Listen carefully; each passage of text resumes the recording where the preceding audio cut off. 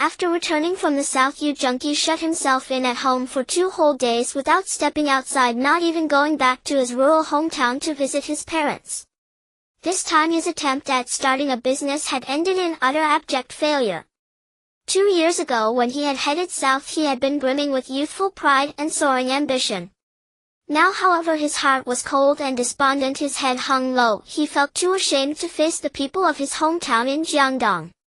Strictly speaking, it was not even such a monumental disaster. He had merely lost tens of thousands of yuan, merely squandered 2 splendid years of youth. People always say that failure is the mother of success, that every setback brings hard-earned experience and lessons. Such a blow ought not to be insurmountable. Yet Yu Junki's situation was somewhat special. Just after he graduated from university, his parents, who farmed and ran a small family livestock business at home, had scraped together all their savings to buy him a 2-bedroom apartment in Qingzhou. They knew perfectly well that modern girls had high expectations, that a man without a home of his own could scarcely catch anyone's eye. In order for Yu Junki to marry early and give them a grandchild, they had staked everything. Who could have known that barely a year after graduation Yu Junki would be seized by a sudden impulse and decide to head south, with 2 college classmates insisting that Binhai City was full of opportunities and quick money 100 times better than grinding away at a fixed salary. In truth, Qingzhou itself was a provincial capital. Though located inland and lagging behind the coastal areas in economic growth, there were still plenty of opportunities for those willing to work hard and fight for them. Yet Yu Junki ignored his parents' earnest pleas and insisted on going south. Before leaving, he not only took another 30,000 yuan from his parents, but also borrowed 30,000 from relatives and, filled with unshakable confidence, set off to the south to dig for gold. And how had it ended? He had proven that old saying all too true: those who will not heed their elders' words must suffer the losses before their eyes. After closing down their little company in Binhai and returning to Qingzhou with his tail between his legs, Yu Junki said he needed to stay home and reflect seriously. In reality, he was simply licking his wounds. During those 2 days, whenever he felt hungry, he would just soak a packet of instant noodles and eat, then collapse onto the bed and sleep like a log. In the end, his head hurt from oversleeping, and only then did he finally decide to pull himself together and start again. I can't keep chasing unrealistic dreams. I have to find a job and work steadily for a few years, Yu Junki told himself, trying to summon courage. There was no way he could drift any longer. He had not only burned through his parents' savings but also owed his relatives 30,000 yuan that he had to find a way to repay. After washing his face and eating a little something, he surveyed the dust-covered apartment and decided to start by thoroughly tidying up the place. Table, cabinets, floor, kitchen, bathroom, he cleaned them one by one. The workload was no small matter, and the effort left him utterly exhausted. While wiping the top of the wardrobe in the bedroom, he accidentally knocked down 2 discs that had been placed there, and they happened to slip into the narrow gap against the wall. Those 2 carefully chosen discs were a single man's secret favorites. Yu Junki had specifically hidden them on top of the wardrobe so no one would discover them, and he had almost forgotten they were there. They were only 2 discs, leaving them where they had fallen would not have mattered. But since he had started cleaning, he felt he should be thorough. So he decided to move the wardrobe aside, retrieve the discs, and while he was at it, clean the exposed floor as well. The wardrobe was broad and heavy. Gripping one corner, Yu Junki strained to drag it away from the wall. When he turned to pick up the discs, his eyes suddenly widened. Behind where the wardrobe had stood, a black metal door more than a meter high had inexplicably appeared in the wall. Yu Junki felt dazed. Where on earth had this thing come from? When the apartment had been renovated, this had been nothing but a clean, unbroken wall. How could a door have appeared out of thin air? It must have been that tenant, he muttered. Before he left for the south, he had placed a small classified ad in the newspaper to rent out this apartment, specifying that he would only rent to a long-term tenant. The very next day, a man in his 60s had come saying he wanted to rent the apartment for at least 3 years, and that neither party would be allowed to break the agreement during that period. At the time, Yu Junki had thought that his venture in the south would last at least 3 to 5 years, so he had cheerfully signed the rental contract with the old man. When they were discussing the rent, Yu Junki, seeing that the man was an elderly loner and that the lease was long-term, had even calculated the rent a little cheaper on purpose. Yet although they had agreed on 3 years, for reasons unknown, the old man had stopped depositing the rent into his account 3 months ago.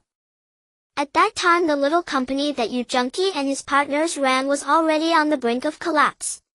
Each day they were scrambling frantically to make ends meet, and he simply had no energy left to worry about the matter. In any case, the old man still had several thousand yuan in deposit with him, so he had not feared the tenants skipping out on the rent. In fact, this outcome was almost convenient. If the old man had actually stayed the full 3 years, then on returning you would have had nowhere to live. This metal door had almost certainly been installed by that old man. What baffled Yu Junki was that on the other side of this wall lay only the outside of the building. To put a door here, was the old man intending to sneak out through it in the dead of night? But here lay the problem: a residential building's exterior wall would never allow a tenant to cut open a door or window. He must have hidden something unspeakable in the hollow of the wall, Yu thought. His curiosity fully awakened, Yu Junki set his strength to work and dragged the entire wardrobe aside. Only then did he see the full form of the metal door. From both its feel and appearance, Yu Junki was certain that the door was made of metal. Its surface was remarkably smooth, almost mirror-like. It was clearly not iron, nor copper, nor aluminum. He ran his fingers over it and studied it for a long time, yet could not determine what kind of metal it was. To the right of the door, fixed on the wall, was a device about the size of a mobile phone with a small display screen above and several rows of tiny keys labeled with numbers and letters below. Clearly it was a coded lock that controlled the opening and closing of the door. Wow, that's pretty advanced. Could he be hiding gold bars in there? Yu's mind, short of cash as it was, leapt straight to thoughts of sudden wealth. But he quickly dismissed the idea. If the old man were so rich, why would he bother renting this apartment? Whatever the contents, Yu Junki was determined to open the metal door and see what lay beyond. He tried entering random codes several times and pressing the confirm key, but as he had expected, the metal door did not respond at all. Breaking another person's password was no simple feat. Though he failed to unlock it after tinkering with the keypad for a while, he discovered that its functions went far beyond those of an ordinary coded lock.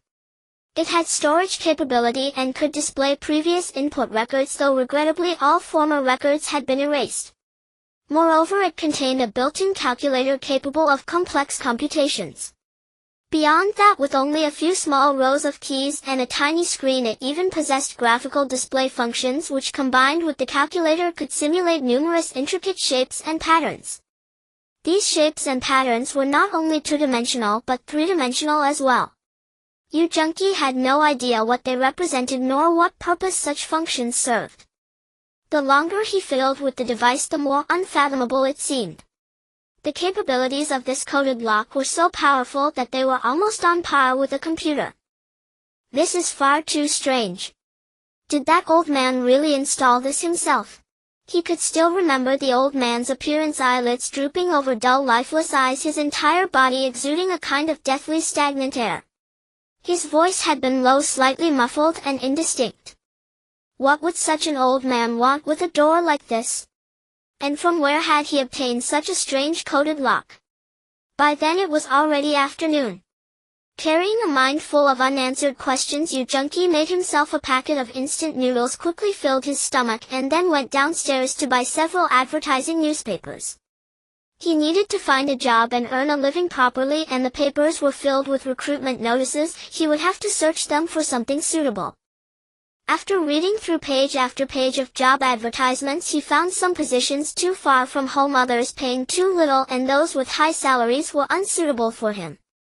In the end, he did not find a single truly fitting opportunity. Once he had finished the newspapers, his gaze drifted back to that strange metal door. Even while reading, his mind had never fully settled. He had been turning the existence of that little door over and over in his thoughts. Perhaps due in part to a touch of obsessive streak, he felt he had to uncover whatever was concealed behind that door. How many digits is this password, he wondered. 6 digits? 8? Or 10? Tossing the newspapers aside, Yu Junkie crouched again beside the keypad, entering sequence after sequence of numbers, hoping against hope that some miracle might occur.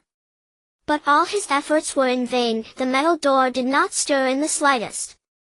Over the next 2 days, like a man possessed, whenever he had a spare moment, he would sit before the keypad hammering out random codes. Unless he could open that door, his meals tasted bland and his sleep was restless. He had considered chiseling in from the side of the wall, but that would damage the wall and cost money to repair. Besides, even if he broke in from the side, if there turned out to be a sealed metal box behind the door, all his labor would have been for nothing. He had another idea as well. If he could someday crack the password, he could use the space behind the door to store valuables or cash at will, essentially a safe obtained for free. Over those 2 days he entered codes hundreds, perhaps thousands of times, yet still could not unravel the password. In the end, his spirits completely collapsed. Forget it. Let it just sit there. It doesn't really ruin the view anyway, Yu Junkie decided, ready at last to give up. Casting a final glance at the coded lock, Yu suddenly slammed his palm against it several times and cursed, "What a piece of garbage. Wasting my precious time." 2 days of repeated failures had already kindled a ball of anger in his chest. Even if he claimed to be letting it go, that fire still needed venting. A sharp, pleasant chime suddenly rang in Yu Junkie's ears. Immediately afterward, a mechanical female voice without the slightest trace of emotion announced, "Time-space passage successfully activated." Time-space passage? What was that supposed to mean? As Yu Junkie stood there in utter shock, the voice continued calmly, reciting a long string of numbers. Time-space sequence level H13. Time-space passage locked onto planet X89Y22. Coordinate position A361B502C148. Time axis information JY4858. Passage activation time limit 159. As the voice faded, the metal door began to slide slowly to the left, sinking into the wall. Behind it, another utterly strange wall was revealed. The wall's color was neither truly blue nor truly green. It gleamed like a flawless gemstone, crystal clear yet not transparent, with something faintly flowing within it, though when you tried to look closely there seemed to be nothing there at all. Yu Junkie stared in a daze for a long moment, then suddenly burst out laughing. A time-space passage? Haha. A time-space passage? I must be dreaming.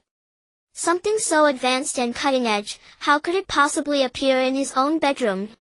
Yet the door stood right before his eyes, forcing him to believe. Is this really a time-space passage? Yu Junkie steeled his nerves, moved closer to the door and examined it carefully. To be honest, he had never seen nor even heard of a door made of such a material. Perhaps it truly was a gate of time and space, or even a portal for traversing worlds. He extended a single finger and cautiously touched the door. To his astonishment, from the point of contact, ripples spread outward like rings spreading across a pool of green water. Seeing this bizarre phenomenon, Yu Junkie hurriedly withdrew his finger. No way. This is downright freakish. He plopped down onto the floor, staring at the door for a long time, torn over whether he should risk giving it a try. Traveling through worlds was the greatest dream of countless frustrated nobodies, yet when this chance finally appeared before Yu Junkie, he found himself shrinking back. It was not that he was cowardly. Any normal person faced with the unknown would feel a nameless fear. If there happened to be a terrifying savage beast waiting just beyond the door, his fragile little life would be forfeit. Or what if he stepped through only to stumble into the midst of 2 factions locked in battle? Blades had no eyes, yet that would be far too dangerous. And earlier he had simply punched in a random string of digits. If he had happened to lock onto the mouth of an erupting volcano, wouldn't he be burned to ashes the instant he stepped through? Even so, to just stand by and watch a door that might lead to another world without even taking a look, that was something he could never forgive himself for. After some thought, Yu Junkie went to the desk, picked up a sheet of paper and rolled it into a tube, poured a little water onto one end to dampen it, then returned to the door and carefully inserted the paper roll through the portal. Once again, ripples spread across the surface of the door and the paper roll passed through without encountering any resistance. After a few seconds, Yu Junqi withdrew the paper and inspected it. It had not been burned, the water had not evaporated, nor had it frozen. This indicated that the temperature beyond the door was unlikely to harm a human body. Even so, he did not recklessly dive in head first. Instead, he first extended a finger through the portal to feel the temperature for himself. A faint warmth brushed his fingertip, but it was still within a tolerable range. Secretly delighted, Yu Junqi then leaned forward and stuck his head through to take a look. What he saw left him bitterly disappointed. The beautiful beach he had hoped for did not exist, nor were there emerald meadows. There was not even a barren plain. Instead, his vision was filled with yellow sand, a boundless desert stretching to the horizon. In the sky, a blinding, merciless sun roasted the seething earth without restraint. Within mere seconds, Yu Junqi was sweating from the heat. By his estimation, the temperature there approached 50 degrees Celsius. In truth, a bit of extra heat would have been acceptable. He had planned to take that first step into the alien spacetime just to leave himself a memorable milestone. Who would have imagined that the door opened more than 10 meters above the ground, hanging in midair? Fortunately, he had not walked straight through. If he had, that plunge might have cost him half his life. Yu Junqi pulled his head back into the room and let out a long, shaky breath. Just now he had been holding his breath, afraid that the air of that world might be toxic. Now at last he fully believed that this was a genuine gate of time and space. Beyond this small door lay another vast and boundless world. Sadly, that particular region did not seem especially suitable for habitation. Still, that might not be the whole story. Perhaps beyond that desert there were broad stretches of fertile, beautiful land. After all, even on Earth some deserts were known for extreme heat. Yu Junqi located the string of digits he had entered at random on the so-called lock and counted them. There were actually 22 characters in total. In reality, this was nothing more than an input device rather than any true password lock. Logically speaking, such a long string of numbers would make it incredibly unlikely for a blind guess to just happen to pinpoint a planet in an alternate spacetime. Yet when Yu Junqi casually tapped in another set of 22 digits and letters, that female mechanical voice sounded once again. Time-space passage successfully activated. Time-space sequence is. Time-space passage coordinates are. Then at the end, the female voice issued a warning. Warning. The time-space passage is currently in operation. Please close it before performing further actions. Startled, Yu Junqi looked at the small screen. In the lower right corner, he saw a string of digits steadily jumping and changing. 21. The final group of numbers grew smaller and smaller. When it reached 0, it reset to 59 and began counting down again, while the second-to-last group decreased by 1. Yu Junqi understood at a glance. It resembled the countdown on a timing device. Altogether, there were 6 full days and 14.5 hours remaining. This must be the duration for which the time-space gate would remain open. Once the time ran out, the door would shut automatically. He looked at the very end of the digits. It read 159, meaning 159 hours, just over 6 days. However, the control panel also included a close option. When Yu Junqi tapped it, the digits instantly vanished from the display. Outside the time-space gate, the metallic door slid out again, steadily moving into place until it sealed the portal completely. Yu Junqi did not attempt another random input immediately. Instead, he compared the two sets of characters he had entered earlier. He discovered that the two strings of digits and letters had almost nothing in common.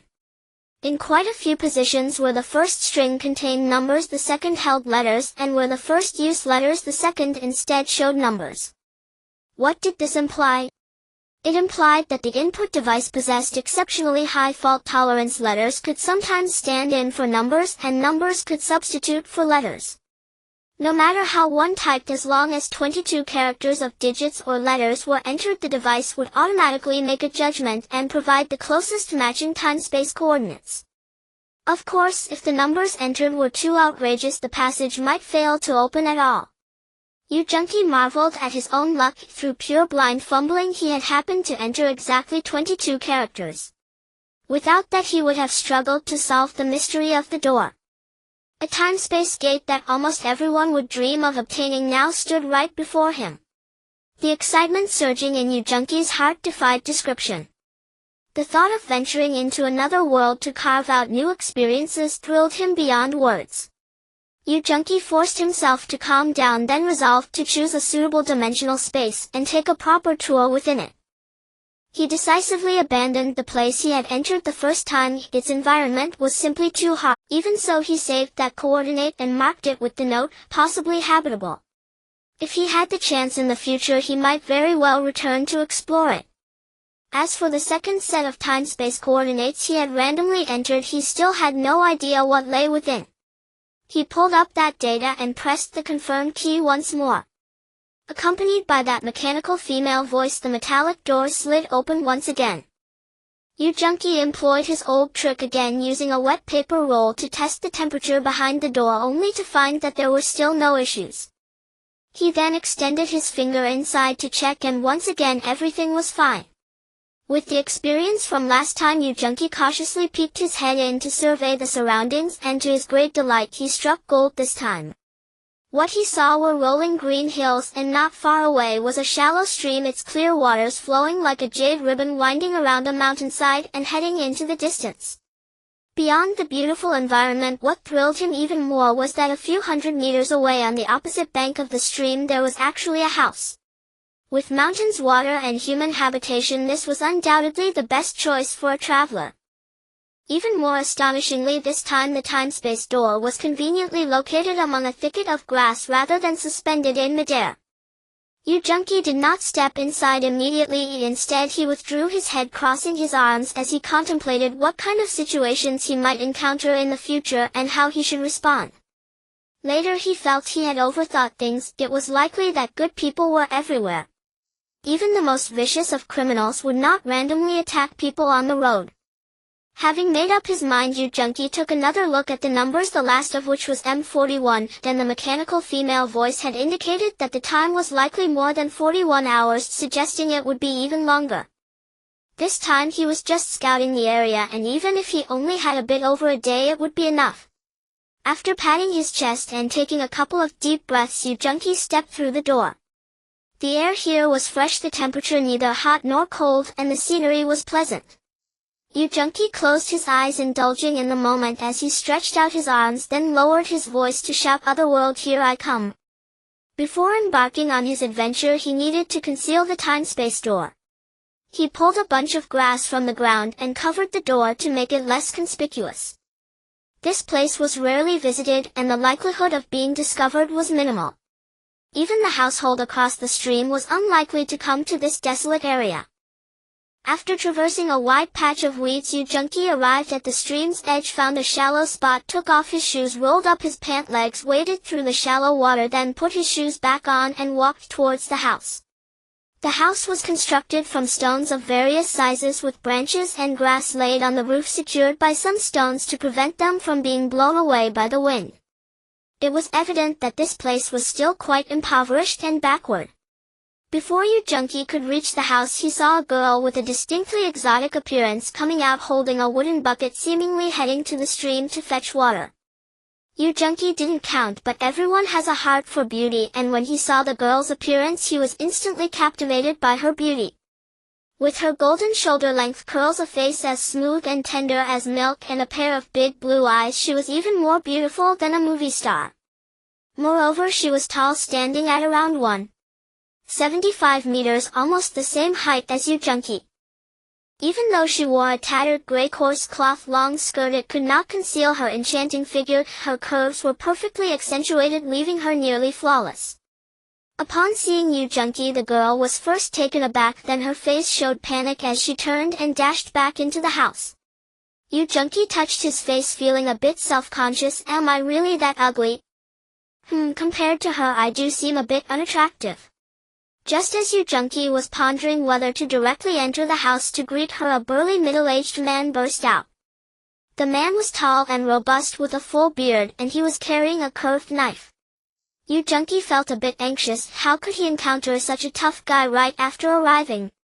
However, upon bursting out of the house, the man did not make any aggressive moves, just staring warily at Yu Junki. Yu Junki felt a bit relieved. This indicated that the man was somewhat intimidated by him. He forced a smile on his face and raised his hand to greet the man, saying hi. Hello. Nice to meet you. Konnichiwa. And ni hasayo. The man looked confused, his expression one of complete incomprehension. However, his expression gradually softened as if he understood that Yu Junki was trying to greet him. Mesavina Luasisia men. The man uttered a long string of unintelligible words, leaving Yu Junki equally stunned. In the end, both of them shared a knowing smile, and the man waved his hand, leading the way and inviting Yu Junki into the house. Yu Junki noticed that the man's walking posture was somewhat unnatural, as if there was something wrong with his leg. The interior was simply furnished with a wooden table, a few wooden chairs, a small wooden cabinet in one corner, and a pile of clay jars in another corner. However, the items hanging on the walls were quite diverse: 2 bows and arrows, 2 curved knives, various animal skins, and several dried beast heads with fierce expressions. It was clear that this man was a hunter, and most people living in these mountains likely relied on hunting for their livelihood. The man called out to the inner room, and the girl Yu Junki had seen earlier came out with her head slightly bowed, fetching a bowl of tea from a nearby cabinet and bringing it to Yu Junki. When Yu Junki took the bowl of tea, his fingers brushed against hers, causing her to hurriedly withdraw her hand and quickly return to the inner room. The tea in the bowl was unknown. It was both bitter and astringent, and not hot but lukewarm. Yu Junki managed to drink a couple of sips before deciding not to continue. The man patted his chest and exclaimed, Wayan. Wayan. At first Yu Junki didn't understand what he meant, but later realized he might be introducing his name, which was Wayan. Wayan.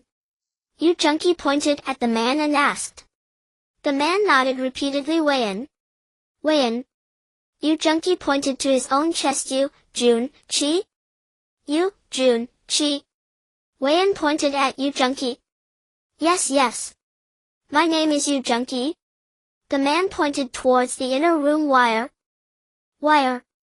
The girl, hearing her name, poked her head out from the inner room and looked over. Yu Junki smiled, realizing the girl's name was Wire. Wayan and Wire, how similar their names were. If said quickly, one could hardly tell whose name it was. After exchanging names, both parties seemed to become much more familiar. Initially, when they first met, Wayan brandished his knife, making Yu Junki think he had a tough personality, but after interacting he found Wayan to be quite friendly. Wayan looked at Yu Junki's clothing, seemingly very curious, gesturing with both hands as if asking where he came from. Yu Junki also spoke and gestured, indicating that he came from a very distant place. In fact, he wasn't quite sure if Wayan was asking him those things, but with the language barrier he could only guess based on his feelings. It was as if they were both speaking different languages, not understanding each other at all, yet they were very animated, chattering away without end. At some point, Wire also came out from the inner room.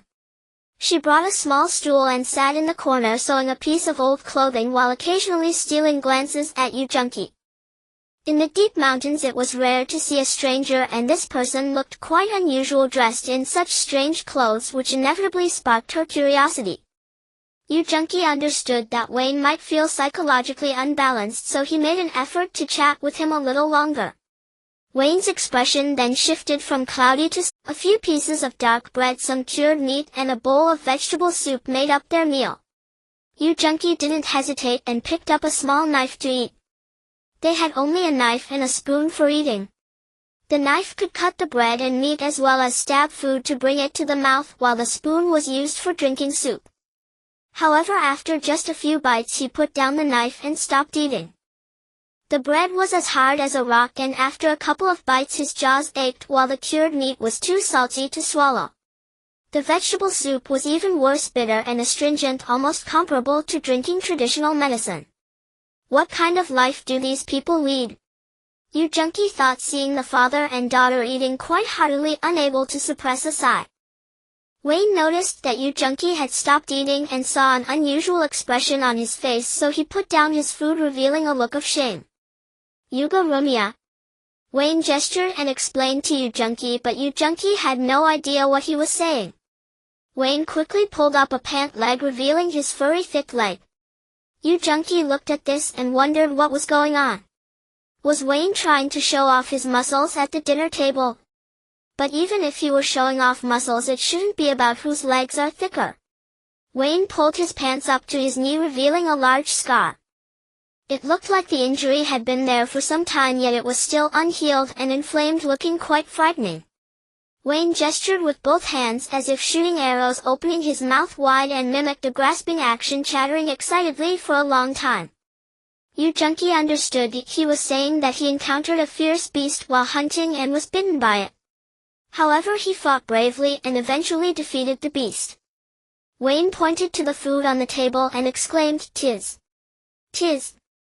Yu Junkie also pointed at the food, saying, "Food! Tis! Food! Tis!" Wayne then rambled on in a string of bird-like sounds, possibly explaining that he had injuries and couldn't hunt, thus not having good food to offer Yu Junkie. Yu Junkie expressed understanding. After finishing the meal, Wayne chatted with Yu Junkie for a long time. Although Yu Junkie couldn't understand much, he still gleaned some information. Not far from here there were a few hunter families that could provide some support. Additionally, there was a small town nearby that was quite lively, but due to inconvenient transportation they rarely had the opportunity to go to town.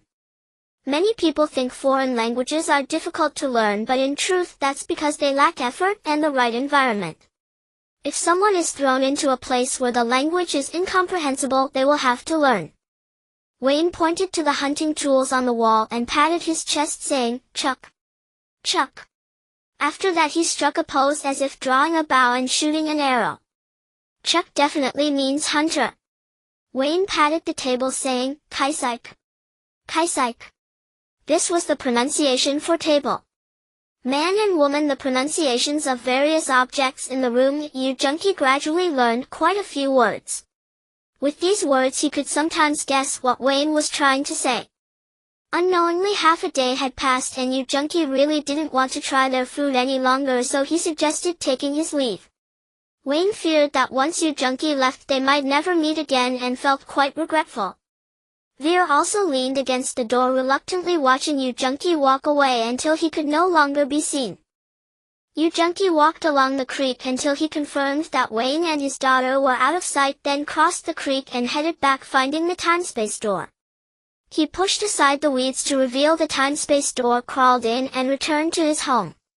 Looking at everything familiar in his home and recalling the events in the other world, Yu Junkie felt as if he had just woken from a dream. After resting for a while, it had grown dark and Yu Junkie gathered his spirits to step outside. He arrived at a supermarket at the entrance of the neighborhood, bought a 5-kilogram bag of rice, several large loaves of bread, and a box of sausages. Finally, after some thought, he also purchased several intricately patterned porcelain plates and bowls. Since the dishes and bowls in Wayne's home were quite worn, he felt it necessary to express his gratitude for Wayne's hospitality and for teaching him the local language. Of course, there was another deeper intention behind his actions. After hauling this large pile of items back home, he suddenly remembered something, went downstairs again, and arrived at a nearby small clinic. He bought cotton iodine bandages, anti-inflammatory medicine, and a bunch of miscellaneous supplies. That evening, lying down, Yu Junkie initially wanted to sleep early, but he found himself tossing and turning, unable to fall asleep. Images of the lush mountains and fields, the bright little creek, and Veer as pure as the creek water kept swirling in his mind.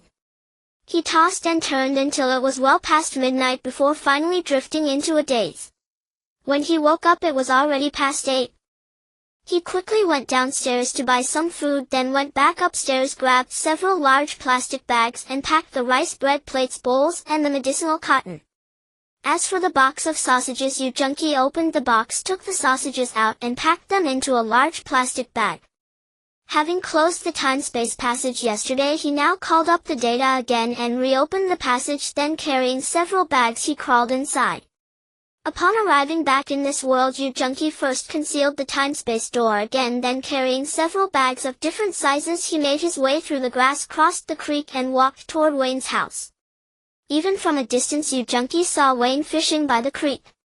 In truth, the water was shallow enough to catch fish directly, but because Wayne had an injury on his leg, he could only do it this way. Yu Junkie approached quietly from behind Wayne, who was completely focused on fishing and did not notice him. Behind Wayne was a small wooden bucket containing a few shrimp and a few small fish weighing no more than half a pound. Yu Junkie kicked the wooden bucket and said, "This catch isn't much, huh?" Wayne suddenly turned around, his face filled with surprise, dropped his fishing rod and heavily patted Yu Junkie's shoulder twice while chattering non-stop. Alright. Yu Junkie said, enduring the pain in his shoulder, "I can't understand what you're saying anyway." Whether Wayne understood or not, he hurriedly packed up the fishing rod and bucket, leading Yu Junkie back home.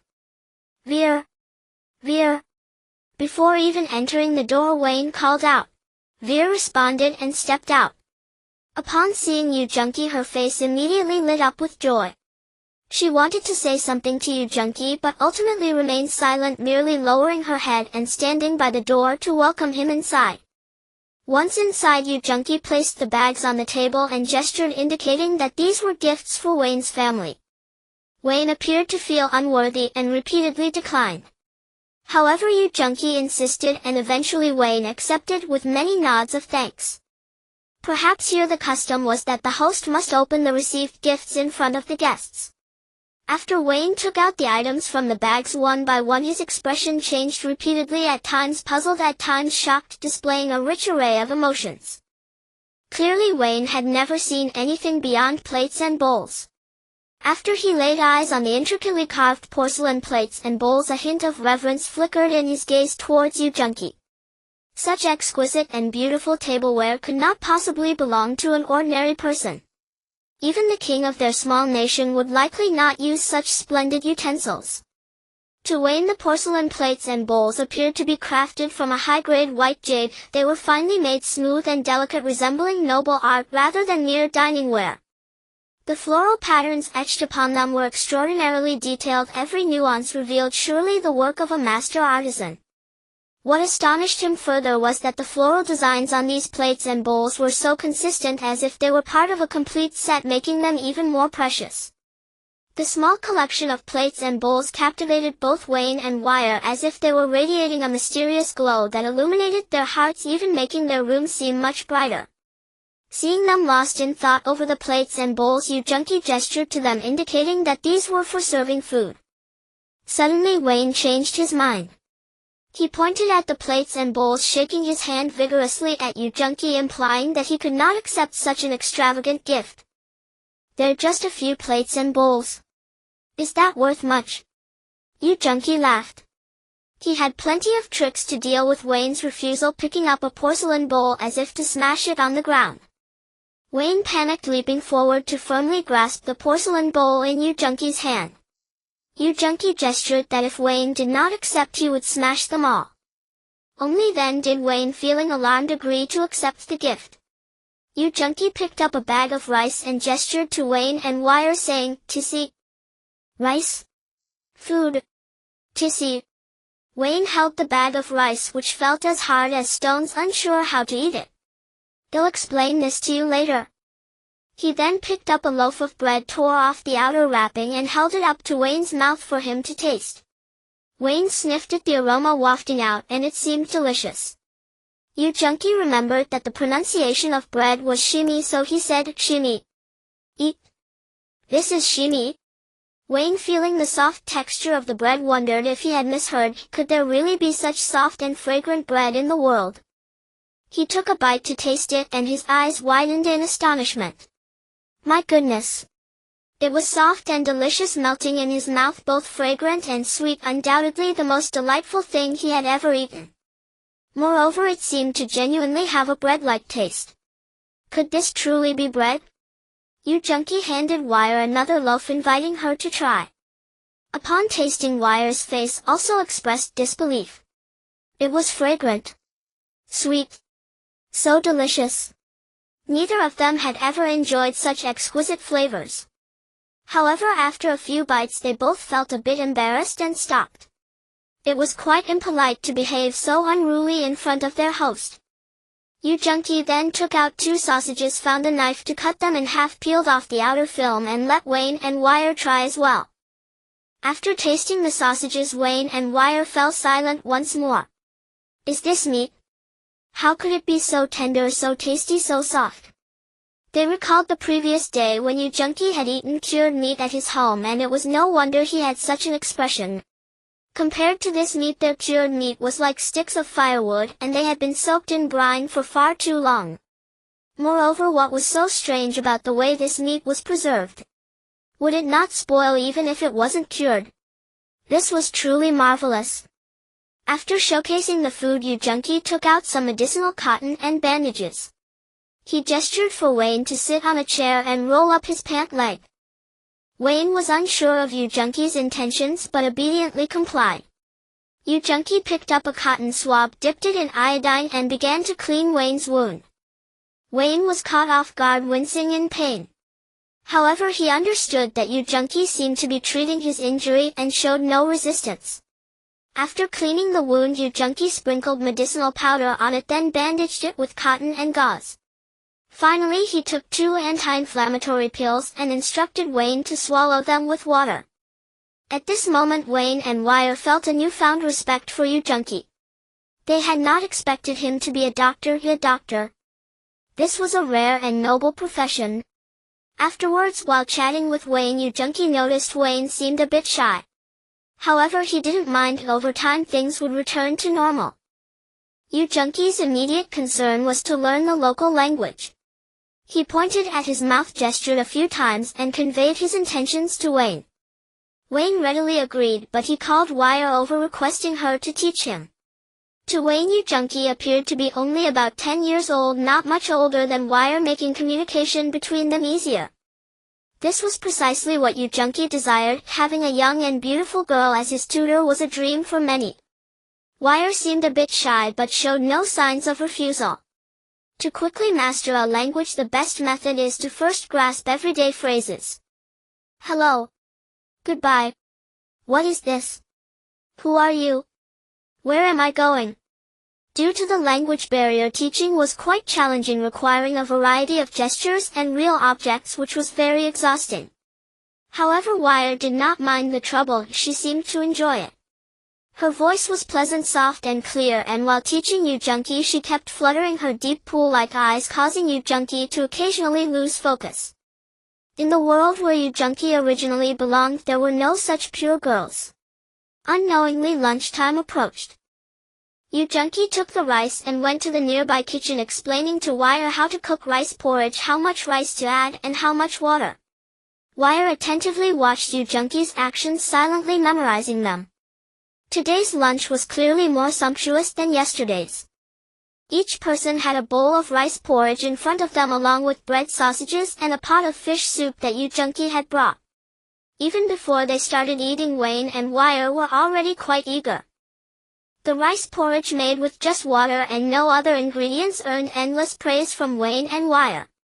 The grains were soft yet chewy, and even the rice soup was delicious. Unfortunately, due to circumstances, Yu Junki could not make them dry rice. He would have to wait for another opportunity to do so. The meal brought immense satisfaction, perhaps the best one Wayne and Wire had ever experienced. They looked utterly content, as if their king's meals could not surpass this.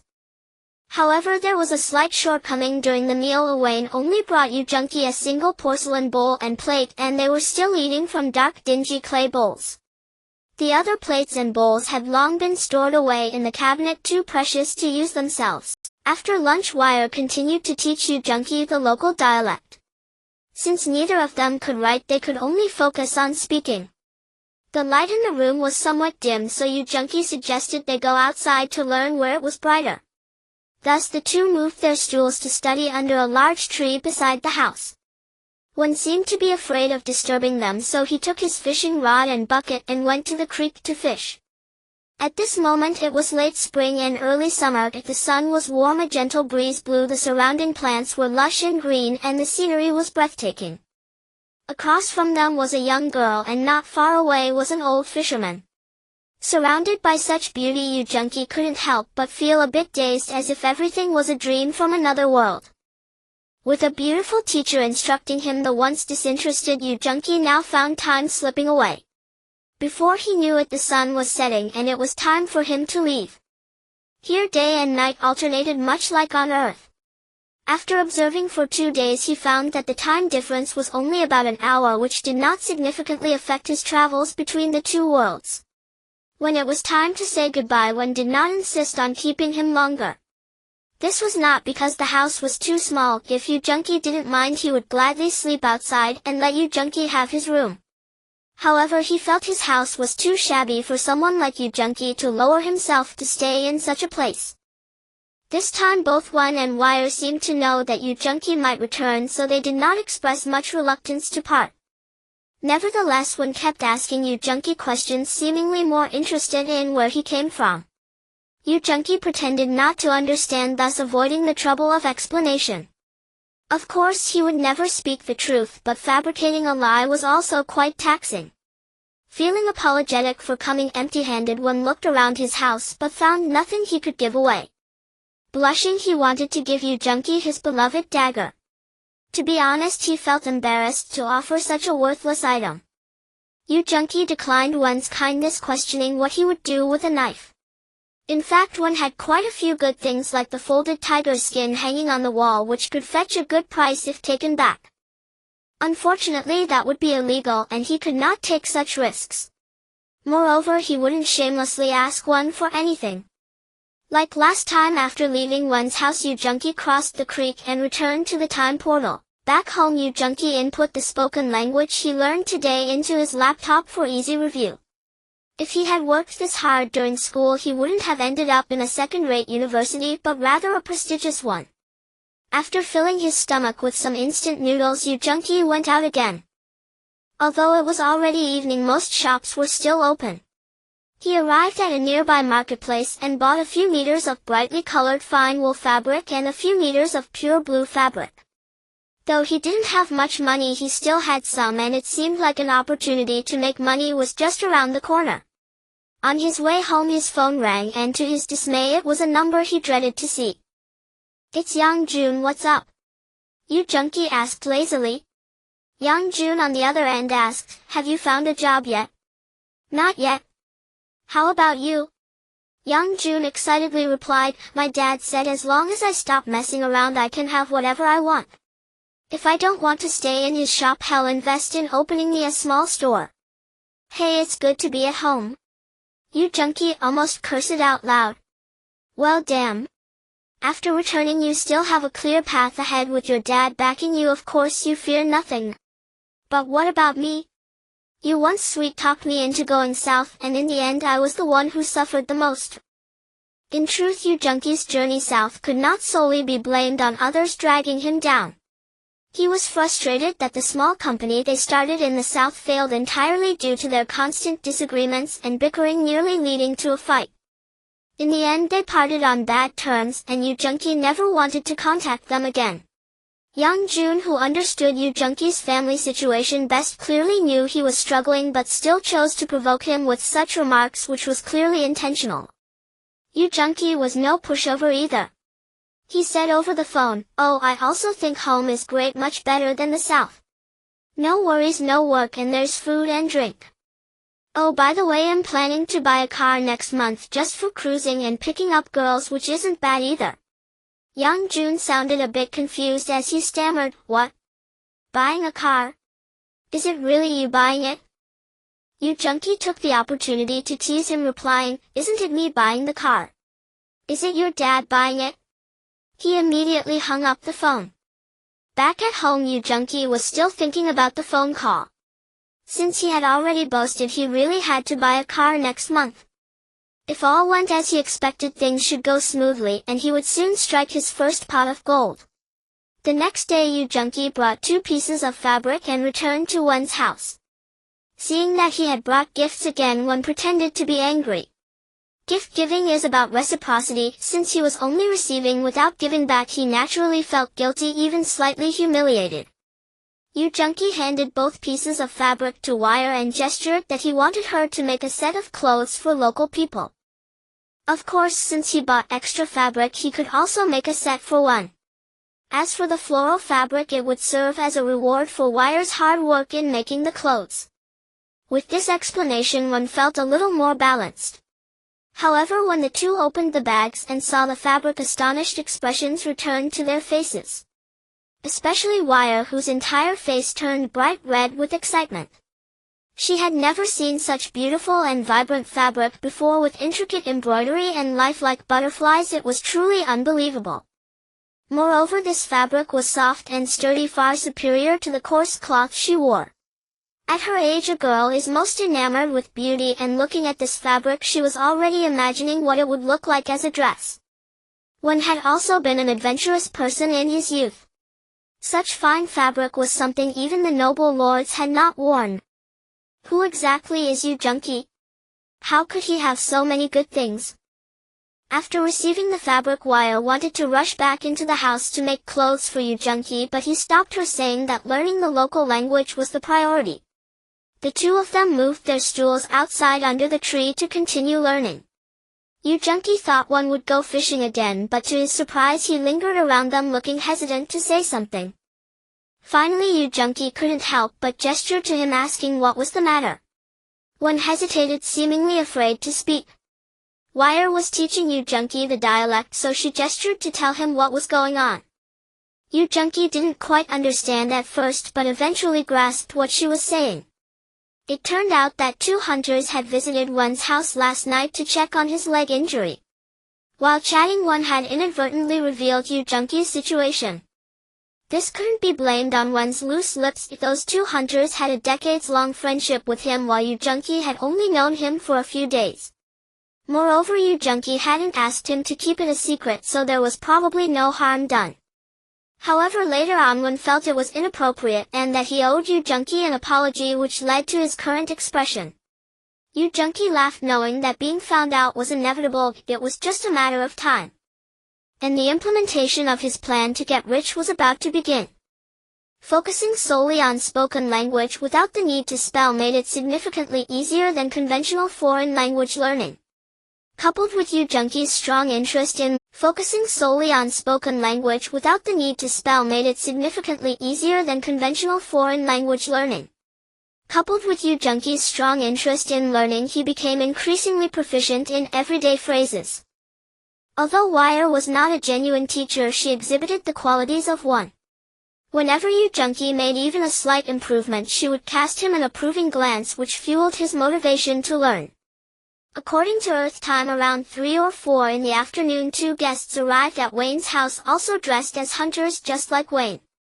Introduced by Wayne, the burly one was named Adams, while the slightly thinner one was called Green.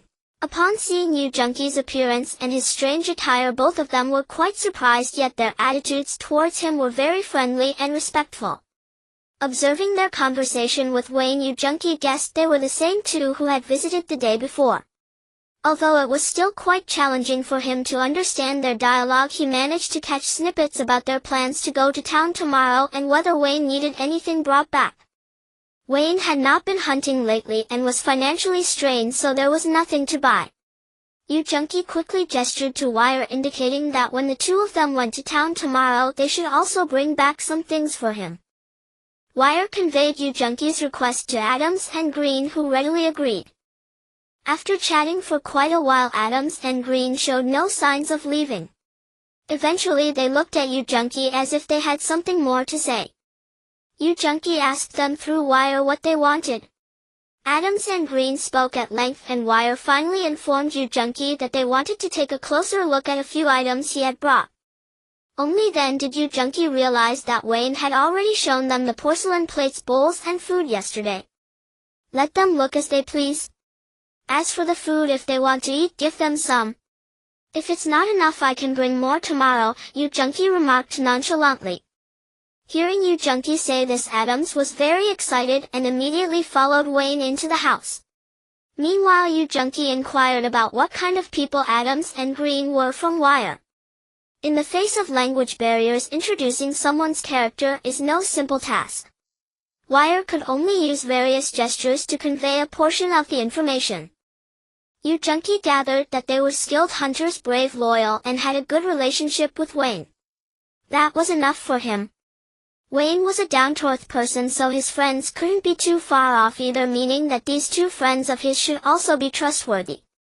When Adams and Green bid farewell, each held 2 sausages, their faces beaming with joy.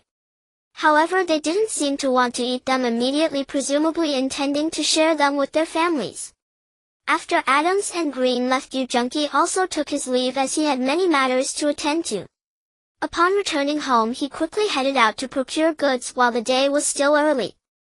He first bought a large suitcase with a pull rod at the mall, then went to a small market and purchased over 20 cheap artificial crystal necklaces and bracelets along with a dozen glass cups.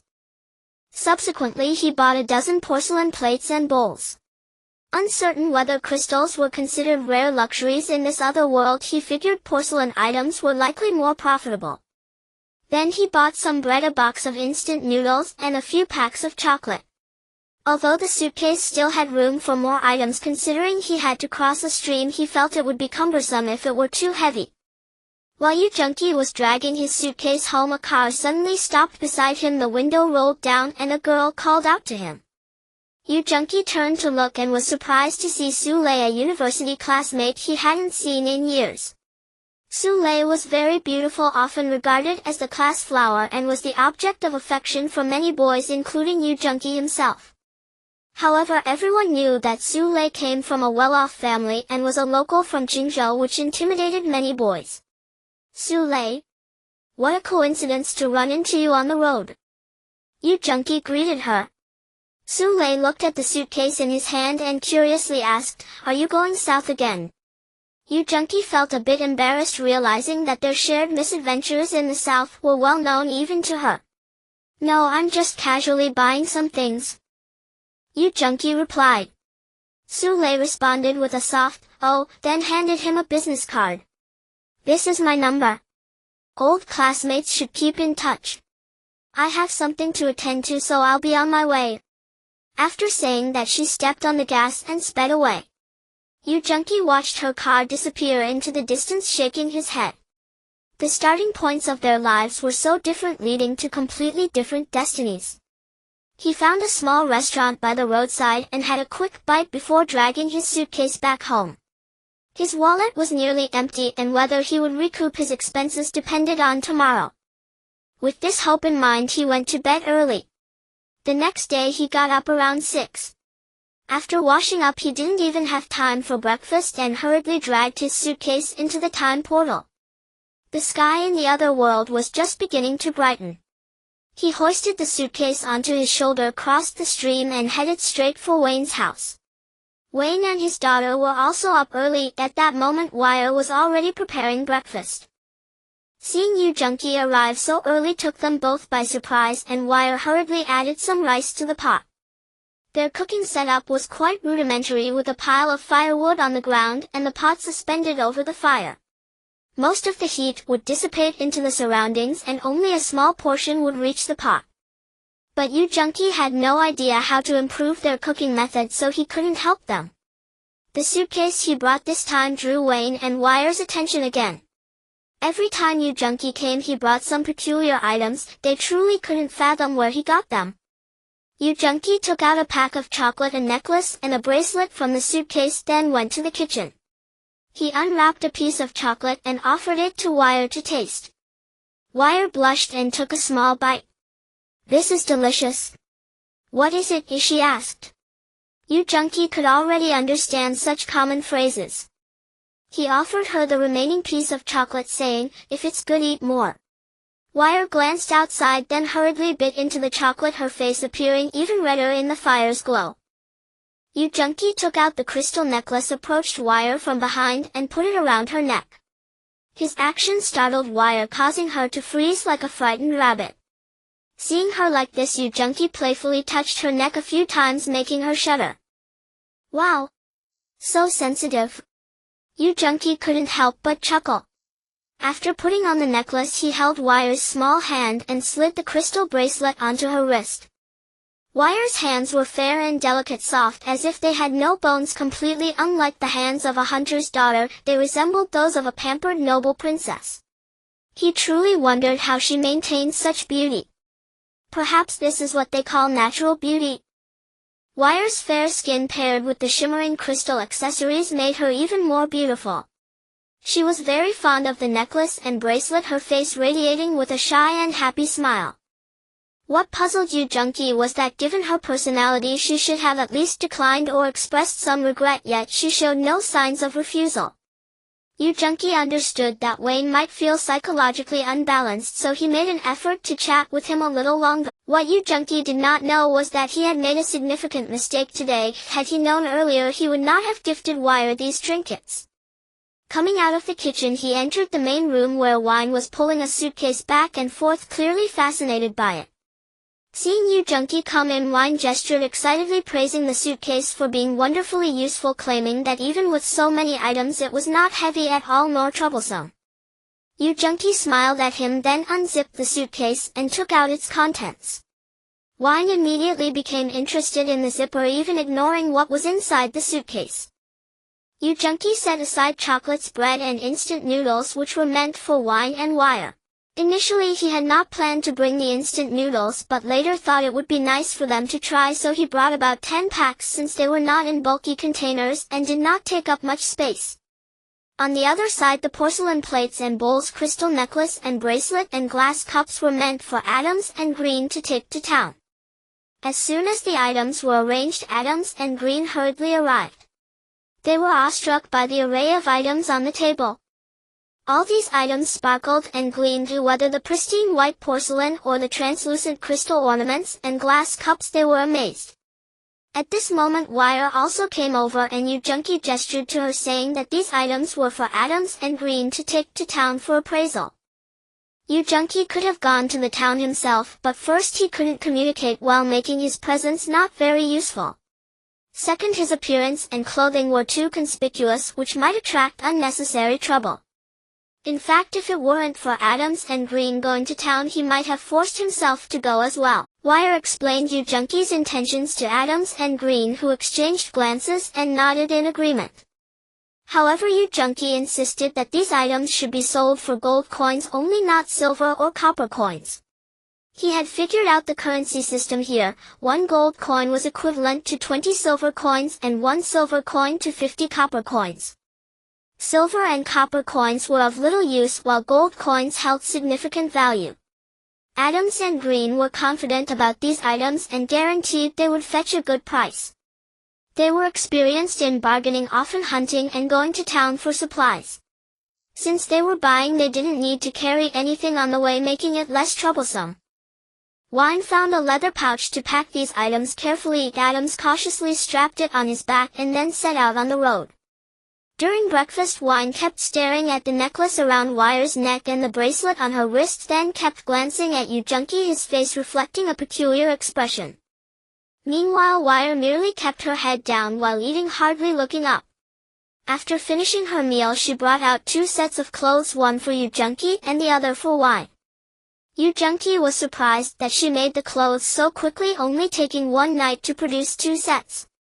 However, once he changed into the outfit in Ween's room, he understood why. The clothes here were very baggy and the details did not require much tailoring, they were merely large pieces of fabric sewn together.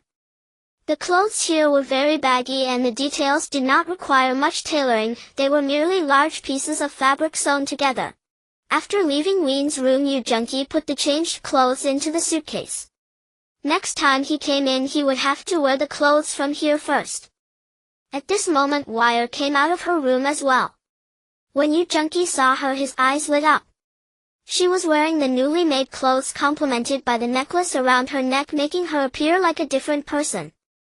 Though she was beautiful even in coarse cloth, now paired with the new outfit, she exuded an ethereal charm, vibrant and alluring with a hint of nobility. The girls' dresses here, unlike the men's baggy clothes, fit perfectly at the bust and waist, accentuating the female form exquisitely. Wire's figure was already good. Wearing this bright new outfit along with her beautiful face and golden curls, she looked like an angel. Yu Junki was momentarily mesmerized. Wire, feeling shy under his gaze, turned and ran back into the inner room. Cough. Cough. Wine coughed nearby, trying to ease the awkwardness.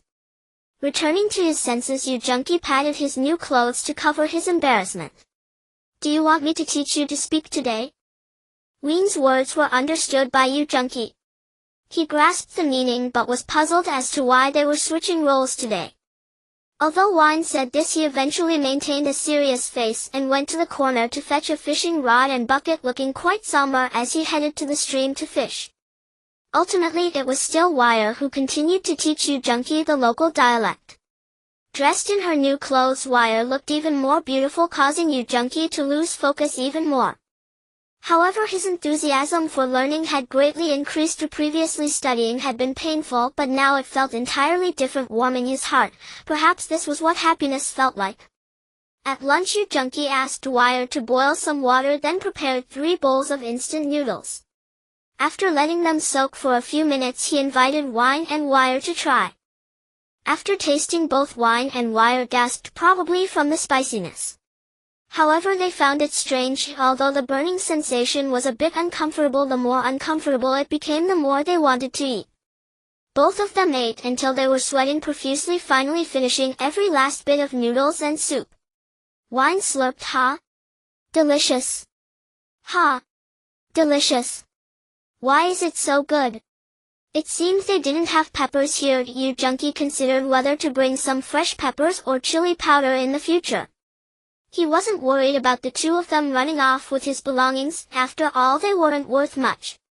It was worth testing their character. He wasn't worried about the two of them running off with his belongings. After all, they weren't worth much. It was worth testing their character with these items. There were still many things he needed to deal with here, and he couldn't stay forever. Thus he needed a few loyal and reliable assistants to help him. If Wine, Adams, and Green proved trustworthy, then the 3 of them would become his agents here. This wait lasted until dusk.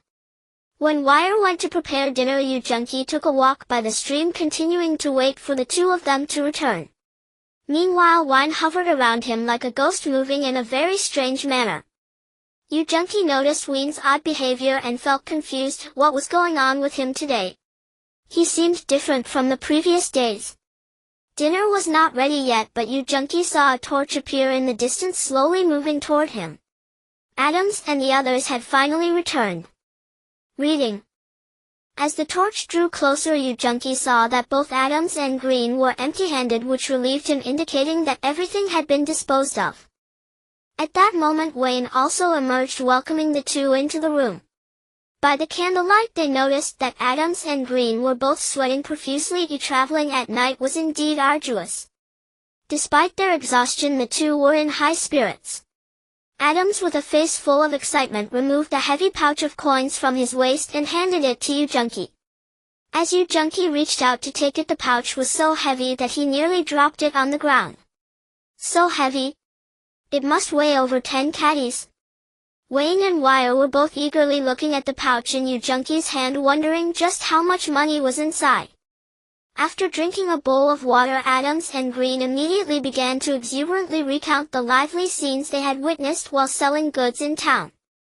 Yu Junkie couldn't quite understand, so he opened the pouch to take a look and was instantly dazzled. It was filled entirely with gleaming gold coins. Shiny gold coins, there must be several hundred of them. I've struck it rich. Yu Junkie silently exclaimed in his heart. He grabbed a handful of coins from the pouch, about 20 or so, and handed them to Adams, then did the same for Green. Adams and Green hurriedly declined, saying that while they were happy to help, they had not asked for any reward. Yu Junkie insisted on giving them the coins, and after several attempts they finally reluctantly accepted. After putting the coins into their pockets, Adams and Green became even more animated. 20 coins was undoubtedly a significant amount of money. After toiling for a year, they often ended up with just enough to fill their stomachs, hardly saving any extra money. They had never owned such a substantial fortune before. The 2 of them were vying to speak over each other, and Yu Junkie, not understanding much, asked Wire to help translate. Wire listened carefully and explained to Yu Junkie, "They're saying that a plate costs 10 gold coins and a bowl costs 6 gold coins. To think that plates and bowls worth less than 10 coins could actually cost several or even 10 gold coins." This was something Yu Junkie could never have imagined. He initially thought that even 1 or 2 gold coins would be a good deal. It seemed that the porcelain making techniques here were still quite primitive. A crystal cup costs 15 gold coins each. Wire continued. Crystal cups. Those were just glass cups, right? A single glass cup costing 15 gold coins was truly an exorbitant profit. A crystal necklace costs 20 gold coins a string and a crystal bracelet costs 15 gold coins a string. As Wire said this, she touched the necklace around her neck, surprised that it and the bracelet were worth so much. Yu Junqi roughly calculated, and it added up to nearly 600 or 700 gold coins. Though the coins were not very large, each weighing about 10 grams, that still totaled 6 or 7 kilograms. 6 or 7 kilograms of gold, just how much was that worth? Before Yu Junqi could calculate further, Wire continued to translate for him. Several merchants almost got into a fight. These items are in high demand. Those merchants said they would buy as many as they could. So that's how it was. Earlier Yu Junqi had found it strange how the strength of a small town could be so formidable. It turned out that merchants were buying to profit from the price differences. This also indicated that these items were quite sought after even in big cities. Wire continued to translate by his side, but later most of what Adams and Green talked about was just nonsense, mainly about how clever they were in enticing those merchants to raise prices and so on. Yu Junqi held the heavy pouch of gold coins, feeling more fulfilled than ever. Having money felt really good.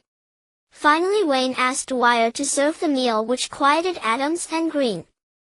Although Adams and Green said they had already eaten at home, upon seeing the delicious food on the table they immediately sat down without hesitation.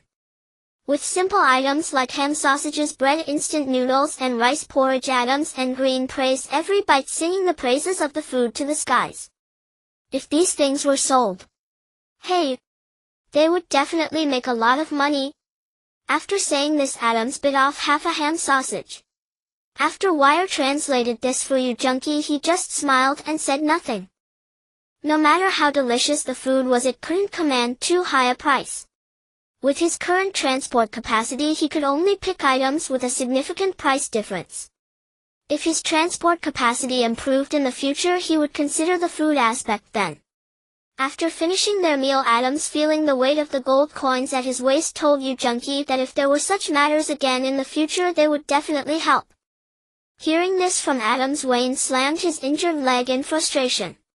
After chatting for a while longer, Adams and Green bid farewell and headed home.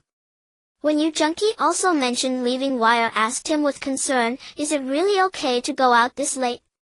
Wayne also suggested that he could sleep in the same room, as traveling at night was too dangerous.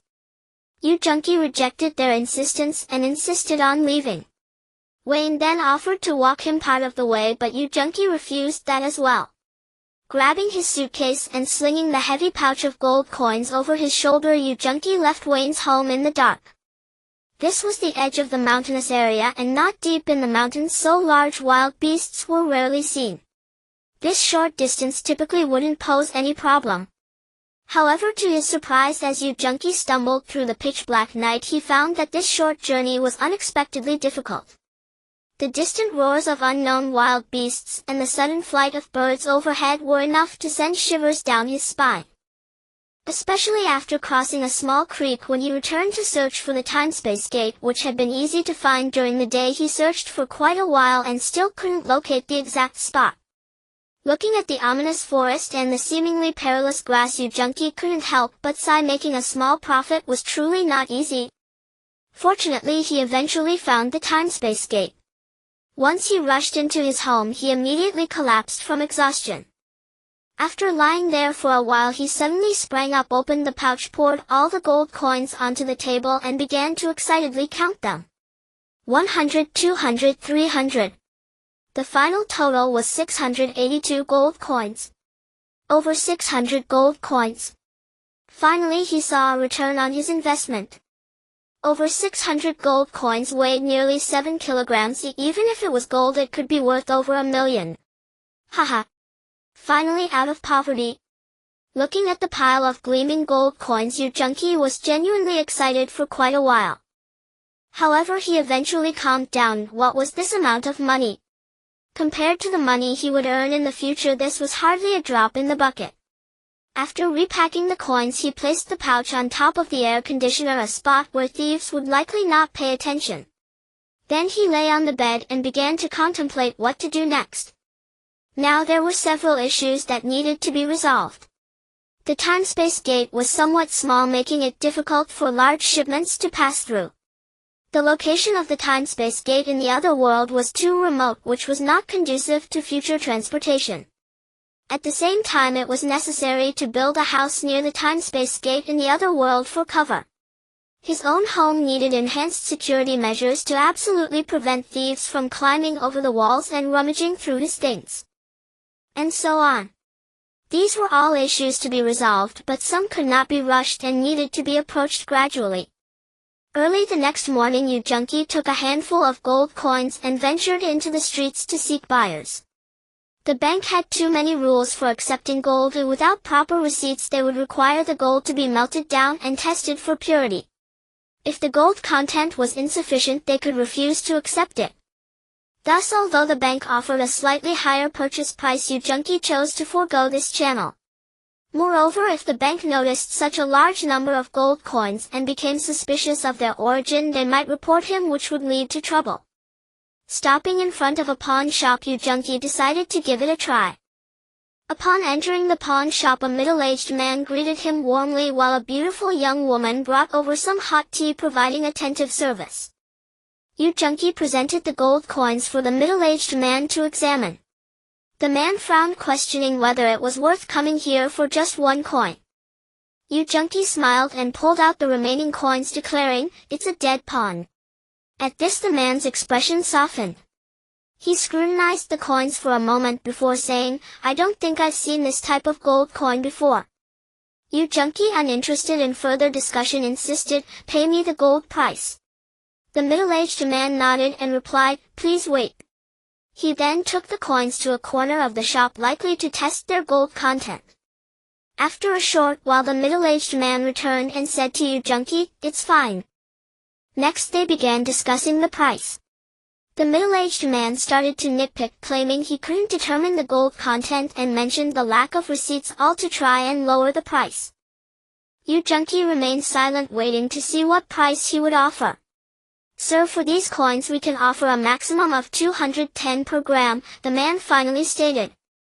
Yu Junkie was aware of the current gold prices. Gold jewelry typically sold for around 280, while gold itself was above 220. It was indeed a bit low, but he had already prepared himself for being taken advantage of given the unknown origins of these coins. 11 coins weighed a total of 106 grams, equating to over 22,000.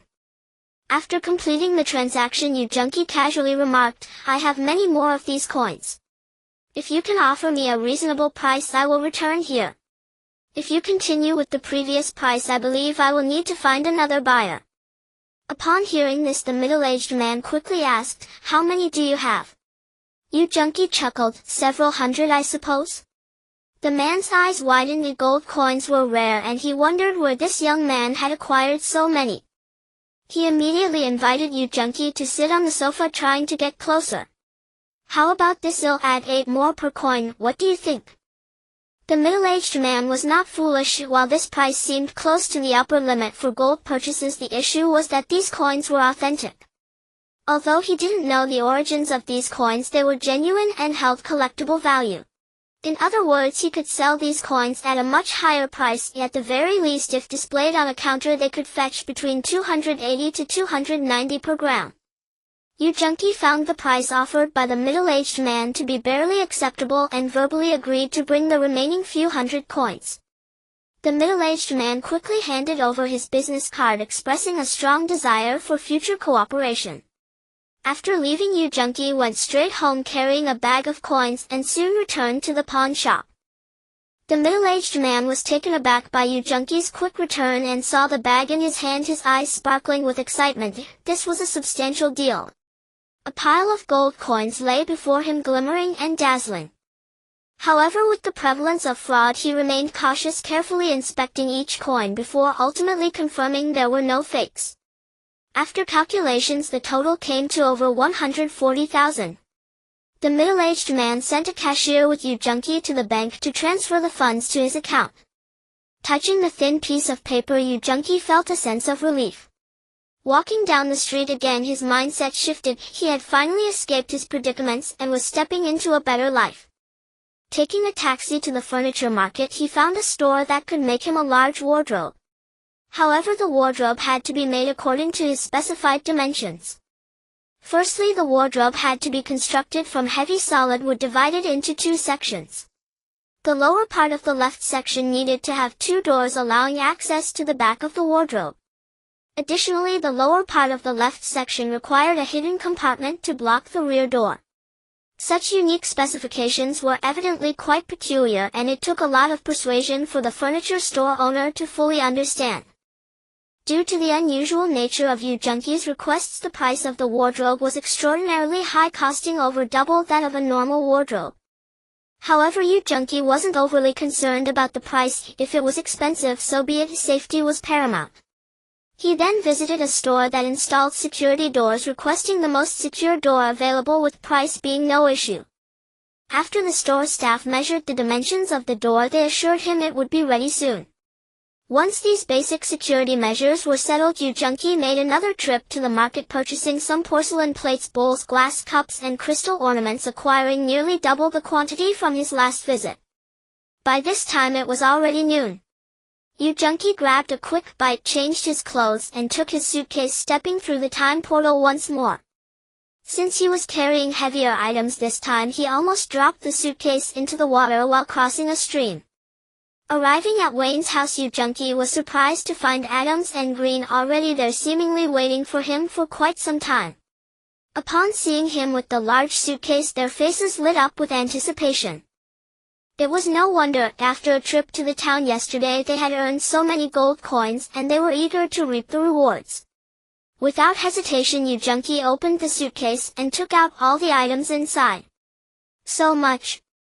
Adams and the others exclaimed, wondering how much this would be worth. Seeing that Adams and Green were about to receive a large sum, Wayne also became anxious, suggesting that with so many items it would be difficult for just the 2 of them to carry. He proposed that he should join Adams and Green on their trip to town.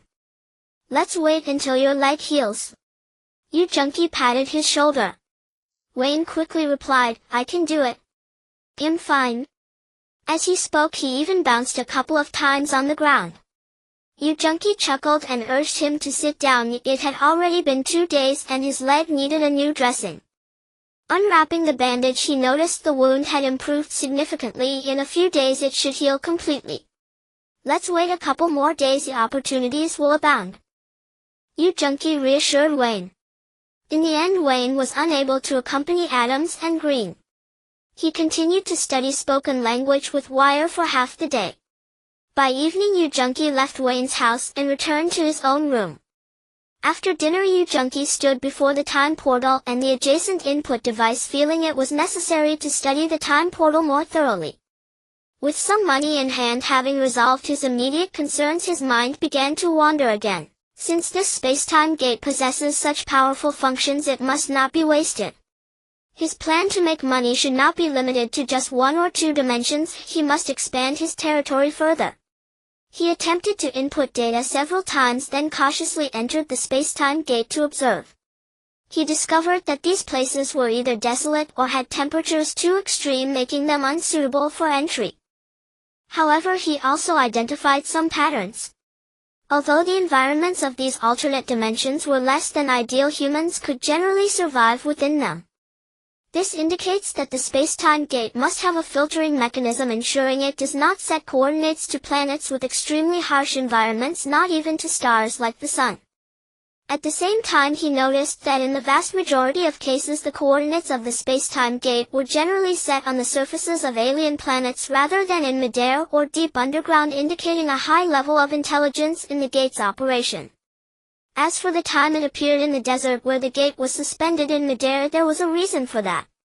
The desert terrain is different. A strong storm can quickly flatten dunes that resemble small mountains. Perhaps because of this, the space-time gate hung in midair due to calculation errors. Understanding these patterns greatly bolstered Yu Junki's confidence. After conducting several experimental inputs, Yu Junki observed one alien planet after another. These planets exhibited diverse forms and both their vegetation and animals were vastly different from those on Earth. Overall, although these plants and animals varied greatly, their shapes were not too outrageous. If, for instance, most animals generally had 2 eyes rather than 3 or 4. It seems that even in parallel universes the evolutionary trajectories of living beings share many commonalities. Unfortunately, despite seeing many plants and animals, he rarely encountered traces of humanity. This may not necessarily be the case. It could be that the space-time gate's location is incorrect, not pinpointing densely populated areas. It's also possible that the intelligent beings on certain planets bear no resemblance to humans. The spider-like creature he encountered might be the ruling intelligent species of that planet.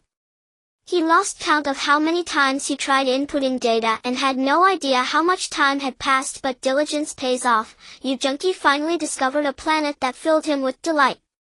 When he looked out from the space-time gate, he spotted a massive modern metropolis several dozen kilometers away.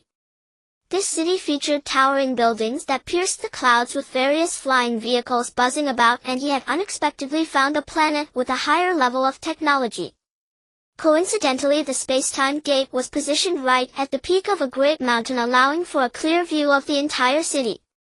Next to the space-time gate stood a metal structure towering over 1,000 meters high, a slender edifice that pierced the clouds. Junkie speculated that it could be a radar or communication facility. Fortunately, this building was entirely enclosed with no sight of a single person, and the space-time gate was far enough away that its occupants were unlikely to notice him. After exiting the space-time gate, Junkie marked the words Technology Planet prominently on the data representing this high-tech world. Having discovered this technological planet, Junkie felt thrilled. When the opportunity arose, he would enter and thoroughly examine the technological standards of this world. Of course, if possible, he might even acquire some high-tech products to bring back for sale, but that depended on whether he could obtain the currency of this planet or had access to scarce resources here. At present he had very few resources. Even if he entered, it would not be of much use, so he could only wait a bit longer. Glancing at the time, Junkie realized it was already past midnight, so he stopped searching and lay down to rest for a few hours. The next morning, Junkie did not immediately enter the space-time gate, but instead equipped himself with a high-voltage stun baton which could serve as both a flashlight and a means of self-defense. This way it would be somewhat more convenient to walk at night in the alternate world while also providing some personal security. He then went out to fetch some food, as Wayne and Adams were all big eaters, consuming more than double what he did. Since he needed them to work, he had to ensure they were well fed. He bought fewer porcelain plates and bowls, but acquired dozens of lightweight necklaces and bracelets that took up little space. After packing everything into his travel case, he once again entered the space-time gate, arriving at Wayne's home. Since Adams and Green had left for the small town the previous afternoon, they returned shortly after noon. This time their haul was even greater, with Adams and Green each carrying a heavy purse of coins. In total we have 1,320 gold coins. Adams slammed the purse down on the table. Green placed his purse on the table as well, wiping the sweat from his brow, saying, "Today several more merchants appeared and we lost everything at once." At this point Junkie felt completely reassured about these two. Having over 1,000 gold coins without any greedy intentions was quite promising.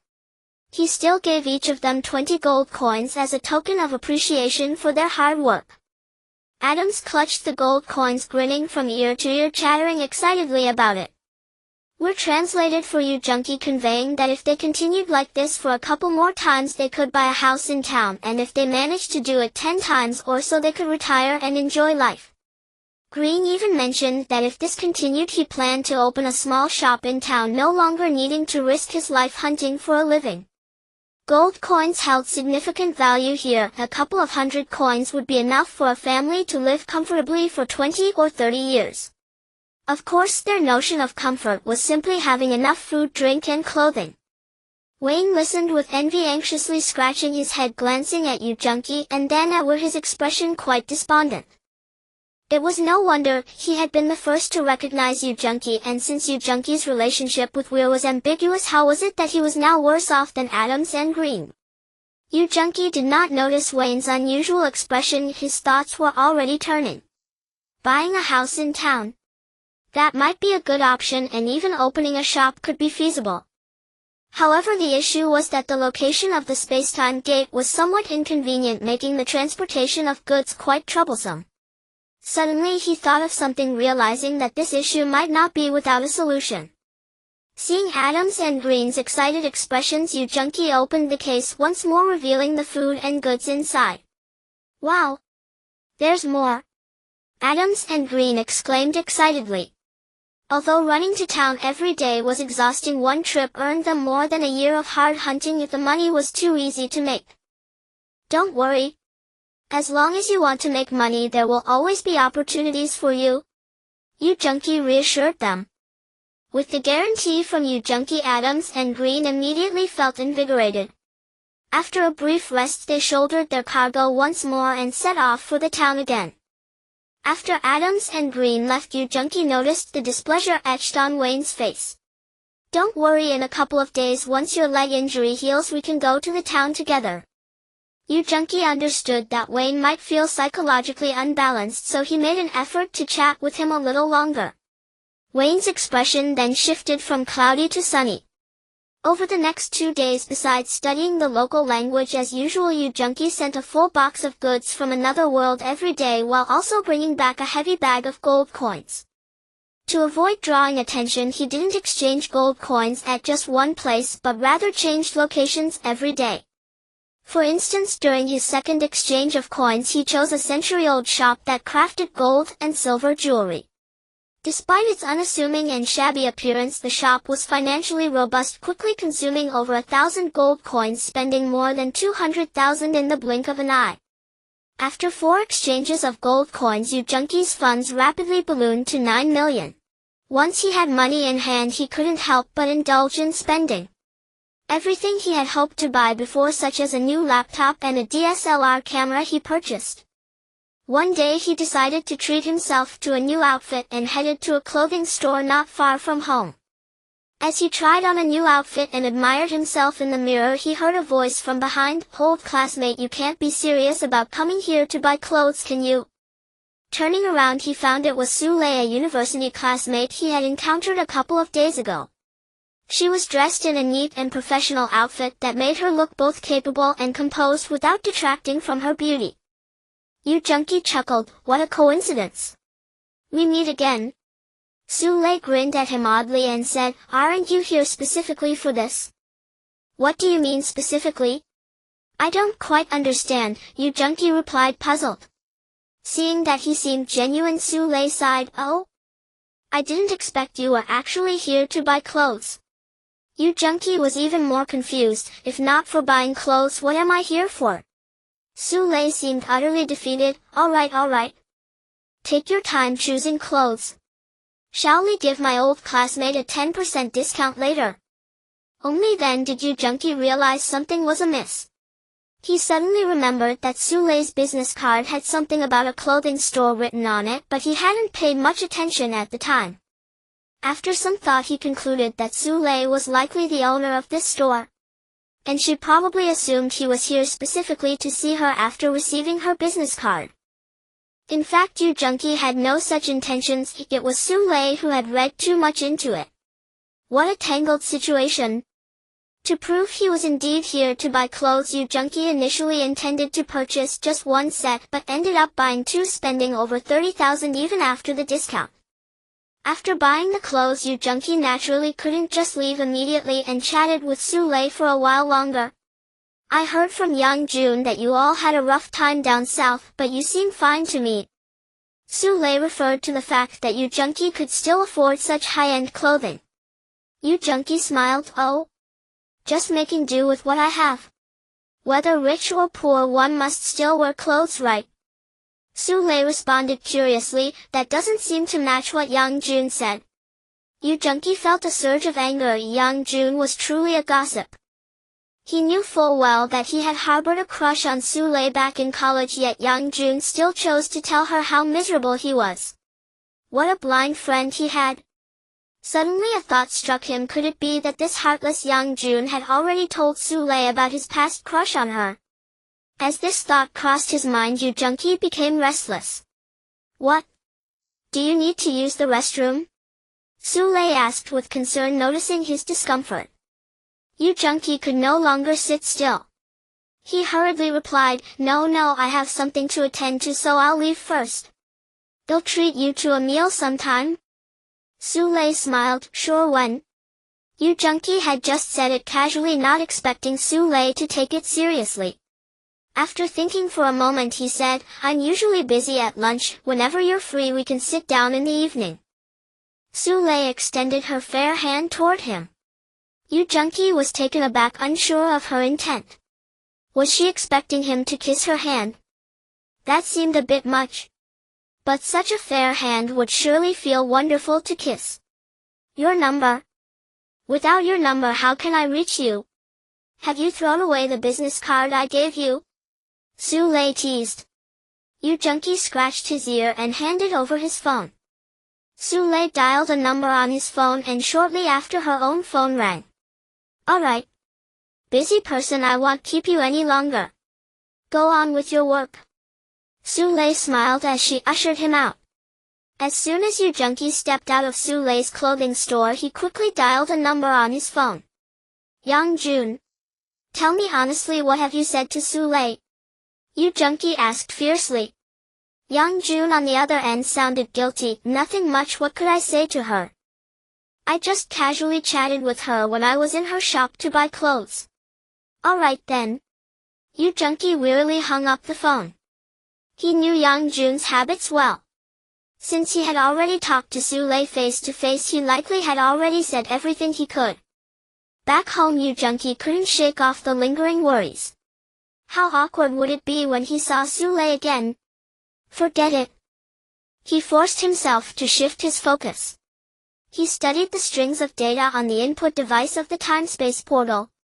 Every time he entered the time-space portal, it would report some data, some of which represented coordinate positions. The coordinates aspects should theoretically be modifiable. In the time-space where Wayne resided, the position of the time-space portal was quite disadvantageous for future developments. If it could be relocated, it might yield better results. He tried increasing the last digit of X by 1, then peeked into the time-space portal only to find himself suspended far above the ground. Looking down, he could hardly make out any features of the ground. This indicated that the X data could indeed change the vertical position of the coordinates. Therefore, BXXX and XXX must represent the horizontal and vertical coordinates corresponding to the directions of east, west, south, and north. This discovery thrilled Yu Junki. If that were the case, he could freely alter the position of the time-space portal in the future. Once he became familiar with this coordinate data, he could even use changes in the time-space portal's position to swiftly transport a batch of goods over long distances. Reading. Next, Yu Junki continued his experiments. He subtracted 1 from the numbers starting with B, then peered through the space-time gate again, only to find himself deep in the mountains. Although the environment seemed somewhat unfamiliar, he recognized the shapes of 2 mountain peaks in the distance, confirming that they were not far from the Wine family. Reducing just 1 digit has made such a difference in distance. Yu Junki estimated that the space-time gate was about 15 to 20 kilometers away from the Wine family. After exiting the space-time gate, he added 1 to the previous number, but when he went in to check, he still found himself in the deep mountains. By observing the position of the sun and the terrain, he discovered that the numbers starting with B represented the north-south direction. Therefore, it was clear that the numbers starting with I represented the coordinates in the east-west direction. He tried adding 1 to the subsequent number, and when he went in again, he found himself directly east of the Wine family. Why was that? Because not far from the current space-time gate, there was a small town approximately 3 to 4 kilometers away. Within dozens of kilometers around the Wine family, this was the only small town to the east known as Princess Town. Though this Princess Town was not large, it had its own legend. It was said that during a past war, the royal city was besieged by enemies and the king and queen retreated while their princess was born in this small town, hence the name. This was something Wire had told him while teaching him the local language. The location of the space-time gate was on a small hill in a hilly area where the vegetation was relatively low and the view was quite open, allowing a perfect sight of Princess Town. This position is not bad. Yu Junqi was very satisfied. As it was daytime, he did not dare to linger too long and quickly exited the space-time gate, returning home. On the same day, Yu Junqi used the old coordinate data to visit the Wine family again. While delivering goods, he also collected a large bag of gold coins. After returning home with the gold coins, he took a short rest and then went back to the space-time gate, inputting the new data before entering the gate. At this time, dusk was settling in and the surroundings were quiet. The distant town sparkled with lights, suggesting a lively nightlife. As Yu Junqi gazed toward the town, hesitating whether to take a stroll there, he suddenly heard a movement behind him and quickly turned around. He saw a shadow standing a few steps behind him, holding a wooden stick high in its right hand while waving its left hand in front of its chest, murmuring incantations. Yu Junqi was startled. This seemed to be the rhythm of launching a powerful attack. He swiftly drew an electric baton from his waist and charged forward, striking the shadow hard in the waist. Unfortunately for this guy, before he could unleash his big move, he was electrocuted and collapsed on the ground, twitching. Damn. I thought it would be safer at night, but I didn't expect there to be an ambush. Yu Junqi cursed. He squatted down, shining his flashlight to take a look, and found that the person was a young man in his 20s whose face had turned pale and lips purplish from the electric shock, already unconscious. He picked up the wooden stick that the young man had dropped and realized it was not just a stick but a finely carved magic wand with a sparkling gem embedded at its top, presumably a magic crystal. The wand was covered in strange patterns and various symbols. This must be what they referred to as magical runes. As he contemplated whether to kill him to silence him, the young mage slowly regained consciousness. Upon seeing Yu Junqi, he hurriedly waved both hands, seemingly pleading for his life. Speak. What are you doing here? Yu Junqi shook the electric baton in his hand. The young mage, trembling in fear, stammered, Master Mage. Please don't kill me. I didn't know you were a Master Mage. Yu Junqi found it somewhat amusing. When did he become a Master Mage? Seeing the electric baton in his hand, he suddenly understood. This guy thought his electric baton was a magic wand, and the electric shock he had just received was perceived as powerful magic. Speak. Why did you ambush me? Although Yu Junqi's words were a bit clumsy, he managed to convey his meaning. I didn't know you were a Master Mage. I thought you were just an ordinary person. The young man explained with fear. Yu Junqi found it amusing. Was it right to attack ordinary people?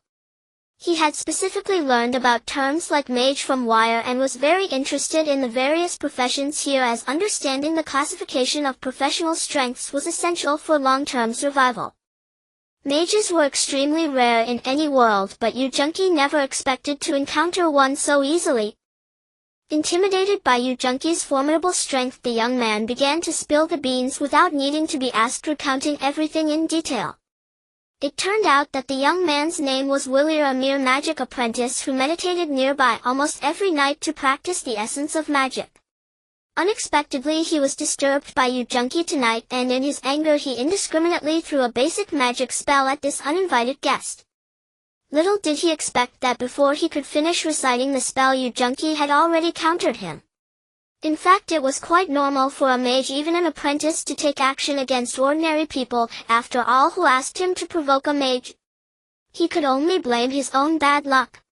However, he never imagined that he would encounter not just an ordinary person tonight, but a mage. For a mage, killing a magic apprentice would be as easy as squashing an ant. Willier, terrified like a small rabbit, had no thoughts of resistance. Seeing Willier frightened out of his wits, Yu Junqi suddenly changed his mind. Get up, I can spare you, but I need to test your knowledge of magic.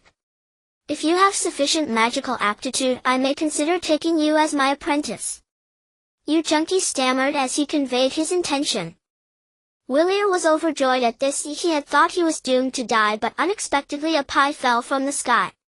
Not only would he not die, but he also had a chance to become the apprentice of a mage, which was truly a huge surprise. Master Mage, please ask. I will definitely satisfy you. Willier suddenly perked up, struggling to get up and standing respectfully with his hands down, awaiting Yu Junki's assessment. Now it was Yu Junki's turn to be in a difficult position. He knew nothing about magic and had no idea where to start. After pondering for a moment, Yu Junki said, "Then why don't you first talk about your understanding of magic and your learning experiences?" Understanding magic and the insights gained from learning it is a vast topic, and naturally there is much to discuss. Willier thought for a moment before he began to speak at length. Yu Junki could barely understand the everyday language, but when it came to magic, his rudimentary foreign language skills completely failed him. Aside from occasionally catching a few familiar words, he could not comprehend the magical terminology and profound concepts at all. While Willier was speaking passionately without pause, Yu Junki felt as if he was listening to the heavens, hardly able to understand a word. Eventually he had to interrupt Willier, saying, all right. I can't understand a word you're saying. You must know that I come from a distant continent and have only just arrived here, so I am not very familiar with your language. How about this, you can explain it to me slowly later on." Willier was greatly disheartened. He had racked his brain to pour out all his learning, yet after all that effort the other party did not understand. However, Willier finally breathed a sigh of relief, as it seemed his life was spared. But Yu Junki did not let him off the hook, saying, "You still need to tell me how you embarked on the path of being a magic apprentice." Upon hearing this, a look of distress immediately appeared on Willier's face. "Master Wizard, learning magic has been incredibly difficult for me." It seems that his journey had not been smooth, and he had a lot of grievances to air, finally having the opportunity to express them today. With a sorrowful and low voice he began to recount his woes to Yu Junki. Because Willier's speaking speed was relatively slow this time, Yu Junki basically understood the general meaning of what he was saying. Willier came from a decent background, his family was in business, and they were well off, allowing him to live a life of comfort from a young age. When he was around 12 or 13, a wizard came to the princess town. For some reason, Willier's father established a connection with this wizard and implored him to take Willier as a disciple. Of course, the wizard would not take a disciple casually, but Willier's father tried every means possible and even offered a large amount of gold coins to the wizard. In the end, the wizard, being pestered to the point of no return, reluctantly agreed to teach Willier for a while. This was how Willier embarked on the path of magic. However, after receiving so many benefits from Willier's family, the wizard left the princess town less than half a year later, abandoning the newly initiated Willier. Naturally, Willier's father was unwilling to give up, and Willier felt the same way, so he began the long road of self-study. Being a wizard is an extremely costly profession. Wands require a large amount of gold, and meditation crystals are also essential consumables for cultivation. In just a few years, Willier's family was drained by him, the half-baked wizard. Fortunately, although he exhausted his family's fortune, Willier managed to educate himself and ultimately advanced to become a magic apprentice, receiving the Magic Apprentice badge from the Magic Tower. Having the Magic Apprentice badge significantly increased his status, allowing him to stand shoulder to shoulder with the nobles. However, this did not bring him any substantial benefits, if the power of a magic apprentice was too weak, and without a wizard teacher as a backing, he could only remain in the princess town. Due to his identity as a magic apprentice, he could walk with some confidence in the princess town, as no one dared to provoke him, but that was about it. Formally advancing to become a wizard was not so easy. Even with a teacher's personal guidance, it was still very difficult to advance, let alone a magic apprentice like him who had come from an unorthodox path. In other words, he might be stuck at the initial stage of being a magic apprentice for his entire life. Although Willier had always worked hard, he could see no glimmer of hope. In the eyes of the people in the entire princess town, he was seen as an anomaly, showy, arrogant, easily angered, yet possessing little strength. If not for his identity as a magic apprentice, he would have struggled to survive here. After listening to Willier's complaints, Yu Junki realized one thing: in order to become a wizard, one does not necessarily need high talent, but rather a reliance on money. And what he lacked the least was precisely money. Yu Junki already had a plan in mind. He must keep Willier by his side and use every means to extract all the magical knowledge and learning methods he possessed. Learning magic could indeed be a good means of self-protection. I have something to do today. Wait for me here tomorrow and I will come to see you then, Yu Junqi said to Willier. Willier had no choice. On one hand he wanted to learn magic from this great wizard, and on the other, even if he wanted to run away, how could he possibly escape the control of a wizard? Thus he could only agree. Yu Junqi immediately entered the time-space portal, and after returning to his bedroom he promptly closed the portal. Willier was astonished by this magical scene. What an impressive wizard, capable of creating a magical teleportation array all by himself, truly unfathomable. At that moment Willier's conviction solidified. No matter what, he had to follow this great wizard. Only by doing so could he possibly ascend to being a true wizard in this lifetime. Meanwhile Yu Junqi was deep in thought while holding a bag of gold coins. It seems that he could not convert all these coins into Huaxia currency, as developing in another world also required a certain investment. The next day Yu Junqi did not exchange the gold coins. Instead he placed them in a secure location. Transporting goods to the other world was something that needed to be done every day. This time, after bringing a box of goods to Wayne's home, Wayne's first words were, "I absolutely have to go with this batch of goods today." Then he stubbornly stood beside Yu Junqi, showing a determination that he wouldn't back down unless he got a yes. Yu Junqi chuckled. "I never said you couldn't go. Go ahead. You'll go too, and so will Wire. Well, all go together." Wayne was initially very pleased, but then he was taken aback and asked in surprise, "Is Wire going too? What is she going for? It's too far. She doesn't need to go, right?" Yu Junqi patted his shoulder. "Trust me, it's fine." Wire nearby also asked in confusion, "What use is it for me to go? I am very weak and can't carry much." "You don't have to carry anything, you just follow along." Wayne finally broke into a grin. Yu Junqi indeed had not forgotten about the two of them. If both of them went, wouldn't they be able to earn double the money? With this, it wouldn't take long to recover the money that Adams and the others had earned. While Wayne was calculating in his mind, Yu Junqi continued to learn the local language from Wire. In the afternoon Adams and Green returned with 2 bags of gold coins. In total there are 1,620 gold coins. The two placed the money bags on the table. Yu Junqi gave each of them 100 gold coins this time, leaving Adams and Green dumbfounded. "Why are you giving us so much?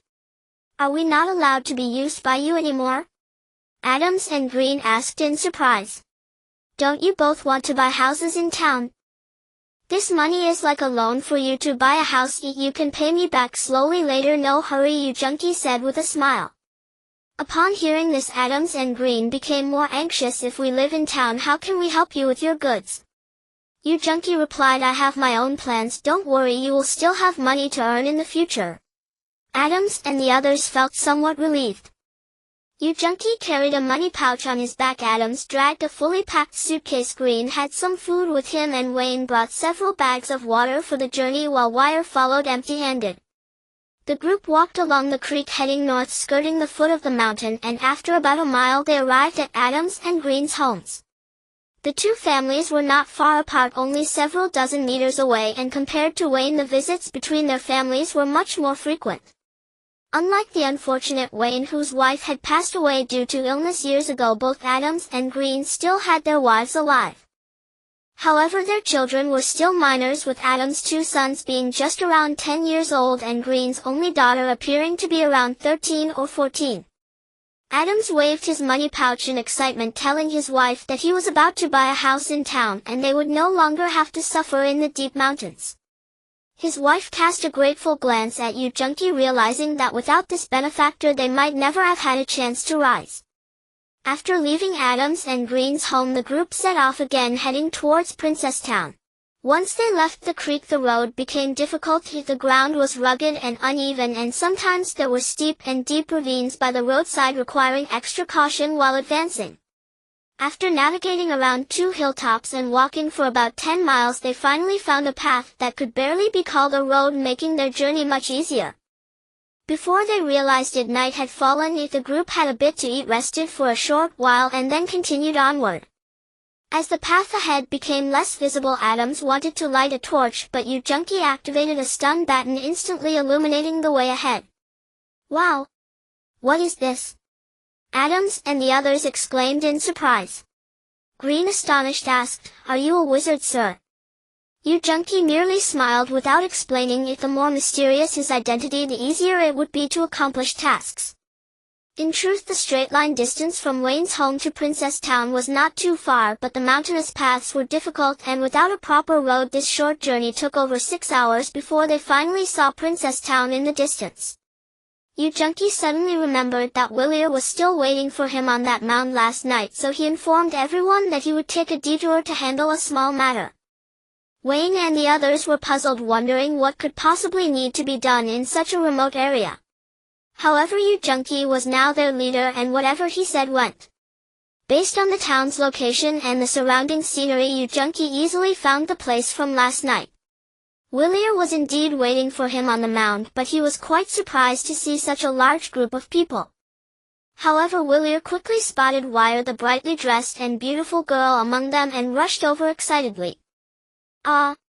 Beautiful lady, your stunning beauty has captured my heart in an instant," he said, extending his arms in a gesture of embrace. Wire had never encountered such a situation and was momentarily taken aback. "Go play elsewhere?" Junkie kicked him in the waist, causing him to wince in pain and clutch his lower back, groaning. Adams and Green suddenly screamed in surprise. "Ah! Isn't that Sir Willier? What are you doing here?" They both rushed to support Willier, their faces filled with panic. Willier was a well-known figure in Princess Town, a prominent apprentice magician, which was equivalent to a noble status. How could Junkie be so reckless as to kick a wizard? To ordinary people, there was not much difference between an apprentice magician and a full-fledged magician. Both were esteemed figures held in high regard. Usually it was Willier who casually hit others, and it had never been heard of anyone daring to touch him. Junkie, being an outsider, was incredibly bold. But next they were all left dumbfounded. Willier, facing Junkie, lowered his head and said softly, "Master, I'm sorry, it was my fault." When did Junkie become Willier's master? Even more surprising was that Junkie seemed unimpressed. He coldly replied, "It's too early to call me master, it depends on your performance." Yes. I will perform well. Rest assured I won't disappoint you." Willier appeared as docile as a little lamb. For a moment Adams and the others felt a bit dizzy, wondering what was happening. On their way to the town, Junkie instructed Willier, "Arrange for us the best inn, we might stay for a few days. Additionally, buy a spacious and comfortable house for me in town and make sure it's clean. Oh, and find a suitable shop, I plan to open a small store." When Willier heard this, he had a troubled expression on his face. "Master, I don't have much on me." Junkie unfastened a money pouch from his waist and tossed it to him, saying, "Hurry up and take care of it." Due to the weight of the pouch, Willier almost dropped it to the ground. Touching the pouch, he instantly knew what was inside, and his face broke into a wide grin. This large pouch must contain at least 500 or 600 gold coins. In his family's wealthiest days they had only about 1,000 gold coins, while this magician casually tossed several hundred coins, even richer than his father. He truly had not followed the wrong person. This magician was not only powerful but also financially well off. Heaven had opened its eyes, and Willier finally saw hope. As the group entered Princess Town, Junkie curiously observed the townspeople and the various shops. The inn, tavern, grocery store, and many other shops of unknown names made the small town quite lively. Willier led everyone to a relatively nice inn, barking orders at the staff with an air of arrogance, behaving quite haughtily. Strangely, aside from Wire frowning slightly, Adams and the others did not find anything wrong with Willier's behavior, as if it were entirely natural. Regardless, Willier's efficiency was commendable. Soon they were taken to several clean guest rooms. The house purchase needs to be done as quickly as possible, get it settled. Junkie emphasized this to Willier before shooing him away. Adams and Green appeared quite satisfied, saying they had never stayed in such a good inn. Everyone should rest early, there are many tasks to attend to tomorrow. Junkie urged them to go to sleep. The next day Yu Junkie finally witnessed the bustling scene with Adams and Green. There were more than 10 merchants frantically snatching up goods, fearing they would fall behind.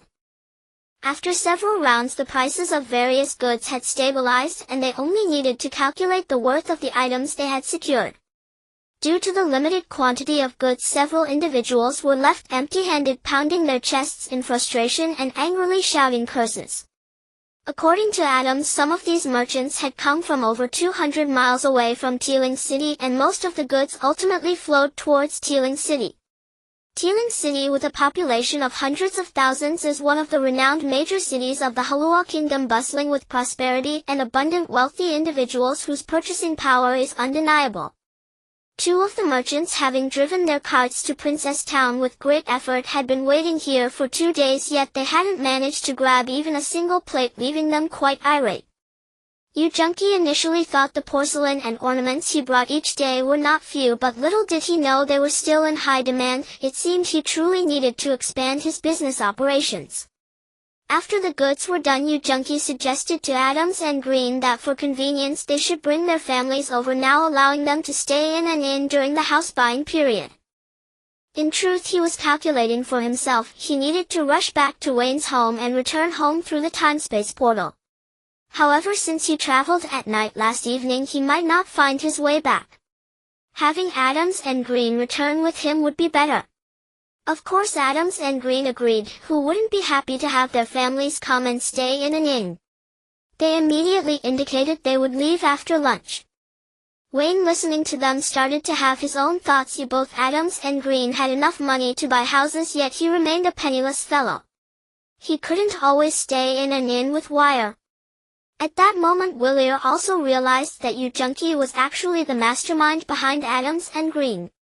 Meanwhile, Adams and Green had become quite famous in Princess Town over these few days, their popularity even overshadowing him, a magic apprentice. My teacher is actually this wealthy. Haha. From now on I will follow him and I will never worry about not having enough gold coins. Poor Willier, having no money, couldn't afford meditation crystals for 2 years and his magical power grew very slowly. Thinking about the prospect of buying a large number of meditation crystals in the future, he couldn't help but close his eyes and daydream. Yu Junkie suddenly thought of something. He pulled Willier aside and warned him fiercely, "Don't you dare set your sights on Wire. She is my teacher for spoken language." Willier rolled his eyes and suddenly laughed. "Teacher, I understand now." Haha. Yu Junkie's expression turned cold. "Have you gotten too mischievous again?" Willier recalled the painful experience from that one time and immediately behaved himself. However, his tendency to speak out got the better of him and he said in a strange tone, "Teacher, the necklace Wire is wearing was a gift from you, right?" While Willier was speaking passionately without pause, Yu Junkie felt as if he was listening to the heavens, hardly able to understand a word. Eventually he had to interrupt. Willier pretended to be surprised. Yu Junkie was taken aback. Was there such an implication? No wonder Wayne had been acting strangely lately. It turned out to be this reason. Willier continued, "Although giving jewelry does not equate to engagement, if a girl accepts it, it signifies that the two are in a romantic relationship. However, teacher, it seems like you two are not very close." Yu Junkie felt a pang of regret in his heart. When he gave Wire the jewelry, it was merely to express gratitude, and he hadn't thought much of it. Who knew that in their culture giving jewelry to a girl would be such a significant gesture? In a muddled situation, how did he end up in a romantic relationship with Wire? In fact, Yu Junkie held a good impression of Wire and was not averse to such a relationship. Rather, he had some anticipation. By happenstance, it actually led to a pleasant outcome for him.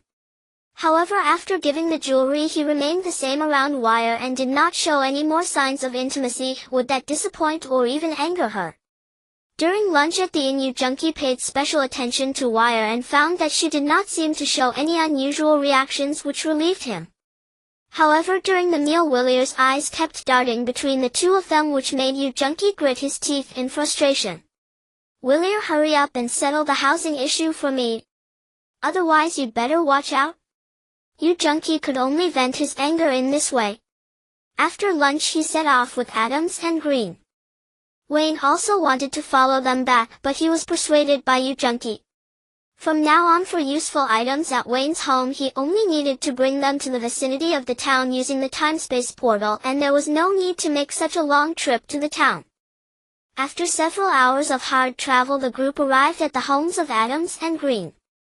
Their families, hearing they were moving to the town right now, were all very excited. They took only some valuables and left most of the heavy items behind. Junkie then left them and went to the time-space portal. Due to his mysterious movements, Adams and Green did not pay much attention.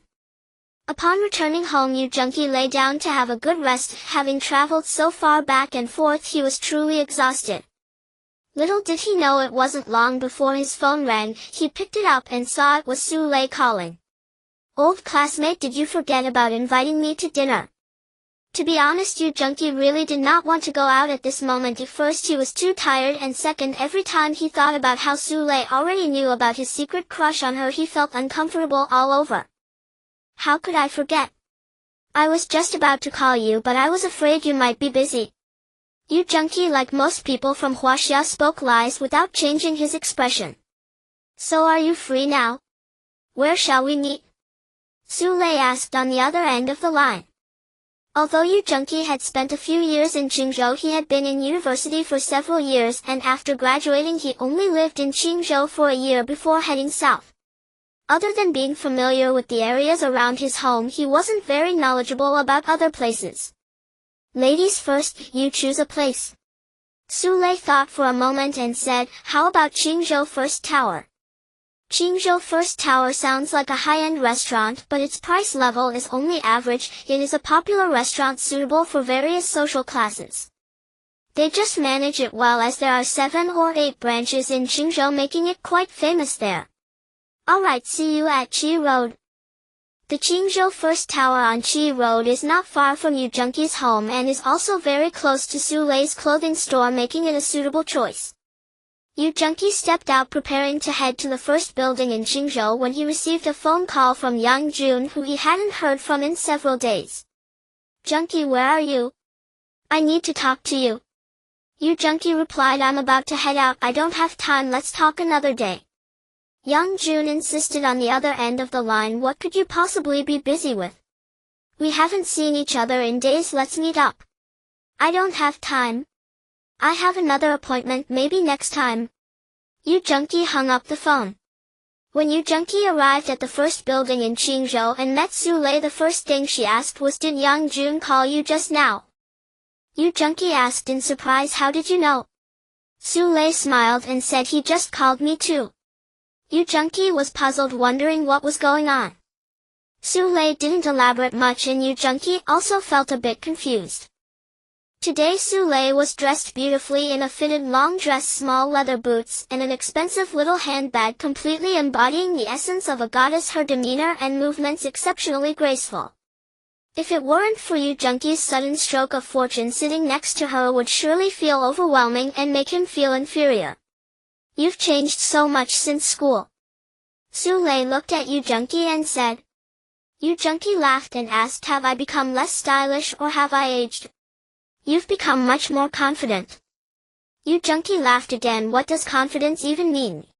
Having money in your pocket gives you guts. Without money, what's the point of confidence?" Just as they were talking, his phone rang again. He picked it up to see it was Yang Jun calling again. He smiled apologetically at Sule and then stepped aside to answer the call. "Are you with Sule?" Yang Jun asked bluntly. Junkie was both surprised and annoyed. "Why do I have to report to you about who I'm with?" "So you're really with her?" Yang Jun seemed quite upset. Junkie hung up the phone directly, thought for a moment, then pressed the power button to turn off his phone. At that moment the dishes they ordered arrived. While eating, Sule asked Junkie what he planned to do after returning.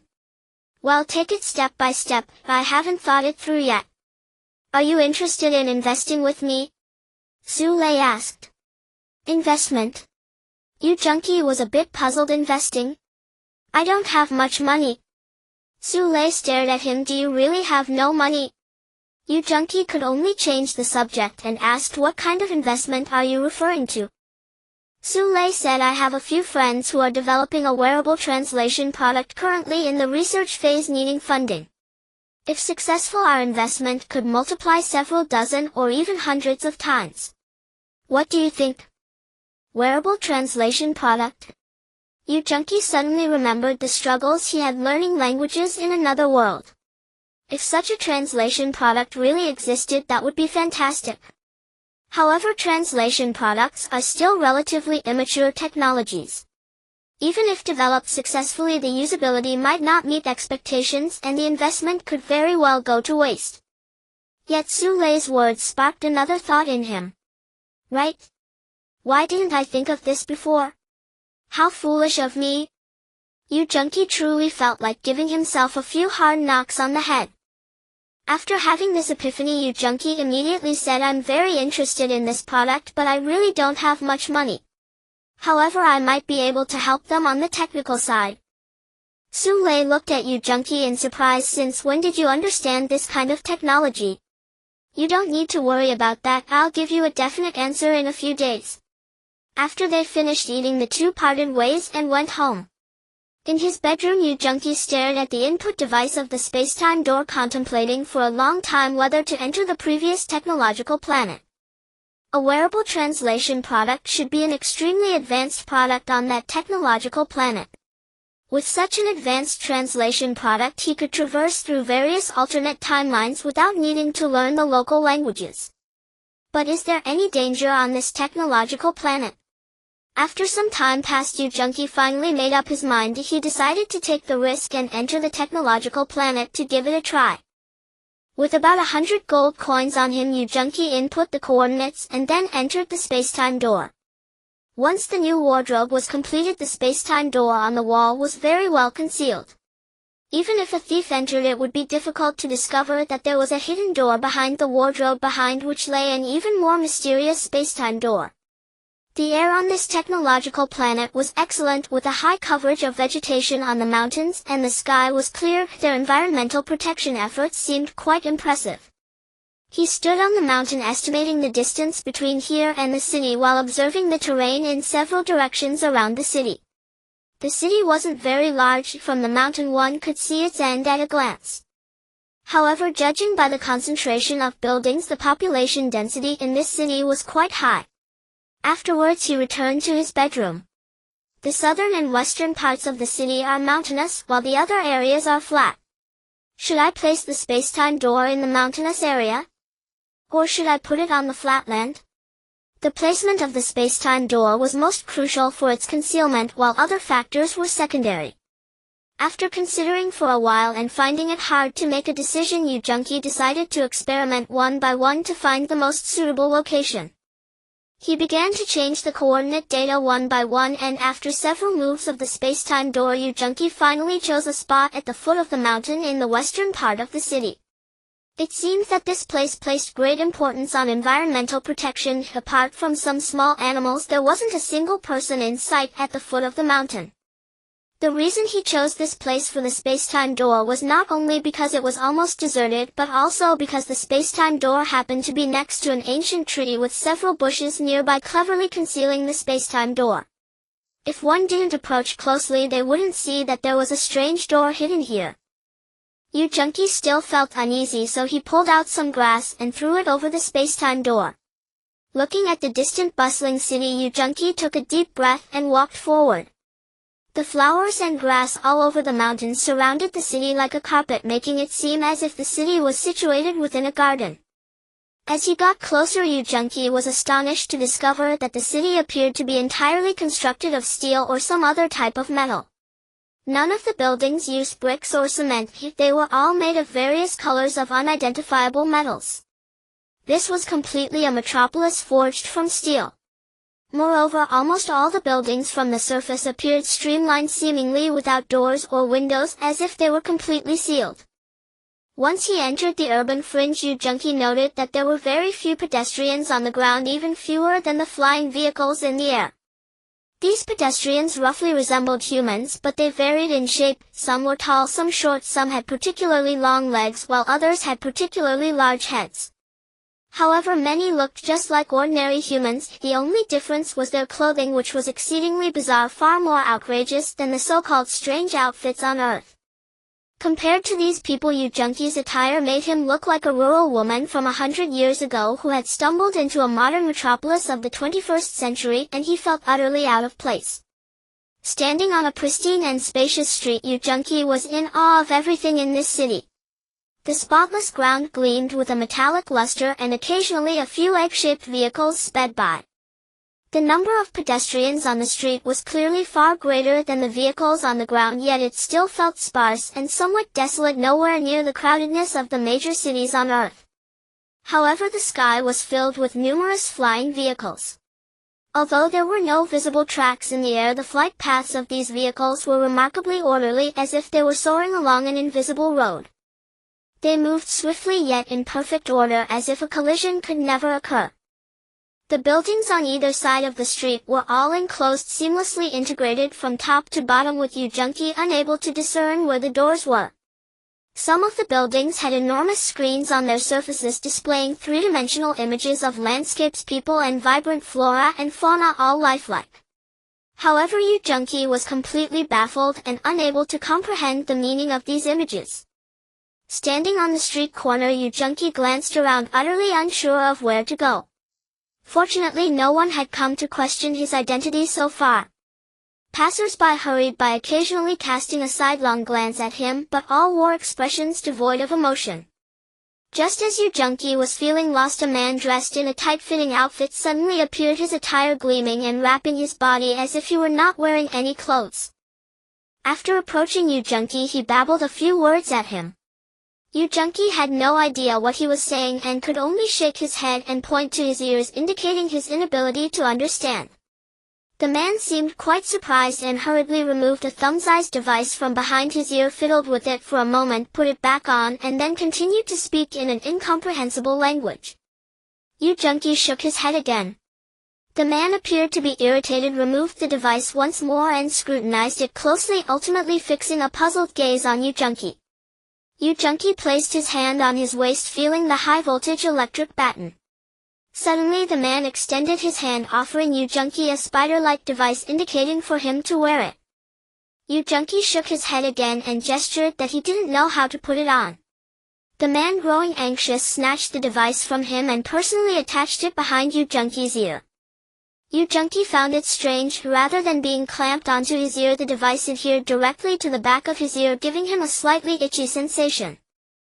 Once the device was in place, the man spoke a lengthy series of words, but Yu Junkie waved his hand, indicating that he could not understand what he was saying. The man scratched his scalp, suddenly recalling something, and quickly removed the device again, pressing it twice. Two long tentacles extended from the spider-like device. The man reattached the device to Yu Junkie's ear, and the two tentacles began to move along his scalp as if they had eyes, startling Yu Junkie. Soon the tips of the tentacles reached his temples, and he felt a slight tingling sensation on either side, causing his head to spin. "How is it? Can you understand my words now?" Yu Junkie was astonished to find that the man was speaking fluent Huaxiao language, his pronunciation clear and articulate, even more so than his own. "What is this thing you've put on me?" Yu Junkie hurriedly asked. "It's a multilingual translator. Haven't you used one before? Where are you from? Why doesn't my translator have your language stored?" The man looked at him with great curiosity. Yu Junkie felt overjoyed. He hadn't expected to find what he was looking for right after arriving, and it was even presented to him. With the language barrier removed, everything became easier to discuss. The man introduced himself as Tailong, a guide. The term guide was what the translator provided, referring to a profession. They wandered the streets daily, coming to assist newcomers by introducing various local conditions and shopping opportunities for which they charged a fee. Due to the advanced technology, interactions between people from different planets were frequent, and guides acted similarly to tour guides. "Your planet must be below a level 3 civilization, right?" Tailong asked, observing Yu Junkie's conventional attire. Yu Junkie was unsure about the level of civilization Earth belonged to and could only respond vaguely. Fortunately, Tai Long did not seem too interested in that. What intrigued him was how much money Yu Junqi had. Yu Junqi pulled out a few gold coins and presented them to Tai Long, saying, "How much are these worth?" Tai Long examined the coins and remarked, "These seem like very old items, but they don't appear to be worth much." After saying this, he looked at Yu Junqi expectantly, waiting for him to produce more money. Yu Junqi, feeling helpless, took out around 20 more coins. Tai Long's expression changed immediately. "Don't you have a crystal card?" "Crystal card?" Yu Junqi looked foolish. Tai Long truly became angry this time, snatching the translator away and turning to leave. Yu Junqi was taken aback by the realism of the people here and could only smile wryly, preparing to look for someone else. However, Tai Long did not walk far before returning. He sighed and asked, "How many gold coins do you have?" Yu Junqi was surprised to find that after Tai Long had put the translator in his own ear, he could still understand, indicating that the device had stored the Huaxia language. This device was indeed advanced. In an instant it had copied all the language data from Yu Junqi's mind. He took out all the gold coins. He had around 100 of them. Now that he was unfamiliar with this place, even if Tai Long cheated him, he would accept it. After all, 100 coins were not much to him. Tai Long stuffed all the coins into his pocket and then asked, "Are you planning to just browse around, or do you intend to buy something?" Tai Long laughed at this. "A translator. Those aren't worth much." As soon as he said this, he quickly covered his mouth and added, "Of course your gold coins can't." Tai Long laughed at this. "A translator. Those aren't worth much." As soon as he said this, he quickly covered his mouth and added, "Of course your gold coins can't buy many translators either." Seeing Tai Long's expression change, Yu Junqi continued, "I also want to buy a couple of outfits, nothing too expensive." Tai Long frowned, seeming troubled, but he eventually nodded in agreement. I want to find a place to eat." Tai Long's eyes widened. "What? You think you can eat with this little? I want to check out a few shopping centers casually." "Ah!" Tai Long exclaimed. "By the way, is there a place here for exchanging goods freely? I might bring many things here for exchange in the future. Also, if your service is satisfactory, I might look for you again next time." Initially, Tai Long looked down on Yu Junqi and even seemed ready to get angry. However, his expression gradually softened, even managing to force a smile. "Ah, you want to be my regular customer? Why didn't you say so earlier?" Tai Long grabbed Yu Junqi's hand, his demeanor becoming friendly. Origin from the original text. With the translator, there was no need for Yu Junqi to learn the local language, which made Wire a bit disappointed. However, since they now lived in the same courtyard and saw each other every day, she was still quite happy. After the opening of the new department store, the inventory was already low. Yu Junqi could only take advantage of the night to deliver goods twice, alleviating the pressure of insufficient stock. Willier had a handful of gold coins and quickly summoned a large group of idlers to begin constructing a larger residence on the hill where the time-space gate was located. Yu Junqi specifically instructed him to conceal the time-space gate well and not to let the construction workers discover it. "Rest assured, master. I will handle it well. I will find 2 honest and reliable people to guard it daily, ensuring no one discovers it." As for the construction of the residence, Willier only provided a rough idea of how to build it. Beyond that, he had no further tasks. Yu Junqi called him over every day to assess his magical knowledge. After a few days of assessment, Yu Junqi gained a preliminary understanding of the magic here. The vast and boundless land beneath their feet was known as the Tianyuan continent. As for whether there were other continents beyond the Tianyuan continent, Willier with his knowledge did not know. This was a magical world where it was said that great magicians possessed the power to obliterate the heavens and the earth. Unfortunately, many people went their entire lives without ever encountering a true magician. Through cultivation, one could establish a bridge between humans and magical elements, thus absorbing magical power, enhancing their magical reserves, and gradually advancing from a magic apprentice to a formal magician. From a first-level magician all the way to a 9th-level magician, and even becoming a demigod-like mage. This was a long process, and even more so a grueling cultivation journey. Yu Junqi currently lacked the ability to protect himself and urgently needed to gain powerful strength, yet taking the first step to become a magician was already a challenge. To establish a bridge with the magical elements, one must first be able to perceive their existence.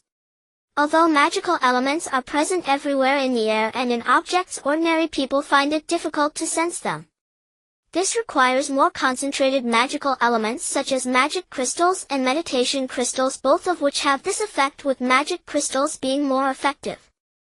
However, in the entire Princess Town there was not a single shop selling magic crystals or meditation crystals.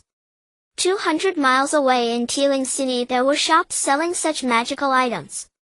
You have nothing to do in Princess Town, so tomorrow go with the merchants to Tiling City and buy back some magic crystals and meditation crystals. As your teacher, I must send you a few meditation crystals. Yu Junqi assigned Willier a task. Willier was overjoyed. This was the day he had been eagerly waiting for. It had been a long time since he had seen what a meditation crystal looked like, and he dreamed of obtaining one. Master, I will definitely not disappoint your expectations. I will become a true magician. Willier was filled with excitement and gratitude, his voice choked with emotion. Yu Junqi gave Willier 10,000 gold coins, and Willier, carrying the coins, happily set off for Tiling City with a group of merchants. Although the journey was far, his identity as a magic apprentice held some deterrent power, and with the merchants having mercenary protection, safety should not be a major issue. Willier would need at least 3 days to return, and with Wayne and Adams watching the department store, Yu Junqi found himself with nothing to do. Having nothing to do, Yu Junqi began tinkering with the time-space gate at home.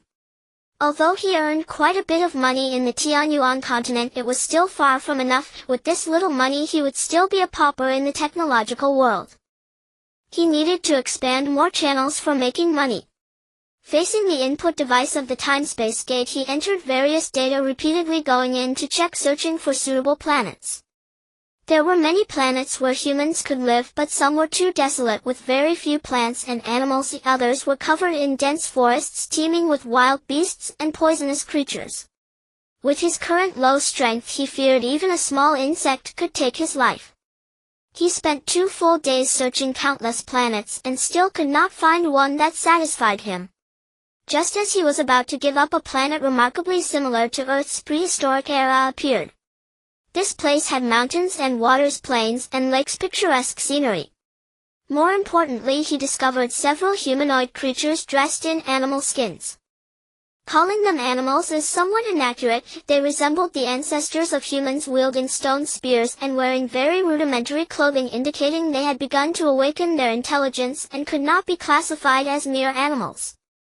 After changing the coordinates several times, Yu Junqi found that many places on this planet were inhabited by these primitive humans, suggesting that the environment of this planet was not too harsh. This was a great discovery. He immediately noted down this planet and stored it in a directory that would be easy to access. He did not take further action. Although these primitive humans resembled ordinary humans, they were all muscular and powerful. He did not dare to approach them easily. He would wait until he had a certain level of self-protection ability before entering to take a closer look. Over the past few days, Yu Junqi's phone had frequently run out of battery. When he turned it on, he often saw calls from Yang Jun, but he couldn't be bothered to find out what was going on. Some of Yang Jun's behaviors were quite strange, and Yu Junqi didn't want to know why. He took the time to exchange for several thousand gold coins on the street, and his funds were nearing 20 million. There were still several thousand gold coins left at home, reserved for emergencies. By the 4th day, Willier finally returned, bringing back a bag of magic crystals and meditation crystals. There were several magic crystals and over 10 meditation crystals, which calculated to be worth hundreds of gold coins each. The magic crystals came in various colors with different sizes and shapes. In Yu Junqi's eyes, they were not much different from ordinary gemstones. The meditation crystals looked like ordinary crystals, each about the size of a thumb, and they appeared quite beautiful. According to Willier, the magical elements contained in magic crystals were more concentrated and stronger, while meditation crystals released their magical elements slowly, lasting longer, which is why they were used during meditation. Yu Junkie immediately gave Willier 5 meditation crystals, making Willier extremely happy. He even wanted to find a quiet place to meditate and absorb the magical elements. That night after returning home, Yu Junkie sat down, placing 4 magic crystals beside him, preparing to take the first step into magical cultivation. Putting down the phone, Yu Junkie suddenly remembered that he hadn't visited planet M11 in a long time, so he casually took out a couple of 100 gold coins and after some thought added 2 meditation crystals to his pocket. After retrieving his stored data and opening the space-time portal, he entered planet M11. It was morning and a fiery red sun had just emerged from the horizon, with dewdrops sparkling on the blades of grass and the air feeling exceptionally fresh. Upon entering the Valley Bird City, before he had a chance to explore, the diligent Tai Long found him using the bidirectional positioning device on the translator. "Good to see you again, Mr. Yu Junkie. There's something I don't understand. You say you have no money, but how did you get here? Doesn't taking an interstellar passenger ship cost money? Doesn't taking an intercity passenger ship cost money either? You say you have no money, you must be lying to me, right?" Tai Long proudly exposed Yu Junkie's lie. Yu Junkie didn't bother explaining, letting Tai Long think whatever he wanted. "What good stuff have you brought this time? Oh my! It wouldn't be those cheap gold coins again, would it?" Yu Junkie took out all the gold coins he had on him. "Let's exchange this first." Tai Long's expression changed instantly as he slapped his forehead. "Oh, damn. I thought you would bring something valuable this time. Who knew it would be gold coins again? I can't waste my precious time on you." Yu Junkie then took out the meditation crystals. "Can you see if this is worth some money?" As soon as Tai Long saw the meditation crystals, he quickly snatched them up and took out a slender object that resembled a ballpoint pen, scanning the meditation crystals with it. "Wow! Energy crystals! Fully energized energy crystals! How wonderful! How many did you bring?" Tai Long exclaimed joyfully. Yu Junkie didn't expect that the meditation crystals from Tianyuan continent would transform into energy crystals here, and they seemed quite valuable. He spread his hand. "I only have these 2. Tai Long looked a bit disappointed, but 2 wasn't too little. Holding the 2 energy crystals in his hand, he asked, "What do you plan to buy this time?" Upon searching, he discovered that energy crystals were actually the most basic energy source sustaining technological civilization. From small electronic Upon searching, he discovered that energy crystals were actually the most basic energy source sustaining technological civilization. From small electronic devices like translators to massive interstellar battleships, the energy driving them was energy crystals. Even the currency here, crystal coins, originally came from energy crystals. Even now, while serving as currency, crystal coins could also function as energy. It's like a flashlight. When the power runs out, you just need to plug in a crystal coin and it can be used immediately. The magical item meditation crystal from another world had transformed into an essential energy source in this technological realm, which was truly unexpected. The energy contained in the meditation crystals he held, or rather energy crystals, was equivalent to 100 crystal coins for each piece, and energy crystals could always be exchanged for an equal amount of crystal coins. 2 energy crystals meant 200 crystal coins. The price of a meditation crystal from Willier was about 200 gold coins each, which equated to 2 gold coins for 1 crystal coin. Last time his 100 gold coins only converted to a mere 20 crystal coins. If he had brought meditation crystals to exchange for crystal coins, 100 gold coins could have exchanged for 50 crystal coins. That would have been much more profitable. He just wasn't sure if magic crystals could be exchanged for crystal coins. What would the exchange rate be between the 2? Yu Junkie planned to bring 2 next time to see how the market was. He immediately exchanged the 2 energy crystals for crystal coins. With 200 crystal coins in hand, he felt much more affluent than last time. Now that he had money, he needed to explore what good things were available here and pick a few practical items to take back. Tai Long was constantly introducing products beside Yu Junkie. "Look, these are home products. Various household items are available. But I think it's better to skip this since you don't have any property in this city. These are food items you can taste specialties from over a dozen planets here and you will be satisfied. Oh, this is for leisure, a small yacht that makes it very convenient to travel between cities. It seems like you don't have enough money. As Yu Junkie browsed through the items, he suddenly spotted something he desperately needed.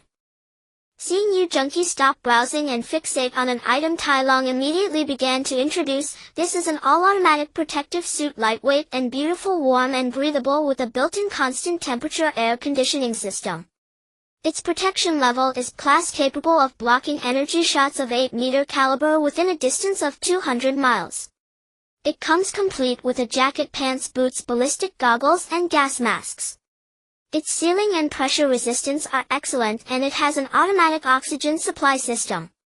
Even living underwater at 100 meters for a whole day, you need not worry about safety, of course, unless you feel hungry.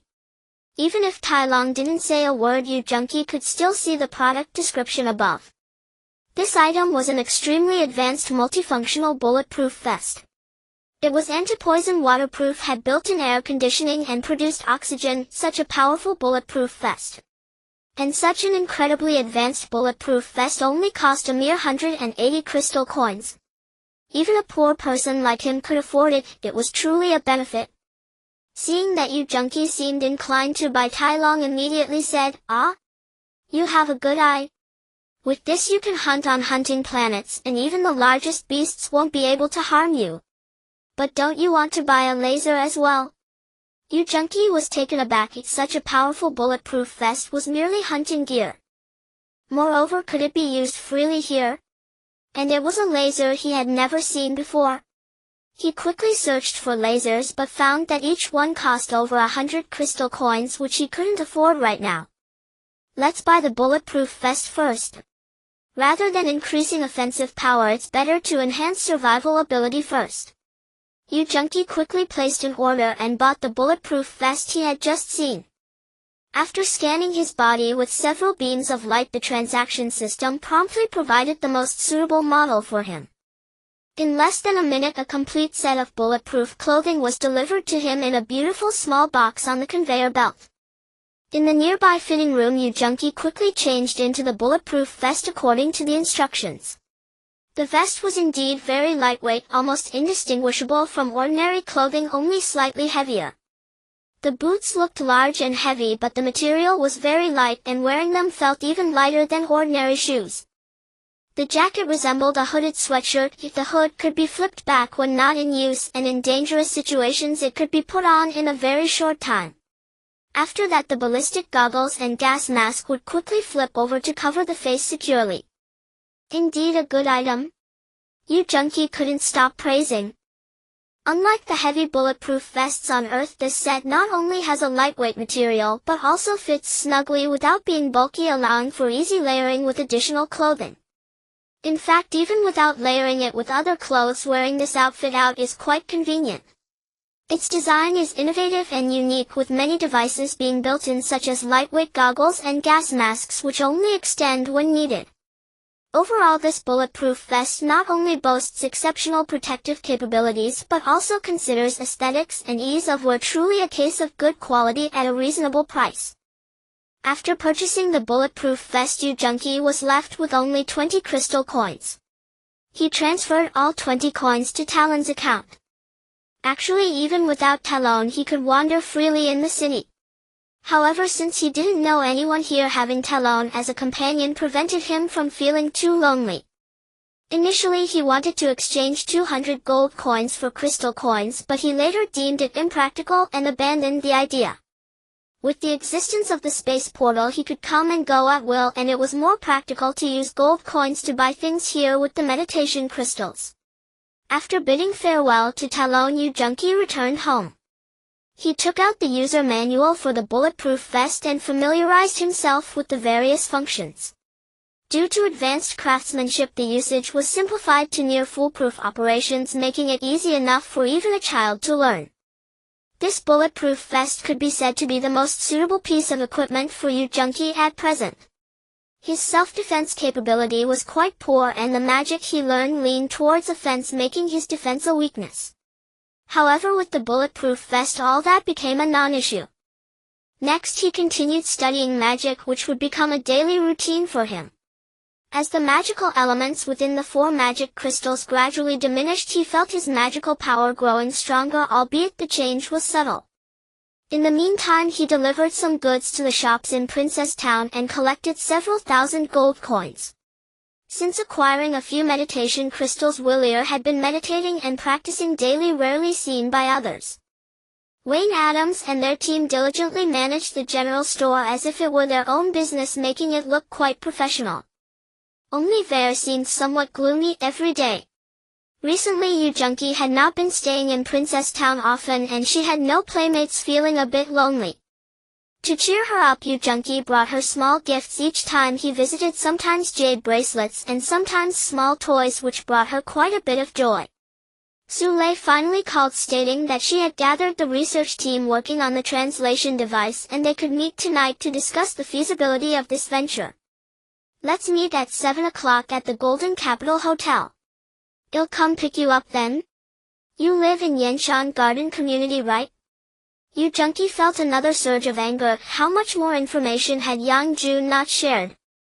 Yang Jun had even reported where he lived to Sule. Alright. I'll wait for you at the community entrance then. Before 7, Yu Junkie arrived at the main gate of the community, waiting for Sule to come pick him up.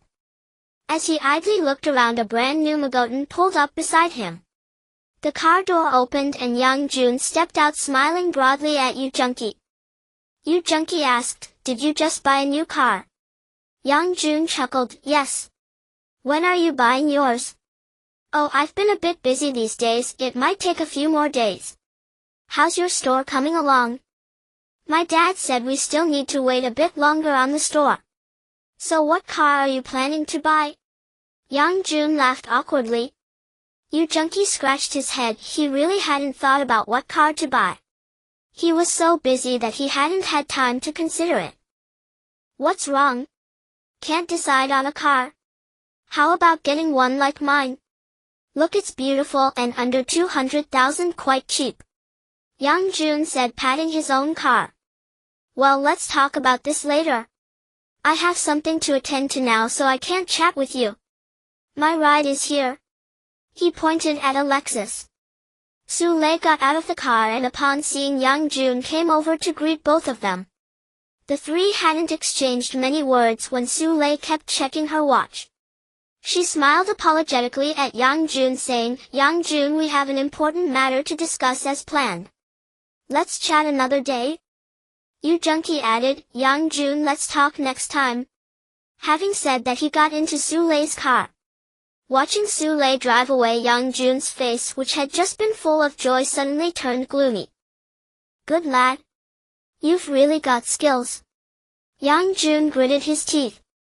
In the private room of the Golden Capital Hotel, Sule introduced Yu Junkie to 4 young people. These are the core members of the research team. This is Li Bin, this is Wang Xiaoju, and he is Su Feng, and he is Chen Huiwu. Please get to know each other. After greeting them, Yu Junkie got straight to the point. "Let's hear your thoughts on this product. What is your perspective on the future market and what are your requirements for funding? Please discuss."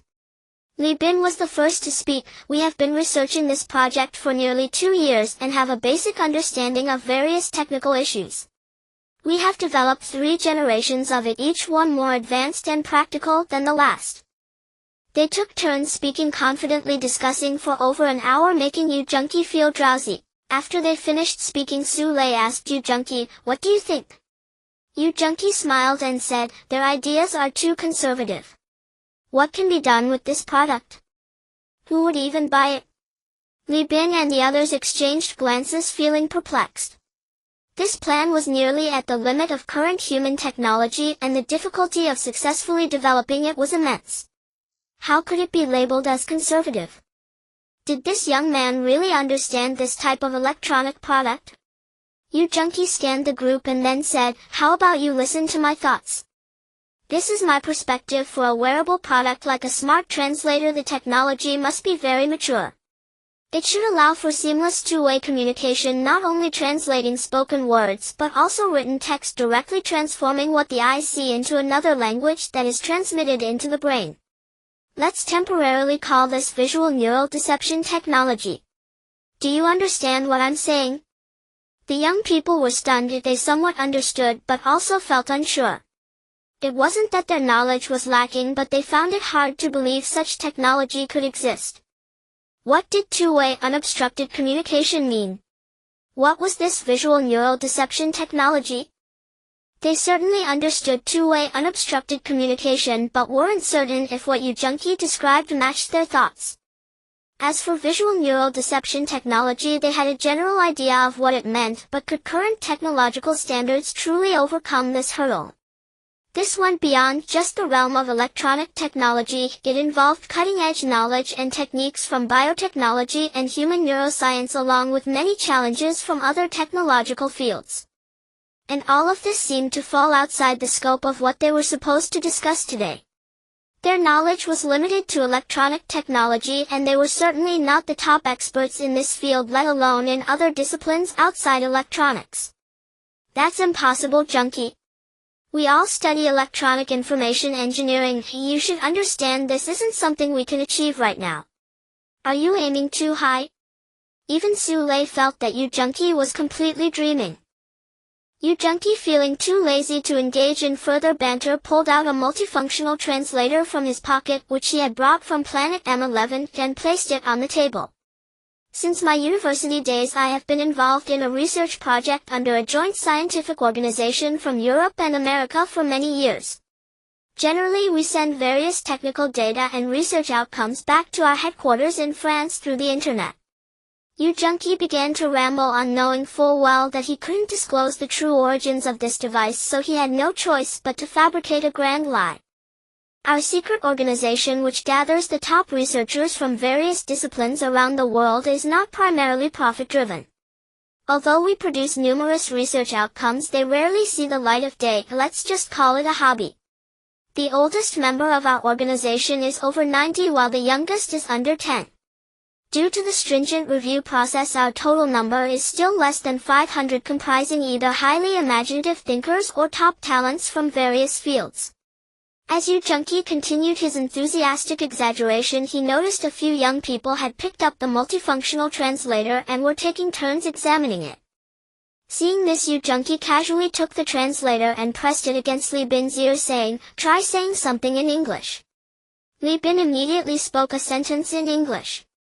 The others quickly chimed in, "Speak English. Don't use our mother tongue."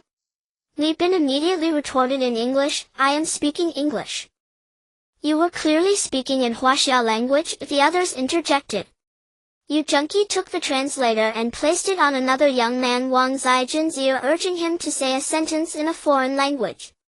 Just like before, after Wang Xiaojun said a sentence in a foreign language, the others immediately corrected him, telling him to speak in a foreign language. Just like before, after Wang Xiaojun said a sentence in a foreign language, the others immediately corrected him, telling him to speak in a foreign language. Yu Junqi had each person were the translator once, including Su Lei without exception. Now what are your thoughts? I can hardly believe it. Even seeing it with my own eyes, I still can't accept that this is real. Li Bin finally came to his senses, mumbling, still a bit dazed. I can hardly believe it. Even seeing it with my own eyes, I still can't accept that this is real. Li Bin finally came to his senses, mumbling, still a bit dazed. I can hardly believe it. Even seeing it with my own eyes, I still can't accept that this is real. Li Bin finally came to his senses, mumbling, "Where did my original voice go?" Yu Junqi laughed. "Isn't it fascinating? This state-of-the-art translator creates a fixed-sized spherical force field around it which alters the frequency of sound propagation. That is the answer to your question. It's utterly inconceivable. Has modern technology truly advanced to such an extent?" Everyone was astonished. Considering the translators they had previously worked on and looking at the one before them, the two were as different as a bow and arrow, not at the same level at all. Su Lei also took a long time to regain her composure from the shock, staring at Yu Junqi as if she were meeting him for the first time. The world's leading scientific organization. A mysterious organization? A miraculous translator. There actually exists such an advanced translator in the world. You junkie, this former seemingly ordinary classmate, how many secrets does he still hold? At this moment Li Bin suddenly asked, Mr. Yue, you just mentioned that it can also translate text. I mean, it can display one language in another just by glancing at it. Is that true? Yu Junkie smiled. You can give it a try. Li Bin took out his phone, opened a web page, and looked for a foreign language website to test it out. Yu Junkie prompted him, you can try using Huaxia characters as well. While looking at Huaxia text, think of a certain foreign language and see what happens. Li Bin followed the suggestion and suddenly exclaimed, it really works. The text changes by itself. It really changed. The others immediately snatched the translator, each eager to try it. This is incredible. The so-called visual neural deception technology truly exists. It really exists. My goodness. Yu Junkie continued to introduce more astonishing features of the device. This translator is highly intelligent and has an automatic learning function. For example, if you learn a foreign language but are not proficient, this translator can gradually repair and self-improve based on your existing language knowledge until its proficiency reaches 100%. Everyone looked at this small translator. Who would dare to believe that its performance was so superior and its functions so powerful? Everyone praised it enthusiastically, but after the excitement wore off, they remembered the purpose of their visit today. They had originally come to pitch a Nodiat form translation product to Yu Junkie and Su Lei, but now there was no need for further discussion.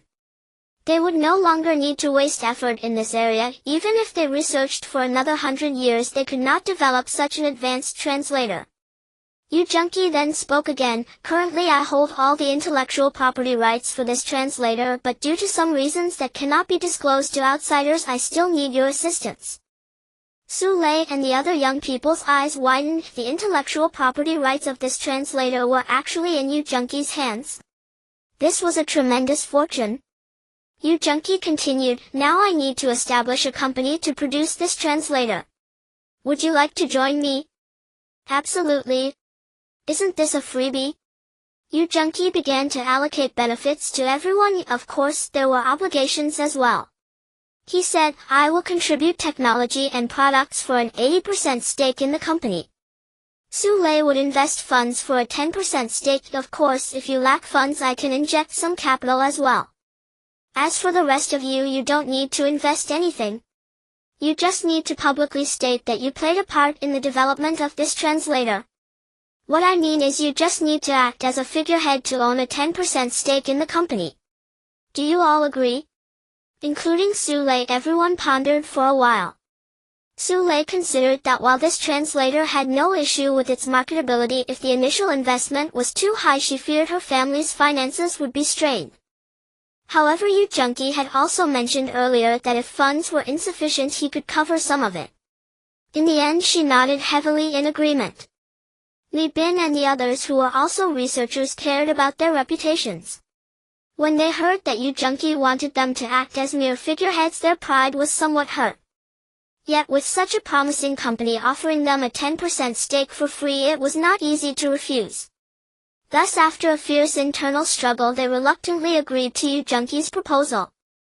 Yu Junkie would not give away shares for no reason. There will be various products to come out in the future, and without a research and development team, the sources of these products will become problematic. Having Li Bin and others as mere decorations greatly reduces the troubles in this regard. Su Lei invested to establish the company, yet he only gave her 10% of the shares, which is actually not insignificant. With the continuous emergence of subsequent products, the future development of this company will surely be rapid. Once it becomes a global multinational group, the funds represented by this 10% share will become an astronomical figure. As the meeting was about to conclude, Yu Junkie emphasized to several individuals that the company values confidentiality above all else. Anyone who leaks information will bear the consequences. On the way back, Yu Junkie mentioned to Su Lei in the car, the translator is just one of the many advanced products I have. Once the company is up and running and the factory is built, there will be even more subsequent products. Because of Yu Junkie's earlier remarks, Su Lei found it inappropriate to inquire further about the sources of these products. However, she became even more determined to collaborate with Yu Junkie. Not to mention the subsequent products, just this translator alone had already left her in awe. At the entrance of the community, Yu Junkie got out of the car and headed home. Su Lei watched him enter the community before she drove away. Upon returning home, Yu Junkie practiced magic for 2 hours as usual. The next day he went out with a wider variety of merchandise, adding inexpensive trinkets like lighters and small alarm clocks. After meditating and cultivating at home for a day, he carried these goods and half a box of gold coins through the time-space gate into the Tianyuan continent and arrived at Princess Town. Wayne Adams and a few others who were already closing up and preparing to sleep were surprised to see Yu Junkie bringing in so many goods, and they began to ask him about how to use this and how to play with that. The method of igniting fire in the Tianyuan continent was still the old-fashioned flint and tinder.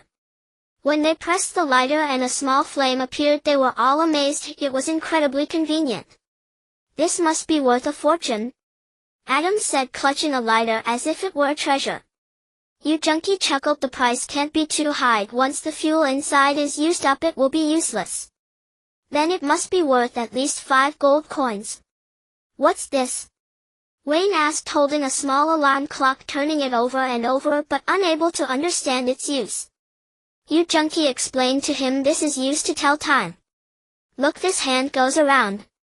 After listening to Yu Junkie's explanation, Wayne was overjoyed. With this, even on cloudy days he could tell the time, and he could set it to ring in the morning so he would never be late again. "This is worth at least 10 gold coins." Since coming to the Tianyuan continent, Yu Junkie had hardly used any silver coins, let alone copper coins. Not just him, even Wayne and the others who used to frequently rely on silver and copper coins were now flaunting their wealth, going out with bags full of shiny gold coins, which would have been unimaginable before. "Where's Willier?" Yu Junkie asked. Wayne replied discontentedly, "He hides at home every day studying magic and rarely goes to the house being built outside the town. It's really frustrating. Go and bring him over now." Willier's home is not far from Adams and Green's, and soon Willier came over with Wayne. "Teacher, my magic has progressed rapidly these days. I might soon be promoted to an official magician," Willier excitedly said upon meeting. Yu Junkie smiled and asked, "Do you still have enough meditation crystals?" Yes. I've only used 2 in the past few days, and I still have 3 left." Willier was quite content. Yu Junkie encouraged him, "You need to speed up a bit. When practicing magic, you can use 2 meditation crystals at the same time." "Really? Teacher, that's wonderful." Willier, who had been living a poor life, immediately became overjoyed. Using 2 meditation crystals at once would significantly increase his magical power growth. Yu Junkie changed the subject. "However, this means that the meditation crystals may not be enough. How about this? Tomorrow bring 2,000 gold coins and go to Teeling City to buy a batch of magical power crystals and meditation crystals." "Okay, teacher. I'll prepare right away." The casual spending of 2,000 gold coins left Wayne and the others in astonishment. It truly was spending like water. Finally, Yu Junkie gifted a beautiful music box to Wire and demonstrated how to play with it. The music box was spherical on top with a base below, and it was exquisitely crafted. After pressing the switch, the upper sphere would split in 2, revealing 2 adorable little boys and girls holding hands and starting to dance. So beautiful. These children are so cute. The music is wonderful as well, so delightful. Wire held the music box, unable to let it go. Wayne looked at the 2 of them, proudly nodding towards Adams and Green as if to say, "Look. His gift to Wire is the most beautiful." Green promptly flattered him, "This little gadget is truly amazing.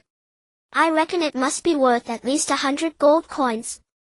Adams, with thicker skin, immediately retorted, 100 gold coins?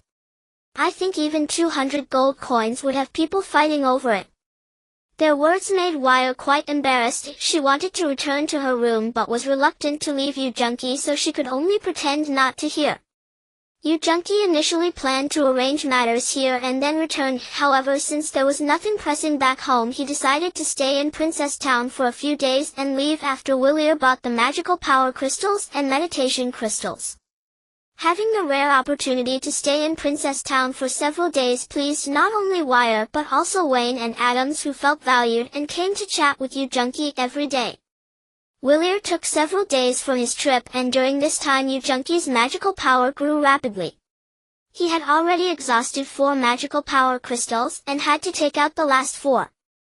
Before becoming a magic apprentice, his consumption rate of magical power crystals was astonishing. Even those with substantial wealth would likely not dare to waste them so. Willier returned from Teeling Town with 15 magical power crystals and over 40 meditation crystals, and with the 2,000 gold coins he only bought back a bag of stones. Yu Junkie gave Willier another 7 or 8 meditation crystals and said to him, "From now on feel free to use the meditation crystals while following me. I just hope you can become an official magician soon and I will be content." Willier was moved to tears. What kind of good fortune had he encountered to meet such a generous teacher? Once Yu Junkie had acquired the items, he immediately returned home. After making some preparations, he once again entered the M11 planet. Perhaps due to not having gained much benefit in his previous 2 visits, Yu Junkie did not encounter Tai Long upon entering this time. However, it mattered little. He wandered freely around the city enjoying his own company. The population density in the city of Bird Valley is quite high, and with many tourists the entire city tends to feel crowded. Nevertheless, there were not many pedestrians on the streets. This was partly because most people's means of transportation were small flying vehicles and airships, and partly because more people congregated in various consumer venues. With the help of a translator, Yu Junkie could recognize which places were shopping malls, which were amusement areas, and which were establishments offering luxurious services. Now was not the time for enjoyment. After strolling for a while, Yu Junkie directly entered a small shopping mall. The reason he chose this small mall was that he saw it was named Smart Robot Center. He wondered, I wonder how advanced the robots here are in terms of intelligence. Other large malls typically occupy more than 10 floors, while this one only had 3. The first floor was a shopping area, while the upper floors were dedicated to physical items, also serving as exhibition halls and warehouses. Generally, people complete their shopping on the first floor, with only a few feeling bored enough to go to the physical areas to see actual products. Yu Junkie belonged to that bored group. After getting a brief understanding of the mall's situation on the first floor, he took the elevator to the second and third floors to admire the robots on display. "Yes, cousin, I observed the energy concentration in the air, and this planet has definitely never been mined. This means you are the first discoverer, and you have the exclusive opportunity to extract it." Kinds of people. However, these people were all frozen in place, completely motionless, each resembling a wax figure. "They look incredibly lifelike," Yu Junkie exclaimed in admiration. These robots appeared indistinguishable from real humans at first glance. They did not look like robots at all. Like most men, Yu Junkie's gaze constantly lingered on the female-shaped robots. These young female robots were each stunningly beautiful. Though their hair and eye colors varied and their facial features hinted at exotic styles, they were all remarkably attractive. Their figures were also well proportioned with alluring curves. Their skin was impeccable white as snow or glossy black, but all were smooth and delicate. Seeing no one around, Yu Junkie stealthily pinched the face of one female robot, only to find that her skin was as smooth and soft as a real person's. Gazing at the robot's impressive bosom, Yu Junkie, feeling like a thief, glanced around to ensure no one else was present before he sneakily touched her chest. Yu Junkie was resolute in his decision. He certainly wasn't planning to buy it as a mere inflatable toy. He had grander uses in mind. He had already observed. Yu Junkie was resolute in his decision. He certainly wasn't planning to buy it as a mere inflatable toy. He had grander uses in mind. He had already observed below that these robots were all quite practical. After returning to the first floor via the elevator, he was about to place an order at the shopping screen when he heard someone call him. Turning around, he found it was Tai Long. Tai Long wore a mischievous grin as he looked at him, making Yu Junkie feel uneasy. "What's with that expression?" Yu Junkie asked, puzzled. Tai Long pointed his chin, indicating he should look in a certain direction. When Yu Junkie glanced over, he saw a large screen displaying exactly the scene from the third floor where he had just been. Yu Junkie was taken aback. It couldn't be that. Tai Long chuckled. Were you satisfied with what you were choosing just now? Yu Junkie immediately felt embarrassed. What is going on? I came to find you and noticed you on the third floor, so I pulled up the video feed from there just in time to see you. Yu Junkie's face flushed. That damned Tai Long had made him look foolish. His earlier lewd demeanor on the upper floor was now being broadcasted in front of so many people on the first floor. Haha. Look at you, it's nothing to be embarrassed about. Even if you were undressed, no one would care if you did that. Tai Long had not expected Yu Junkie to be so conservative in this regard. Yu Junkie then realized this was not Earth. This place was extremely open-minded regarding sexuality. Are you planning to buy a robot this time? However, these robots can be quite expensive. Tai Long glanced at the box in Yu Junkie's hands. Yu Junkie opened the box and took out more than 20 meditation crystals. He had come prepared. Tai Long's eyes lit up at once. He would be able to earn a commission again. In fact, as a guide, they generally only earn money from the same person once, and people like Yu Junkie were rare. He could actually earn money from him several times. However, the amounts earned were not significant. Yu Junkie approached a screen to start examining the classifications and prices of the robots. Based on their purposes, robots are roughly categorized into work robots, protection robots, pleasure robots, companion robots, and so on.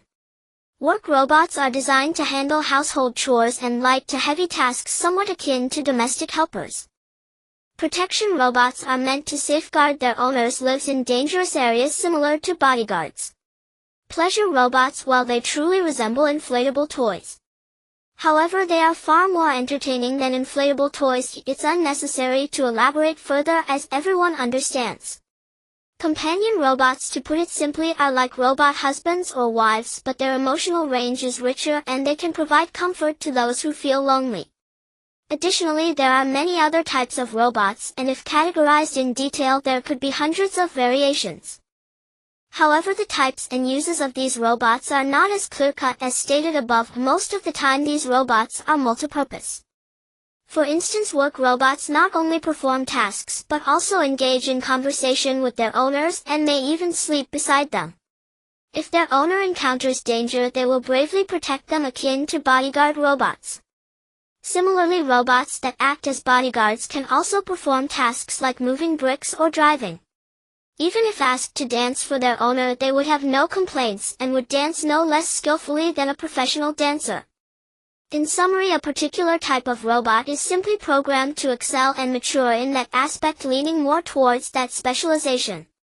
This is somewhat akin to a person whose specialty is moving bricks. They also know how to cook, drive, and even have children, but they are just faster and more professional at moving bricks. Yu Junkie's goal was to acquire a protective robot, specifically a bodyguard robot. Such machines boasted superior defense and formidable offensive capabilities, making them ideal for his current situation. These robots were quite expensive, costing a full 2,000 crystal coins. Fortunately, Yu Junkie had brought enough meditation crystals to afford one. He exchanged all 20+ meditation crystals for crystal coins and placed an order for a protective robot. The robot was naturally in a female form. She possessed a beautiful face, flowing black hair, a height of 1.75 m, and a perfectly proportioned figure that suited Yu Junkie's aesthetic tastes. Afterwards, the store included 10 crystal coins worth of stored energy and a set of clothes. Then the robot stepped forward to stand before Yu Junkie. Greetings, master. Please bestow a name upon me. The female robot articulated clearly, her voice crisp and melodious. After a moment's thought, Yu Junkie said, "You shall be called Lily. Also from now on, do not call me master. Call me..." He hesitated over the title. Boss. That sounded too vulgar. Chief. That didn't sound good either. Finally, Yu Junkie declared, "For now, just call me cousin." Very well, cousin. Thank you, cousin, for giving me a name. Lily said, bowing her head slightly. A thought struck Yu Junkie. Lily, are you absolutely obedient or rather loyal to me? Lily answered without hesitation, "Cousin, I am your right hand. Whatever you command I shall never refuse." "Good, that's settled then. Stay by my side from now on." Yu Junki felt a surge of elation. He now had his own personal assistant. Tyrone, standing nearby, spoke up, "These robots have very delicate bodies. Don't you want to buy her a couple of outfits?" Yu Junki frowned. Delicate? No way. The last thing he wanted was a burden. Lily immediately retorted, "Cousin, he is lying. My body structure is extremely robust. Even under heavy fire I retain my combat capabilities." Tyrone chuckled, "That's what they say, but if that soft skin and muscle tissue gets damaged, repairs are costly."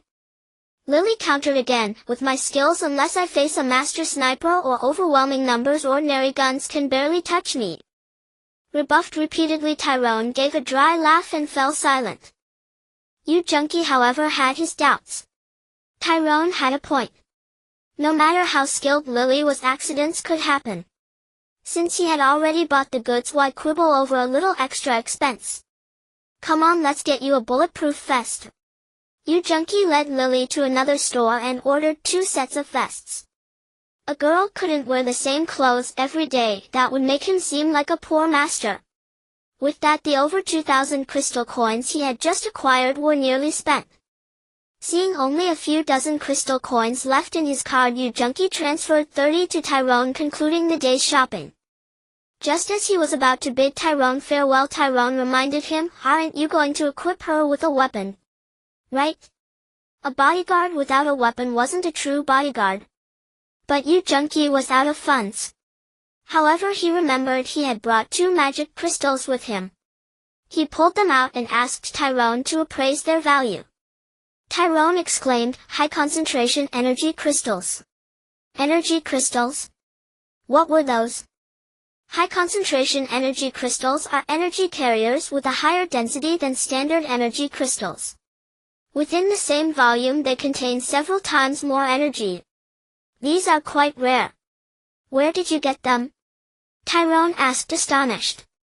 Yu Junki couldn't reveal that. He asked, "So can these be exchanged for crystal coins too?" "Of course. And the price is very good." Yu Junki immediately placed the 2 magic crystals, now called high concentration energy crystals, into the trading system for scanning. The scan showed that 1 magic crystal could be exchanged for over 700 energy crystals and the other for 800, totaling over 1,500 crystal coins. When he had bought these 2 magic crystals in Willier, each had cost only 500 or 600 gold coins. This meant exchanging magic crystals was far more profitable than meditation crystals. 1 gold coin could yield over 1 energy crystal. Yu Junki's mood soared.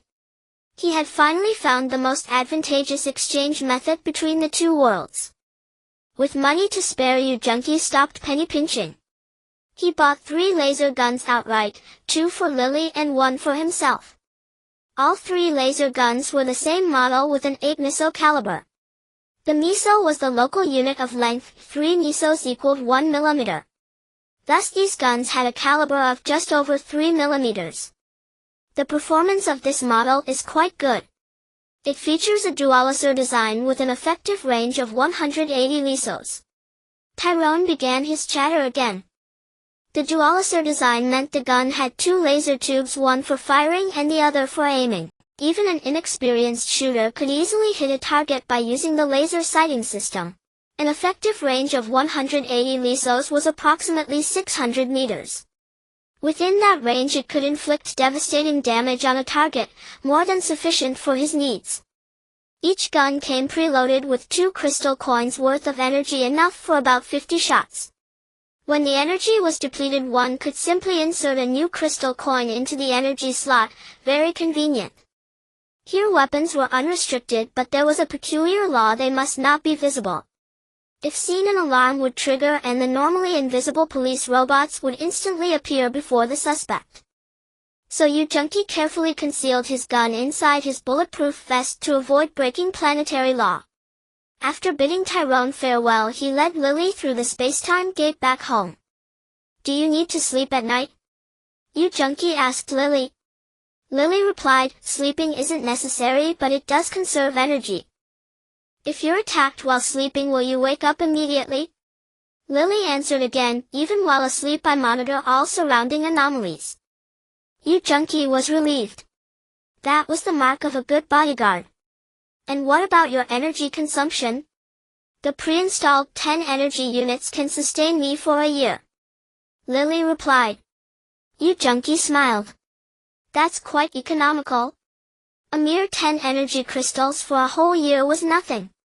He surveyed his unkempt room and assigned Lily, clean my entire room. Lily immediately set to work grabbing a cloth and mop to swiftly tidy up every room. Excellent. Truly excellent. This robot was a great buy. Yu Junqi nodded repeatedly in satisfaction. Although Lily was not a work robot, her efficiency far surpassed that of an hourly worker or a nanny. The rooms she cleaned were not only spotless and tidy, but she also organized everything in each room, leaving all in perfect order. If you want to follow me, you must learn our language. How is your language learning ability?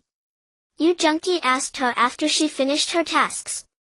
Lily replied, I learn languages very quickly, rest assured cousin. Yu Junqi pondered for a moment, then turned on the computer and began teaching her Chinese. To his surprise, after he read only a short passage to her, Lily started learning on her own. She flipped through pages one by one, and within just half an hour she began browsing foreign websites. After a little over 2 hours, Lily reported to him, cousin, besides Chinese I have also learned English, French, German, Japanese, and Russian, as I found these languages to be widely used. Yu Junqi's jaw dropped. Such an astonishing learning speed? Well, alright then. Let's go out and do some shopping. Yu Junqi took her out to go shopping. With such a foreign girl by his side, he garnered several times more glances from passers-by. Of course, Lily was the center of attention while he became the supporting character. Lily found this noisy world utterly unfamiliar. Her mainframe's stored data contained no records of such a backward planet. Walking down street after street, Yu Junqi bought 2 large boxes of various goods. Lily pulled one box with each hand and carried another large box with ease, showing no strain. Yu Junqi walked with empty hands, feeling incredibly carefree. People on the street watched them and cast contemptuous glances at Yu Junqi. This fellow actually made a delicate foreign girl carry the boxes. What a fool who didn't know how to cherish a beauty. When they reached the entrance of the residential area, Yu Junqi immediately spotted Yang Jun's Magotan. Yang Jun held his phone and shook it at Yu Junqi. Why is your phone off? Yu Junqi felt a bit annoyed and said, I'm not a busy boss who deals with a million things daily. Is it necessary to keep it on all the time? Yang Jun looked at Lily beside Yu Junqi and asked in confusion, are you two together? Who is this? Yu Junqi introduced her. This is Miss Lily from France, my cousin. And this is Yang Jun, my classmate. Yang Jun was even more bewildered. What?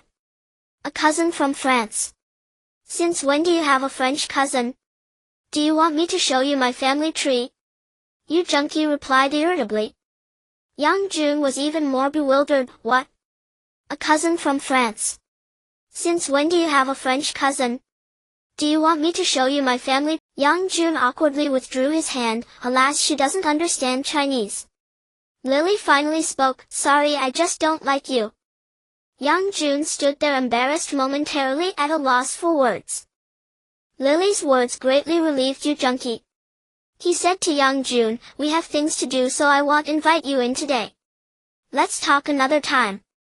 Watching Yu Junqi and Lily leave, Yang Jun gritted his teeth, took out his phone and dialed a number. Su Lei? It's Yang Jun. I just ran into Junqi on the street. He had a very beautiful foreign girl with him and they seemed quite close. Su Lei's voice on the phone was calm. Yang Jun, why are you telling me this? What does it have to do with me if he's with a foreign girl? Yang Jun felt a bit awkward. Yeah, nothing really. I was just mentioning it casually, just a casual remark. After hanging up, Su Lei was silent for a long time.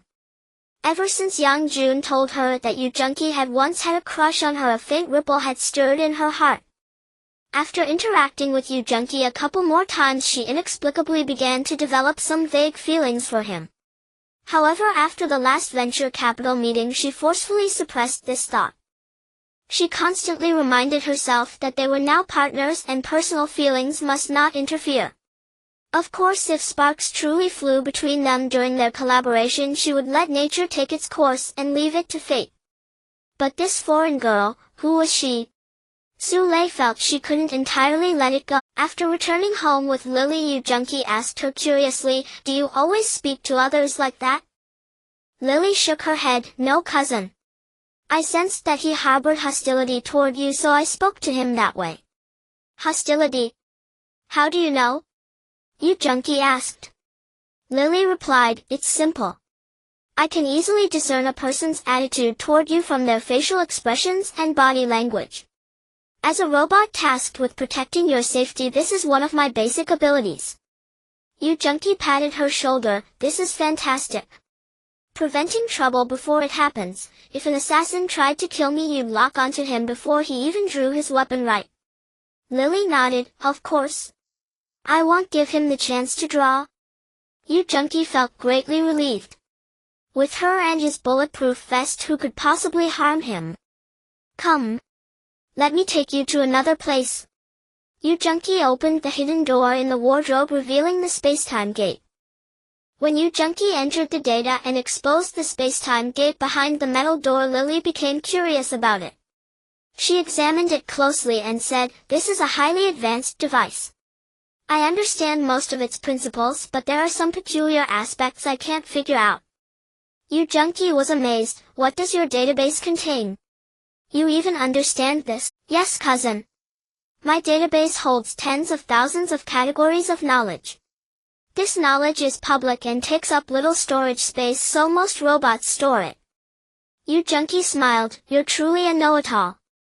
From now on, I'll just ask you about anything I don't understand."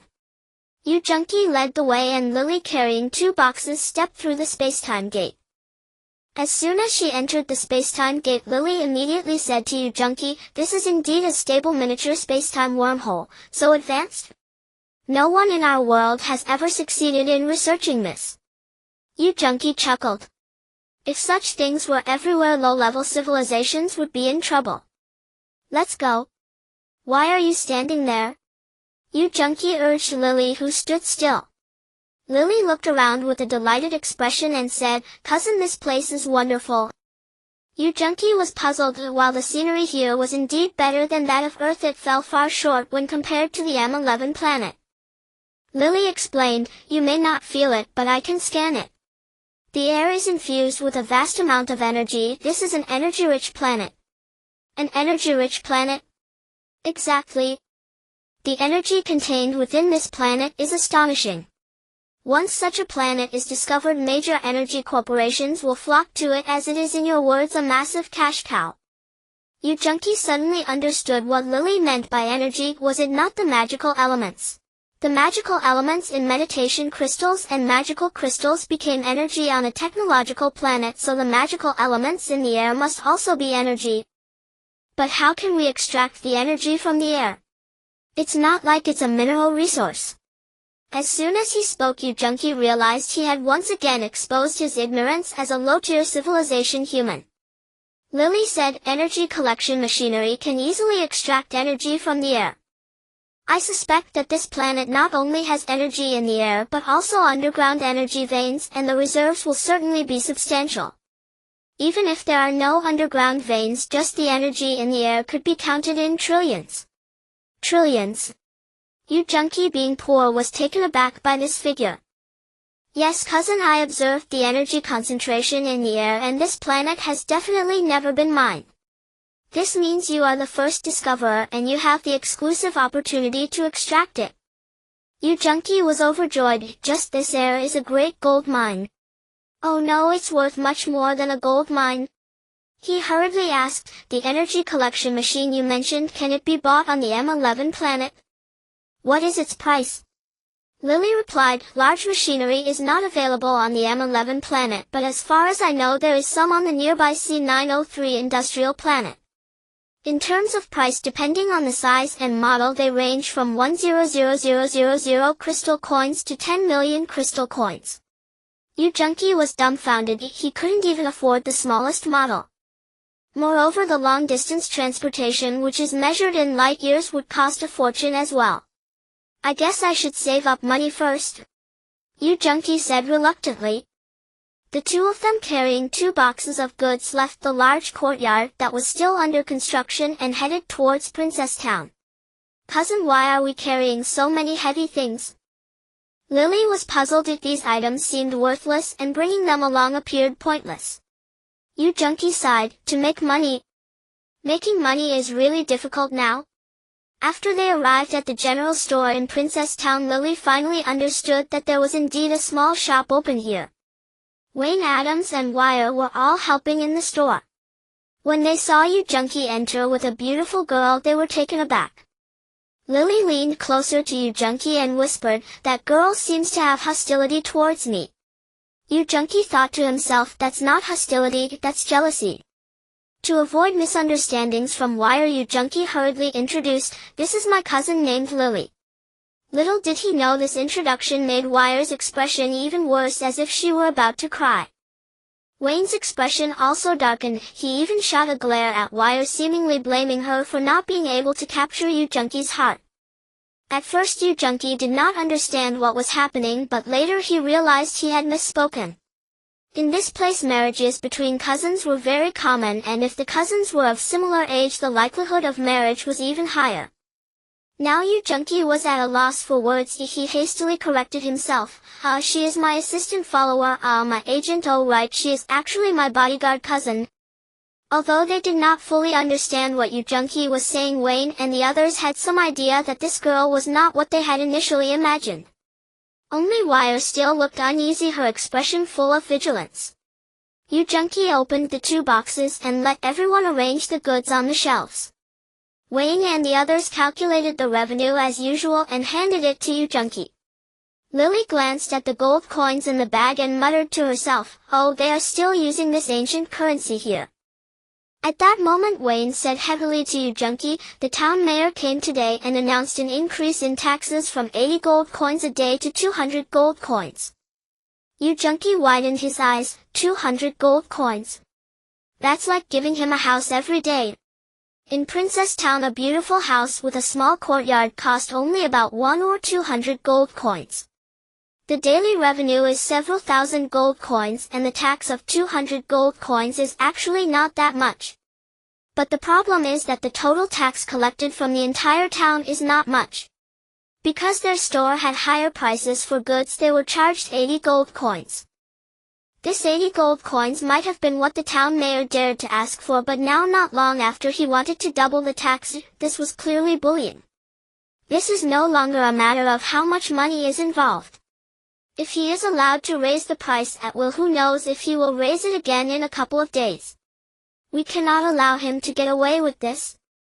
Adams provided Junkie with another piece of information. These days I've noticed that the mayor's steward has been wandering around the construction site outside the town every day.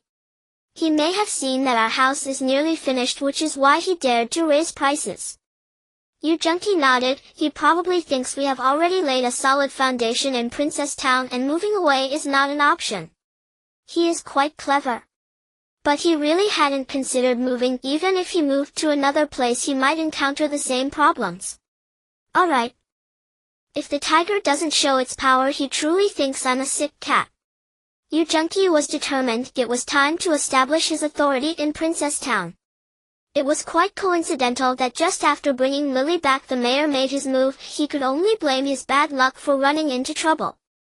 In fact, even without Lily, as long as he had a weapon and a bulletproof vest in a small princess town, who could do anything to him? Junkie suddenly remembered Willier, and now was the time for his identity as a magic apprentice to come into play, wasn't it? Where is Willier? Adams replied, he went to reason with the mayor. It's been a while, so he should be back soon. Junkie nodded. I feel reassured knowing he is doing that.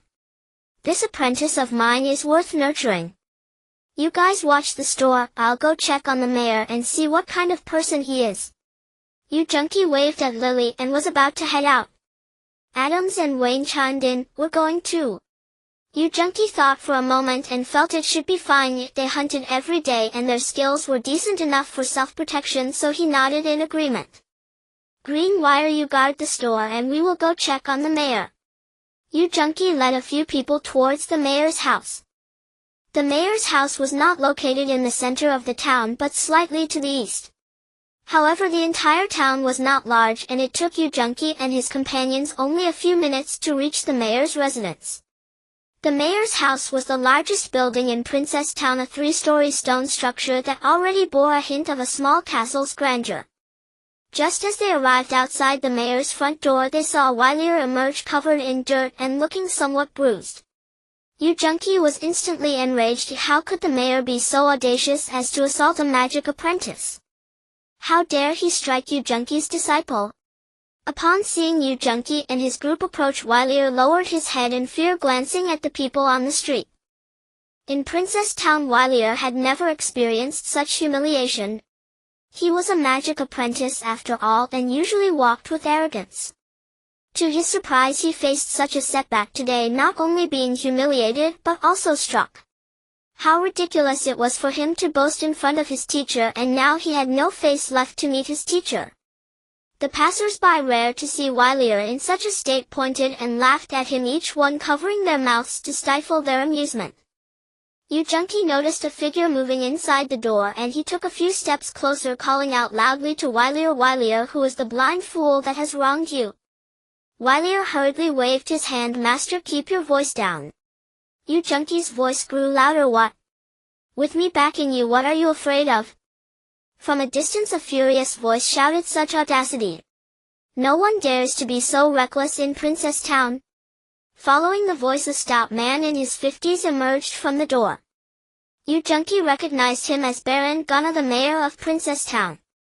Although Yu Junki had not directly confronted him before, he had encountered him on the street where he appeared quite amiable. "Did you strike Wylier?" Yu Junki pointed from a distance. The crowd gasped in surprise at Yu Junki's blatant disrespect towards the mayor. Baron Gunna snorted coldly. "To be disrespectful to this mayor, I naturally must teach him a lesson." Yu Junki laughed heartily. "That is precisely what I wanted to say. If you dare to hit my disciple, I will certainly demand satisfaction." Baron Gunna shot Yu Junki a sidelong glance, his eyes glinting with cold malice. "What do you want from—" Baron Gunna was already wary of the mysteriously unique young man who had recently arrived in town. Upon learning that the only magic apprentice Wylier had become his disciple, he felt considerable unease and even sent someone to observe Yu Junki. However, he later discovered that the youth bore no signs of nobility or a mage's mark, leading him to conclude that this was merely a bluffing, unskilled outsider not worth worrying about. Baron Gunna aimed to intimidate the other party with his title, hoping to make them retreat so he could continue collecting hefty taxes. Little did he know Yu Junki regarded him with disdain. A baron? Just a fallen noble in this land where nobility was as common as dirt. What was there to boast about? He glanced at Lily beside him only to find her expression blank, as if all of this had nothing to do with her. This robot wouldn't have some law or principle, would she? If she refuses to attack humans, then things might not end well today, Yu Junki thought anxiously. "Lily, I have a proposition for you. Look at that fat man over there, he hit my person. Should we retaliate?" Lily directly asked, "Cousin, do you want me to teach him a lesson?" Yu Junki chuckled. "Well, to be honest, I am still a kind-hearted person, deep down full of love." Lily, with her high level of intelligence, immediately understood what Yu Junki was implying and interrupted. "Just give me the orders. I will do whatever you say, but I must clarify first, I do not kill." "Why would I send you to kill? You just need to break one of his arms or something. We cannot kill." While he was speaking, Lily had already shot towards Baron Gunna like an arrow, her body agile and swift, and in the blink of an eye she was before him. Baron Gunna, having noticed Yu Junki's prolonged silence, thought they were too frightened to leave. Unexpectedly, the beautiful woman beside him suddenly lunged at him like a leopard. Baron Gunna was alarmed. This girl was incredibly quick. He hurriedly sunk his arms and transformed his palms into fists, launching 2 punches at the incoming Lily. As the mayor of Princess Town, Baron Gunnar was not a weakling, he was a mid-level warrior with formidable skills. Even when facing a low-level mage he showed no fear. These two punches were powerful, carrying a hint of wind and thunder, and the sound of air being torn echoed as they struck towards Lily. Ah! Yu Junqi heard a scream beside him. Turning to discover it was Wire, who had joined them unbeknownst to him. Facing the two heavy punches, Lily did not dodge or evade. Instead she raised her palm high, then struck down like a sharp blade. Bang! Clap! Crack! Baron Ganna's powerful punches landed heavily on Lily, and almost simultaneously Lily's palm knife struck Baron Ganna's arm. Despite being hit by two heavy punches, Lily's figure only swayed slightly. In contrast, Baron Gunnar let out a shriek, clutching his right arm with his left hand, his face contorted in pain. His right arm hung at an odd angle, and it was clear to anyone that the bones in his arm had completely shattered. In just one exchange, the victor and vanquished were immediately apparent. Oh! My heavens! The crowd erupted in exclamations of shock. Baron Gunnar, the most powerful figure in Princess Town, was unexpectedly severely injured by a seemingly frail girl. Who was this girl? The onlookers gazed in astonishment as Lily returned to Yu Junqi's side, appearing completely unharmed despite having taken two heavy punches. Was her body made of iron? Everyone in Princess Town knew of Baron Ganna's prowess. He had once killed a galloping stallion with a single punch and had even punched through stone walls. Yet those two punches had failed to injure this girl at all. What was her true identity? Wylier and Vane were also stunned. How could this beautiful woman be so powerful? Wire looked at Lily with a fearful gaze, worried that just a finger from her could knock her down. Lily pointed a finger at Yu Junqi. One arm?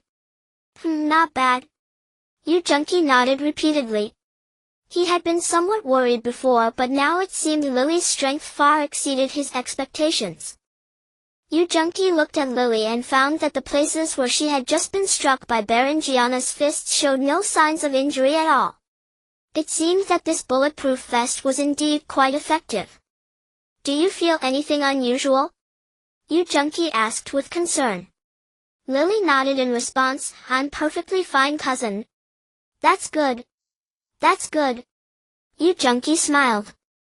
The bulletproof vests they were wearing had an extraordinary feature. When a specific point was struck with great force, the built-in data chain of the vest would absorb the external force and evenly distribute it across a larger area, thereby minimizing the damage to the greatest extent. This outfit was worth the purchase. Yu Junqi patted his bulletproof vest. While Yu Junqi and his companions had emerged victorious, there was no joy on the faces of Wylier and his group. Even the onlookers nearby cast sympathetic glances at them. Daring to cripple the arm of the town head Baron Gianna, these people were truly reckless. Baron Gianna could serve as the town head not only because of his formidable strength as a mid-tier warrior, but also because he was a noble one who could possess private armed forces. At this moment Baron Gianna was in pain from his severed arm, but his heart ached even more. Just a moment ago he was unexpectedly ambushed by a woman, and before he could gather his thoughts his arm was broken. He could only blame himself for being too careless and underestimating his opponent's capabilities. Suppressing the excruciating pain, Baron Gianna let out a fierce roar, and a chorus of shouts echoed from the courtyard as more than 10 warriors surged out from within. Each of these warriors wore bronze helmets and iron armor, wielding broad shields in their left hands and large swords in their right, standing in a row before Baron Gianna. These were all true warriors, each possessing the strength of low-tier warriors. They were the elite soldiers that Baron Gianna had heavily invested in, each capable of taking on 10 opponents. Kill them! Baron Gianna roared angrily. The 10 or so warriors immediately marched toward Yu Junqi and his group with synchronized steps. Their eyes emitted a cold glint, and the sound of their iron armor clashing along with the dust raised by their boots striking the ground instilled a sense of despairing, murderous intent.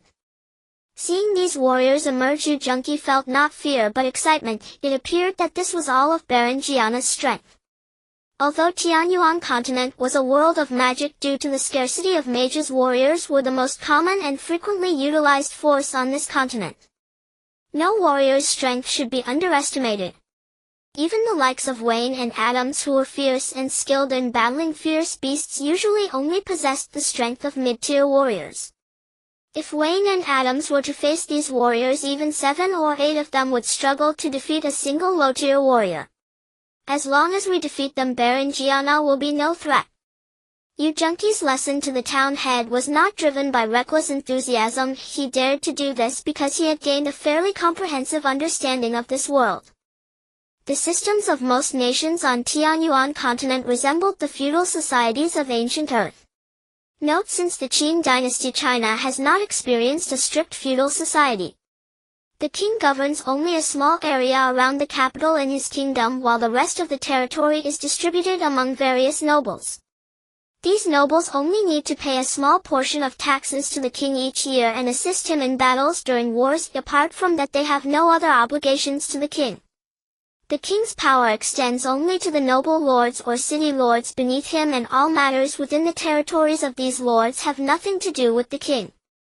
The king can merely mediate various disputes between the nobles or city lords. He does not even have the power to order a ceasefire. The conflicts and wars among noble lords or city lords resemble nations within a nation constantly arising due to various interests. This is different from an imperial society where the emperor's power reaches from the capital to the provinces, prefectures, counties, and even every small village, managing everything directly. He possesses the authority to appoint and dismiss all officials and controls the lives and deaths of all subjects. Yu Junqi's lack of fear towards Berengiana stems from this.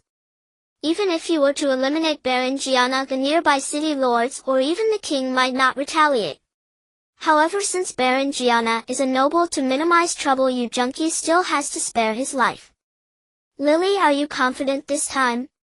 Yu Junqi pointed at the menacing armored warriors across from them.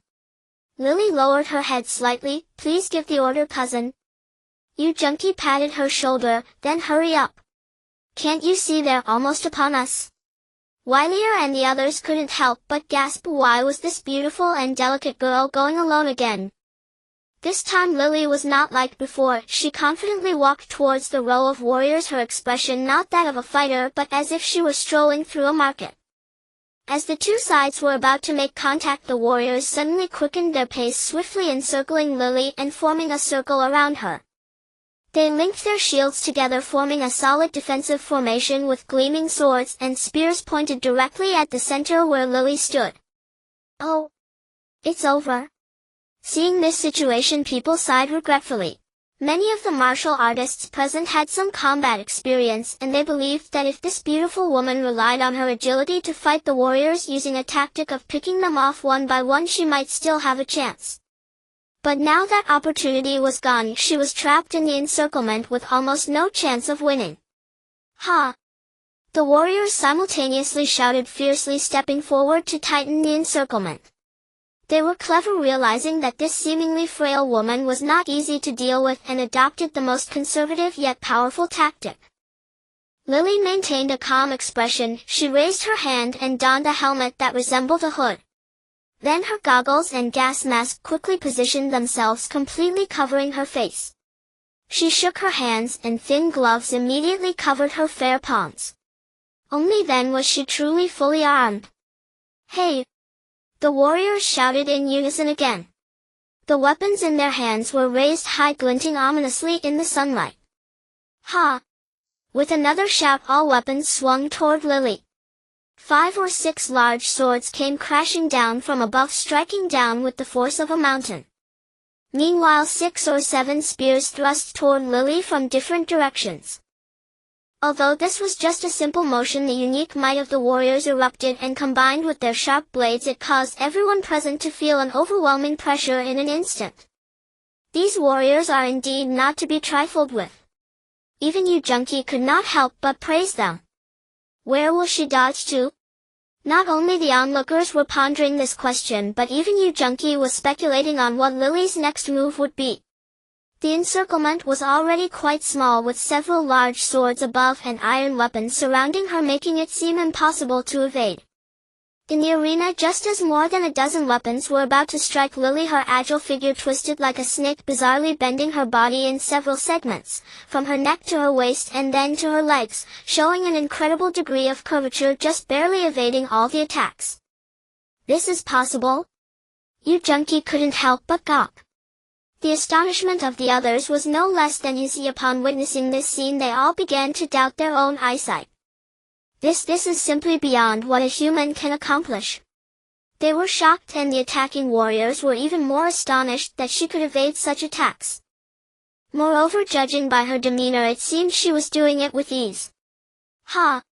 In their shame and anger, the warriors launched another attack, but this time it was not as coordinated as before and appeared chaotic. However, although their subsequent attacks lacked the momentum of the first, the difficulty for Lily to evade had increased. Her figure changed amidst the forest of blades, moving short distances. Her whole body was in motion like a small boat amidst raging waves, appearing extraordinarily perilous. Her feet danced nimbly, her arms swung up and down, and her body swayed left and right. As they watched, people began to perceive an infinite beauty in her evasive movements. Wow! You're even dancing? Yu Junki found it a bit amusing. The current Lily was completely like a frenzied dancer in a ballroom. Onlookers felt that the posture of this woman was beautiful and graceful, but the attacking warriors were in utter dismay. At first they thought that this woman could not escape death no matter how agile her body was. Under their siege, she was merely struggling to survive. Yet after multiple attacks, they discovered that her figure was as elusive as a ghost, and no matter how they attacked, they could not even graze her clothing. Gradually, sweat began to bead on the warriors' foreheads. They were not fatigued, but rather cold sweat from fear and shock. Was this woman even human? Nearby, Baron Gonal was watching in horror. This woman's strength far exceeded his expectations, and it seemed that he would have a hard time getting out of this situation. Yu Junki watched for a while, feeling bored, and shouted to Lily, "Isn't it time to end the performance? Quickly finish and go home for dinner." Hearing his shout, everyone couldn't help but laugh. What seemed like a cruel and perilous battle had taken on a touch of absurdity. Baron Gunna felt a pang in his heart, almost spitting out a mouthful of old blood. This is a blatant humiliation. Yu Junki's words implied that defeating him would be as easy as defeating a straw chicken. He completely disregarded him as a baron. At this moment, the battle situation suddenly changed. Lily suddenly straightened her body, her arms darting out like lightning, and with a sound like shattered jade, many objects were seen being thrown out from the combat area. Broken blades, half handles, and various items were chaotically thrown outside the circle. This is... Once again, people were dumbfounded. Amidst the chaotic formation, to evade while also disarming opponents with bare hands, what kind of strength is this? This delicate beauty, is her strength forged of iron? Even if it were forged of iron, it would be hard to achieve such a feat. Most of the warriors lost their weapons, and in their panic the formation became somewhat disordered. Lily let out a delicate shout again, suddenly leaping up, her beautiful legs kicking in succession, forcefully colliding against each shield. The warriors struck by her kicks felt as if they had been hit by a boulder, their arms tingling and their shields nearly slipped from their hands. Like a butterfly, Lily's figure flitted gracefully, and in no time she had kicked out over 10 kicks, circling around the shield formation in a short span. At this moment, looking at these warriors, each of their faces turned pale, swaying unsteadily. Without weapons and reeling from the blows they had just received, their fighting spirit had long evaporated, leaving only fear. "Break for me!" Lily yelled again, repeating her actions, launching another round of kicking at the shields in the hands of the warriors. Bang, bang, bang. With a series of dull thuds, over a dozen warriors were kicked away like sacks of cloth, crashing heavily to the ground. This was truly a scene of abandonment. Helmets, shields, and broken weapons covered the ground. The warriors were in a worse state, lying on the ground moaning, many of them spitting blood, clearly suffering serious internal injuries. Even if they healed in the future, their strength would likely be greatly diminished. Heavens! This is unbelievable. With one person's strength she defeated all of Baron Ganna's armed forces. How did she do it? People exclaimed in awe, their gazes toward Lily filled with reverence. Meanwhile Baron Gana's face turned ashen, his gaze vacant as if he had completely forgotten the pain in his body. In the crowd someone sighed, "It's over. Baron Gana is completely finished this time. From now on the Princess Town will belong to this outsider." Some people grew increasingly interested in Yu Junki. Do you think he might be stronger than this girl? After all, he is the teacher of Wire. People were discussing animatedly, unsure of what the changed Princess Town would become. This outcome is truly unexpected. Wire thought there might be a great disaster today, yet it ended in such a manner. He looked at Lily, who walked over lightly, truly unable to discern whether she was a devil or an angel. When Wire saw Lily approaching, she quietly hid behind Yu Junki. This girl was too terrifying. Yu Junki rarely held Lily's hand, saying, "Well done. I'm very pleased. This is what I should do." Lily still wore a calm demeanor. Yu Junki turned back and took a deep look at Baron Gana in the distance, then said to everyone, "Let's go home for dinner." Wen and Adams finally snapped out of their shock, feeling even more reverence for Yu Junki. If even the girl beside him possessed such formidable strength, one could only imagine what terrifying level of power he himself had reached. The group, under the fearful gazes of the townspeople, returned leisurely to the general store. As a few people entered the shop, Grian noticed the injury on Warrior's face and asked worriedly, "What happened?" "Haha." Adams immediately burst into hearty laughter and recounted the battle between Lily and the mayor in detail. Adams had a knack for storytelling. Under his vivid and embellished description, Lily transformed into an unstoppable war goddess.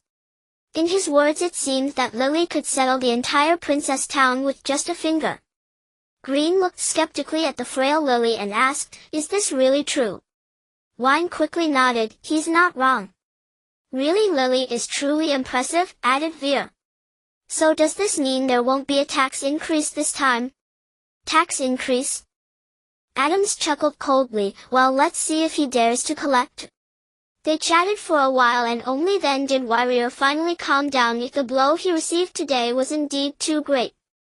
If it weren't for Yu Junki standing up for him, he might have fallen into a slump which would even affect his advancement in magic studies. At that moment Warrior asked Yu Junki, "Who is this lady?" Yu Junki boasted shamelessly, "She can be considered one of my disciples." Warrior instantly felt the pressure. How could there be such a significant gap between him and her, both being disciples? It seemed he must work hard to catch up, otherwise one day if the teacher took a dislike to him, he might get expelled from the sect. To celebrate their victory, they enjoyed a lavish dinner that evening. During the meal, Yu Junki noticed Lily beside him continuously eating and found it a bit strange. He whispered, "Can you eat?" Lily looked even more puzzled. "Why can't I eat? I have touch, taste, and all the sensations a human should have." "Ah!" Yu Junki exclaimed in surprise. "This robot is too realistic." Suddenly he thought of something and asked Lily with a mischievous grin, "So do you feel that too?" "Feel what?" Lily asked. Yu Junki hesitated, unsure how to explain, and finally said awkwardly, "You know that?" "You know what I mean." Lily shook her head. "I don't understand, please clarify." Forget it. Yu Junki huffed angrily. After a while he couldn't help but ask, "What is your similarity to humans?" Lily answered succinctly, 99. 99. Upon hearing this, Yu Junki exclaimed, "Wow! So you're more normal than a regular person?" Yu Junki suddenly thought of another question and said proudly, "Humph. So do you have feelings?" For a robot this seemed like a fatal. Yu Junki suddenly thought of another question and said proudly, "Humph. So do you have feelings?" For a robot this seemed like a fatal flaw that could never be compensated for. However, Lily's words struck Yu Junki once again. She looked into his eyes and said, "Feelings can be cultivated over time." "Oh, my heavens!" Yu Junki hurriedly shifted his chair to distance himself from her. But at that moment Lily leaned in closer and whispered, "Cousin, remember I possess self-learning abilities, so you need to keep your distance and not act recklessly. Otherwise my role as a bodyguard could change at any moment." Upon hearing this, Yu Junki quickly stood up and shouted, "Hey Uncle Wine, let's switch seats." "Damn it. That annoying girl clearly knew what he was referring to with that unspoken question. She was just pretending to be clueless. She understood everything. In the following days Barangana indeed did not come to the shop to collect taxes. During these days Yu Junki stayed in Princess Town practicing magic every day while also guarding against Barangana's counterattack. Although Barangana's current strength had been severely weakened as a noble, no one knew if he had any backup plans. However, it was calm on Barangana's side. He was recuperating at home and showed no signs of activity. Taking this opportunity, Yu Junki planned to expand the business and add more product varieties, but this required enlarging the shop. Warrior discussed with the stores on both sides to see if they want to sell their shops. We can take over and convert the 2 shops into 5. If they are unwilling, we will double the offer. Remember, we must win people over with virtue. We can't be forceful, you know. Understood, master. Since being humiliated at the mayor's house, Warrior had not only worked harder but had also changed significantly, becoming much more low-key than before. After briefing Warrior, Yu Junki took Lily to get ready to return home if the supplies in the general store needed replenishing.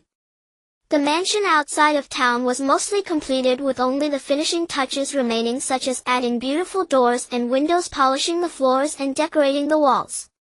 Once this mansion was finished, it would become his base in the early stages of Tianyuan continent. Cousin, this mansion is far from the town. We will need to equip it with security facilities and personnel. Lily reminded.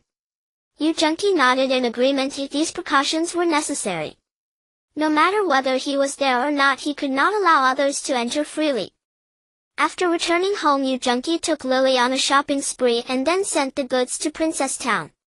That day he suddenly thought of another planet, the place where ancient humans were discovered. At that time he had no means of self-defense and dared not enter easily. Now he had a bulletproof vest and Lily, this powerful bodyguard, so everything was no longer a problem. He searched for the stored coordinates and then took Lily into this prehistoric planet. The time-space gate was located at the foot of a mountain, precisely at the junction of a vast plain and mountains. Standing at the foot of the mountain and gazing at the endless green plain, it felt as if he had returned to Earth millions of years ago. What do you think of this place? Yu Junki asked Lily. Lily stared into the distance, silent for a moment before saying, "You are quite lucky. This is a resource planet." Resource planet? Yu Junki still couldn't understand what a resource planet meant. Just like Earth, which has many minerals, it could indeed be called a resource planet, but at the same time Earth is also highly developed in commerce. So can it be said that Earth is also a commercial planet? Where is the boundary between them? Lily explained, a planet is called a resource planet when the reserves of various minerals exceed a certain scale, or when the reserves of a certain rare mineral are significantly above average. So can Earth be called a resource planet? Yu Junki asked. Lily laughed. Earth is far from being called a resource planet. Human civilization on Earth is just beginning and various resources are nearly depleted. A planet like Earth belongs to the category of severely resource-deficient planets. With Earth as a reference, Yu Junki finally had a basic understanding of what a resource planet is. In other words, the resources on this planet far exceed those of Earth. Yu Junki felt puzzled about something and asked, "How do you know that this planet is rich in minerals?" Lily pointed to the nearby rocks and said, "I just observed many layers of rocks and analyzed their spectra to derive the results." No. Lily pointed to the distant peaks and said, "I have also observed many remote mountains." Yu Junki couldn't help but exclaim, "No." Lily pointed to the distant peaks and said, "I have also observed many remote mountains." Yu Junki couldn't help but exclaim, "You have a good view. Can binoculars be used?" Lily, not being modest, replied, "Of course binoculars can be used. I think I might be better than most binoculars." However, determining geological formations is not just about observation, it requires multi-layered analysis of data. Relying solely on this location may not accurately determine what the entire planet is like. Let's find another place to investigate. Yu Junki felt it necessary to confirm whether this conclusion was correct. They exited the time-space gate and Yu Junkie changed a few numbers in the coordinates. This time the changes were significant, likely moving hundreds or even thousands of kilometers. He himself wasn't sure. Upon re-entering the time-space gate, Yu Junkie felt a gust of cold wind hit him and before his eyes lay a vast snowfield. So cold. It was just spring and now it's suddenly winter. Before Yu Junkie could finish speaking, he sneezed. Cousin, your physical constitution is too poor. Lily shot him a sidelong glance. Yu Junkie snorted, only you have a good constitution. Of course you won't catch a cold. Lily shot him a sidelong glance. Yu Junkie snorted, only you have a good constitution. Of course, then let's find another place. Let's hurry back, it's too cold. Just as the two were about to leave, they heard a series of squeaks nearby. Two peculiar-looking animals climbed up from a ravine, stepping on the thick snow as they approached. Yu Junkie reached for his waist, ready to defend himself. Lily quickly stopped him. Don't panic, they are your kind. Yu Junkie looked closer and indeed found that they were two ancient humans wrapped in animal skins. The two quickly noticed them and showed expressions of panic. The clothing worn by Yu Junkie and Lily appeared even more peculiar in the eyes of these two ancient humans, and Lily's brightly colored outfit stood out starkly against the snow, contrasting sharply with the surroundings. Yu Junkie raised his hand and called out, "Hi! Hello!" The two ancient humans became even more flustered upon hearing his shout. One of them vigorously shook a wooden stick in their hand, seemingly warning Yu Junkie and Lily not to come closer. "Don't be afraid. We mean you no harm," Yu Junkie said as he slowly walked toward them. The two ancient humans grew even more frightened, slowly backing away. Seeing their fear, Yu Junkie shamelessly shouted, "We come in peace." Just as he finished speaking, he suddenly felt his footing give way and his whole body fell down. Damn! I actually fell into a wild man's trap. In that instant, countless thoughts flashed through Yu Junkie's mind. What was in the trap? Long bamboo spikes. Sharpened wooden sticks. Piles of dung. Thinking of the sensation of being pierced by sharp objects in a sensitive area and of having his feet punctured, Yu Junkie's scalp tingled and his whole body tensed. Huh? What is this? Why is it so soft? Looking down, Yu Junkie realized he was tightly hugged by Lily, with his feet still hanging in the air. Not only is Lily strong, but she is also quite soft. Lily dragged Yu Junkie back a couple of steps and set him down, saying, "Why are you so careless?" Yu Junkie felt ashamed. As a person from a higher civilization, it would be truly embarrassing to be captured by two primitive wild men.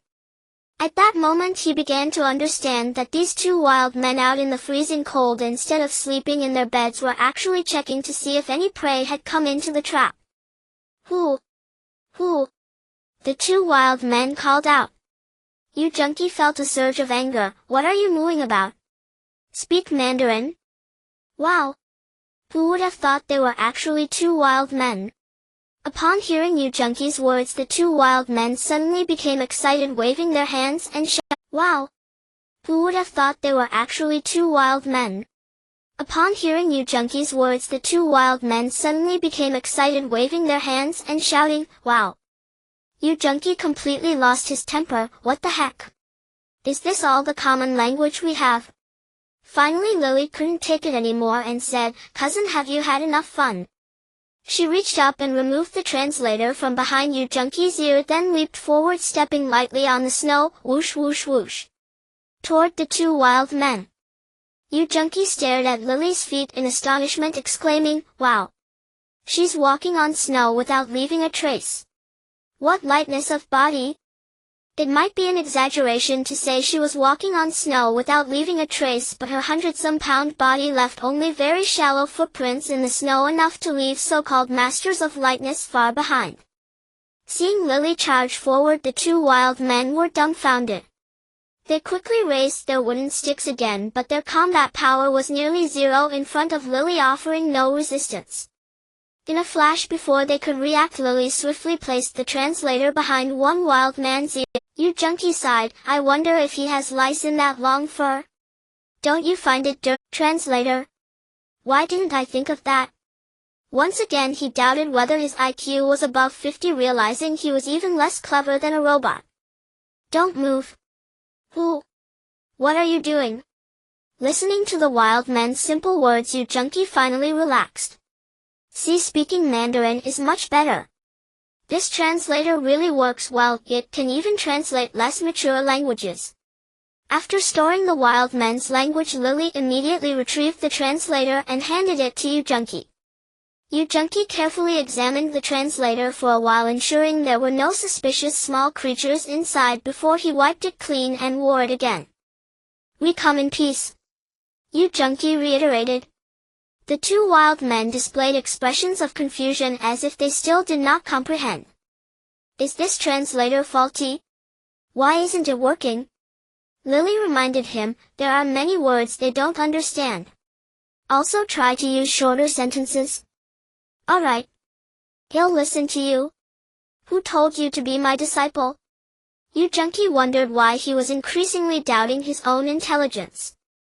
Yu Junqi used simple words to converse with the two wild men for a while. At last their fear faded, they understood that Yu Junqi and Lily were of the same kind, not some demons or monsters. Go. Go, one of the wild men waved to Yu Junqi and Lily, indicating he would go with them. Yu Junqi hesitated for a moment and said, very well, let us go. Follow us and see what they do, they answered. The group walked across the snow for a stretch, and after finding a sheltered spot they saw two crude huts a short distance away.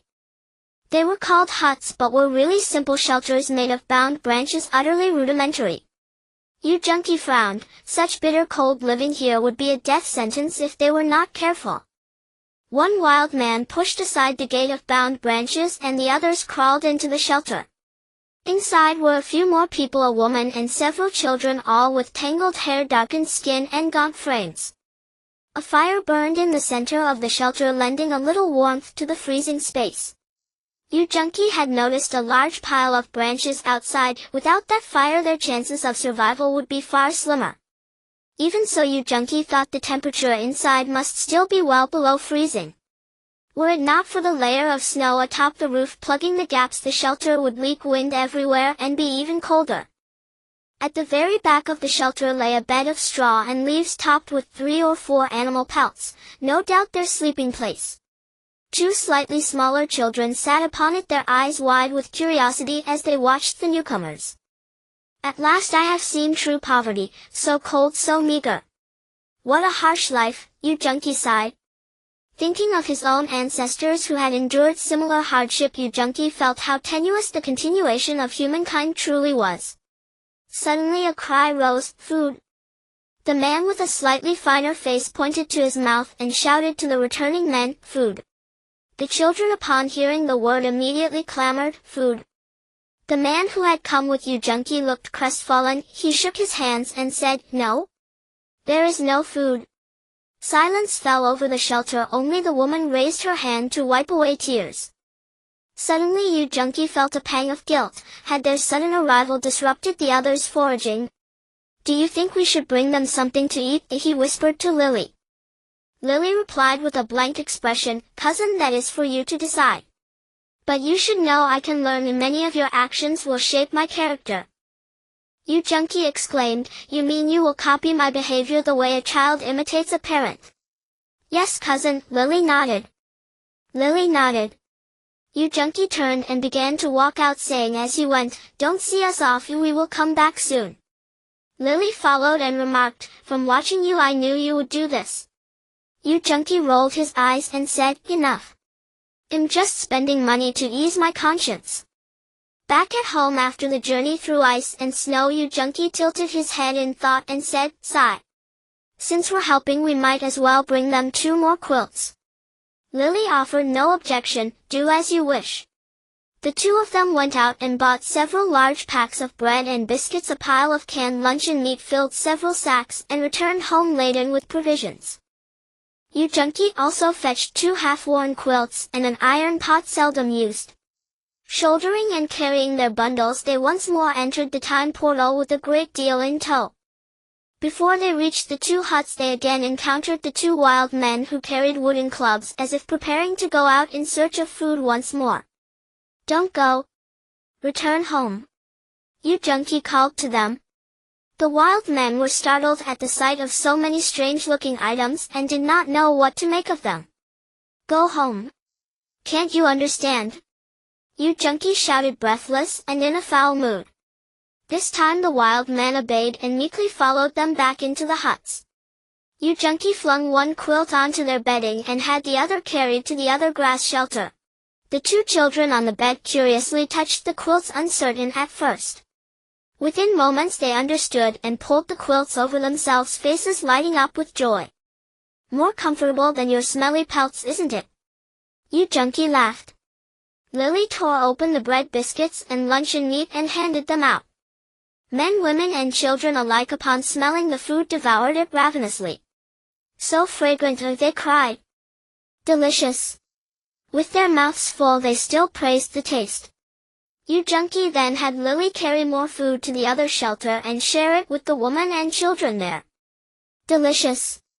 Delicious," they kept repeating as they ate, voicing gratitude in the few simple words they knew. Yu Junki took the iron pot outside, filled it with snow and set it over the fire on a few stones to boil. Until then their eyes had been fixed on the food, only now did they seem to notice the strange iron pot. "What is that? What do you do with it?" When the snow melted into water they finally understood that it was used to heat things. One wild man hurried to a corner of the shelter and produced a battered earthenware pot from beneath the bedding, bringing it to Yu Junki. Yu Junki exclaimed, "Wow! They even had pottery?" He had assumed the place was utterly primitive. Pottery was beyond his expectations. Still, the iron pot was not taken in vain. Pottery is fragile and easily broken, whereas an iron pot endures. He had no desire to take it back with him and left it for them to keep. These foods were delicacies they had never tasted, yet they did not gorge themselves. Soon they packed the provisions away to ration for later. "Delicious! Delicious!" they praised once again until Yu Junki almost grew deaf from the repetition. The household's male head patted his chest and cried out, "Shen! Me, Shen!" Yu Junki nodded. "Oh, I understand, your name is Shen." After the man from the other shelter had eaten his fill, he came over with his family. His name was Wei. "Thank you," he said. "Thank you. Thank you." Shen and Wei kept offering thanks, and their families wore expressions of deep gratitude. "It's nothing. It's nothing. I never shirk doing good deeds," Yu Junki said, giving Lily a sidelong glance. Shen and Wei did not fully understand but continued to thank him profusely. All right. Since there is nothing more, we will be on our way," Yu Junki said, and he was about to leave with Lily. Seeing them prepare to go, Shen grabbed hold of Yu Junki. "What are you doing? Are you cannibals planning to eat us as well?" Yu Junki's face darkened. Shen paid no heed to Yu Junki's words. He hurried to the back of the shelter and, digging through the leaves beneath the bedding, produced 4 or 5 colorful stones. "Here. For you." Shen placed the few stones into Yu Junki's hand. "Look." At first Yu Junki didn't think much of it. After all, they were just a few colorful stones taken from a filthy shop. What could be so precious about them? However, after stepping out of Shen's straw hut, he sensed something was amiss and handed a few stones to Lily, asking her to identify what they were. Lily glanced at them briefly and declared, "These are all single crystal minerals. This blue one contains aluminum oxide with a small amount of titanium hardness 9. This red one is also aluminum oxide, but it appears red due to a small amount of chromium." Yu Junki quickly interrupted her, "Don't get into all that, just keep it simple." "Simpler? Then according to your Chinese terms, this is a sapphire, this is a ruby, this is a peridot, this is a lapis lazuli, and this is a malachite." Yu Junki hurriedly snatched the gemstones back, stuffing them into his pocket. "It's better if I keep them safe. With just a little money and effort I've obtained these valuable gems. This is quite a profitable deal. They say good deeds are rewarded." Yu Junki sang cheerfully as he walked, leading Lily through the time portal back home. After taking out the gems to admire them, Yu Junki pondered how to dispose of them. Should he find a professional gem appraiser? Where would he even look for one? After a moment of thought, he decided it was too much trouble and simply called Su Lei. Su Lei, I have a few heirloom gems. Do you have any connections? Help me find someone to appraise them and see how much they're worth. I've been quite busy lately and can't spare the time, so I'd appreciate your help. Su Lei on the other end asked, how big are they? How many carats? Yu Junki replied, I don't know the carats, but they're about the size of a fingertip, slightly smaller than a pigeon egg. Su Lei gasped on the phone, pigeon egg? They aren't glass, are they? Absolutely not glass, I guarantee that 100. It would be 1,000 times harder to find a piece of glass on that primitive planet than to find a diamond. Alright, wait for me, you'll be there soon. Su Lei quickly hung up the phone. Her clothing store wasn't far from Yu Junki's home, so he hurried downstairs to wait for her at the community entrance. Before long, Su Lei drove over. Where are the gems you mentioned? Yu Junki chuckled to himself, noticing her anxious expression. This woman had an innate love for gems. He took out the gemstones for Su Lei to see. Su Lei picked up the sapphire, scrutinizing it closely and holding it up to the sky. She said, it seems genuine, but I'm not too sure. If you trust me, I can find someone to appraise it for you. Yu Junki handed over all the gems, saying, then let's get each one appraised. Su Lei examined each gem in her hands and said, if they are all real, they could be worth quite a lot. If they are real, then let's check the price and see how much they are worth. I'm planning to keep them all. Su Lei exclaimed, aren't these your family heirlooms? What a pity to lose them. Yu Junki lowered his voice, actually I have more, this is just a small portion. Su Lei's eyes widened, is your family a wealthy gem miner? Let me tell you secretly, my ancestors were merchants who traveled to the South Seas. Yu Junki began to spin a tall tale. Su Lei didn't know much about Yu Junki's family background and naturally believed him, saying cheerfully, alright. They'll take care of this for you. But once it's done, you must treat me. No problem. Treating a beautiful lady to a meal is my honor. Yu Junki laughed. Su Lei suddenly recalled something and said, for the sake of future company development, I think it would be better for us to set up an offshore company. It will reduce tax-related troubles and other issues. What do you think? Yu Junki nodded, right? You've thought this through, let's do it your way. Su Lei then asked, so do I need a copy of your identity documents? Yu Junki realized that discussing these matters on the street wasn't appropriate and had forgotten to invite Su Lei in. He said, let's go to my house and get them. They went upstairs and entered the room. Su Lei looked at the tidy space, wanting to compliment Yu Junki when she saw Lily walking out of the bedroom. Su Lei was already very beautiful, but compared to Lily, who was practically flawless, she seemed to pale slightly. It was inevitable that Lily was simply a perfect being that shouldn't exist in this world. Wow! What a beautiful girl! Su Lei exclaimed. Yu Junki just smiled to himself. The beautiful women praising each other always had a hint of jealousy. Lily extended her hand, hello. Lily. Su Lei praised again, your Chinese is so good. Yu Junki introduced, this is my classmate Su Lei and this is my cousin Lily who just came from France. Su Lei blinked in surprise, cousin from France. Yu Junki remained calm, yes, she is my cousin from France. So what would you like to drink? Coffee or tea? Su Lei replied, anything is fine. Tea is good. Yu Junki gestured to Lily, go brew us some tea. Sure, cousin. Lily promptly went to make the tea. Su Lei laughed, is she your cousin or your maid? How many cousins get treated like this? It's nothing. She's like my little sister, very casual. After Lily brought the tea, they sat together chatting while Yu Junki handed his ID to Su Lei. I won't disturb you any longer today, let's meet again another time. Su Lei glanced at her watch and stood up to leave. After she left, Lily said to Yu Junki, that girl seems to have a crush on you. Yu Junki shot her a glance. Why are you worrying about such unnecessary things? Su Lei having a crush on him was indeed a surprise. In the following days Yu Junki continued to enhance his magical powers, delivering goods to Princess Town every couple of days and bringing back gold coins. Now the number of gold coins had reached over 30,000. Looking at the pile of coins, Yu Junki felt a deep sense of happiness. For some reason Su Lei had yet to inform him of the gem appraisal results. Perhaps she had encountered some trouble. Of course it could also be that finding an appraiser wasn't easy. Cousin, the house in Princess Town is almost finished. Don't you need to get some security equipment? Seeing Yu Junki preoccupied with his magical studies, Lily reminded him not to forget other important matters.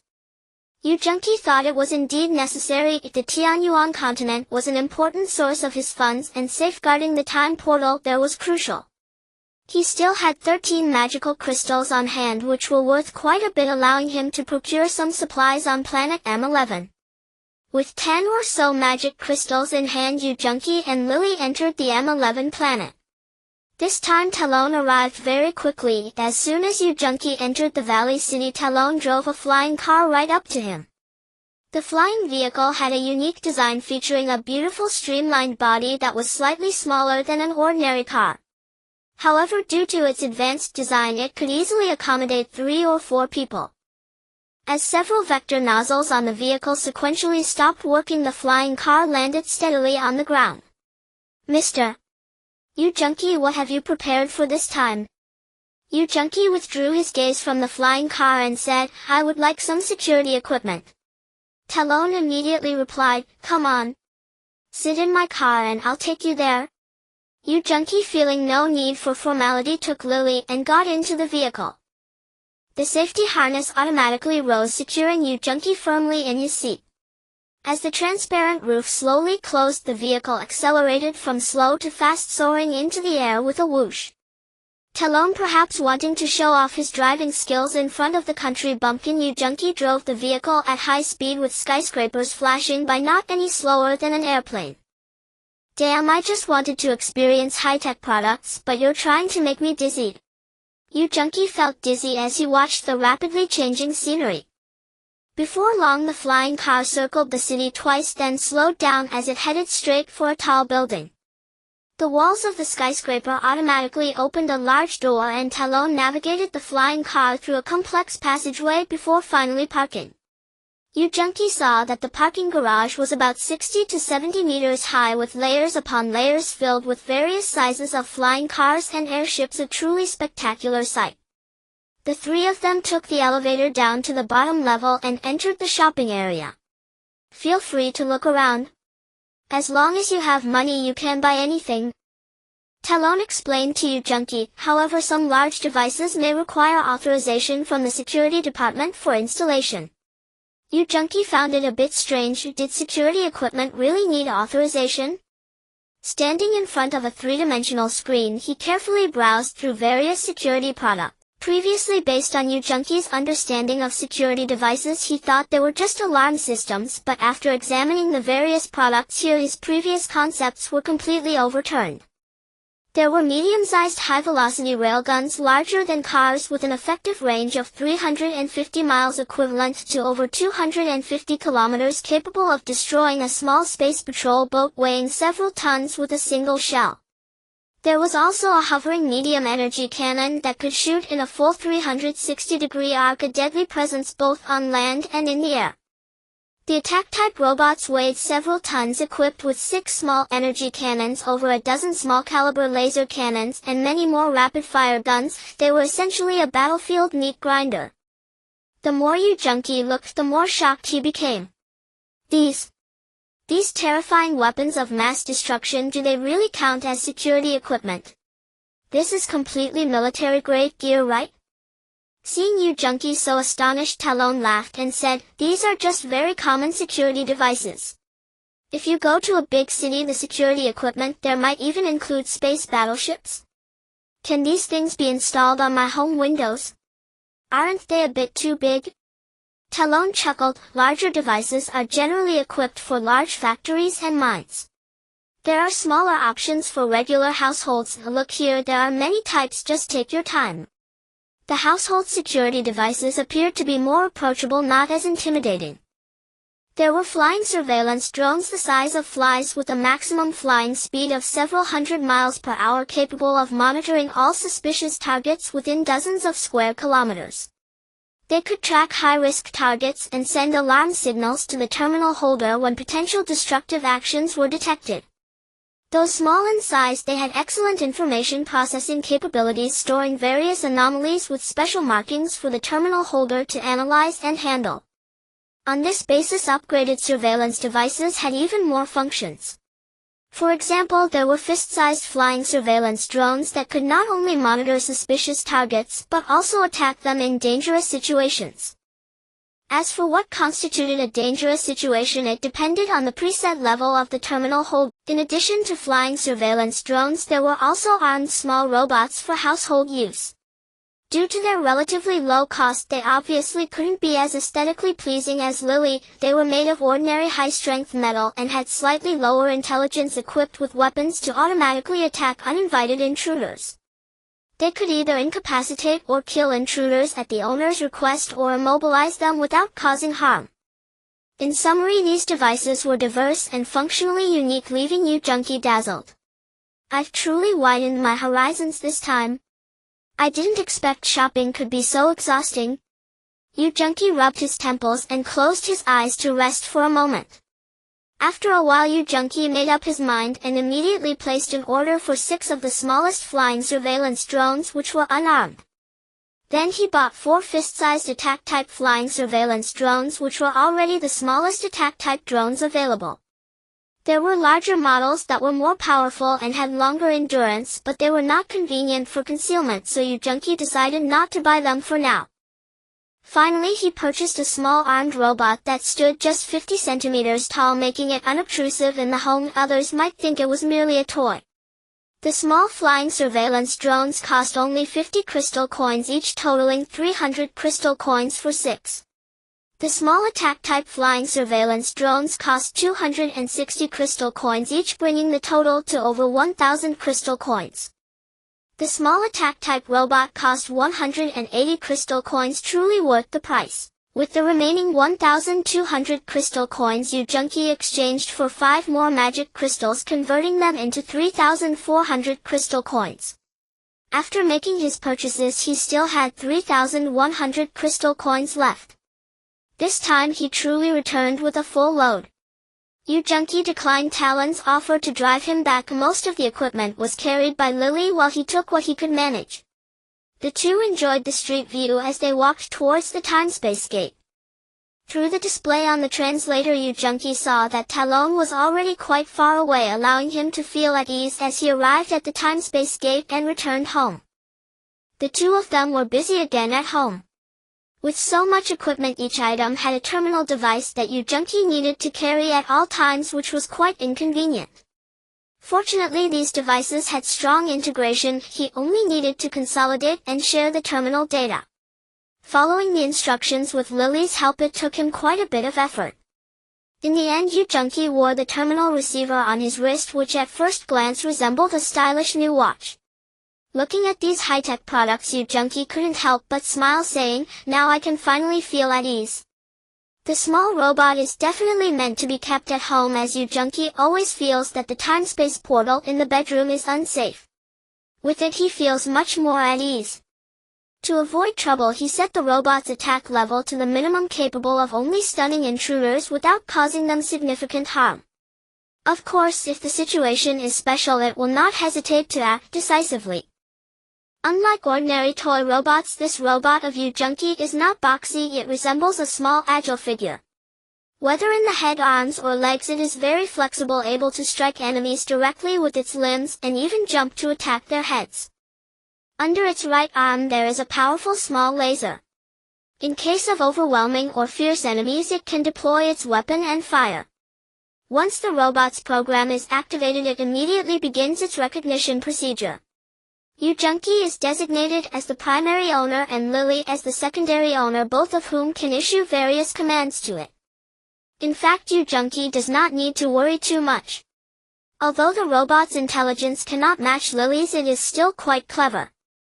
For instance, when guests arrive outside, it analyzes the interactions between the guests and the owners, categorizing them into various types, who are friendly, who are hostile, and who harbor malice. Besides the two of us, from now on, no matter who comes to the house, you must play dead, understand? Yes, master. The robot's voice, while close to that of a human, still sounded somewhat stiff. Yu Junqi found it amusing, so he continued, let me give you a name. From now on I'll call you Xiao Bei. Thank you, master. Seeing that Yu Junqi was no longer paying attention to it, Xiao Bei immediately began to wander around the various rooms, both to familiarize itself with the environment and because its programming required it to patrol its area periodically. Once the patrol was completed, it would stand dazed in a corner, perfectly still. After setting up the robot's program, Yu Junqi released a small flying surveillance device to monitor any unusual situations outside, such as whether anyone was spying on his home or if he was being followed when he went out. For the armed flying surveillance device, he configured it to the most discreet mode. During the day, it would attach itself to the window while monitoring both the outside and inside conditions. At night, it would stealthily move around the building using the cover of darkness and other objects. In areas with slightly brighter light, it would crawl slowly along the walls. In darker areas, it would alternate between fast and slow flight. In short, under intelligent program control, it would do its utmost to remain undetected. Yu Junqi set the attack parameters for it such that it would only fire under specific circumstances, such as if someone attempted to sneak into the room through the window, or if you were in danger, it would provide fire support. Now the security of Yu Junqi's home has been effectively ensured. With Lily by his side, the robot Xiao Bei in the house, and an armed flying device outside, his safety is virtually guaranteed. After securing his home, Yu Junqi went out to shop for supplies, bringing Lily into the Tianyuan continent. The residence on the hill has been completed and Willier is currently procuring furniture and various necessities. They can move in a couple of days. As this will be his permanent base in the Tianyuan continent, which will also cover the time-space portal, security here is of utmost importance. Yu Junqi released a small surveillance device and a small armed surveillance device here to ensure basic safety. After entering Princess Town, he placed one large and one small flying surveillance device in the shop and at home. In fact, with the patrolling range of these two types of surveillance devices, one large and one small would suffice, but for safety's sake he placed two sets. Although when he is not in the Tianyuan continent, his terminal device cannot receive signals from here, the surveillance devices can store any anomalies they detect, allowing him to review unusual video footage when he returns. Upon entering the department store, Yu Junqi chatted with Wayne and others while secretly inputting Wayne Adams, Green Veer and Willier into the information database. In the future, these individuals will also be among those that the flying surveillance devices need to protect. Even if they are not under attack, but simply involved in a conflict with others, the devices will record the situation for Yu Junqi to review and analyze. Has there been any movement from Baron Ghana? Yu Junqi asked. Wayne nodded. No, they have been hiding at home and haven't come out. After receiving the news that Yu Junqi had arrived, Willier rushed over, immediately bringing a new piece of information to Yu Junqi. I heard that Baron Ghana's cousin is a third-level magician. I wonder if you will stand up for him. Speaking of magic, a sense of helplessness rose in Yu Junqi's heart. So far his own strength is still too weak, relying entirely on Lily and other equipment for protection. However, depending solely on external force for protection is not a long-term solution. But the path of magic is indeed arduous and long, and he has yet to see much hope. Sigh. Is learning magic really this difficult? Yu Junqi sighed inwardly. However, he is not afraid of the third-level magician that Willier mentioned. Just a third-level magician, not worth fearing. Yu Junqi smiled to reassure everyone. Willier and the others glanced at Lily standing nearby, then looked at Yu Junqi, who appeared calm and felt reassured. Master, both neighboring shops have agreed to give us their space and we can soon expand our shop. Willier said proudly. Great. Once we stabilize our position in Princess Town, our next shop will be opened directly in the capital. Yu Junqi encouraged everyone. The capital. Everyone's eyes widened. Aside from Willier, the others had never even been to Teeling City, let alone the capital 1,000 miles away. Until now they had never thought that they could visit the distant capital in their lifetime. Willier was also surprised that the capital is a place of wealth, but it is equally dangerous. Their experts are numerous and the streets are filled with powerful figures. A simple mistake could anger someone, leaving one unaware of how they met their end. However, Yu Junki has his own thoughts. Although the shops in Princess Town are quite profitable, the types of businesses are still very limited, as it is ultimately a remote small town with limited development potential. Currently, the surrounding major cities of the Shang dynasty will eventually become saturated. Even if they continue to profit, it will be limited. But the capital is different, and many businesses that cannot thrive in Princess Town may attract a large number of wealthy individuals in the capital. His ambitions, however, extend far beyond just the small country of Halua. His gaze has already crossed the vast distances of the Tianyuan continent, looking towards an even farther horizon. Origin is seen. After leaving the Tianyuan continent, Yu Junki bought some food and brought Lily to the so-called resource planet. Upon entering, the temperature had noticeably risen and the accumulated snow began to melt, revealing the deep green leaves of many plants. When they arrived at Shen's home, Shen and Wei were not there. The two had gone out together to forage. Here. Food for you. Yu Junki distributed the food he brought to the two families. The women and children of both families were filled with joy, expressing their thanks repeatedly. They mentioned that the items Yu Junki had brought last time were still uneaten. In such harsh conditions, they were indeed quite frugal, a necessity forced upon them by their grim survival circumstances.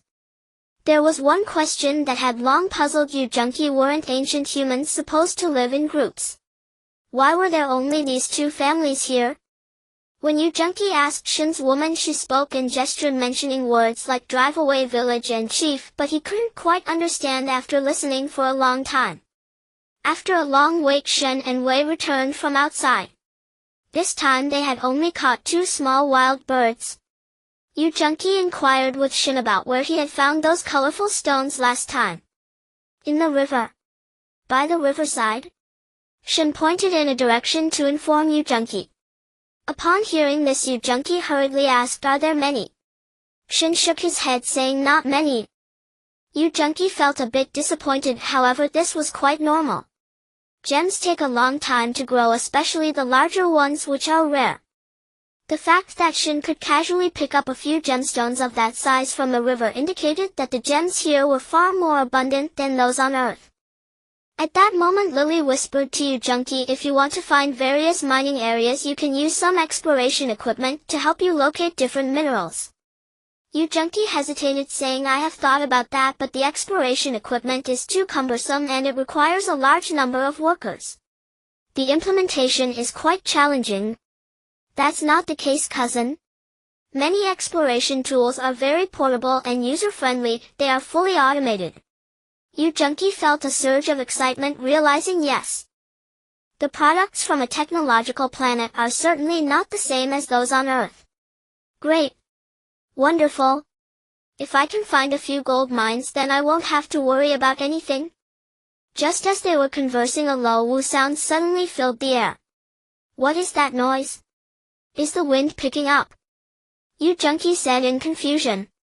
At that moment, Shen and Wei's faces showed expressions of fear, and even the women and children huddled together, frightened. Yu Junki hurriedly asked, what's going on?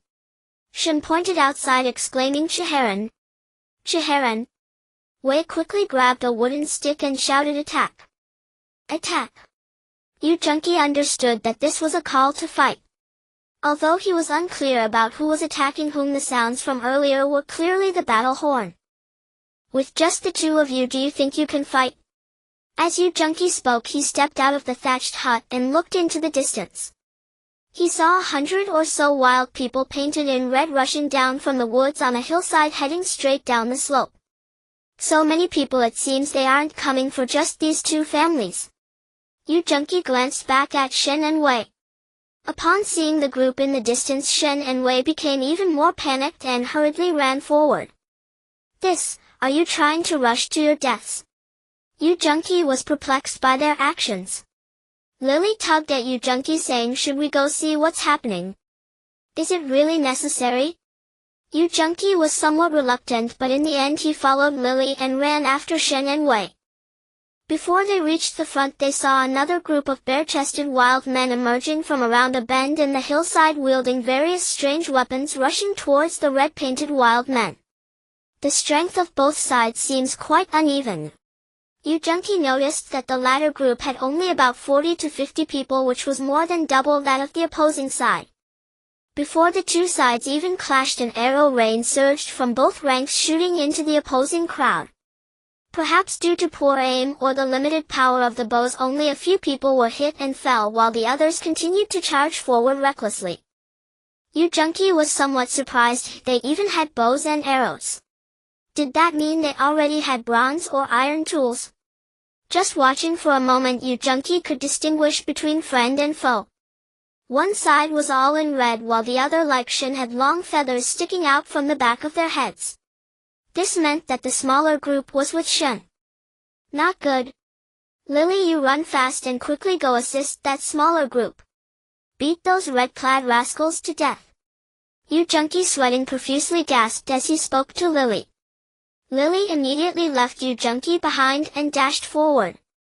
Snow flew under her feet and ice shards splashed, moving even faster than a 100-meter sprint champion. Yu Junki ran a little further and then found an open area to sit on a large rock, wiping his sweat as he said, "All right. I'll just watch the excitement." Before the two sides even engaged, Lily darted like an arrow into the red camp. The advancing formation of the red wild men immediately faltered and became somewhat chaotic. Many among them were unsure whether to charge forward or to surround this strange invader.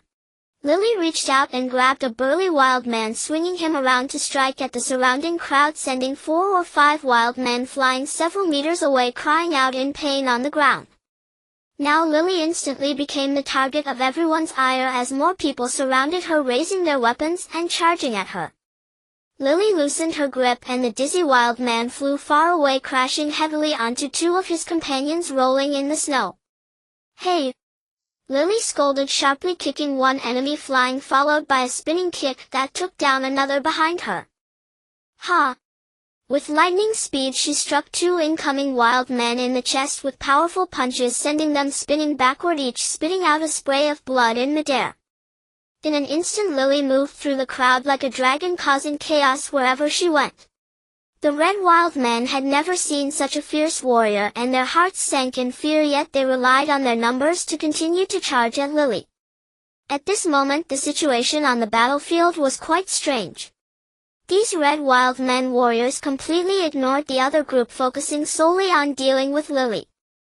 Meanwhile Shen's group was also taken aback by this sudden turn of events, their advance slowing down as if they were watching a tiger fight from the mountain. Originally watching from afar. Before Shen and Wei could reach closer, they saw Lily weaving through the crowd of red-clad figures as if in a realm of her own, and they halted in their tracks, mouths agape, astonished by this miraculous duel. In the blink of an eye Lily had already taken down more than 30 of them. The red savages, witnessing her fierce combat prowess, began to feel trepidation, and their advance gradually lost momentum. Lily moved with agility, her fists and kicks swift as the wind. Wherever she went it was as if she were uprooting the very earth, causing chaos. As she charged forward, the snow on the ground was kicked up into the air, creating a mist that enveloped the scene, rendering it spectacular. Anyone who came close to her was sent flying. Divine being? Heavenly spirit? The group with Shen suddenly erupted in cheers, rallying behind Lily. Seeing the tide turn against them, the red crowd lost their will to fight, and with a whistle they retreated like a receding tide.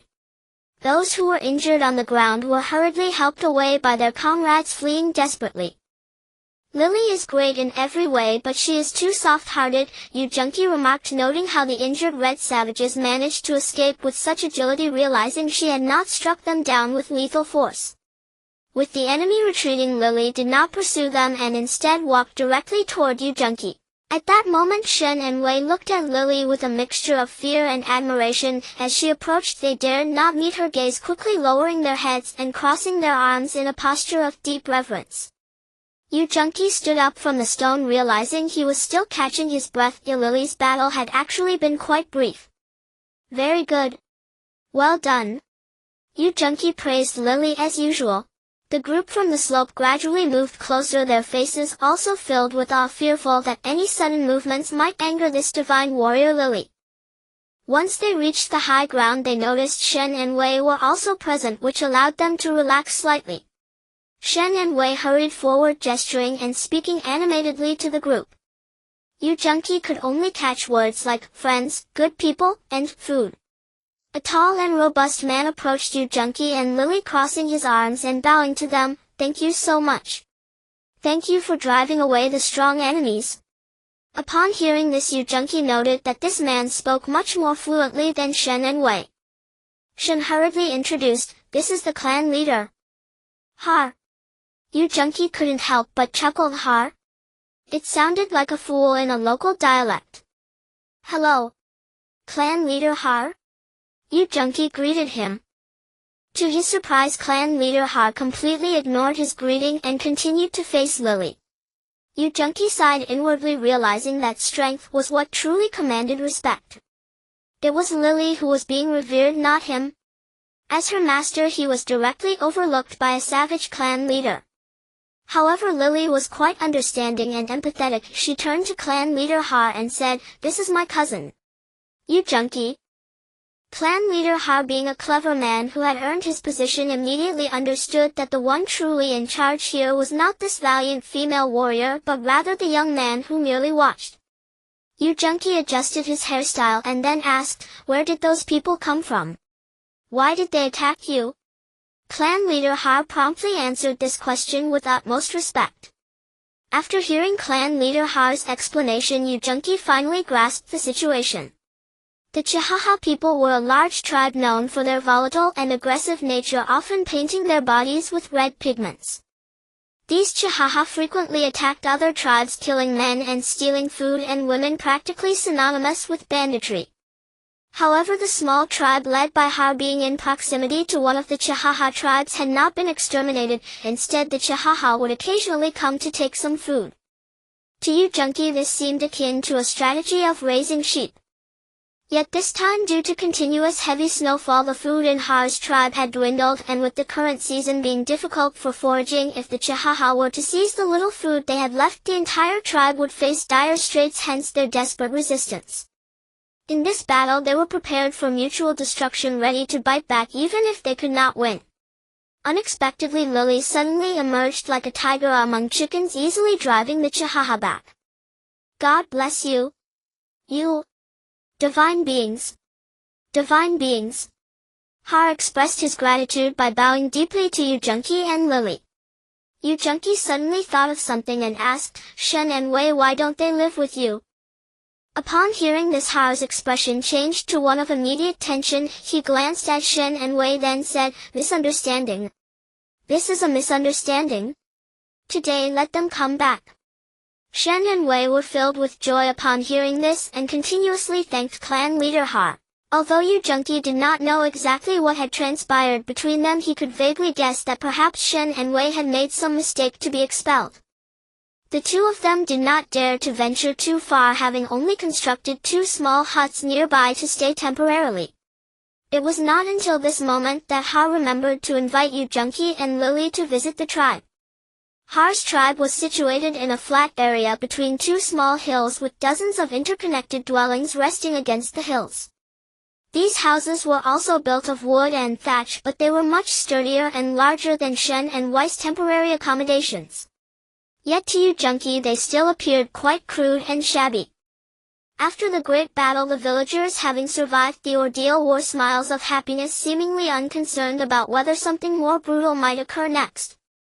Life is so simple. As long as we have enough to eat today, we are satisfied. Is this kind of life good or bad? Yu Junki felt a sense of worry for them. The Chihaha had only been repulsed, not exterminated. Did these people not fear their return? Taking advantage of the distraction, Yu Junki placed the last armed flying surveillance device behind a wooden hut and set its task to protect these villagers. For now, this is all I can do. Other matters can wait for later. He noticed a bow and arrow hanging in one of the huts. The bow was a simple wooden one with a beast skin string, but the arrowheads were made of stone, not the iron he initially expected.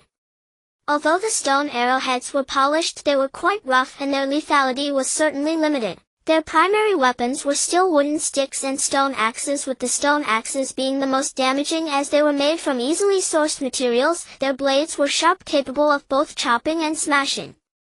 As a warm-hearted, altruistic young man, Yu Junqi genuinely wanted to help the Hare tribe and harbored no ulterior motives.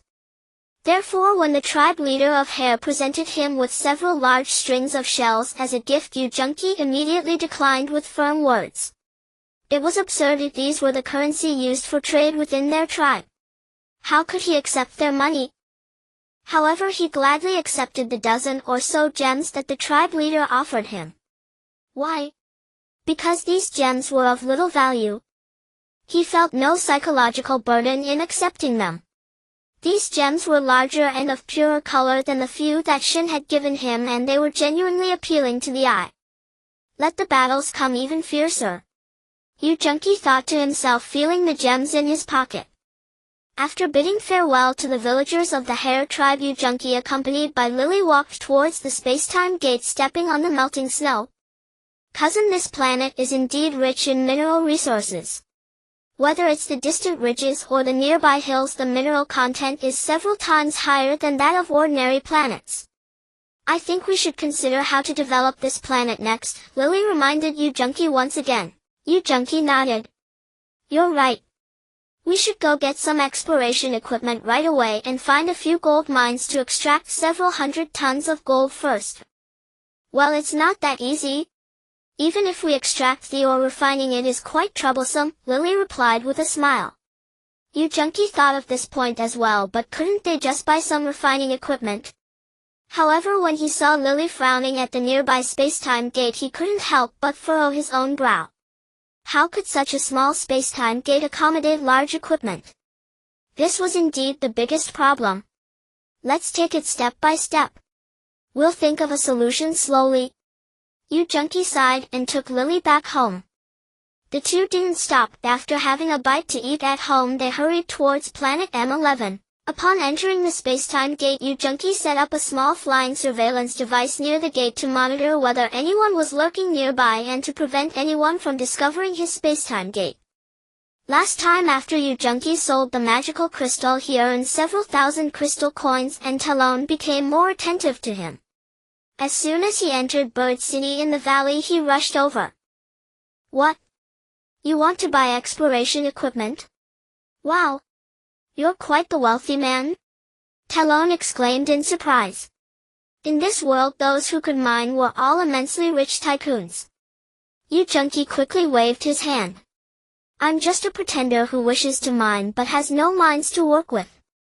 Then you're also a future wealthy man?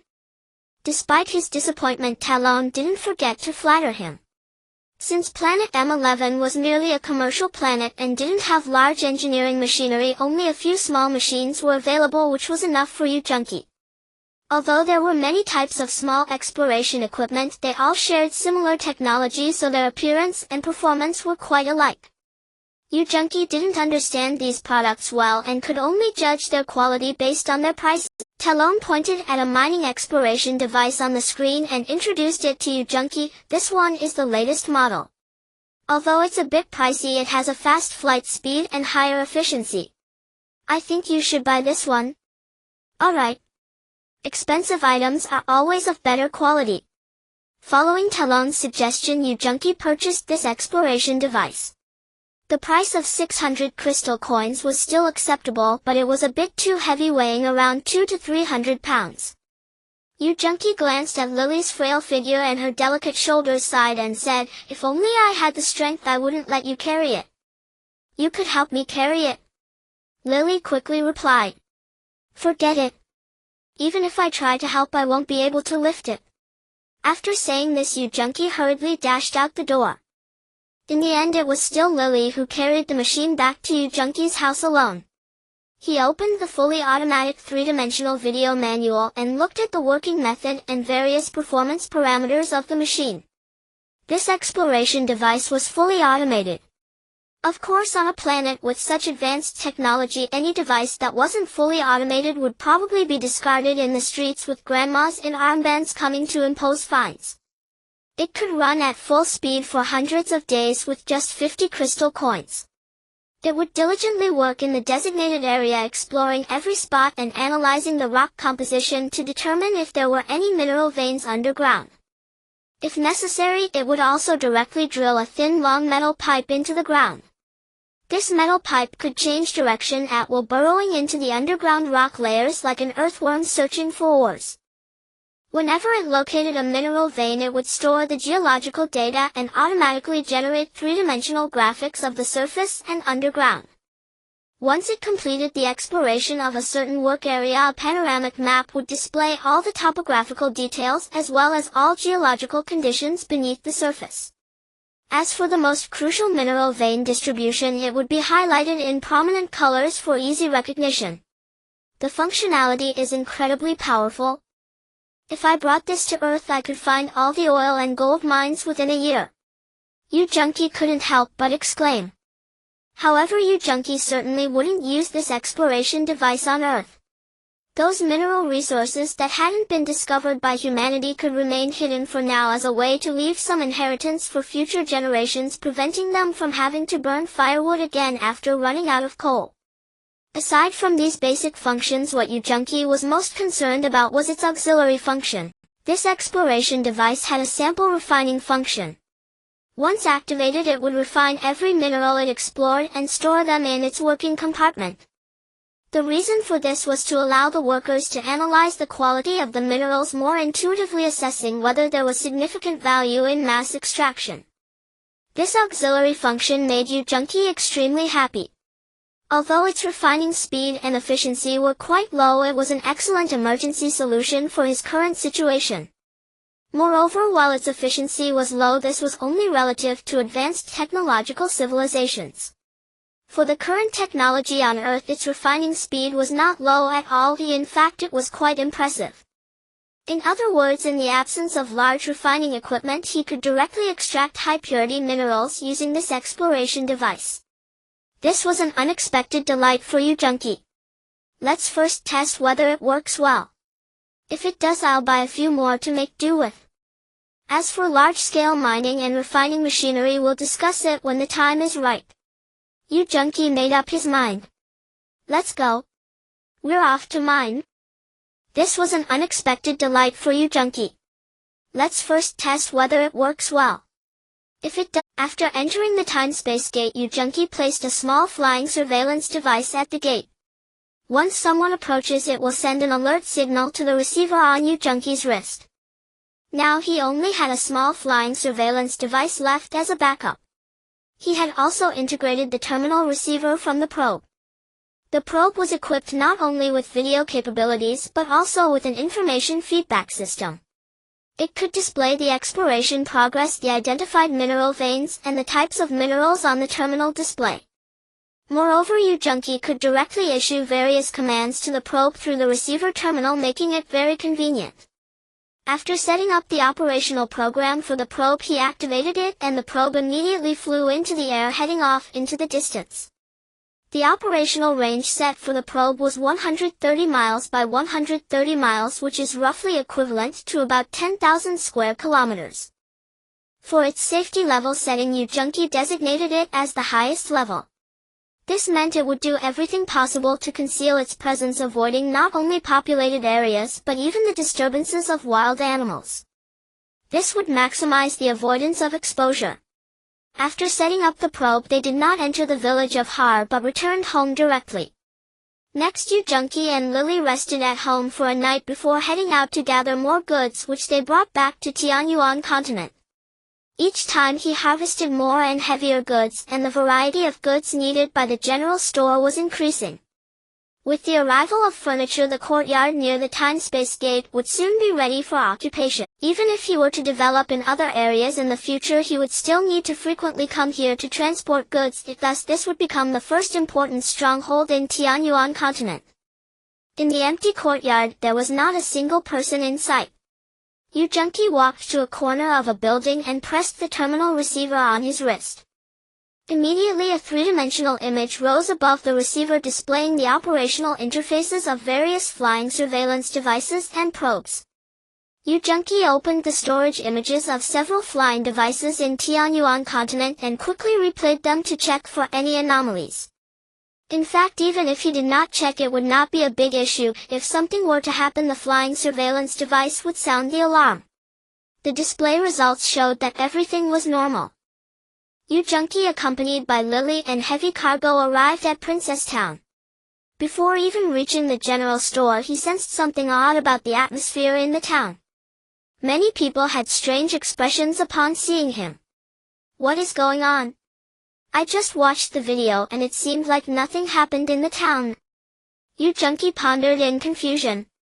Upon entering the general store, the expressions of Wayne and the others became even stranger. They looked at him as if he were a different person. What's wrong with you all? Why do you all have such expressions? Yu Junqi grabbed Adams and asked directly. Adams looked at him with admiration. Master Mage, you are really impressive. Yu Junqi was most annoyed by the mention of the word mage in recent days. His face darkened. What do you mean? This was akin to talking about a bald man in front of a monk. He had been troubled by this matter, worried about how to quickly improve his strength and how he could step into the sacred land of magic. But what was going on with Adams?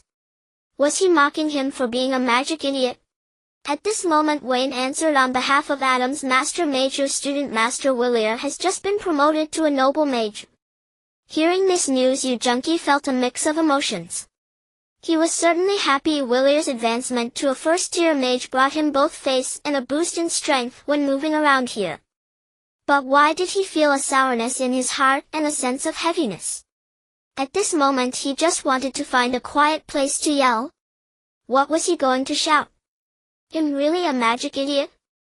My student has become a formal mage. Why am I still not even a magic apprentice? Later he calmed down and thought it over, realizing it was unnecessary to be so anxious. He had been too impatient. How long had Willier been learning magic? How long had Yu Junqi been learning magic? Was there even a basis for comparison? I need to go into seclusion. I must enter seclusion to practice. He said he was not anxious, but Yu Junqi still felt a sense of urgency. He needed to quickly improve his strength. To go out and fight, he could only hide in the back and watch. Once or twice was fine, but if it happened too often he would despise himself. Where is Willier now? Adams quickly replied. Master Willier went to the magic tower to collect his magic badge. Listen to that. The title had even changed. It turned out that although they pretended to respect Willier on the surface and sometimes called him Master Mage in front of him when Willier was not present, how often had they referred to him as Master Mage? Now they genuinely respected Willier from the bottom of their hearts. This was the immense effect of powerful strength. Where is the magic tower? Yu Junqi asked, as he might need to go there in the future. The nearest magic tower is on a mountain top not far from Iron Ridge City. Yu Junqi slapped his thigh. What a coincidence. I was just thinking of sending him to Iron Ridge City to buy some magic crystals. Wayne immediately chimed in. I said it. Master Willier is indeed very thoughtful. Master Yu Junqi, you don't need to worry. Master Willier took 20,000 gold coins with him, saying he wanted to prepare magic crystals and meditation crystals for you. He said you consume these items quite a bit, so he took the initiative to ensure you were prepared. Adams said. Yu Junqi nodded repeatedly upon hearing this. Willier indeed knew how to get things done. After placing all the goods they brought on the counter, Wayne, Adams, and the others sat beside Yu Junqi and began buttering him up. Master Willier said if it weren't for meeting you, if it weren't for your earnest teachings, he might never have become a formal mage in his lifetime. Wire was sitting alone by the window, resting her chin on her hands, lost in thought as she gazed outside.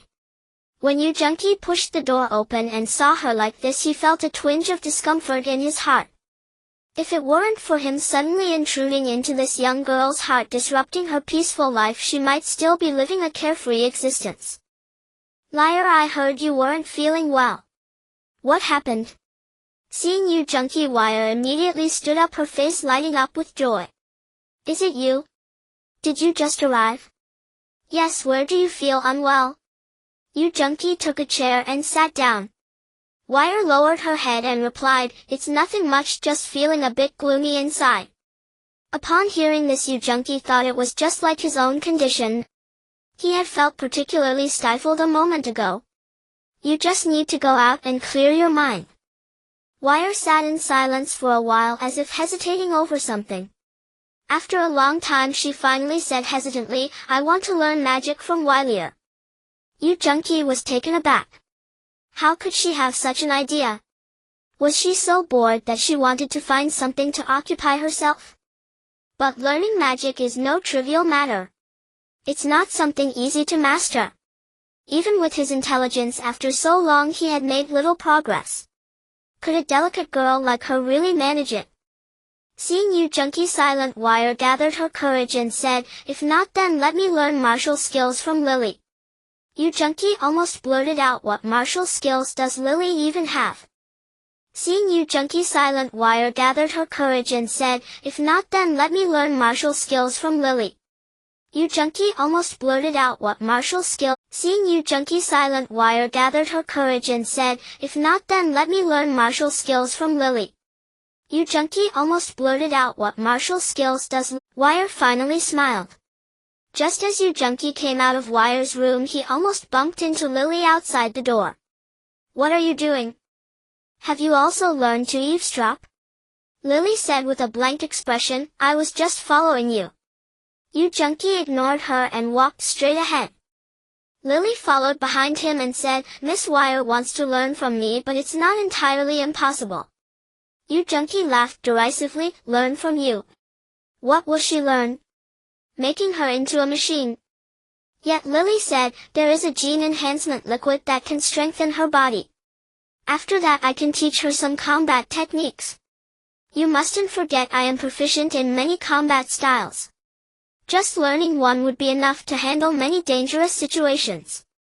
Yu Junki suddenly stopped in his tracks, turning to stare at Lily. What did you just say? Gene enhancement liquid? Yes, gene enhancement liquid. Yu Junki stepped forward and grabbed her collar. How come I've never heard you mention it before? Lily lowered her head, looking at Yu Junki's hand gripping her chest. Cousin, don't take advantage of me while you can. Yu Junki retorted angrily, so what if I do? What's the deal with this gene enhancement liquid? Lily explained, gene enhancement liquid can cause genetic mutations in the human body, significantly enhancing the bones, muscles, and reflexes. It's a genetic drug that increases strength and speed of response after use. Upon hearing this, Yu Junki felt anger bubbling up inside him. Why didn't you say anything about this kind of thing earlier? Lily looked innocent as she replied, you never asked me. Yu Junki's eyes shifted, thinking of something, and asked, is there any side effect to this stuff? Gene drugs. Scenes from movies flashed before Yu Junki's eyes. Powerful super soldiers, one punch breaking steel, one kick sending a truck flying, stomping their feet and making the whole city tremble. Wait a minute. What if it were a different scenario? A zombie leader covered in disgusting liquid climbing through buildings with sharp claws, rushing back and forth, its mouth opening and dropping slimy substances. Yu Junki shivered, goosebumps rising all over his body. Lily's words dispelled his concerns. Cousin, don't worry, there are absolutely no side effects. This is a green and controllable gene drug. Yu Junki reluctantly removed his hand from Lily's chest and said, let's go. Let's check it out. After bidding farewell to Wayne and the others, the two quickly left Princess Town, returning home through the time portal. Is that gene enhancement liquid expensive? Yu Junki felt in his pocket for a crystal card. Lily replied, not expensive, in our world it's just an average expense. Only then did Yu Junki feel relieved to take her into the M11 planet. In a store specializing in special medicines, he saw this miraculous drug. It came in a very small bottle accompanied by a similarly sized small sphere, and for such a small amount the price was actually as high as 600 crystal coins. You call this cheap? I certainly don't think it's cheap. Yu Junki felt cheated. The bottle was simply too small and he couldn't shake the feeling that it was unreliable. Yet Lily said, "It's a gift for a girlfriend and you think it's expensive. You're really stingy." Yu Junki glared. Who said this was a gift for her? This is for my own use. Turning Wire into a super warrior is not out of the question, but he didn't want to see a Wire with bulging muscles and a stout figure. He needed to first see if this drug truly had no side effects. If it was completely fine, then he would let Wire use it. After ordering 2 bottles of gene enhancement liquid, Yu Junki took Lily back home. Surprisingly, he didn't encounter Talon this time. He wondered what was going on. After returning home, Yu Junki carefully read the product instructions several times, confirming there were no issues before he began to use this peculiar product. The process of using this product was quite embarrassing for Yu Junki. First, he had to strip completely naked while using the gene enhancement liquid. Moreover, the use of this product required another person to assist. It was impossible to complete alone. Damn it. This is bound to be embarrassing. As Yu Junki took off his clothes, he kept asking Lily, "Are you sure you really are a robot?" "Yes, cousin." After removing his upper clothes, he began to take off his lower garments, casting a sidelong glance at Lily. "So seeing or not seeing is the same for you, right?" "Yes, cousin." When only the last important piece of clothing remained, Yu Junki hesitated and asked, "Can I leave this one on?" "No, cousin." With no choice, Yu Junki had to face Lily completely naked. "Hurry up. Haven't you seen enough?" Lily pressed one of the bottles and suddenly a large balloon sprang out of the bottle, wobbling as it fell to the ground. "Get inside," Lily said. Yu Junki had read the instructions but still didn't quite understand. He wondered how he could just walk into the balloon without it popping. He stepped into the balloon as if performing a magic trick. This balloon was slightly taller than Yu Junki, almost as if it had been custom-made for him. Standing inside, he felt no sense of suffocation. Outside the balloon, Lily held another bottle, approached the balloon and sprayed it. Immediately numerous bubbles began to form inside the balloon and floated around. Yu Junki gazed at the colorful bubbles, about to express his admiration, when suddenly he felt a wave of drowsiness wash over him and his eyelids grew heavy. Somehow he ended up standing there asleep. After an unknown period, he slowly regained his senses and opened his eyes. Before him was nothing. If the balloon was gone, the floating bubbles had vanished, and only Lily, with a smile in her eyes, was gazing at him. Yu Junki shot her a sideways glance. "What are you laughing at?" Lily's gaze dropped and the smile on her lips grew wider. Yu Junki suddenly felt something was off and looked down to see that he was standing upright. Oh dear. Yu Junki suddenly remembered he was naked.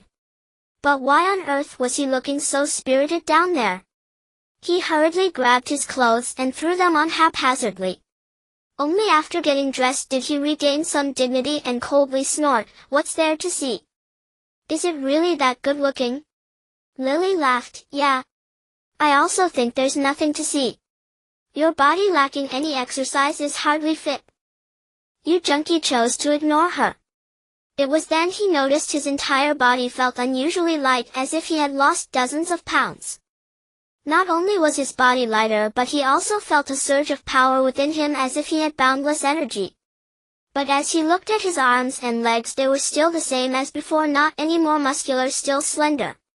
He casually lifted a chair beside the table, which previously felt heavy but now seemed weightless. "It really works. Great. This is amazing." He swung his fist vigorously, surprisingly hearing a whooshing sound. Yu Junki was overjoyed. He was no longer the frail young man who couldn't even lift a chicken. "Your body strength is basically qualified now, but right now you only have brute strength. I can teach you some combat techniques later, and then you might barely qualify as a strong person." Yu Junki nodded. "That sounds good. Once I become a mage, I will truly be dual cultivated in martial and magical arts." Ha ha ha. Just as he was excited, Su Lei called him. "Junki, I have had those gems appraised, and they are all natural stones of excellent quality. Someone is already willing to pay for them. What are your plans? How much are those gems worth?" Yu Junki asked. Su Lei replied, "The ruby and sapphire are priced quite high, while the other 3 are a bit lower. Someone has already offered 12 million for them. Why not talk to them yourself? Yoo Jung-ki hurriedly said, no need for that, you handle it. If it's reasonable, just give it to them. Soo-lay laughed, aren't you afraid it'll take advantage of you? What do I care if you take advantage? If you want to go ahead, I welcome it. Yoo Jung-ki joked with her. Soo-lay playfully scolded him and ended the call. With an additional over 10 million along with what he had before, he now had nearly 30 million. With money in hand, it was time to buy a car and a house and bring his parents to Qingzhou. In the following days he took Lily around Qingzhou selecting a new house. The new house was of course for his parents. His old house held a big secret that he had to keep for himself. In addition to house hunting, he also went to pick out a car. Although he had plenty of money, it wasn't an excessive amount, so he couldn't buy an overly expensive car. In the end he chose a Land Rover Range Rover that cost just under 2 million. The reason for choosing the Land Rover was that it looked imposing and it had a spacious interior, allowing him to easily transport goods in the future. Buying a car was convenient now. All the paperwork, insurance and licensing were taken care of by the dealership, so he didn't need to run around anymore. Yoo Jung-ki already had a driver's license and often drove the company van while in the south, so his driving skills hadn't deteriorated. Buying a car was relatively easy, he just had to pay for the one he liked, but finding a house was a bit more complicated. The new house needed to be priced right, spacious enough and not too far from where he lived, making it easier to visit his parents. However, it also couldn't be too close. If they lived next door, his parents would come by every day and his secrets would be easily exposed. Buying a car was relatively easy, he just had to pay for the one he liked, but finding a house was a bit more complicated. The new house needed to be priced right, spacious. Driving his new car with a temporary license plate while looking at various properties, Yoo Jung-ki received another call from Soo-lay saying that some gems had already sold. They'll transfer the money directly into your account. What's your account number? After giving Soo-lay his account number, he asked if she was free that evening, suggesting he would treat her to dinner. You have a good memory. You haven't forgotten about treating me to dinner. Of course not. 7 o'clock tonight, let's meet at the Jinggang Hotel. You haven't forgotten about Lily either. Remember to bring your beautiful cousin along. At 7 o'clock in the evening, Yoo Jung-ki arrived punctually at the agreed location with Lily. Wow! A brand new car? A man should drive this kind of vehicle, so imposing and stylish it screams wealth. Yoo Jung-ki couldn't tell if Soo-lay was complimenting him or mocking him. Yoo Jung-ki laughed, how come I never knew you were so sharp-tongued before? Soo-lay pretended not to hear and praised Lily again. To be honest, both her figure and looks truly deserved Soo-lay's compliments. Without Yoo Jung-ki's instructions, Lily spoke cautiously, adhering to etiquette, and behaved very obediently. Once they were seated in the restaurant, Soo-lay began to report on some developments in the company to Yoo Jung-ki. Yes, get the company up and running as soon as possible, build the factory, and once we are on track, I believe the profits will roll in. Yoo Jung-ki suddenly remembered the house purchase, so he asked Soo-lay where nearby properties were suitable. Since it was for his parents to live in, it had to be a new house. However, the problem was that the surrounding area was relatively old and there were very few new developments. Soo-lay thought for a moment and said, there's a Red Sun community nearby, isn't that a new development? I went to check it out, but most of the houses have already sold. The rest are either poorly located or too small, there isn't a suitable one. I'll inquire for you tomorrow. That development was built by a friend of my father's, if I use my connections I might find a good one. That sounds good. Thank you in advance. After resolving this matter, Yoo Jung-ki felt much more relaxed. Just as they were chatting, Yoo Jung-ki's phone rang and it was Yang Jun calling. What's up? Yang Jun said cheerfully on the phone, old classmate, old colleague, it's been so long since we last met and your phone has been unreachable. What have you been busy with? Yoo Jung-ki replied lightly, not much, just tell me what you need, I'm having dinner with a friend right now. Who?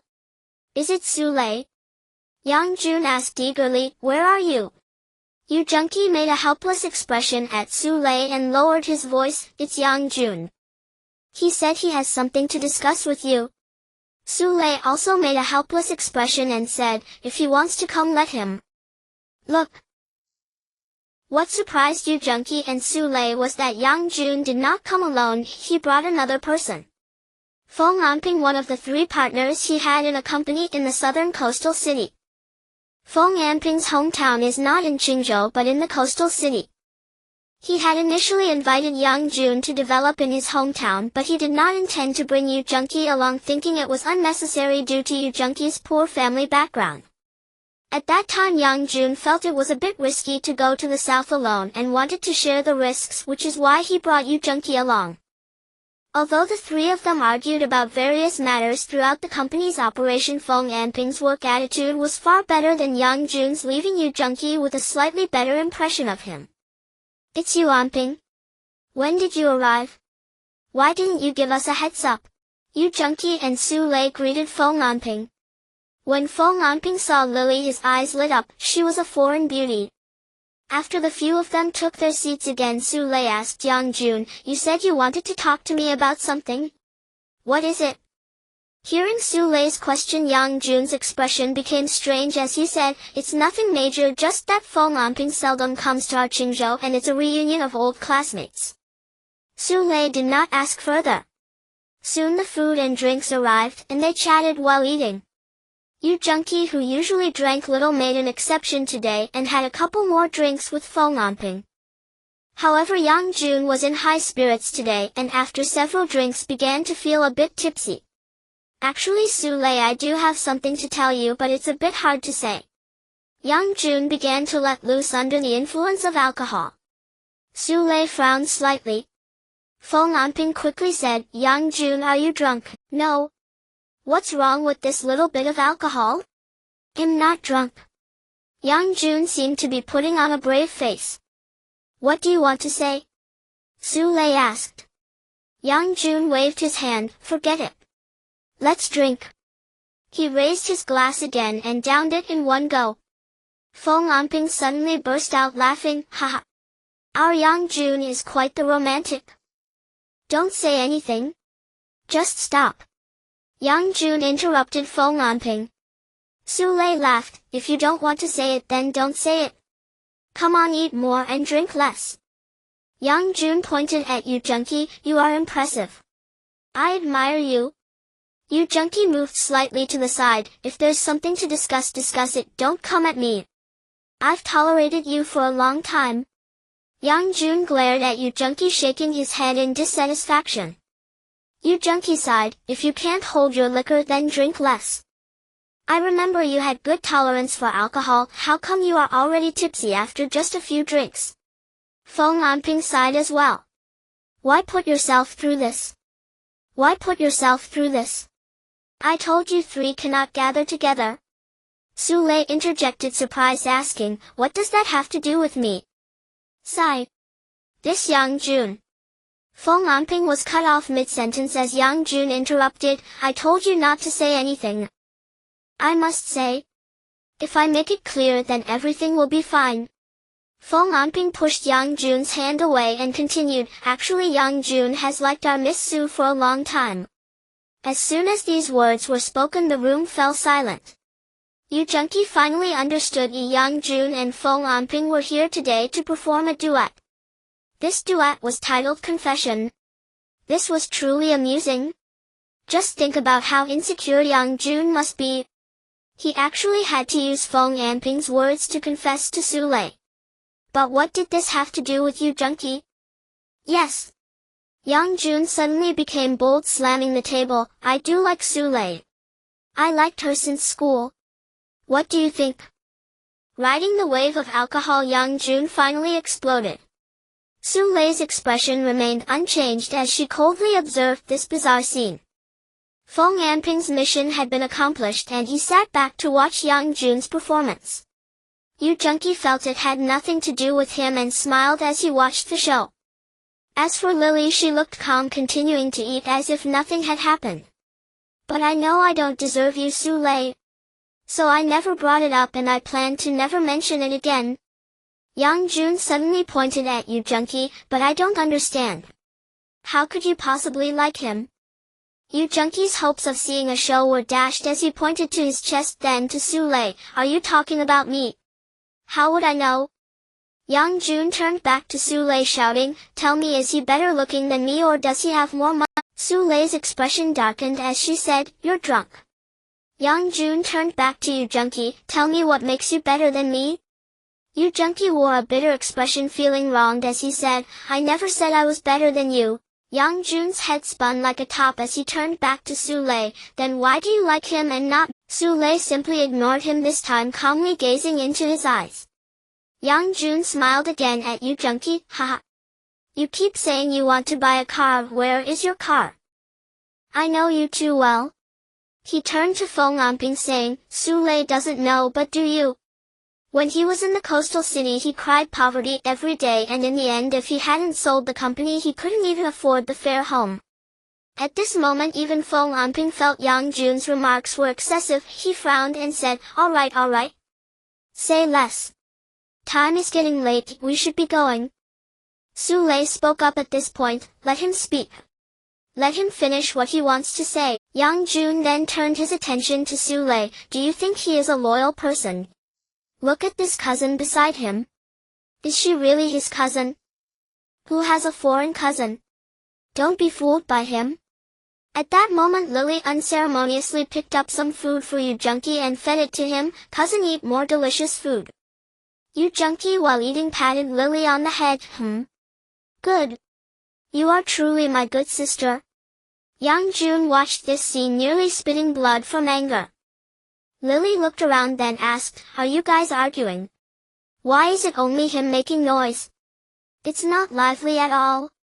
After saying that she continued to deal with the food on the table. Sule stood up, I'm a bit tired, sorry everyone, I'll leave first. You all enjoy your meal? Lily also stood up, alright cousin, we should go home and sleep. Yu Junkie felt it was pointless and said, then let's call it a day. I still have some matters to attend to, so we'll leave first. They'll go settle the bill, you two eat more? Watching the three leave one after another, Yang Jun looked as if he was about to bleed from his face. Was his earlier speech just ignored like that? He finally seized an opportunity today and couldn't just let it end like this. He still had many things to say. After being dazed for a moment he suddenly stood up and ran out as well. Outside the hotel he saw Sule say goodbye to Yu Junkie before getting into the car and leaving. Tonight Yu Junkie couldn't help but feel a bit unhappy. When parting ways with Sule both of them felt rather awkward, unable to clarify who was truly the victim of the night and who was the innocent one caught in the crossfire. On the way home Lily once again gave Yu Junkie a lesson about love. Is this what you call love? What is love really? In my view, love is merely a reaction triggered by certain chemical substances on the cerebral cortex. Furthermore, love is actually controllable through repeated self-suggestion. Even if there was no love initially, one can artificially create it. Yu Junkie in a bad mood retorted, you're a robot, so don't flaunt theories that have nothing to do with you. Back at home he took out the magical crystal as usual, preparing to practice magic. At this moment Lily spoke again, I've been observing you during this time. What use does this magic have? I think the power of various cannons far exceeds it, you're completely wasting your time. Yu Junkie shot her a cold glance. The power of magic is far beyond your imagination. With each advancement its power increases exponentially. If one can become the ultimate mage, its destructive power could even rival that of nuclear weapons.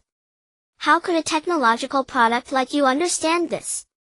Lily, intrigued, asked, is that true? Then tell me, how is this magic cultivated? Why are you asking this? You can't cultivate it. Lily said in a leisurely manner, perhaps I can help you. Help me with what? Yu Junkie was confused. Lily replied, I can analyze your cultivation method, perhaps I can find a shortcut. Yu Junkie was taken aback, is that true? I can only say it's worth a try. Though Yu Junkie was somewhat skeptical, he had indeed thought about finding a shortcut due to the slow progress of his magic cultivation these days. Hearing Lily say this, he thought that whether or not he caught any fish it was worth casting a line, so he immediately explained his magic cultivation method to Lily. Lily sat cross-legged on the floor like Yu Junkie, murmuring magic elements equal energy elements, absorbing magic elements equals absorbing energy. The so-called magic elements and energy can be considered the primordial energy of heaven and earth, the spiritual energy of all things. Following this logic, according to the fourth energy algorithm, there should be more than 3 absorption pathways. Minutes later, Lily stood up and said, "I've calculated the fastest absorption method, you can try it as I say." Yu Junkie was astonished. So soon? Creating a cultivation method only takes a few minutes. What do you mean so soon? It was just a matter of seconds. I merely simulated the cultivation method. To this Yu Junkie could only say, "All right. You're not human. Now tell me your cultivation method." To absorb magic quickly, it's not enough to just blindly absorb, it must be done through the 6 major acupoints of the human body, then enter the 6 major meridians, condensing in the Qi Sea, advancing to the Dantian, and finally returning to the Sea of Consciousness. Yu Junkie was taken aback. Why did this sound so familiar? It seemed somewhat similar to the cultivation method of Qigong. Even after Lily finished speaking, he still had some doubts about whether this method would work. Just give it a try. I'm just using scientific methods to understand magic. It might work or it might not, but it won't do you any harm. Yu Junkie thought about it and found it reasonable, so he sat down again and began to cultivate. A stream of magic elements slowly guided from the acupoints at the top of his head, chest and feet into the major meridians, then gathered in his lower abdomen. The magic elements contained in the magical crystal rapidly evaporated and entered Yu Junkie's body like wisps of fine smoke. Yu Junkie eagerly absorbed these magic elements. After an unknown amount of time, the magic elements in his dantian gathered more and more, becoming increasingly dense. Suddenly these magic elements exploded with a bang and vanished into thin air. Yu Junkie was slightly startled, but he managed to keep his mind steady, not letting his thoughts waver. Where did they go? Where did these magic elements go? He used his perception again to explore the changes within his body and suddenly discovered that in his chest and abdomen there seemed to be a drop of liquid slowly rising and falling like a small heart. Yu Junkie was overjoyed. He had succeeded. He had finally condensed the magic elemental pearl and advanced to the status of a magic apprentice. He leaped up and hugged Lily, giving her a hard kiss on the cheek. "Haha. I finally succeeded. Lily, thank you. You're really my all-purpose treasure." Lily pushed him away. "Don't take advantage of me." Yu Junkie was ecstatic, completely ignoring Lily's words. He felt the meager magic value within him and wished he could immediately unleash a fireball or wind blade. However, every magic skill required a corresponding magic incantation, and he had never learned any magic spells, so he couldn't do anything at the moment. He suppressed his excitement and began to reflect on the cultivation method he had just used. The cultivation method that Willier taught him was to absorb magic elements through all the pores of the body, which seemed to maximize the absorption of magic elements. However, that was not the case.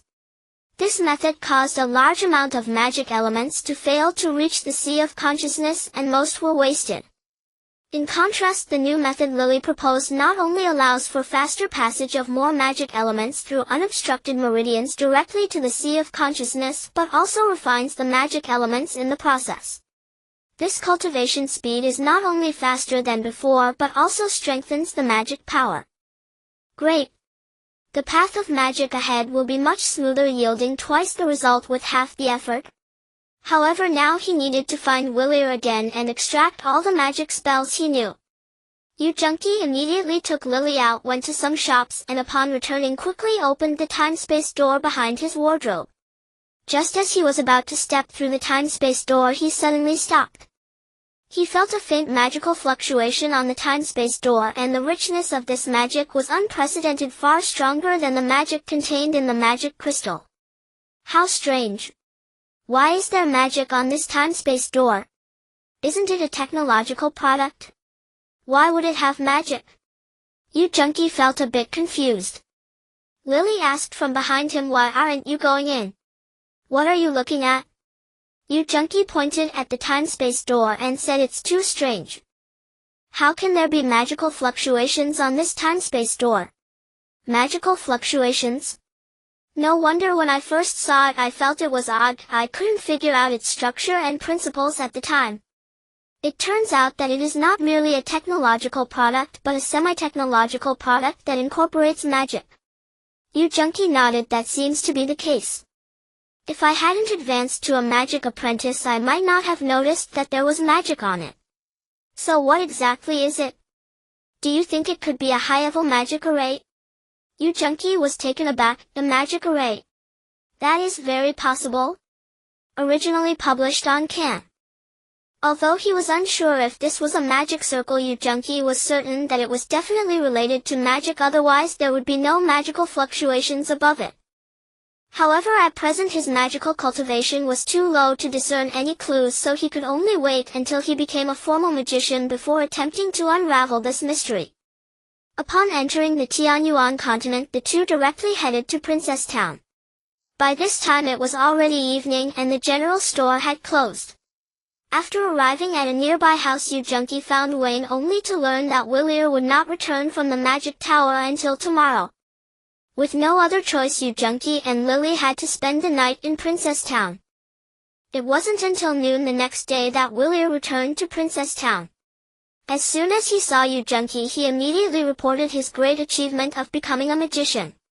Master, no matter when, you will always be my great benefactor. Having only followed Yu Junkie for a short while, Willier had successfully realized a dream that could take a lifetime to achieve, naturally expressing endless gratitude. Willier handed over all the magical crystals and meditation crystals he had brought back from Teeling to Yu Junkie. More than 20 magical crystals and more than 20 meditation crystals would suffice for Yu Junkie to indulge for a while. After giving Willier a few meditation crystals, Yu Junkie prepared to reap the benefits from him. At this moment Yu Junkie could no longer use his previous methods to extract magical knowledge from him. He took Willier and Lily to the backyard. You have finally become a formal magician, so let me see how much your magical power has increased. Willier, trusting him, immediately began to chant a magic spell. Yu Junkie winked at Lily and she nodded, beginning to record the spells Willier was reciting. Whoosh! A fireball the size of a fist shot straight towards the corner, instantly burning a large black hole in a big tree there. The residual flames lingered for a long time and Lily hurried over to extinguish them. Indeed, the power is quite considerable. Yu Junkie was also taken aback. At close range the magical fireball caused significantly more damage than an ordinary one. He remembered that before Willier was promoted to a formal magician, the fireball technique he demonstrated was about the same size but had very limited power, almost like a magic trick, impressive in appearance but ineffective. After the fireball technique, Willier demonstrated several spells including Ice Blade, Wind Blade, and Wind Shield. The power of Ice Blade is similar to that of fireball, only applicable in different situations. At certain times Ice Blade can cause higher damage while fireball might show its power better in others. The power of Wind Blade is slightly inferior but its speed is faster, making it harder to defend against. Meanwhile, Wind Shield is the most basic defensive magic for fragile magicians, creating a wall of wind in front of the caster to block or delay enemy attacks. After casting several spells, Willier's face turned slightly pale, indicating that his magical power was nearing exhaustion. This was understandable, having just been promoted to a magician while his magical power had qualitatively changed. His magical reserve seemed insufficient. Good. Not bad. You should go rest now. With the benefits in hand, Yu Junkie sent Willier back to meditate and recover his magical power. After bringing Lily back to his room, Yu Junkie had her repeat the several magic spells she had just recorded. These magic spells were obscure and difficult to understand, with some requiring intonation sounding somewhat like a recital and a bit like singing, making them very hard to memorize. Yu Junkie followed Lily in learning more than 10 times but couldn't memorize a single spell. This is too difficult. Lily then said, these spells seem to have a certain pattern. I believe they form a systematic language. Language? Yu Junkie hurriedly asked, can we use a translator to translate them? Lily, having her own language translation system, shook her head. Not for now. Relying solely on these few spells, the amount of information is still too little, making it unrealistic to decipher this language. If we could obtain more such spells, perhaps we could gradually crack it.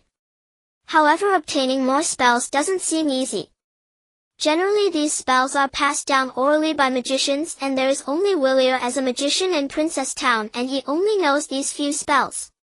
Where else could they find others? Alright. Let's learn these few first. Yu Junkie had no choice but to follow Lily in reciting the spells repeatedly, spending most of the day to only learn Fireball and Ice Blade. Roma Higu Miji Ji Wei. Yu Junkie uttered a series of incomprehensible difficult words, waving his hand towards the front, sending a soft wobbly fireball flying out. The fireball hit the opposite wall and extinguished instantly. When he went over to check, only a small black burned mark was left on the wall, far inferior to Willier's fireball. Indeed, it's not on the same level.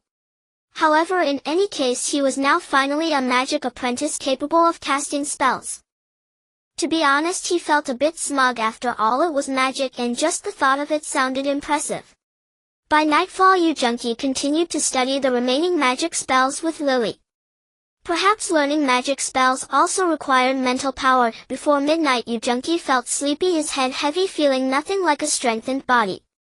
I can't do this anymore. I need to rest. You'll learn tomorrow. Yu Junkie, unable to hold on any longer, let Lily go back to her room to sleep while he lay down. As he was about to drift into slumber, he suddenly felt a vibration on his wrist. Yu Junkie opened his eyes abruptly, seeing a red dot flashing continuously on the terminal receiver on his wrist. Alarm! This was the first time the flight monitor had issued a warning. He hurriedly tapped on the terminal screen, and a three-dimensional image displayed Princess Town under the night sky. On one street, more than 20 tall horses were slowly moving forward. Each horse had a knight in armor seated upon it. The slight clinking of weapons and armor sounded particularly cold in the night, sending chills down one's spine. The newcomers bear ill intentions. Observing their direction, they were headed straight for the general store. Cavalry at midnight was not a good omen. Yu Junkie quickly rolled out of bed, put on his bulletproof vest, and rushed to the door of wire. Since there was no special room prepared for Lily, she had been sleeping with Wire these past 2 days. Lily, wake up, there might be business coming. Lily got up and opened the door, asking, "What's wrong?" Yu Junkie waved his head, signaling her to follow him. They left the house together and arrived in front of the general store. On the other side of the street, more than 20 armored cavalry were still slowly advancing, bringing a heavy sense of oppression towards them. Under the moonlight, as gentle as water, a murderous intent slowly spread throughout Princess Town. More than 20 riders quietly infiltrated the town, most of the townsfolk still lost in their dreams, few were disturbed. Yu Junkie and Lily stood at the entrance of the general store, watching the group of cavalry approach slowly. It was only when the riders were about 100 meters away that they noticed Yu Junkie and Lily. The leading cavalryman raised his hand, signaling stop.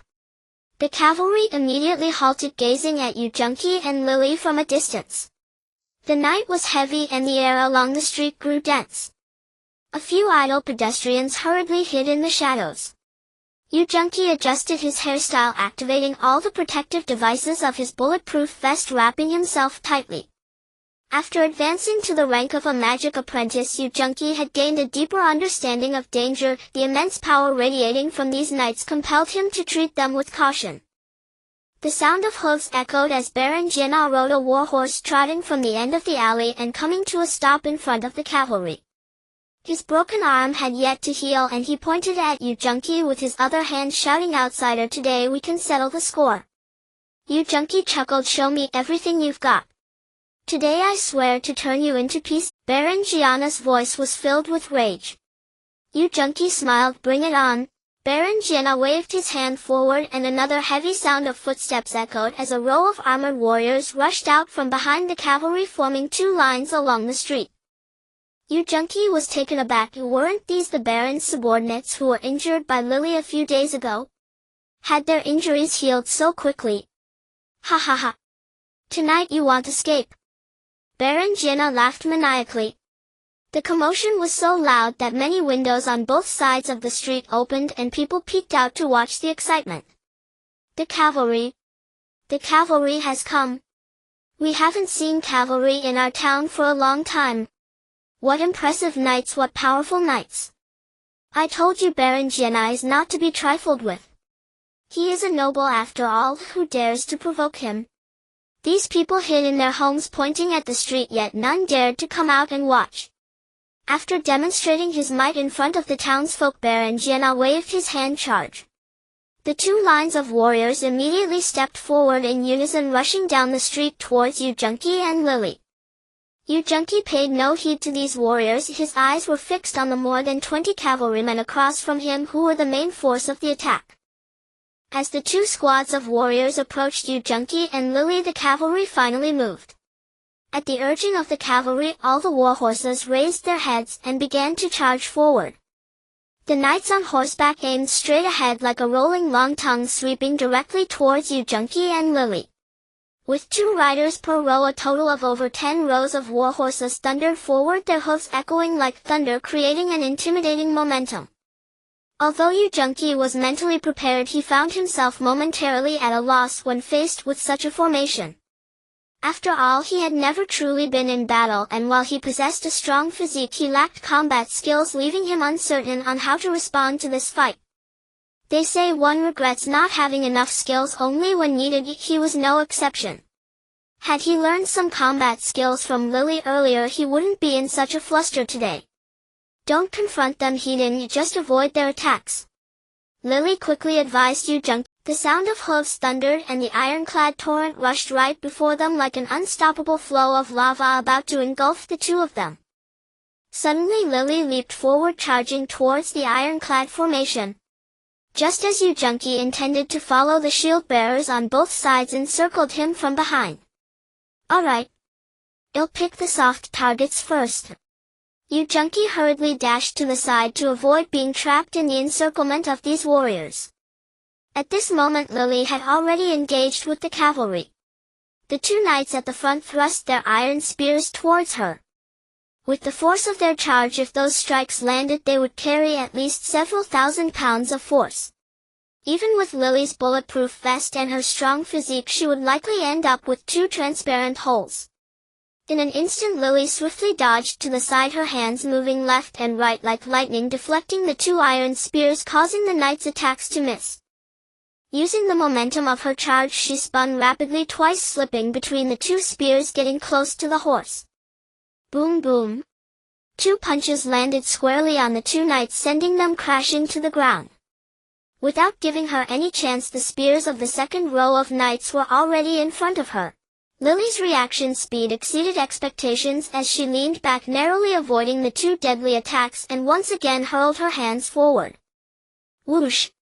The heads of 2 war horses were struck by her. Their momentum abruptly halted, their massive bodies crashing to the ground, unable to rise again. At that moment Lily had already leaped into the air, her arms spread like wings, her body soaring gracefully like a swallow, a truly captivating sight. The 2 fallen war horses caused considerable trouble for the cavalry behind, yet their advance continued unabated, displaying a fierce determination to achieve their objective. While Lily was consecutively dealing heavy blows to several knights, Yu Zhongke found himself in a bitter struggle. These infantry warriors were no easy opponents, yet despite their seemingly heavy bodies they proved to be quite agile in battle. Yu Zhongke, relying on his own agility, could only barely fend off a few attacks with little opportunity to counterattack. Ha! 4 or 5 shield bearers charged forward, their blades relentlessly targeting Yu Zhongke's vital points. Meanwhile, several other warriors formed a second wave, closing in from the sides, driving him into a corner. With the center of the street being the battlefield for the cavalry, Yu Zhongke and the warriors could only retreat along the edges, greatly limiting his speed advantage. Although Yu Zhongke was in a dire situation, he felt a surge of joy. His enhanced body had significantly increased his speed, allowing him to rush up a wall and sprint a few steps atop it, something previously unimaginable. Had it not been for his speed advantage, he might have been knocked down by these warriors as soon as they clapped. However, the situation was far from optimistic. Those knights who had already battled with Lily were now climbing back to their feet. These knights clad in heavy armor possessed formidable defensive capabilities. Even the two knights directly struck down by Lily still retained considerable combat strength. Having lost their horses, these knights quickly joined forces with the shield-bearers surrounding Yu Junqi to launch a deadly assault. While Lily fought valiantly against the cavalry, Yu Junqi faced an increasingly overwhelming number of enemies, and the situation was extremely perilous. That was not the worst part. When Yu Junqi felt a rapid vibration from his wrist alarm, he realized this was just the beginning. A shadow suddenly appeared on the roof not far away, holding a staff and dressed in a robe, drifting over like a ghost. Yu Junqi glanced around amidst his busy schedule and immediately spotted the shadow, a sense of alarm rising in his heart. With a forceful kick, he knocked back a warrior, leaping more than 2 meters into the air and landing atop a wall, whispering into the terminal on his wrist, "Attack with all your might immediately." Previously he hadn't intended to expose the 2 attack monitors, but now it was no longer an option. The 2 attack monitors appeared from nowhere, launching rapid beams towards the warriors and knights on the street from 2 directions. Bang bang! With 2 sounds, a warrior and a galloping knight fell to the ground. The command for full attack was a top-level assault order. The 2 attack monitors were not robots like Lily, who typically only injured but did not kill, while the attack monitors were killing machines. Upon receiving the command, they targeted the enemy's most vulnerable spots with precision, ensuring that those hit were instantly killed. The 2 beams of attack were particularly bright against the night sky, resembling 2 flashes of lightning seen by almost everyone. Although the previous battle had seemed fierce, no one had died. Immediately after the 2 flashes, 2 more fell dead on the ground. What kind of magic is this? Many were astonished. Such lightning-fast attacks left no chance for evasion. Yu Junqi felt a surge of joy, gaining a new understanding of the power of these 2 attack monitors. However, the warriors and knights merely paused for a moment and then charged again. Lily was under the most pressure, continuously attacked by over 20 knights, leaving her with no time to spare, as she could only fend off the fierce onslaught. Yu Junqi was also having a hard time. Seeing him on the wall, the warriors began to hammer violently against the stone wall. Within just a few seconds, the wall collapsed. As Yu Junqi landed on the ground, he re-engaged with them. Fortunately, wearing a bulletproof vest, even when hit by a knife it merely felt like a heavy bump, causing no real harm. Bang bang! 2 more sounds rang out, and 2 knights from the rear of the cavalry fell from their horses. The main function of the attack-type flying monitors was surveillance, with firepower being merely a secondary feature, thus their firepower was not very strong. Each time they fired, there was a delay between shots, and they did not shoot continuously, making their impact in high-intensity combat quite limited. Even so, after firing twice, the 2 attack monitors had caused 4 enemies to fall, creating significant psychological pressure on the opponents. Moreover, these 2 flying monitors constantly changed their positions, making them unpredictable and nearly impossible to defend against. As long as I can hold on a little longer, tonight will be a guaranteed victory. Yu Junqi resolved to keep his distance from the warriors, avoiding direct confrontation. However, the shadow on the roof had already reached the battlefield. Aloya Maloya Hututu. The shadow began chanting a series of arcane incantations. Yu Junqi had been keeping his eyes on this shadow. Seeing him start to chant a spell, he hurriedly shouted into the terminal receiver, "Take out that guy up there first." In fact, it was unnecessary for him to issue the command. The attack monitors had already identified the shadow as the most dangerous target and had their sights trained on him. Boom boom! They shot straight towards the shadow above. Almost simultaneously, a circular ice shield suddenly emerged around the shadow, completely shielding his body. When the 2 attacks struck the ice shield, only 2 cracks appeared on its surface, but it was not penetrated. Yu Junqi was too far from the shadow to see clearly, and when he noticed that the wizard's ice shield could actually withstand the blows, his heart sank. Damn it! The ice shield can block. So solid. He hurriedly drew out his laser and aimed it at the ice shield surrounding the shadow. The ice shield still wasn't breached, and the wizard inside had already begun chanting the second round of spells. This is not good. I absolutely cannot let him cast a second spell. Yu Junki knew that the second spell he cast would definitely be a powerful attack. He struggled to break free from the warrior's entanglement, continuously shooting at the ice shield. Since he had not practiced shooting specifically despite having a laser sight, half of his shots still missed. Willier had appeared on a wall at some point waving his staff, and a fireball struck the ice shield. The fireball clashed with the ice shield and instantly a hole the size of a bowl appeared, while the entire ice shield was covered in cracks ready to shatter at any moment. Yu Junki was overjoyed. Willier had done him a great favor. Unfortunately, Willier's spellcasting took too long. Before he could cast a second spell, the enemy would likely have already unleashed their second spell and taken him down. But Yu Junki had no choice. He couldn't pull away, so he could only occasionally shoot at the wizard above. The wizard on the roof was nearing the end of his incantation, and a ball of blue light was gathering at the tip of his staff. Yu Junki shouted, "Willier, get back!" Willier realized the danger, leaning back and hiding behind the stone wall. Damn! At this rate I might just get a taste of a magical attack.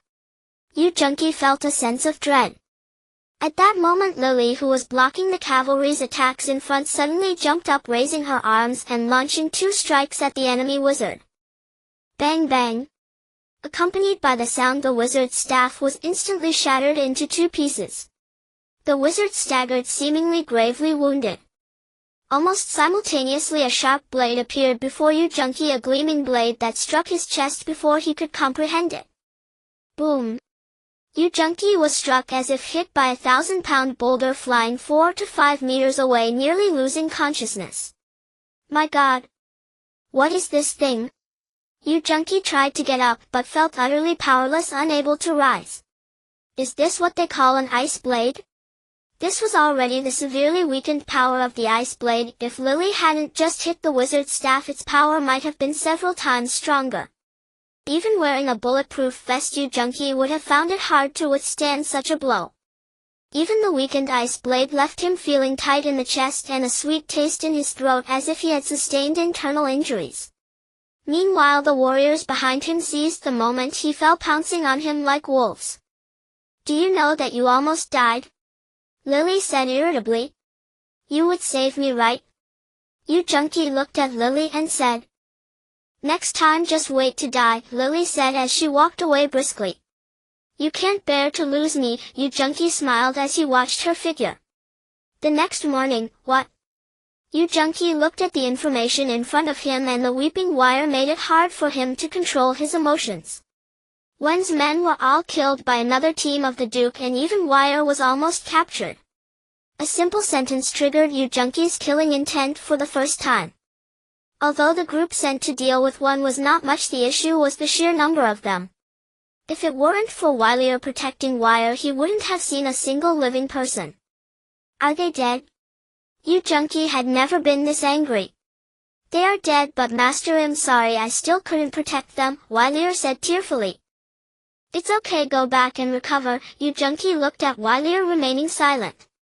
Wire was still holding a letter from Wen, and when Yu Junki opened it, there were bloodstains on the paper. Sir, I entrust Wire to you. Just a brief sentence. As Yu Junki looked at the crying Wire outside the door, his heart began to feel conflicted. I will take good care of her, and my woman will ultimately not be bullied by anyone. Lily, stay here to protect them. Notify me if anything happens. Before Yu Junki could finish speaking, he opened the portal and entered the M11 planet. What greeted him was Talon's bear hug. Hey old buddy, I see you again. Talon, I'm very sorry, but I don't want to reminisce right now. Please take me to your security mall immediately. Alright, Talon could tell that Yu Junki was particularly anxious at this moment. Lasers may not be suitable for you anymore. I can see that your opponents are very powerful. I think they should be able to use some lightning-type powers, right? How do you know? Well, you don't need to worry about that. Just trust me. Talon was a bit incoherent at this moment. Okay, then what about sniping and such? Why didn't I see these? Yu Junki was a bit confused. Oh buddy, please don't insult us. Those are just child's play. For example, this one, Talon pointed to something resembling a sniper. Yes, you think it's a sniper, but I can clearly tell you that its virus is enough to destroy a small island nation. Of course, you can choose not to believe it, but I still recommend it. Oh, and this one, this is the latest virus that can cause certain organisms to mutate. Of course, buddy, I still suggest you avoid using this unless absolutely necessary.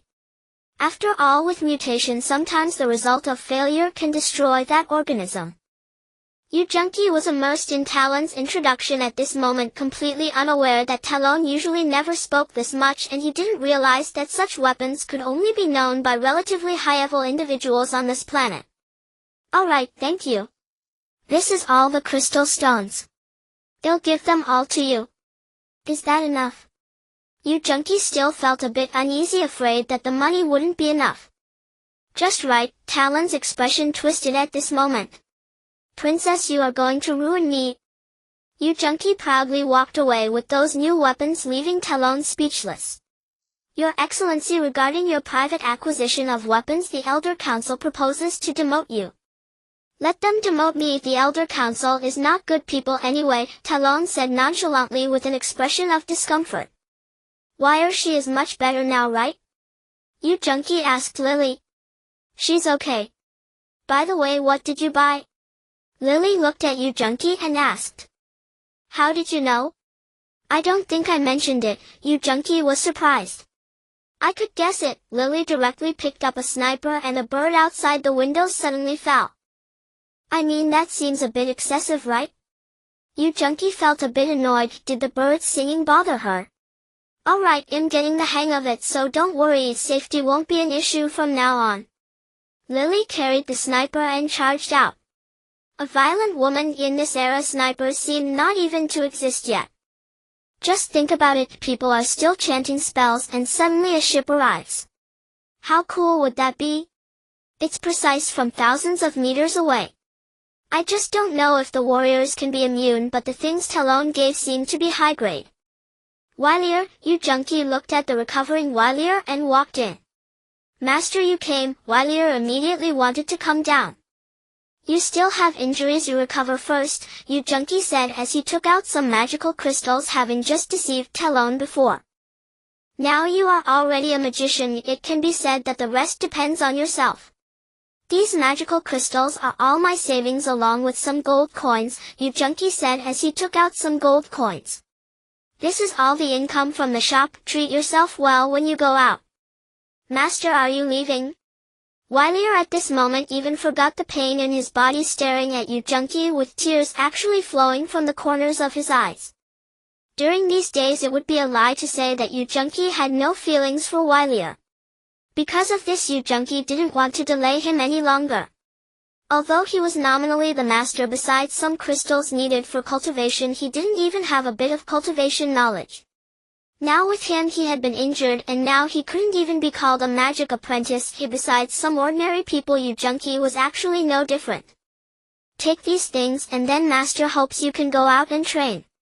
If possible, find a better master. After saying this, Yu Junqi didn't even dare to look back. 2 days later, Wylier walked out of the door with a bag, looking at the shop, remembering the past, and couldn't help but bow 3 times heavily at the door. Thank you, master, I am leaving. You just let him go like that? Lily looked at Yu Junqi with some confusion. I can't always follow him, Yu Junqi sighed. He will grow up, Lily comforted Yu Junqi. I hope so. Yu Junqi turned his head and didn't intend to speak again. Wylier, what do you plan to do? Lily's tone actually held a hint of jealousy. Let's take her back to Earth, Yu Junqi said softly. The place where you live? Lily asked. And, Yu Junqi nodded, lost in silence. Bringing Lily and Wylier back to Earth, Yu Junqi returned home and lay down to sleep. Ever since the last banquet ended on a sour note, Yang Jun's phone had been unreachable and it was said that he had gone abroad. Brothers turned against each other over a woman and it felt like a scene from a drama. For the first time, Yu Junqi felt he had witnessed something extraordinary. Su Lei was not bad, but alas, she was too domineering. In the future, I would definitely be the one kneeling at the keyboard. And that bunch of useless college students claiming they would conquer the universe and invent high technology then asking me for investment have all gone off to take their entrance exams, leaving me with no feelings left. Yu Junkie never expected that his translation device had completely overwhelmed this group of college students, with one who hadn't even graduated from vocational school inventing things that they were still studying. Hey Xiaoli, I'm planning to invest in you guys. Hey, don't hang up. Yu Junkie, undeterred, made another call. Hello Xiao Wang, I think. Boss, you should find someone else. We really can't handle this. My period just started, goodbye. Damn, a man telling me about his period. I thought you all had potential. I provided the money and the technology, but now everyone has run back home. Forget it, Su Lei.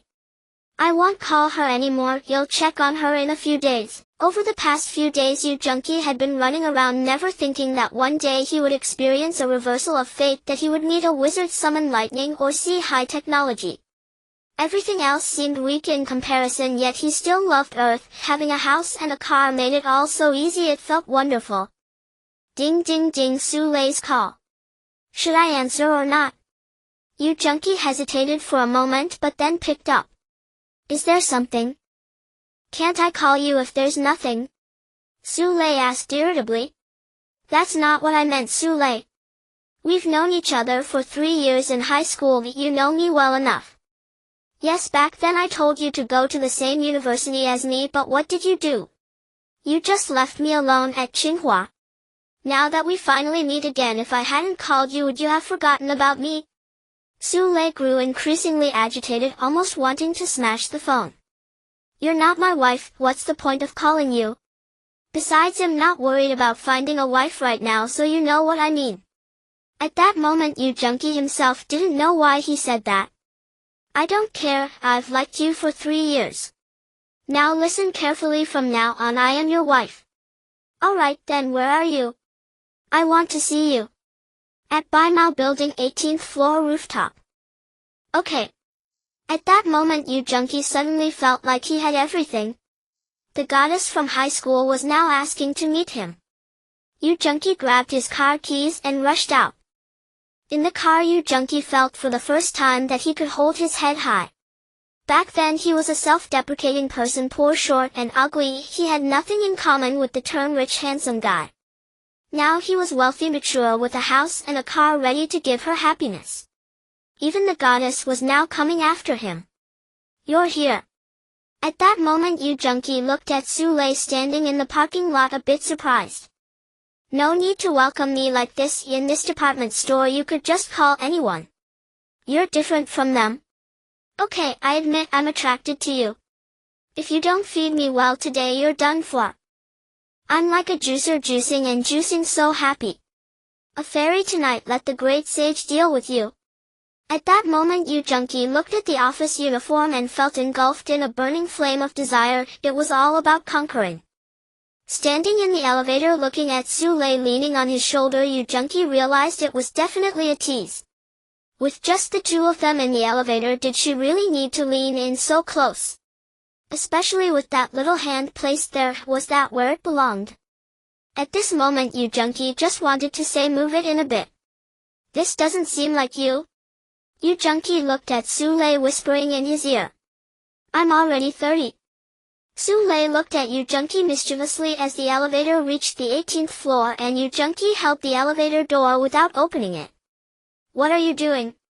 Su Lei asked Yu Junkie. Not done yet. Let me enjoy it a bit more. Shameless. Always have been. I'm standing here feeling sour. You come on top, I'll be underneath. Isn't that a bit inappropriate? Aren't you a man? No way, you took the best position. You go on top, I'll be underneath. After stepping on Yu Junkie's shoulders, Su Lei said, men have their dignity. If I step on top of you, am I still a man? By the way, just to be clear, after stepping on Yu Junkie's shoulders, Su Lei said, men have their dignity. If I step on top of you, am I still a man? By the way, just to be clear, I can't grill. Yu Junkie waved his hand and said, I can, all right? Just wait to eat, my lord. Su Lei placed her hands on her hips and said, Back in high school you were so big and now you're still the same size. I thought you would have grown up by now. Sule looked at Yu Junkie and said. Back in high school you couldn't handle it. What if you grew up and couldn't get in anymore? Yu Junkie retorted disdainfully. Originally when I had money I wanted to support you, after all I have only loved you. Sule paused before continuing, who knew that now you have money and am already 30 I can only rely on my looks. The barbecue is burnt, hurry and eat. Yu Junkie pretended not to hear and stuffed a chicken wing into his mouth, then shoved another one into Sule's mouth. Eat, eat, eat. You just know how to eat. What else can you do besides eating? Sule directly threw the chicken wing to the ground and started eating a banana. I can pull too, Yu Junkie said with a playful grin. Get lost, this is a bit long like a banana. I can't fit it in my mouth. Yu Junkie directly became immune to it. This fairy, just now it was all teasing and now she was probably waiting for me to embarrass myself. I'm going to the bathroom. After saying that, Yu Junkie covered himself and ran off, turning on the faucet, stripping off his shirt and taking a refreshing shower. Finally feeling a bit clearer, he saw that his little buddy down there had finally calmed down. Women are like tigers, Confucius did not deceive me. When Yu Junkie returned, Sule was already laughing uncontrollably. Old classmate, still the same as before. I haven't even gone all out yet and you're already down. Sule remembered how she had just collapsed on the table and couldn't get up. Damn, can you blame me? After all, I'm in my 20s and I have a pile of girlfriends, but I can't bring it up. Liking women and going all the way are two completely different concepts. Damn, this fairy just ate a banana, I can't handle this. This classmate is impossible to deal with. Yu Junkie walked step by step towards Sule. You are still so straightforward, Sule said while looking at the persistent Yu Junkie who refused to leave her side. Given your situation, if I don't do something, what kind of man would I be? Sule, I like you. Yu Junkie said to the woman in his arms, I guess I need to buy a new set again. Sule looked at the torn stockings on her legs and sighed helplessly. Stay here obediently, I'll go buy some, Yu Junkie said as he grabbed the car keys and headed down to the 6th floor. Hello sir, what can I get for you? A waitress approached. Yu Junkie glanced at her and pointed to a few outfits nearby, saying, don't need these, pack up the others. Sir, you must be joking, the waitress said, a bit dumbfounded. With what you've just said it seems like you might have bought a bit too much, Yu Junkie replied with a teasing grin. Not too much, not too much. Sir, I will pack that up for you right away. The waitress quickly realized that this gentleman was definitely wealthy and immediately started packing. Yu Junkie looked around and couldn't help but sigh. He couldn't find what he wanted, so he had to make do. Sir, is there anything you're not satisfied with? The waitress was already anxiously waiting for Yu Junkie, hoping that this wealthy gentleman wouldn't cause any issues. Isn't there a bit less clothing here? Yu Junkie remarked, you don't have any nurse uniforms or navy outfits, and there are also too few teacher attires and office wear. Sir, these are all branded items. The waitress had never encountered such a situation before, buying so much yet still complaining it was insufficient. This isn't a funeral outfit you're buying to burn. Brand names are useless if they don't have the most basic nurse uniforms. However, Yu Junkie happily paid the bill and casually touched the waitress' hand. A small note was already passed into his palm. Both of them smiled knowingly. If Sule wasn't waiting, I would, you know. As Yu Junkie looked at the waitress' reluctant gaze, he felt for the first time that having money was good. Once he brought over all those gold coins, he would buy this store. You're back and bought so much. Sule looked at Yu Junkie, who was carrying various styles of clothing, and had a vague feeling that something was about to happen. Wasn't that enough earlier, my old classmate?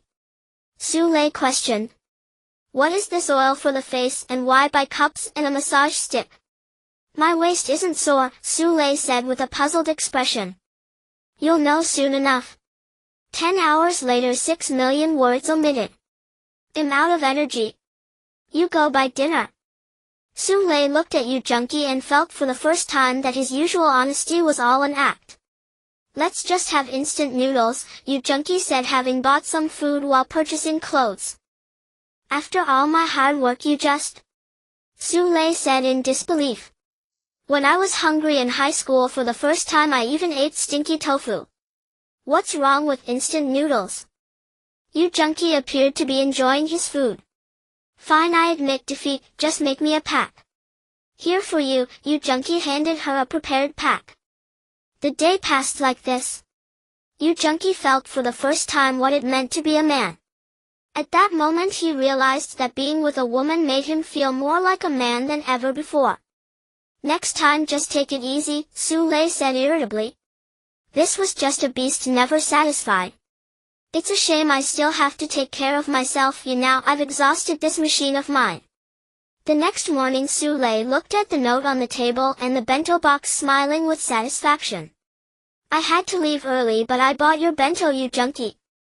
At this moment Yu Junkie had already arrived at the wild man tribe with Lily. Why did you bring me here? Lily asked, confused. To catch wild beasts, mutated ones, Yu Junkie already had a grand plan in mind. You mean? Lily seemed to have suddenly realized something. That's good to know, Yu Junkie interrupted her before she could say anything else. Great deity, you have descended again. At that moment Apule looked at Yu Junkie as if he were a god, for this god had helped him fend off the invasions from the neighboring tribe. Hello village chief, please listen carefully to everything I say. Call everyone in the tribe within 5 minutes. Also my messenger Miss Lily has gone to notify the nearby tribes. Yes, great deity, Apule looked at Yu Junkie with sincere reverence. Yu Junkie didn't have much affection for the wild people, but for what he was about to do he thought it was necessary to give them some abilities. What do you think? Yu Junkie asked Lily.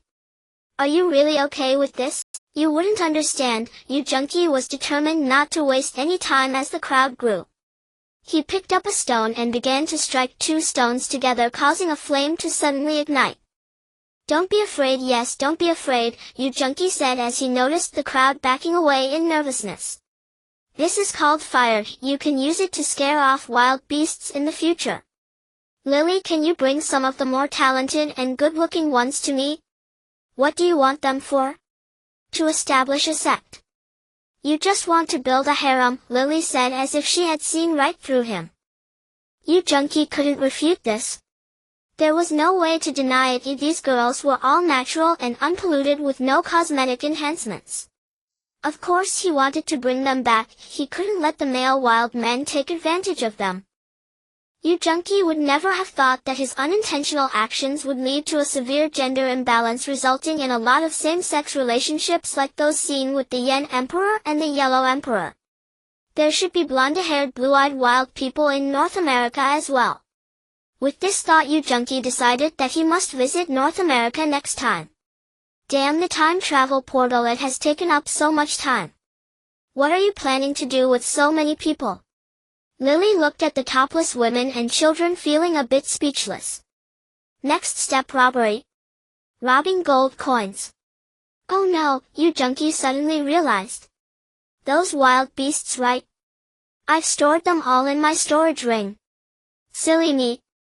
Lily looked at her cousin with a face full of disbelief. Then let's invade the magic world, Yu Junkie waved his hand and a batch after batch of Tyrannosaurus Rex began to trample through the magic world without any pretense. Yes, this was Yu Junkie's plan. He intended to develop gold and crystal mines.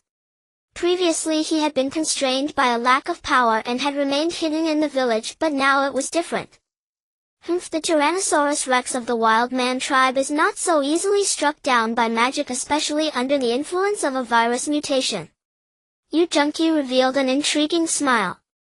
Lily looked at Yu Junkie and asked, you took so many people and captured so many beasts, yet you want to trade for fire. Are you not ashamed? Come on, if I don't trade them it will take their brains at least a few hundred years to learn how to create fire, okay? Yu Junkie appeared to be the one at a loss. Isn't it a bit inappropriate for us to invade like this? Although the magic world lacks advanced technology, the problem is it seems that even those magic masters and grand masters could easily eliminate us, okay? Lily looked at her somewhat foolish cousin and asked. I've already considered these issues. First, my experience in traversing is greater than yours. Those Grand Masters and Magic Masters would never act against us. After all, the higher their level of cultivation, the more they fear death. They often disappear for 100 or 200 years during seclusion. Moreover, before coming here I already asked Wire, and the highest level here is only a Grand Mage. Either one of us could easily take on a group. Alright, now that the Duke is dead, this village, no, this city is mine from now on. Let's go and plunder it. Is this really okay? At this moment Lily found herself unable to see through her master. Looking at the Lord's mansion, even Lily felt that the damned Duke was a rich man, but unfortunately he provoked someone he shouldn't have and ended up dead. Come here, gather these guys for me and mine all the gold from this city. Oh, and there's also a crystal mine here. A crystal mine? At this moment even Lily was surprised. On planet M11, any crystal mine had to go through a battle to obtain. Now this small city actually had a crystal mine. If this mine was excavated, it would definitely allow her to level up from a grade to scrape, breaking the entire Federation's history. Hey, are you serious? It's just a crystal mine. Aren't your robots supposed to recharge? Recharge? You think robots have feelings? Idiot. Hey, also mine everything here. Keep the Tyrannosaurus at level 3 alert, got it? In this city mages also cultivate with crystals, so be careful. Got it, cousin. With that Lily walked out. It's strange, such a large crystal mine seems to have been untouched for a long time. Why hasn't anyone mined it? Never mind, what I want is gold. Go buy a small island in Switzerland and my life will be complete. After Lily left, Junkie gently closed the door, cautiously looked around, released a few electronic mosquitoes, and then descended into the Lord's basement. Damn it, I finally made it. After being a lord here for decades, there should be plenty of good stuff, right? Junkie completely overlooked the fact that basements usually have traps, or he was just too confident in himself. As he dove in headfirst, his entire body was suddenly hit by several magical traps, causing his hair to stand up like an explosion. Damn, even with the person dead, there are still so many traps. Luckily I'm wearing a bulletproof vest. If I had worn a conductive sweater I would have been done for. This time Junkie learned his lesson and activated his speed shoes. He ran fast, praying, Ling Ning bless me. Damn, is that all? A rock, 5 or 6 tons, fell directly onto Junkie. Oh my god, Teacher Sung Maria Ozawa, I don't want to die. This is my first time. I know you will bless me. At this moment no amount of bulletproof clothing would help. Even if the clothing didn't break I could still be crushed to death. Damn it, aren't you a mage? How could you use rocks? I thought a few lightning spells were impressive. Teacher Sung, give me strength. 10 seconds, 5 seconds, 3 seconds, finally it stopped. Damn it, it finally stopped. Junkie was nearly out of breath, his hands trembling. If he hadn't taken some gene-enhancing medicine he would have definitely died. Damn it, Junkie considered himself a half-baked mage, but he didn't even have the chance to chant. Damn, where is this? This is absolutely incredible. At this moment Junkie had never been so shocked. Gold mountains and silver mountains pale in comparison.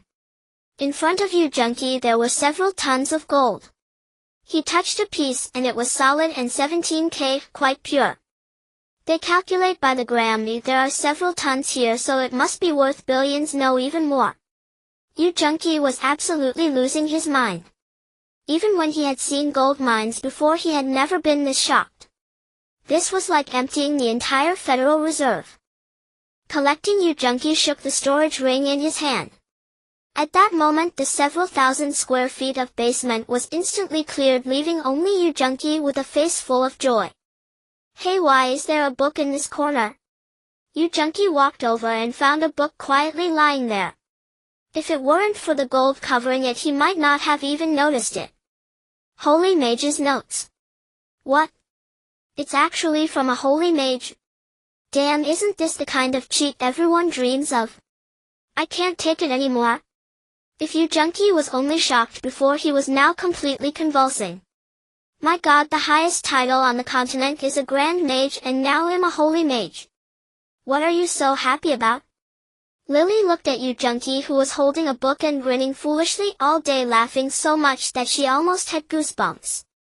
Little kid, what do you understand? I'm going into seclusion. Get out. Yu Junqi pushed and pulled Lily out, leaving her fuming, saying she would tear the door down.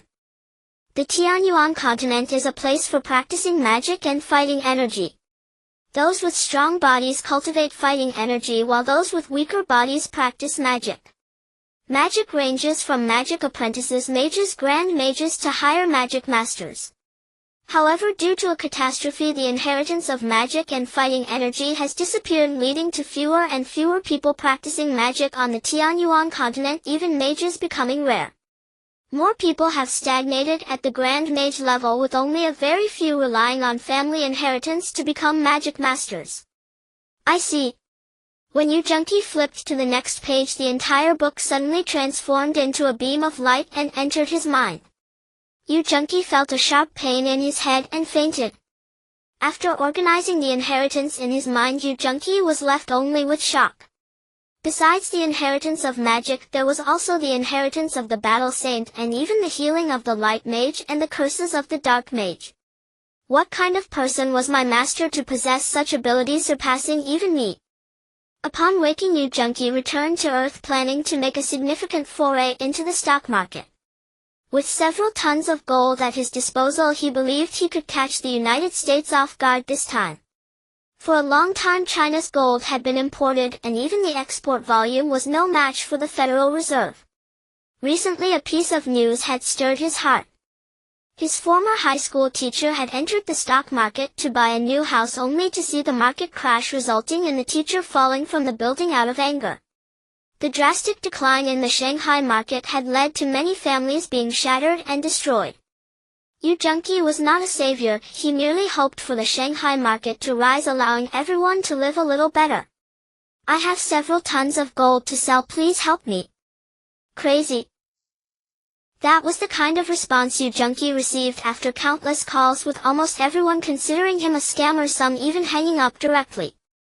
Out of frustration, he even thought about selling it to the Americans instead. The service quality of the Chinese was just too poor. This was the last call he would make, and Yu Junqi simply dialed with a mindset of giving it a try. If it didn't work, he could always sell it to the Americans or the Japanese. After all, he wouldn't lose much. Hello, this is the stock center. What can I assist you with? I have several tons of gold. Is that true? The young girl on the other end was clearly surprised. Yes. Please hold on, we'll be right over. The girl seemed a bit excited. All right. In 10 minutes, may I ask if you are Mr. Yu Junqi? Yu Junqi looked through the peephole and saw a girl wearing a short shirt paired with jeans, looking neat and tidy with a hint of youthfulness in her expression.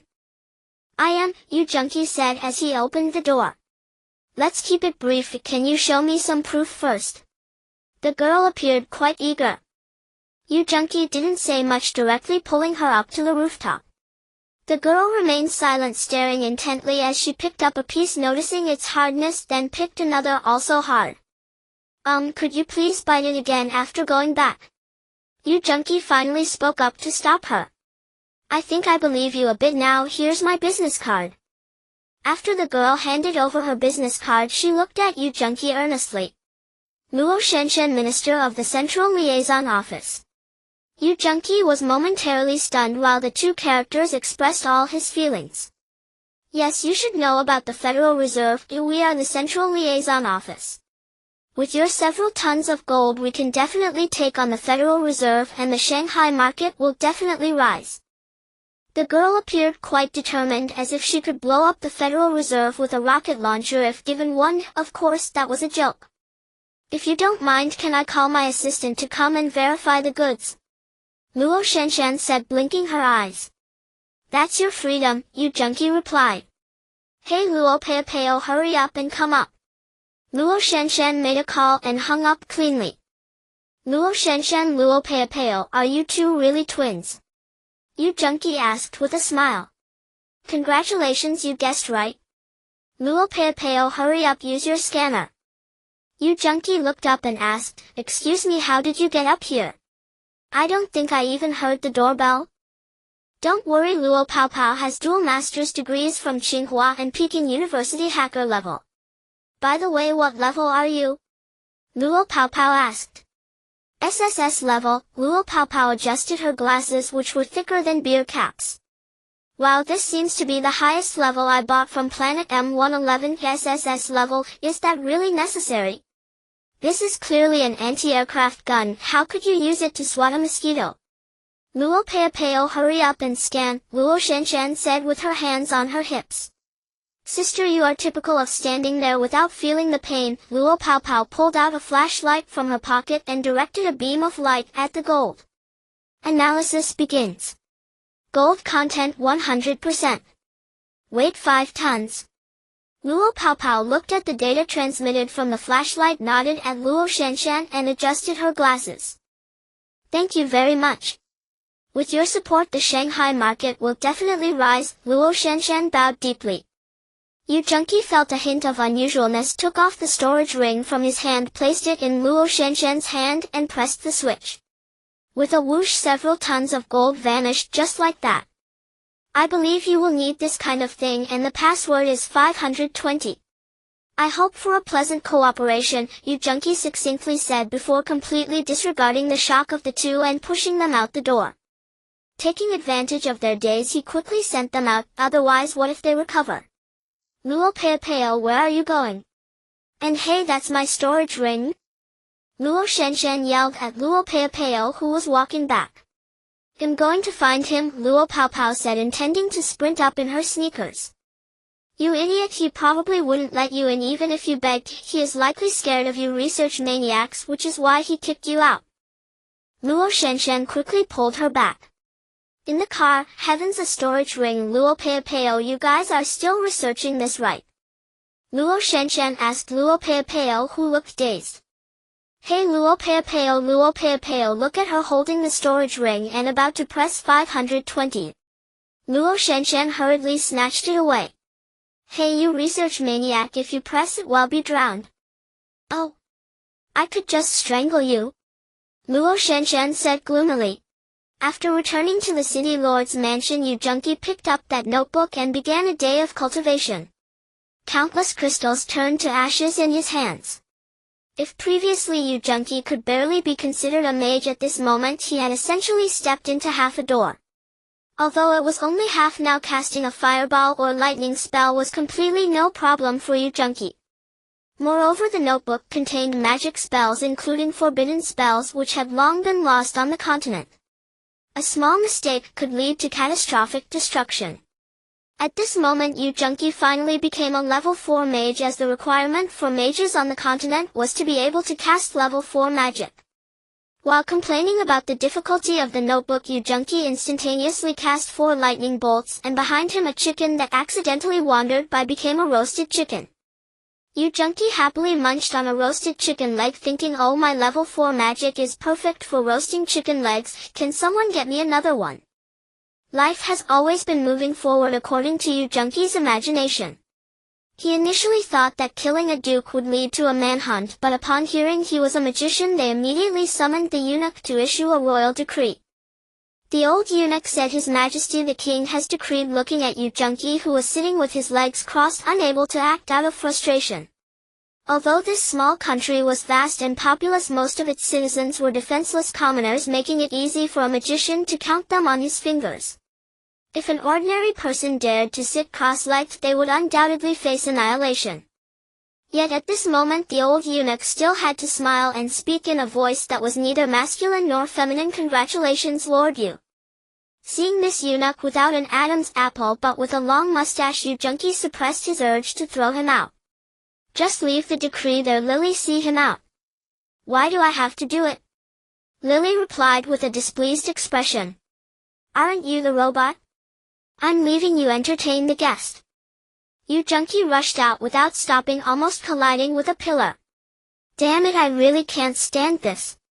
Luckily I'm not the emperor, otherwise dealing with such people every day would drive me insane. You're back, you junkie, asked Lily. The person has been sent away, stop feeling sick. By the way, go buy a few more machines, otherwise the excavation won't be enough. Lily found it amusing to see Yu Junkie's face changing colors from pale to flushed. He thought, what are you laughing at? I still haven't dared to tell Lily that she just sent away a hermaphrodite. If I did, she would probably vomit more than I did. Buying machines for excavation, it seems the magical realm will likely be left severely damaged by me. Yu Junkie had seen the machines on planet M11, which relied entirely on solar and wind energy for power. The moment they started mining, it was as if no life could survive there. According to Tyrone, the most powerful excavator could run for 24 hours straight and could hollow out a planet in just half a month. Although expensive, the machines were indeed terrifying. Yu Junkie couldn't understand why Lily was so eager to excavate those crystal mines. She said the crystals could enhance her personal strength, but logically she didn't need that many. At this moment Yu Junkie felt perplexed, as if he had overlooked something, but he couldn't recall what he had missed. Could it be? Yu Junkie planned to visit the mine as he really didn't want to consider that possibility. However, what he saw at the mine shocked him. Robots were actively mining the crystal ores. He could guarantee he hadn't purchased these machines, as the portal only allowed him to enter. Lily definitely couldn't have entered, which meant it must have been when she left planet M11 with him for the first time. Had he already been betrayed at that moment? If that were the case, everything would make sense. In the past few days he had occasionally asked Lily about the mining situation, and initially she only provided him with a small portion.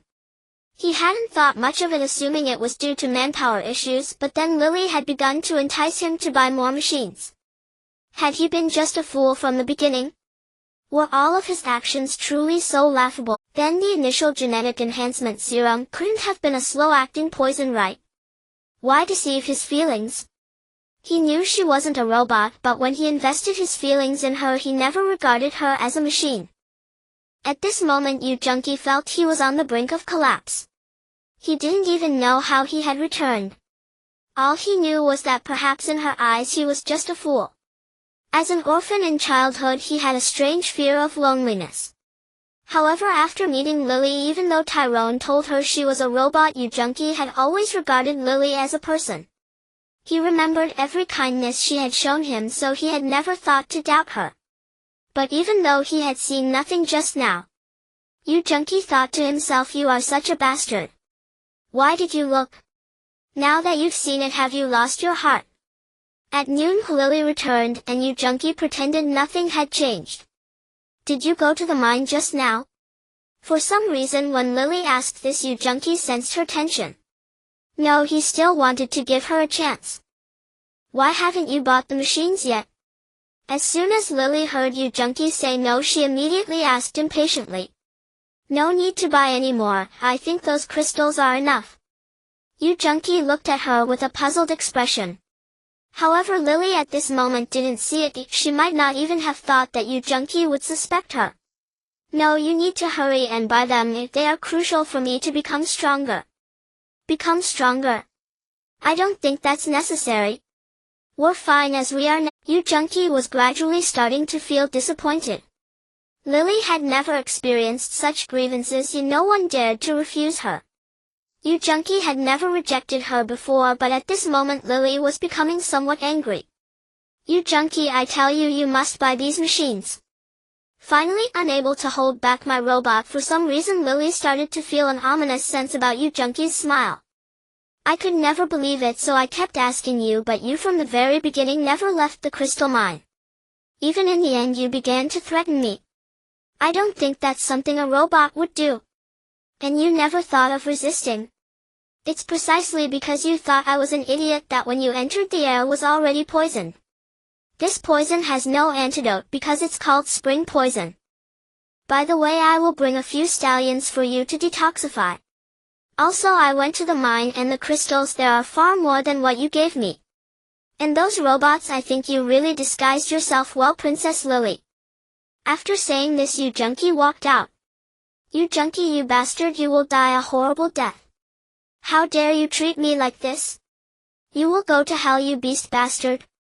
Gradually her voice weakened, leaving only Lily's strange cries in the room as Yu Junkie's spring poison finally began to take effect. 10 minutes later Yu Junkie entered the room to detoxify. He was shocked by the woman's temper before him. Being beautiful was a sin, yet she even hesitated to use stallions for detoxification. Yu Junkie was usually harsh with people, but with women he was a different kind of harsh. In a short while the two began to fight, though it was a different kind of battle. Yu Junkie would definitely pay the price for his spring poison as it lasted 72 hours, thus laying the groundwork for something to come. You are more ruthless than I am. Yu Junkie looked at the battlefield, which was now hard to behold, and for the first time felt regret. 72 hours indeed was exhausting, especially when faced with a woman like this. You bastard, if I could get up right now I definitely would. Lily, who was also exhausted, had fallen asleep beside him. If it weren't for the effects of the medicine triggering her bogus instincts to fight, it would have been her first time after all. Had I known this would happen, why did I even start? Yu Junkie gazed at the patch of red, remained silent, and got up. When he returned after buying some breakfast, Lily had already crawled off the ground but was sitting there with a somewhat feeble expression. You don't need to be like this, just eat some breakfast and then explain things to me, and that will suffice. Yu Junkie handed Lily the eggs and milk he had just bought. I have no strength, you feed me. Lily looked at the man who had taken her first time, her gaze suddenly becoming a bit dazed. Alright, I will feed you then. Open your mouth, be careful, it's hot. See, I told you to be careful, didn't I? Watching the milk splattered all over his face, Yu Junkie felt a sense of helplessness. Was this considered revenge? I'm sorry, Yu Junkie said, but seeing Lily's expression showed no hint of embarrassment, he couldn't do anything but wipe his face with a cloth and carefully attend to this lady. Are you full now? Can you tell me? Yu Junkie asked Lily. I'm tired, I'm going to sleep. I can't take jokes right now. Lily could only stick out her tongue at Yu Junkie's expression. Tell me why? I just want an answer. Yu Junkie's face had turned somewhat serious at this moment. We want to dominate this planet. Our planet has become nearly uninhabitable due to excessive high-tech development. My grandfather is the ruler of the entire Federation, the elder of the council. He used a prophecy that says a man will come to save us in 10 years. If we can follow him, we will have hope to survive. That man is Yu Junkie. Lily looked at Yu Junkie and said each word earnestly. So you followed me. But why do you need the crystal mine? Yu Junkie still felt somewhat confused. Mass migration requires a large amount of crystals to build spaceships, Lily explained. If that's the case, I need to think about it. Regardless, you shouldn't deceive me, you know I trust you very much. At this moment Yu Junkie felt a bit of regret. It's not that I don't want to tell you, but I don't want you to know too much. Because if you oppose us, our entire planet will perish, and by then there won't be any time left. Lily looked at Yu Junkie and said seriously again, how much time do you have left? About a month. Lily's expression turned somewhat gloomy. I understand now. I'm going to go immediately. By the way, what is your relationship with Talon? He can't be your brother, right? That would make him my brother-in-law? Yu Junkie asked as he thought of this. You guessed correctly, Lily replied expressionlessly. At this moment Yu Junkie began to understand, said no more, and immediately walked into the portal. On planet M11, it was not Talon welcoming Yu Junkie, but a group of elders. For a moment Yu Junkie almost thought Lily was trying to harm him. Young man, don't worry, we are the Council of Elders. I believe Lily has already told you about us, the elder in red clothing adorned with a necklace spoke, appearing somewhat out of place. What do you want? Yu Junkie still did not understand. The Grand Elder wishes to see you. When the second elder placed a hand on Yu Junkie's shoulder, he had already been transported to another place. Go in, said the second elder as he looked at Yu Junkie and then vanished. Yu Junkie tried to push open the door. Facial recognition in progress. Identity verification initiated. Please state your password. You Junkie almost instinctively said this name. Password correct, welcome. The door opened instantly and Yu Junkie walked in.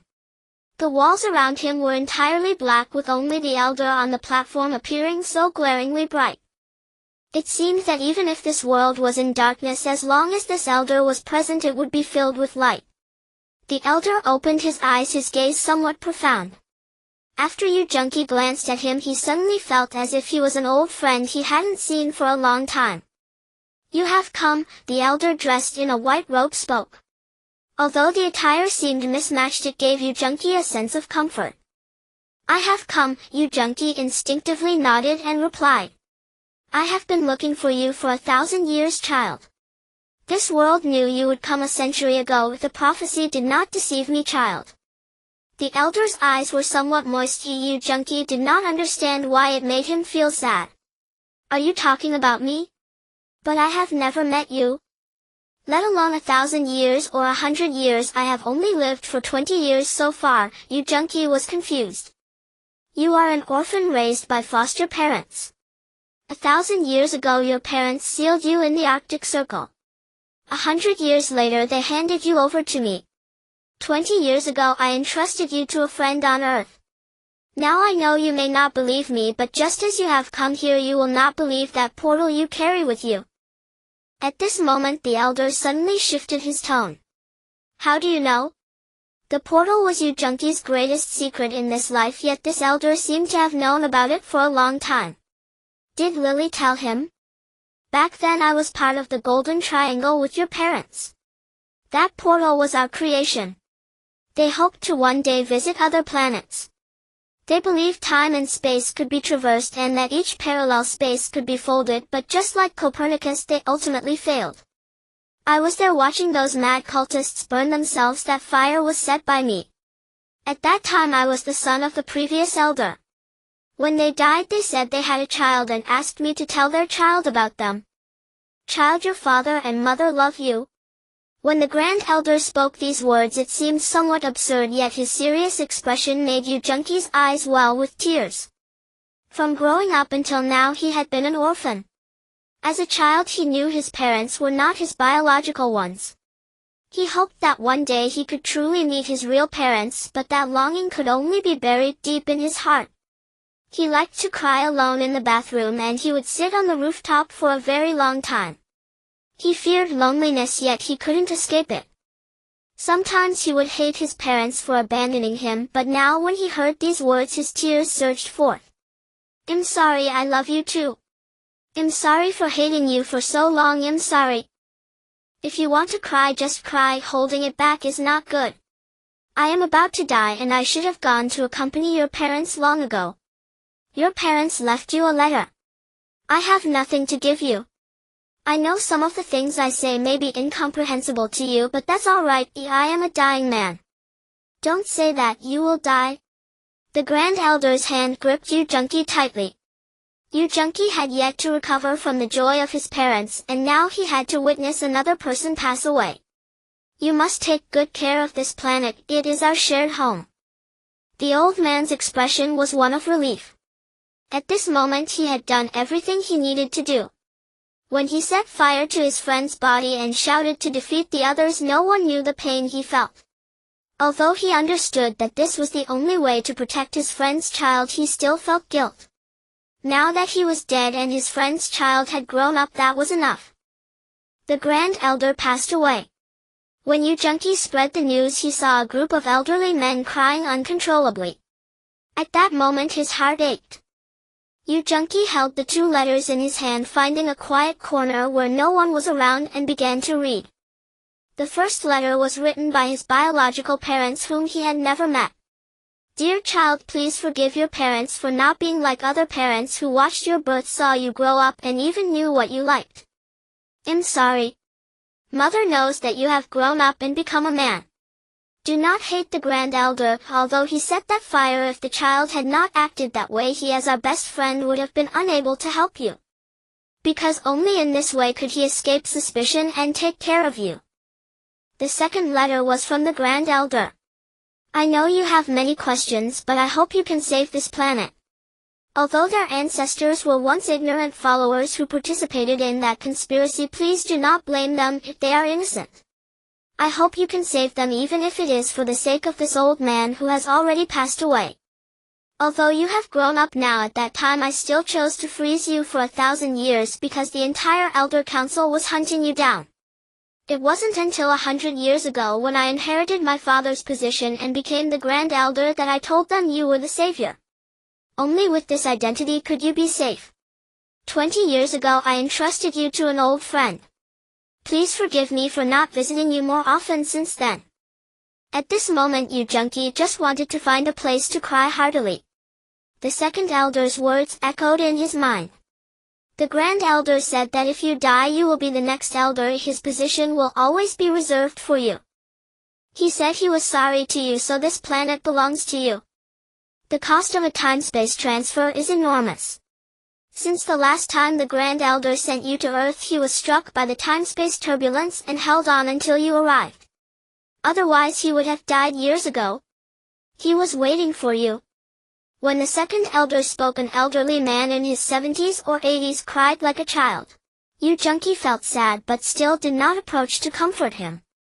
He mobilized all the mining machines from planet M11 and transported them to the magical realm. He knew what he needed to do. He was racing against time. There was only 1 month left. The more crystals he could mine within that month, the more space-time ships could be built. There were 100 billion people on planet M11, and each space-time ship could only carry a maximum of 1 million people. This meant that many would die or be left behind. When he was about to leave, he encountered Tai Long, who simply said, "Take good care of my sister," and then walked away. Yu Junqi nodded. There was no need for too many words between men. "You're back?" Lily asked Yu Junqi.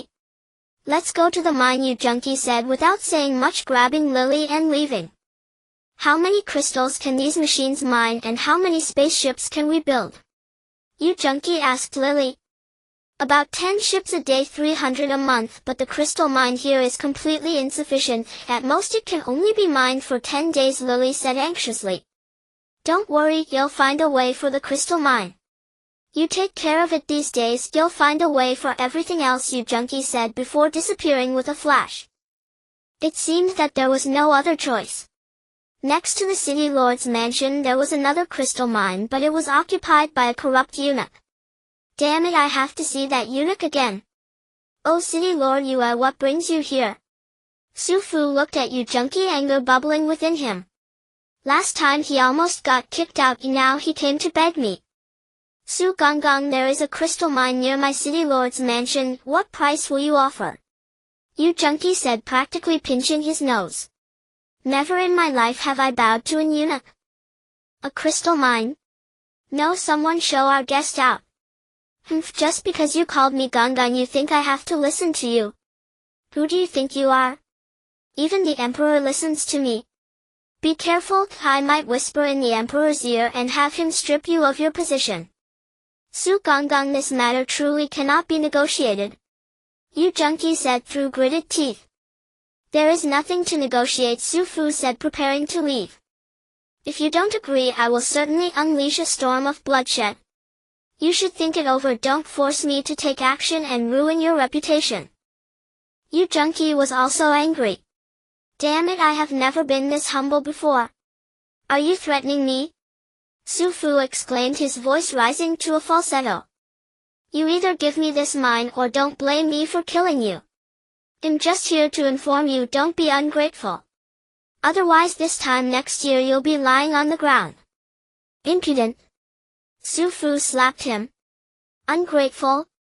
Yu Junqi kicked over the table and grabbed a brick to throw at him. Unable to restrain himself, Yu Junqi cursed under his breath and left the place. "In the palace, Your Majesty, something terrible has happened. Su Gonggong is dead." "What?" Long Yang slammed his hand on the table, causing it to sink. "How did he die?" "Before coming city lord, you had an argument with Su Gonggong and then Su Gonggong died. I will make sure you have a bad end, my beloved concubine." Long Yang suddenly looked at the young eunuch below. Heaven, did the emperor just call Su Gonggong his beloved concubine? "What did you hear?" Long Yang asked with a smile, although his smile was terrifying. Nothing, the young eunuch stammered, his legs trembling. What an insincere child, Long Yang said, grabbing his head. The brain matter burst out, spilling protein all over the ground. Yu Junqi never expected that the eunuch he had killed with a brick had such a significant background. Had he known, he would have continued striking. The next day, when Yu Junqi heard that the current emperor had personally set out to capture him, he cursed silently and continued mining his crystal mine, not realizing the consequences of his negligence. Even when faced with Lily's questioning, both of them thought nothing of it. After inquiring about the highest authority in the country, which turned out to be the Grand Mage, they resumed their mining. Hey, I heard the emperor has mobilized 100,000 troops to capture you, Lily said to Yu Junqi. When troops come, we'll just deal with them. After all, it's just a few tyrant dragons, we can handle that with ease, merely adding to the bloodshed. Yu Junqi shrugged indifferently and Lily didn't say anything further. Even if the Grand Mage came, either one of them could easily fend him off. In the hidden chamber, Long Yang pushed his dragon chair forward, revealing a tunnel that was 50 to 60 meters long. He pressed the handle, turned it 3 times, and walked in the dragon chair, returning to its original state as if it had never moved. The lights flickered ominously, creating a chilling atmosphere. Long Yang walked forward as if accustomed to it, approaching an old man draped in a black robe adorned with a string of skull beads. The lights flickered ominously, creating a chilling atmosphere. Long Yang walked forward as if accustomed to it, approaching an old man draped in a black robe adorned with a string of skull beads. Ancestor, Long Yang took 2 steps forward and knelt heavily. The old man seemed oblivious, his eyes remaining closed throughout. Long Yang continued to kneel until he struck his forehead against the skulls, leaving it bloodied, before the old man finally lifted a hand, gesturing vaguely. Speak. The simple 2-word command felt like a mountain pressing down, making one unable to raise their head. Senior brother, he is dead. Long Yang didn't even dare to look up at the old man. What? In that moment, even Long Yang, a mage, found it hard to breathe. The old man was about to strike down, but ultimately restrained himself. Go fetch the body, the old man said, casting a glance at Long Yang. Yes, Long Yang replied, carefully carrying his senior brother's body and placing it gently on the ground. The skull shattered. What a vicious hand. Go now, in a few days I will kill. The ghostly figure of Qian Ren transformed into a cloud of black smoke and drifted away. Long Yang watched, the corner of his mouth curling into a cold smile. For the past few days, Yu Junqi had been mining, with excavators arriving one after another from M11 planet and spacecraft being rapidly constructed. In a short time he had transported countless loads. When he saw the separation of young children from their parents, they understood that if they delayed even a little they might die, so they entrusted their limited hopes to their children. Mom, let's go together. Mom, I don't want to leave you.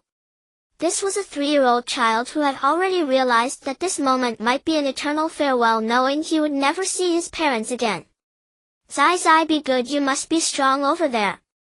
That was a woman in her 20s, but now she could only watch her child leave. Although she knew this day would come, tears streamed down her face without restraint. Zai Zai will grow up, Dad and Mom will always love you. A man comforted another's child, but when facing his own he could only utter these words. Child, you must be strong. Even though Dad and Mom haven't been around much, and even on your birthday we told you we were busy, we are so sorry. Please believe that Dad and Mom will always love you. We didn't buy you gifts, and during school we only let your grandparents accompany you. But truly am sorry, I really love you. Countless farewells ignited tears in every person's eyes at that moment. Yu Junqi fought back his tears, ultimately hiding in the restroom, sobbing uncontrollably. If my parents were still alive, they would probably feel the same way. And those elderly ones with white hair, each of them leaving their hopes for the younger generation. The Elder Council was always composed of those with high status and great virtue. They had long been referred to as the Immortal Old Ones, yet none of these Immortal Old Ones boarded the spacecraft. Even if everyone thought it was expected, they still sent off ship after ship, enduring the cost of death throughout. Second Grandpa, you go ahead. Talon looked at the old man, feeling regret for the first time. He had always scolded them as immortal old ones, but only now did he realize their hardships. Leaves always return to their roots. It doesn't matter if we die, but you must live, the second elder muttered as he looked at the sky. Father, I'm coming to accompany you. Talon stood silently for a moment before walking over to Yu Junki. Brother, I entrust my wife and child to you, Talon said before turning and leaving without looking back. Looking at the sleeping child and the young woman, Yu Junki nodded heavily as the spaceship's door finally closed. Though he didn't know if he would see the sun again tomorrow, it didn't matter if he died now. As long as my child is alive, I don't mind dying. As long as my wife is alive, I can accept my death.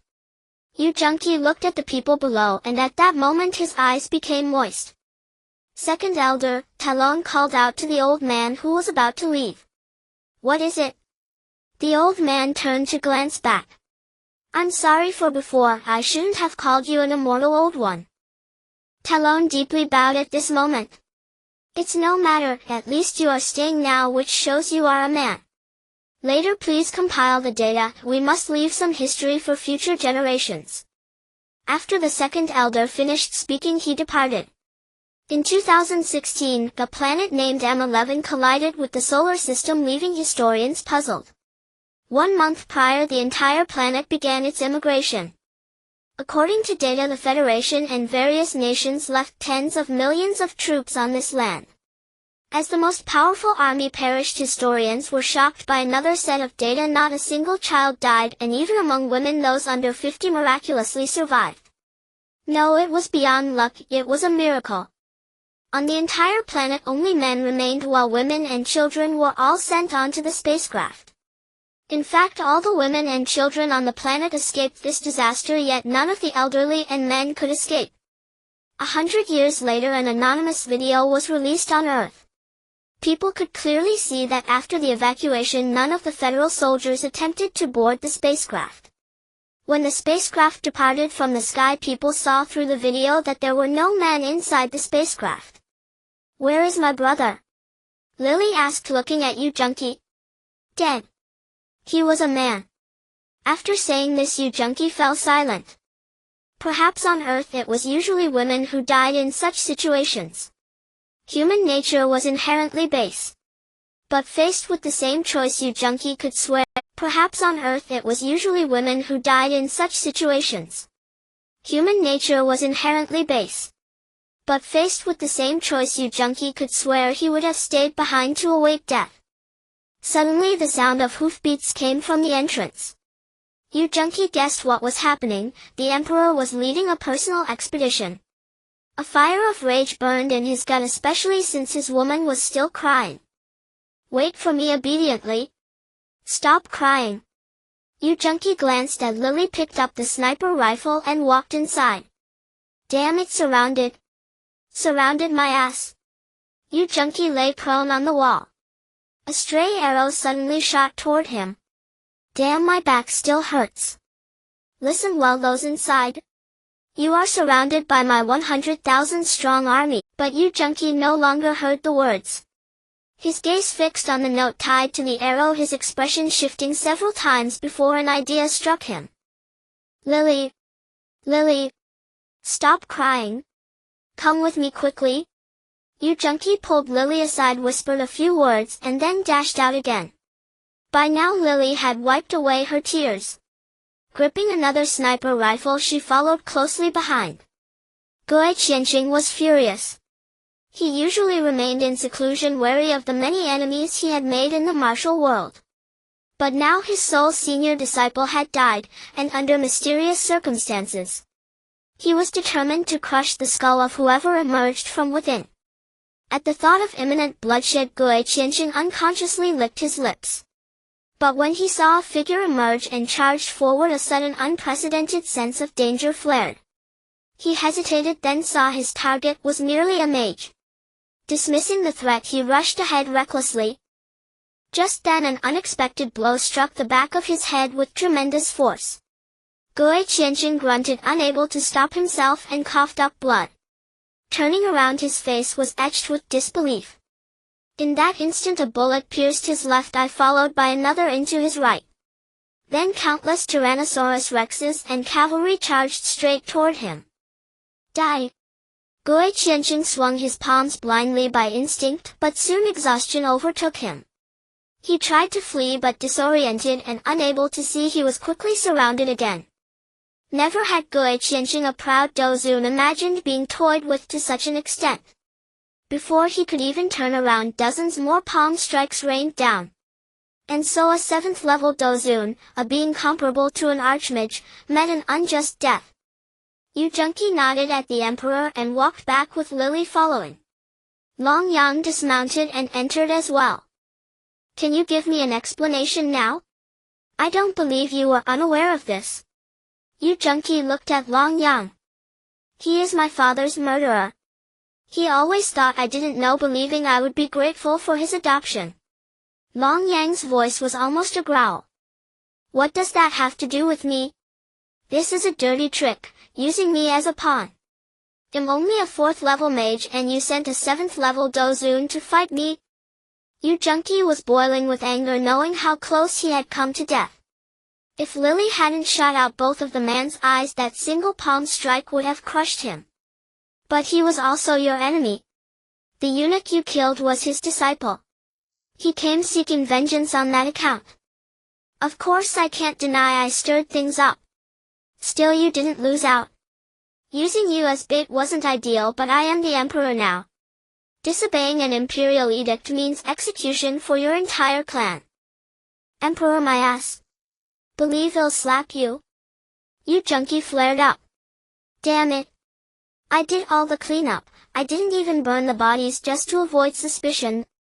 And what the hell did you do? You ratted me out? In close combat a mage gets one-shotted. By the way, I'm a rank higher than you, almost a great Do master. Long Yang looked at Yu Junqi. Honey, get him, Yu Junqi said, pointing at Lily. Seeing the sniper rifle less than a centimeter from his head, Long Yang's voice trembled with fear. Sister-in-law, let's talk nicely. Hey, don't just sit there. Are you trying to blackmail me? Can your 100,000 troops stay to work in my mines? Yu Junqi said, crossing his legs casually. Get lost. Sister-in-law, let's be reasonable. 50,000 at most. Fine, 100,000. I'm scared of you too. Long Yang grumbled as he stormed off. What do you think, honey? Yu Junqi asked Lily. Not bad. We've immigrated here, but more hands are always welcome. After all, washing dishes and sweeping floors, those aren't jobs for women, are they? Lily said.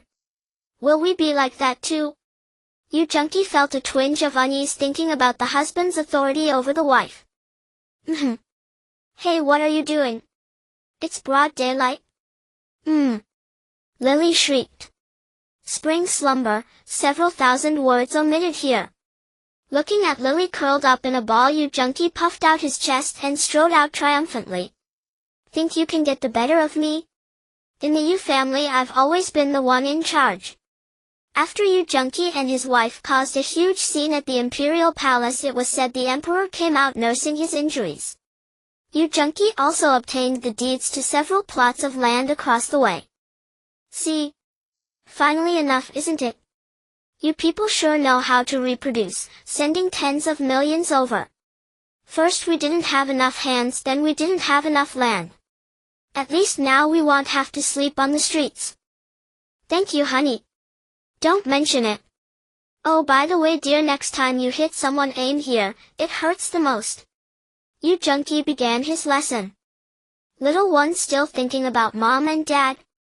Yu Junqi walked over holding Lily's hand. The little one's parents had chosen to stay behind during that disaster. But the child was innocent. Looking at him now, Lily felt a pang of sympathy. Honey, what should we do? The little one is so pitiful. Lily tugged at Yu Junqi's hand. I know what you're thinking. Fine, you'll see if I can set up a school in a few days. Children can only forget their sorrows when they're with other children. What will the school be called? Lily asked. Hope Elementary. Yu Junqi replied, gazing at the rising sun. The next day Yu Junki arrived at the wilderness tribe through the crossing gate. As for the reason, Yu Junki explained to Lily that just like men, women also have their preferences. My hobby is collecting women, and then he dashed off, infuriating Lily to the point where she almost smashed the crossing gate. Honestly, if it weren't for the crowd last time, I would have taken the North American female savage with me. Also, today's female savage and the Korean female savage seem quite appealing as well. Perhaps I could even encounter Teacher Tsung's mother. What kind of mother could give birth to such a remarkable daughter? Yu Junki had previously studied this with his roommate, concluding whether Teacher Tsung resembled her father or mother more. After an overnight debate, it turned out she was more like her mother. At this moment, Yu Junki specifically maneuvered his spaceship over.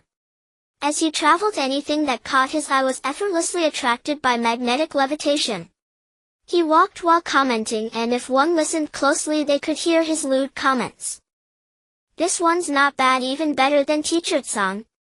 This one is alright, though she's a bit younger than Maria Ozawa. Being younger has its own joys. And this one, yes, if you don't look closely you'd almost mistake her for Teacher Yui Hatano. How could such a great woman be monopolized by you male savages? After Yu Junki collected all the female savages, a drastic change occurred on the other side of the crossing gate. For a long time the crossing gate had merely been a door, but now it transformed into something resembling the size of a smartphone screen. On the screen, the M11 planet, which had dimmed under the supernova explosion of the solar system, reflected the fading of the wilderness tribe due to Yu Junki's peculiar actions. He tried to tap on it only to find he couldn't enter at all. The only places still glowing were the magical world and another realm known as the cultivation realm, while the rest were shrouded in fog. Yu Junki began to understand that this was likely due to insufficient permissions, or that with the disappearance of one world another would arise. At that moment Yu Junki pressed on the magical world where the First Hope Primary School was about to appear. If he claimed he was not excited, it would be impossible. Yu Junki had always been wealthy beyond measure in terms of money and status. He still had several crystal mines and gold mines yet to be exploited, and even now he was still the lord of the city. However, Yu Junki was an ambitious person. He planned to lead an army to conquer every world, known or unknown. These soldiers would be these children. The academy would teach them magic, technology, cultivation, alchemy, formation, and writing runes, among many other things. If every boy has a dream of piloting a mech or becoming the pirate king, then Yu Junki's journey would be towards the stars and the sea. He was uncertain whether he would encounter the world of Xiaoyan's battle through the heavens or Tang San's Dolua continent, but as long as he entered a world, even if dangers lay ahead, not even the Buddha could suppress him under the Five-Finger Mountain. Even if the myriad realms crumbled the void, and even if 1,000 tons of thunder extinguished him, he desired a world lush with flowers and leaves blooming in every city. Yu Junki had always been looked down upon, whether on Earth or elsewhere. As a child he listened to his parents, then to his teachers, and finally to his boss, living through his first 18 years in this manner. He once thought that studying could change his fate, but when he discovered that his classmates who consistently ranked below him in tests were now above him, becoming his superiors. At that time he could only act like a lapdog working for a meager salary. He still remembered that scene where that fat man threw an ashtray at him just because he dozed off after working overtime. At that moment he had to nod and bow until one time, after being knocked unconscious by a circuit board, he finally quit in anger. Yu Junki once considered whether he should go and beat that man up now that he was doing so well. But after some thought he decided against it. In the beginning it was his own fault for being so humble and not leaving for a few dollars worth of wages. Who could he blame? During school he came from a less affluent background and didn't dare to speak to his classmates until the 9th grade. His intrinsic inferiority made him weak.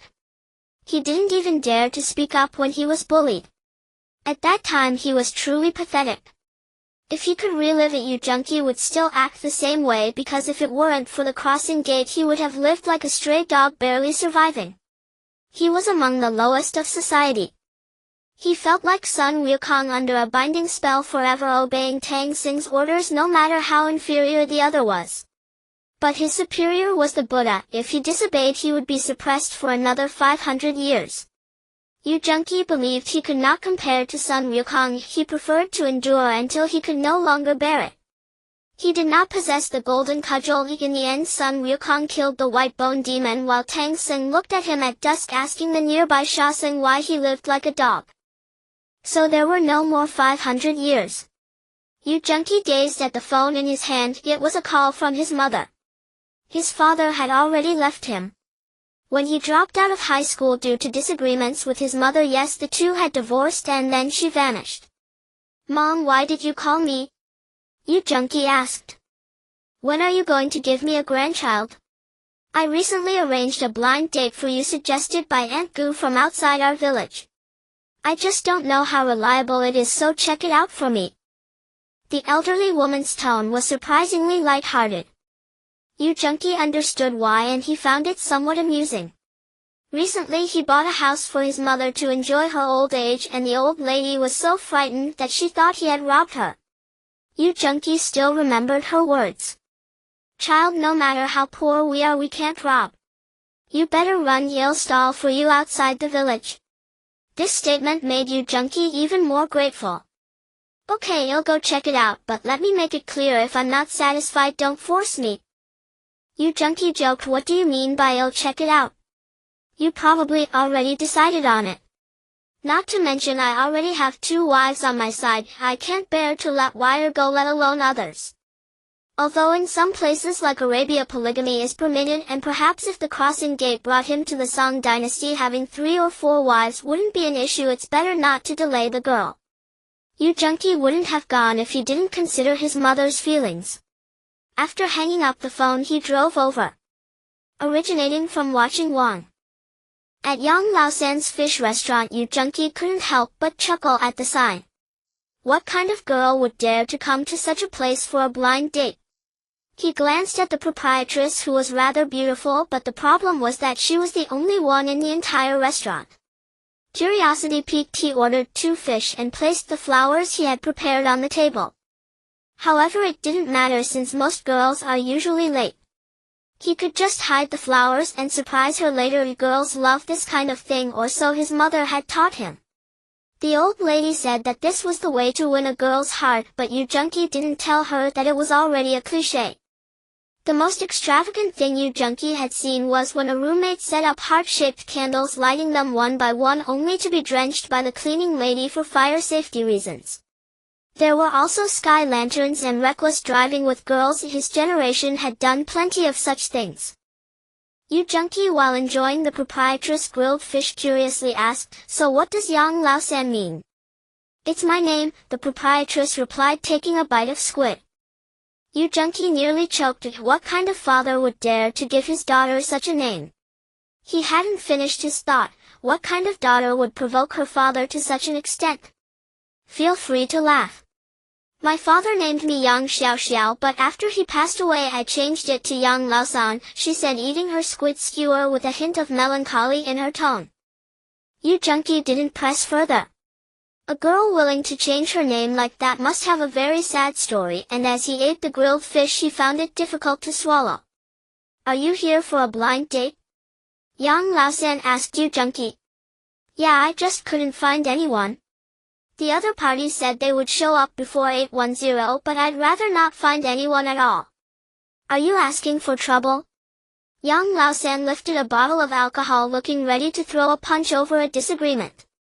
As the clock struck 810, the entire fish restaurant had only 2 people left, a man and a woman. "The squid is quite delicious, with a subtle hint of sadness," Yu Junqi remarked, implying something deeper.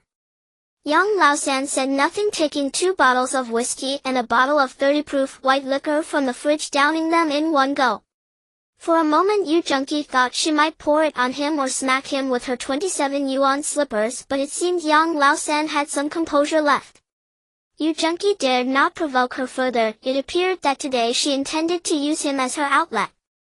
"Kneel down," Yang Laosan instructed, supporting Yu Junqi as she walked forward. Ahead hung a black-and-white photo of an elderly man whose gaze reminded one of Chow Chow. "What for?" Yu Junki was momentarily taken aback as Yang Laosan pressed him to bow 3 times. Just as he was about to question her, he saw tears in her eyes, and after kneeling he too bowed 3 times heavily.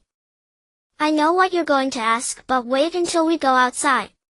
For now just behave, which is what Yang Laosan said to Yu Junki with a fierce tone upon entering. Yu Junki thought Yang Laosan was probably going crazy over apples or men, but now he understood this woman was not just crazy herself but needed someone else to join her in her madness. The old lady had already told him, which was why he didn't resist much. Otherwise Yang Laosan and her little gang wouldn't have stood a chance against him. The old lady only said that this girl was a pitiful person and whatever could be tolerated should be tolerated.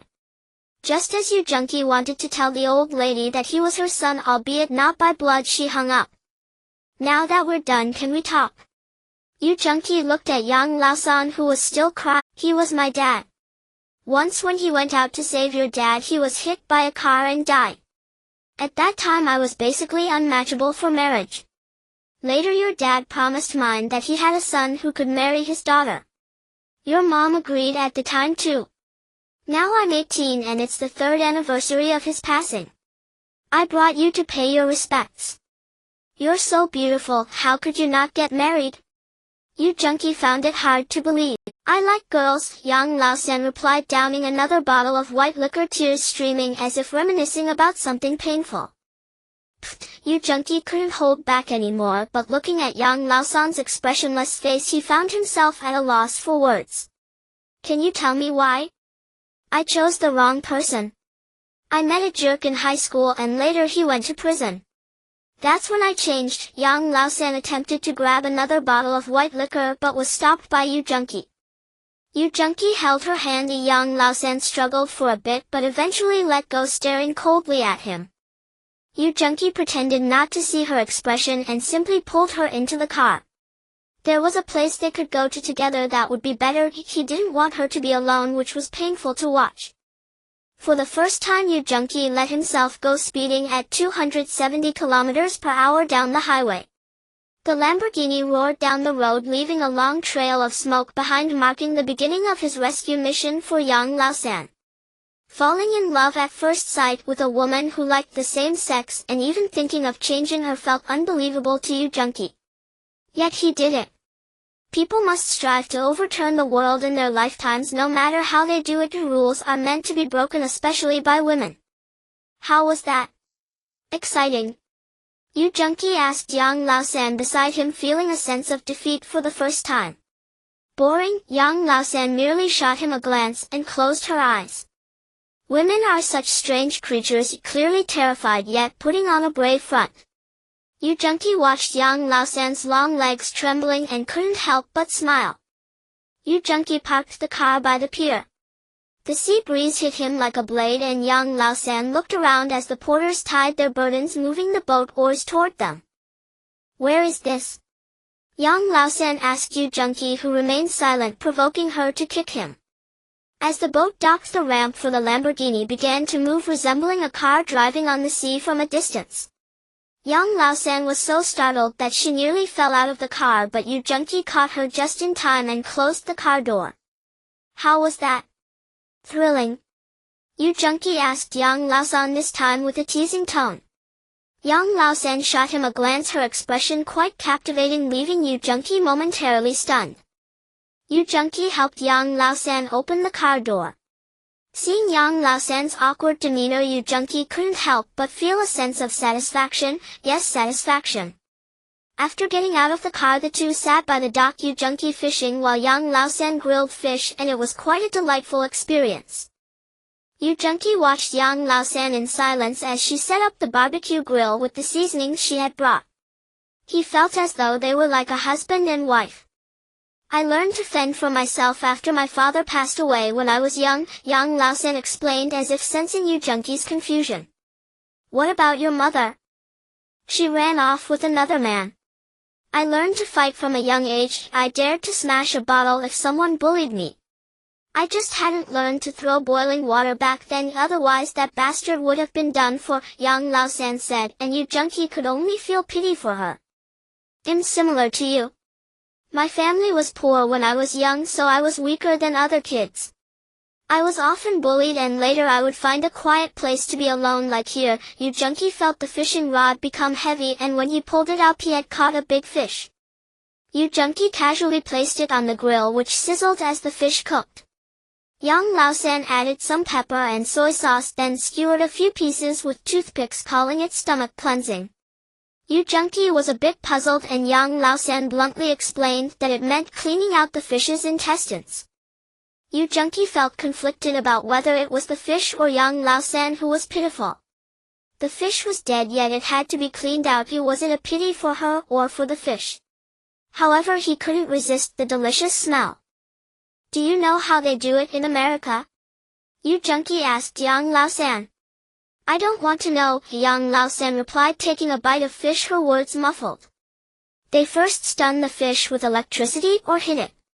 But since I didn't bring a stun gun or a knife, this fish has to suffer and be burned alive. Yu Junki suddenly thought of his parents, paused to wipe his tears, and found it hard to swallow.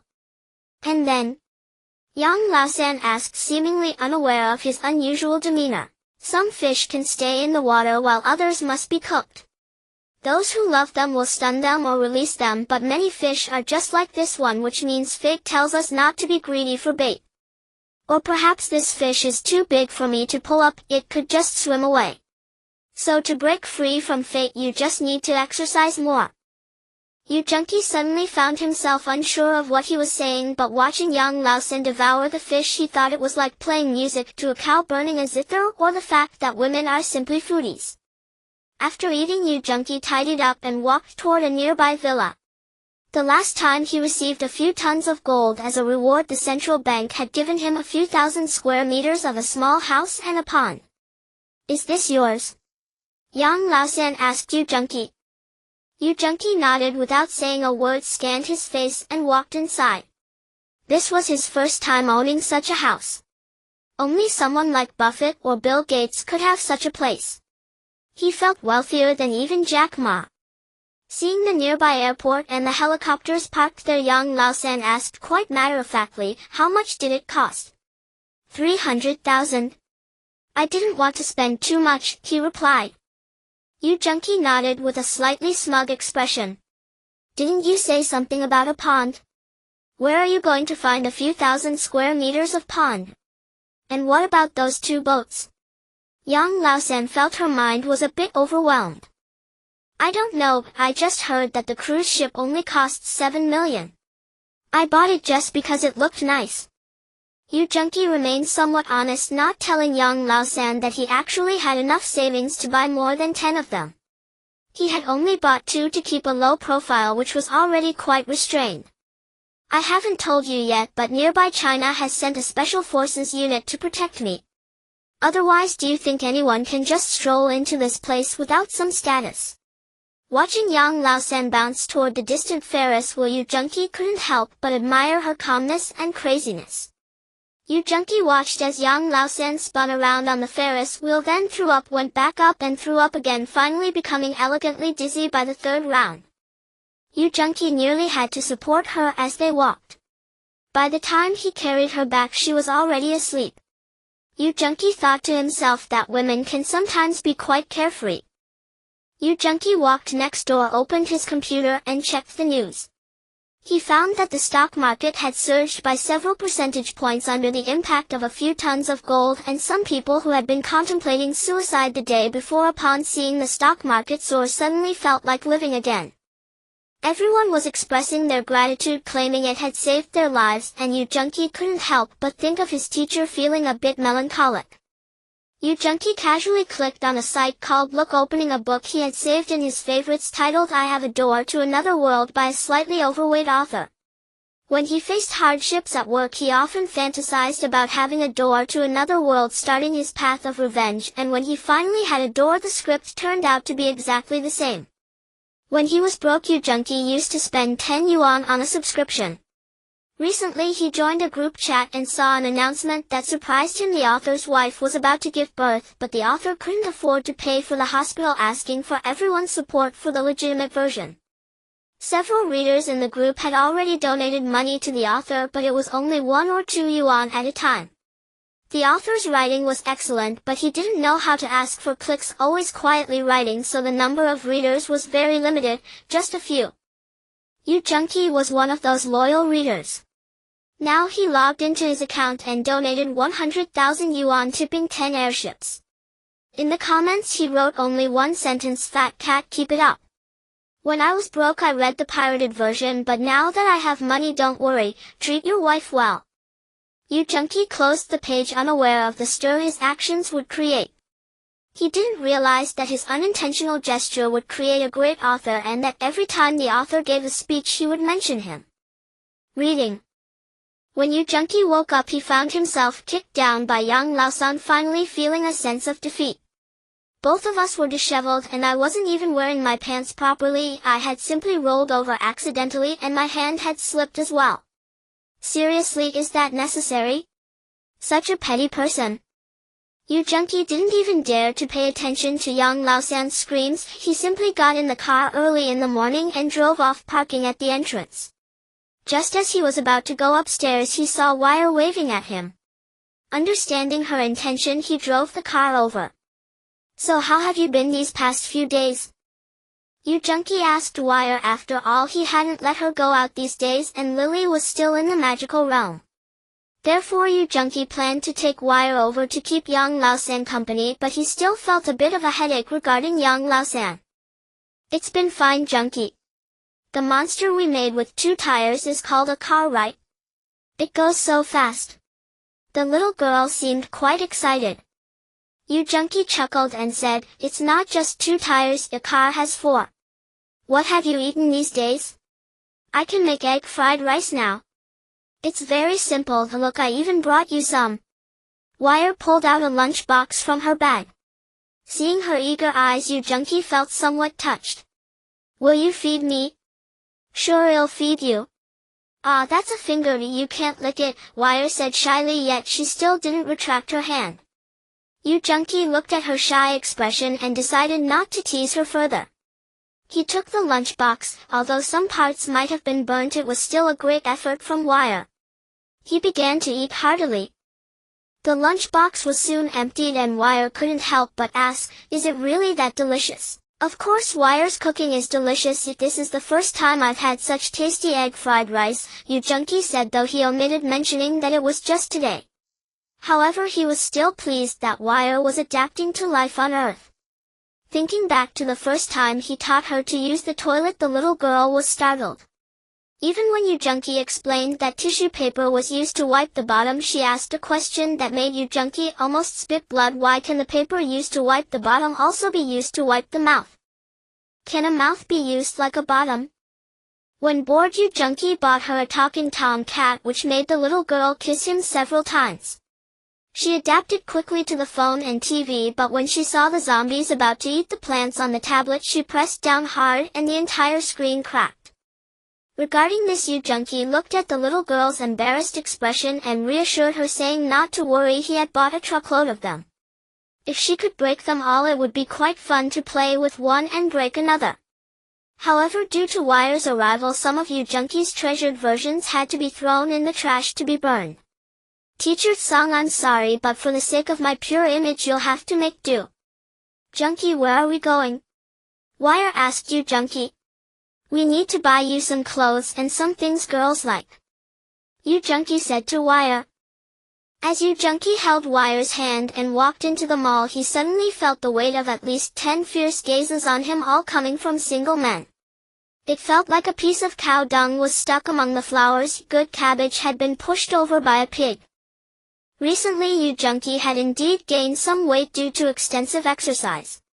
Looking at Wire beside him, her strap dress showcased her slender figure perfectly, with her long hair cascading down, giving the impression of a fairy descended to earth. Yu Junqi looked at his seemingly bulging belly and thought it was no big deal.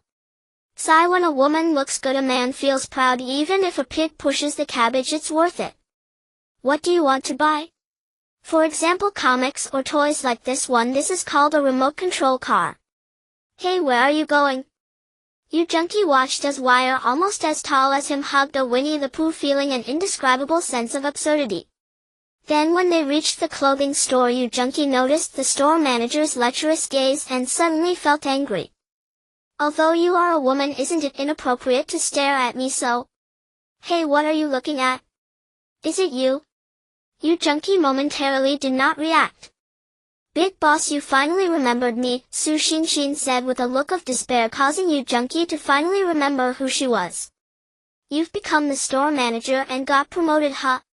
Yu Junkie took the opportunity to feel the two big buns of the waitress while pretending to be serious. Isn't it because of your order? So big boss, how about a discount for my little honey? Su Xinxin completely ignored Yu Junkie's hand and instead got a little closer. Same as before, you know the drill.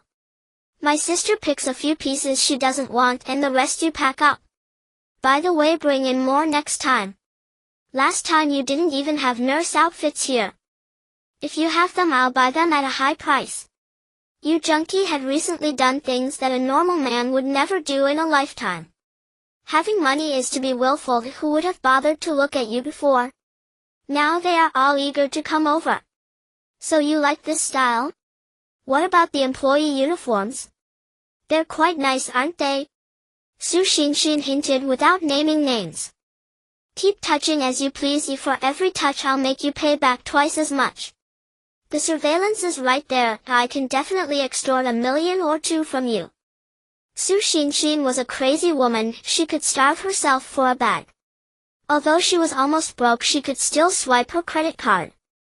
Recently, Su Xinxin had been eyeing a bag for a long time, and at that time her debt was already 300,000. She swiped it all the way to 600,000.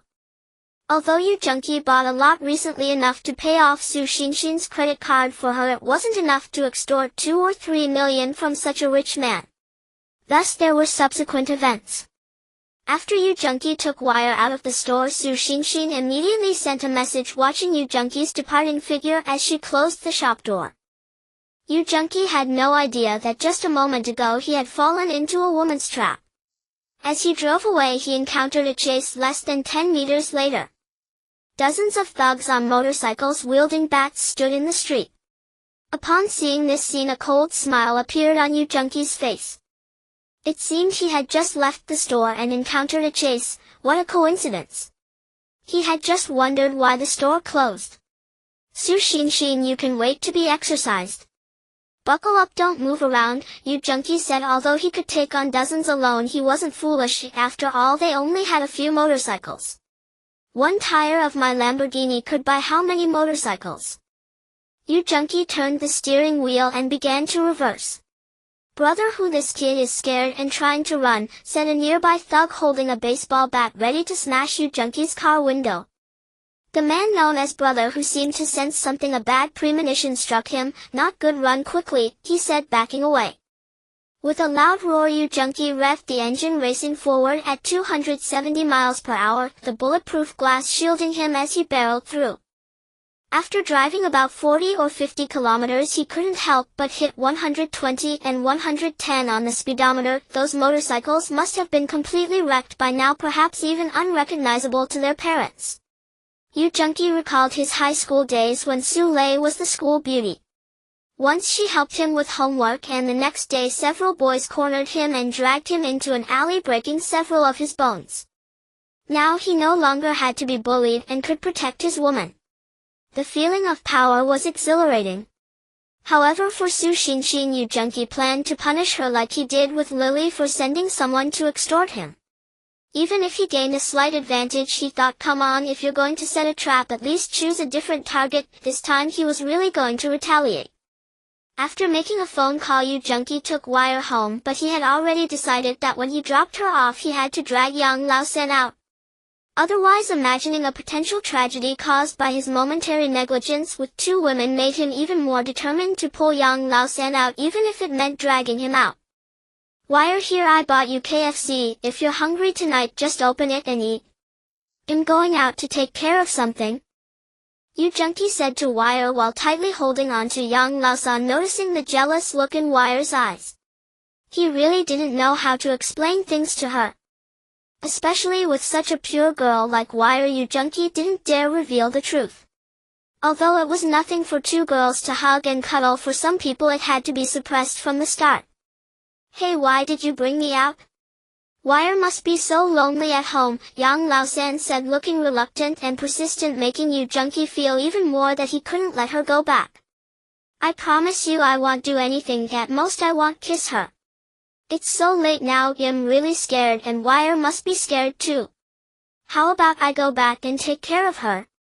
Junkie please, Yang Laosan said, for the first time appealing to Yu Junkie for her happiness. However, little did she know Yu Junkie would never believe she had truly changed. He thought Yang Laosan was hopelessly infatuated, so she could only choose to give up.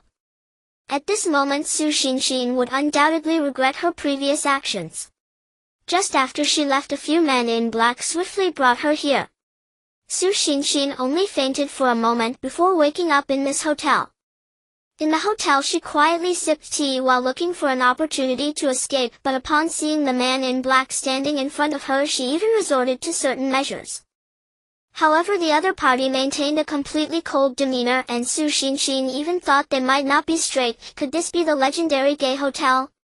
Su Xinxin finally felt fear. At this moment, all she felt was regret, and tears dripped onto the ground. Why did you bring me here? Yang Laosan looked at the couple's hotel with some trepidation.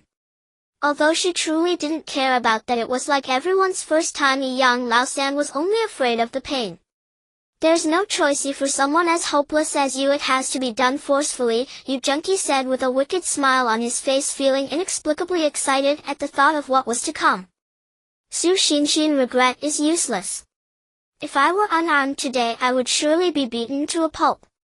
Therefore this pain I will make you feel deeply. As for Yang Laosan, Yu Junkie admitted that forcing her would bring him no sense of achievement, so he planned to have Yang Laosan play the role of a spectator. As for whether Yang Laosan would enjoy it, Yu Junkie believed that even a normal girl would like it, so Yang Laosan had no reason not to. When the elevator reached the 8th floor, Yang Laosan, Yu Junkie, and Su Xinxin all had their own thoughts.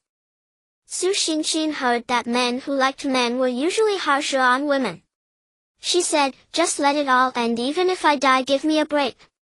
You've made me drink tea for 6 hours and won't even let me go to the bathroom. The reason was a bit strange. It was due to Yu Junkie's two commands. One was to bring her over and the other was to not let her out of sight. Su Xinxin was so scared she nearly wet herself. Going to the bathroom and still being followed only strengthened her belief that this was a gay hotel.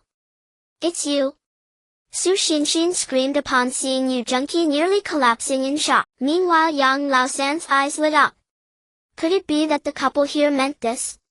Suddenly Yang Laosan thought about giving Yu Junkie a kiss without a care.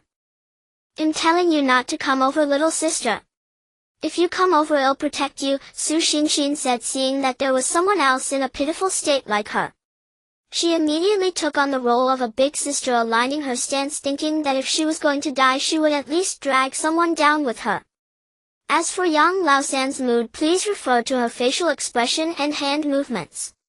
Yu Junkie nearly spat blood watching the two of them. He waved his hand to let the robotic assistants leave and closed the door. Tonight was destined to be a sleepless night, one that could be recorded in history. It would leave a mark for countless medical experts who had long studied homosexuality. Yang Laosan finally was not a lesbian anymore. She decided to change her name to Yang Xiao. Su Xinxin expressed her gratitude, thankful that he wasn't a gay man and that this girl who liked her buns even more than Yu Junkie had saved her, otherwise she would have been in serious trouble. Yu Junkie stated that while cuddling together was indeed nice for the sake of social harmony and personal health, he firmly did not advocate it. After all, women are like tigers. Originally from a viewing perspective. After returning home, Yu Junkie finally managed to gather a few women together. Yang Laosan successfully transformed into Yang Xiaoxiao, and Su Xinxin was finally conquered by him. As for Wire, perhaps they should wait another year. Although she was already 18, Yu Junkie felt it was inappropriate to act on his desires, as he could not overcome that mental hurdle. Just be my little sister, girl. Can't we just leave it at that and not overthink things?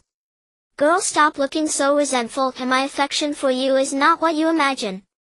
Yu Junki glanced at Wire, who seemed to have fled to the magic realm to meet up with Lily.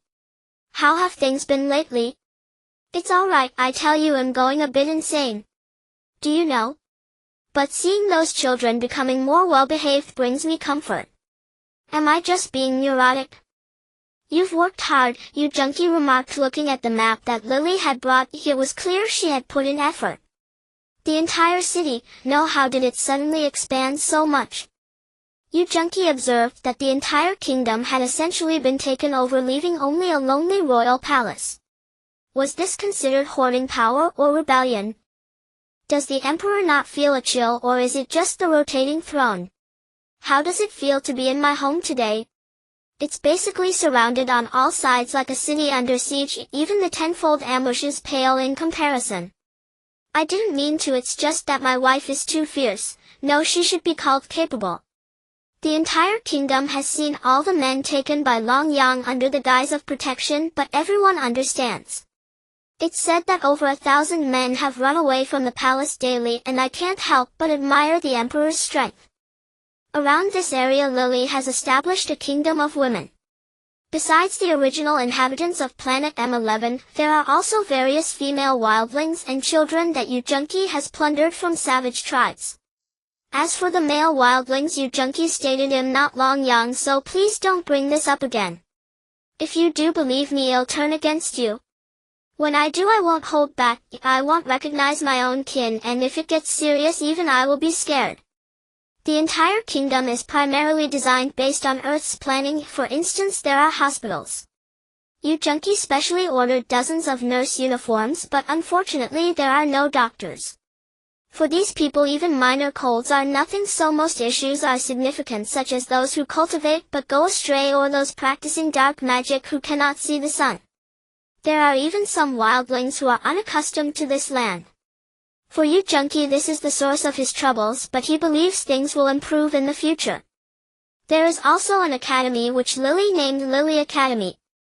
Yu Junki remarked that she could name it Five Finger Mountain Academy if she wanted it, had still go along with it. In response, Lily explained that this would reflect maternal qualities. Yu Junki was speechless and asked why she didn't just become an Yuwa.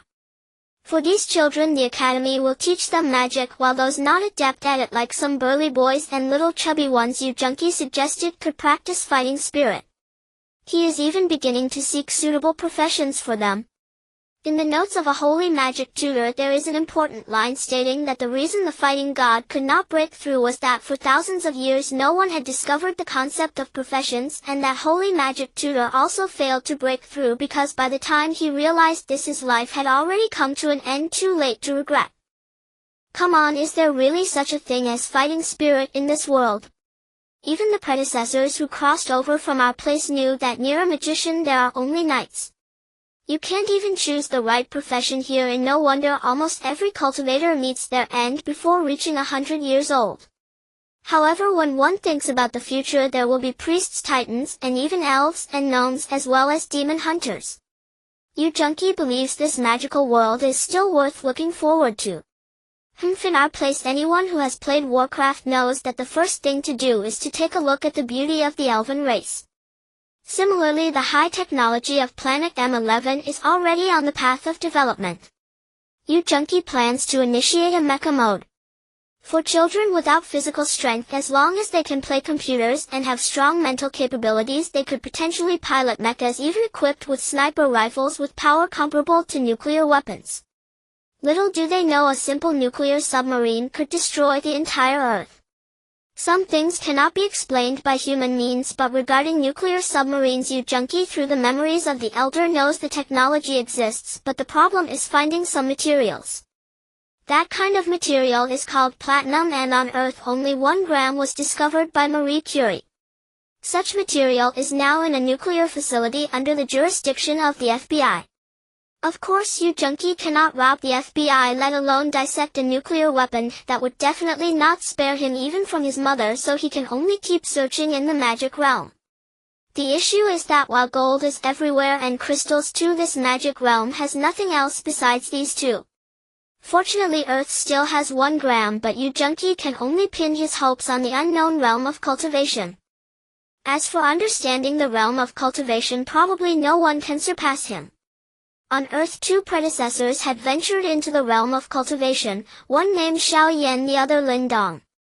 According to the accounts of their descendants in the realm of cultivation, great Luo golden immortals are everywhere and quiescents abound. Even a figure as formidable as Sun Wukong was merely a great Luo golden immortal, so Yu Junqi plans to develop slowly. While the legendary world is enticing, it is a place where human lives are deemed less valuable than spirit stones. A single bun could incite a bloodbath, as long as the cultivator's aptitude is insufficient, the outcomes are dire. The more Yu Junqi thinks about it, the more frightened he becomes, deciding to wait a while longer.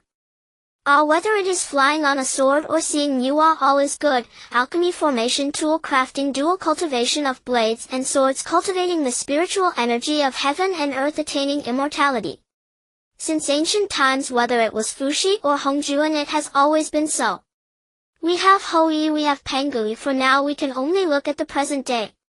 Sai, we have Jiangnan beauties, we have beautiful women, but all we can do is watch today's film Woe is Me. For the rise of China we must rise ourselves. Yu Junqi undertook an act he had never dared to imagine. Just as he said he was a man afraid of death, but some things must be done even if he were to die. As a man, how can he bow his head and say it can't be done? If he were merely to live comfortably on earth fearing for his life, then Yu Junqi would not have taken so many actions from the very beginning. He could easily spend every day on the island fishing, living in a villa, but just as he said he wants to conquer the world, to see those magic tutors kneel down, to witness those in the golden core stage descend from the altar to bring the goddesses into his harem. The next day, bright and early, Yu Junqi, the only male principal of the school, began his speech. Looking at the quiet group of students below who just a few days ago were suffering from the loss of their families, now all radiating with sunshine, Yu Junqi stood on the podium and recalled a moment from his kindergarten days when other children cried while he did not, for there was no one to notice him. He was just that kind of person. Students, shall we let the principal speak to us, okay? Lily clapped her hands and the other children followed suit. A few women standing in the back looked on, and Yu Junqi felt a bit helpless, if the school did indeed have a shortage of teachers. Luckily he had brought a few video cameras and printers from Earth. I know we have all just begun to grow, some are 3 years old, some 5, and the oldest child is only 11. Some of you have lost your fathers and others have left their hometowns. Now I just want to say that everything they and I have done is for your betterment. The organization has entrusted you with a great and arduous task, yes, a daunting yet magnificent one. Here you will see some people conjuring fireballs or lightning out of thin air, those are magic. You will also witness some enormous monsters, those are mechas. Some of your classmates can be seen wielding shields while riding horses, they are knights, guardians of the mages. Additionally, some of your female classmates are learning to pray, aspiring to be priests, and there is so much more. Now your teachers, some may even be your mothers, along with Sister Lily and even myself, are all striving to cultivate. By the way, both of us are already 6th level grand mages, pushing towards becoming unprecedented magisters.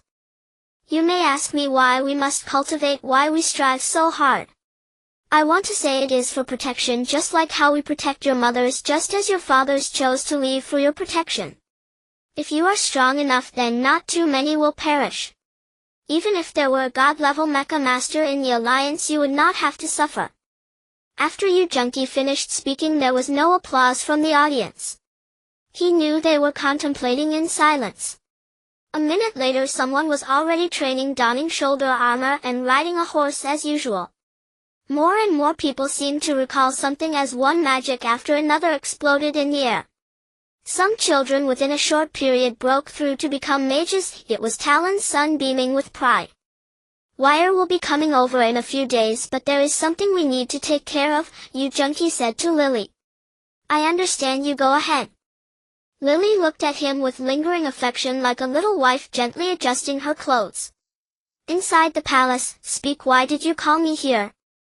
At this moment Yu Junqi stood 10 meters away from Long Yang. Is it necessary? You are so petty, I miss you, is that not enough? Alright, stop looking at me like that, it gives me the creeps. Fine, I can't beat you, can I? Look at that Daisy, you know my cultivation method is a bit special. Do I really need to stay this far away from you? Yu Junkie could no longer hold back and was about to cast a fireball spell to roast that duck, yet the fierce glare made Long Yang fearful. Alright, let's get down to business. You did well to take my land, and now it seems everyone thinks I am easy to bully. Look, the orc tribe is experiencing a famine and is now only a few dozen miles away from you. You handle it, I can only help you deal with one grand mage. Don't even think about asking for soldiers, I've already dealt with them all, leaving only eunuchs.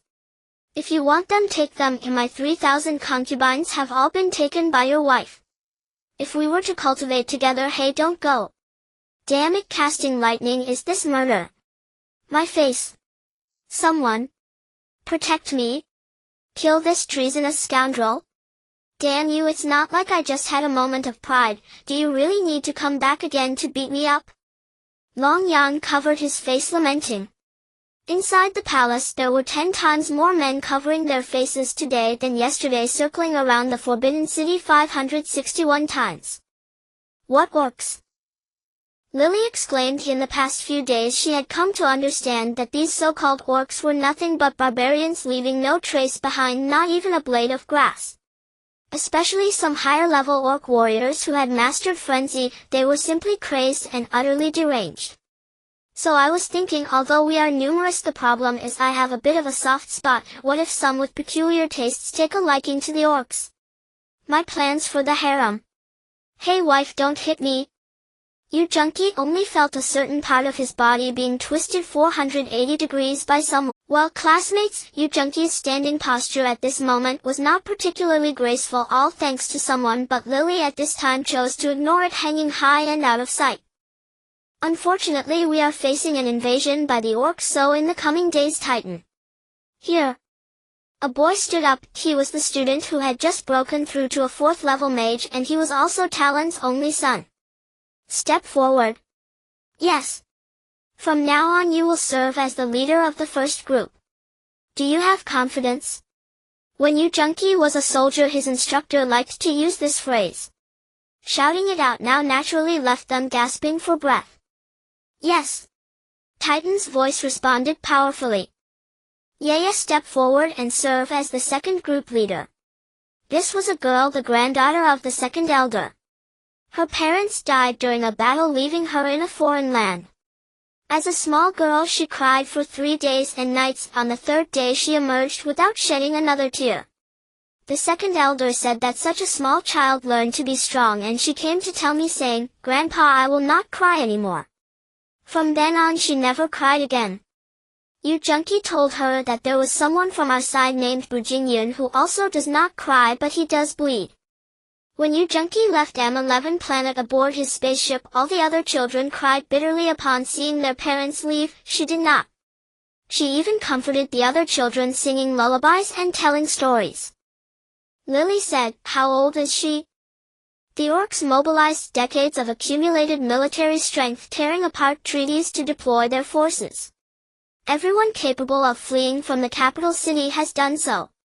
The orc side has gathered a total of 600,000, with only 1,000 3rd-level magic apprentices, just over 100 4th-level mages, and even the highest 5th-level mage is just 1.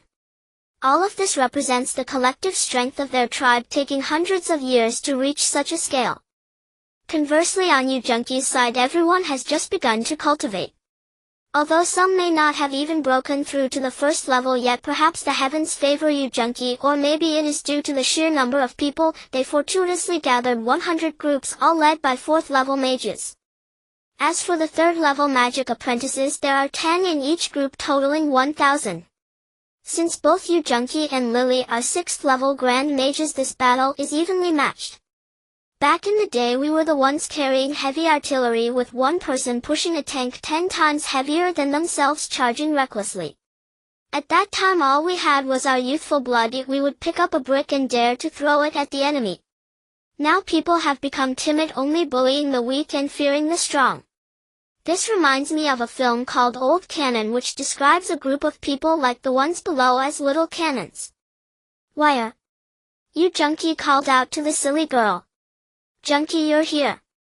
The girl turned around appearing somewhat surprised. Pack your things, we need to go. Yu Junkie said looking at the already opened portal. Can we finally go back? Wire appeared quite excited. Isn't it good here? Yu Junkie asked curiously. No, it's just that I miss Sister Lily. By the way, Junkie, I haven't been slacking off these days. I've learned to cook noodles, so let me make some for you next time. Hey, why are you crying? It's nothing. Yu Junkie wiped away the tears from the corner of his eyes without letting Wire see them. Let's just take it one step at a time. But just as Wire crossed over to the other side of the portal, an unexpected change occurred in the sky. A beam of light shone down resembling an angelic figure. Could it be? Yu Junkie quickly cast a shielding spell, a magic he had been tinkering with these days. Only a magic master could see through it. It seems this might be Wire's great fortune. Yu Junkie quietly watched from the side, occasionally swatting away a mosquito that flew by. The beam of light persisted for an entire day. By the time Wire awakened, Yu Junkie was on the verge of fainting. A magic user's body was typically weak, and given that Yu Junkie had grown up on melamine, he was extremely frail. Sitting for a day was nothing short of a miracle. In the end, it was Wire who carried him back. It was said that even when Yu Junkie fainted, he was still not at ease. The next day, when Yu Junkie saw Wire, the little girl seemed to shy away, lingering on certain aspects of him from yesterday, embarrassed for nearly being mocked by Sister Lily. Hey Wire, why can't I see through you anymore? Yu Junkie, as a great magic master, could usually see through anyone, even magic masters a rank above him, yet he couldn't see through Wire, who had no cultivation at all. Could it be due to that beam of light from yesterday? I'm now a great magic master and a priest too, so of course you can't see through me, Wire said, appearing somewhat proud. Yu Junkie suddenly thought of certain terms and felt a mischievous smile creeping onto his face, especially when paired with her plump figure. It was simply lewd. Isn't that just a what's your name? Wow, if I want to drink that stuff in the future, wouldn't it be just a matter of wanting to drink? No, it's for healing. Ah, that stuff should be quite abundant, right? For those experienced in playing Warcraft, no matter how strong a hero is, they still need a priest. Little did they know Yu Junkie had relied on priests to graduate from a mere foot soldier to complete the game. At that moment, Wire felt that Yu Junkie's gaze on her was somewhat wicked, and she huffed angrily, thinking, I didn't expect Junkie to be such a person. Yu Junkie felt embarrassed. Who could he blame? Isn't a priest just a what's your name? Isn't that just something to drink? You there, get out here. An orc with 2 fangs and long hair shouted loudly while riding on a horse.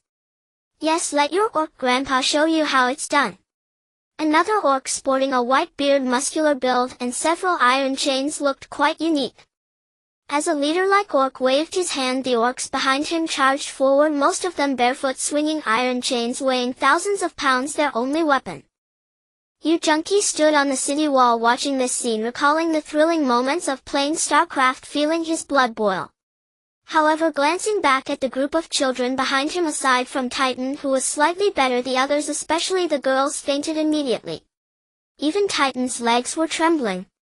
Only Yiyue, expressionless, charged forward, hidden in the night like her name, a killer in the dark. She was a born assassin. At that moment, over 100 orcs had already perished under her hands. Yu Junkie waved his hand and countless oil-soaked stones fell, instantly igniting the battlefield into a sea of flames. Actually, he had intended to use this as a last resort, letting the children fight first. But it seemed this group was merely cannon fodder, as the enemy only shouted a few times, causing them to almost faint.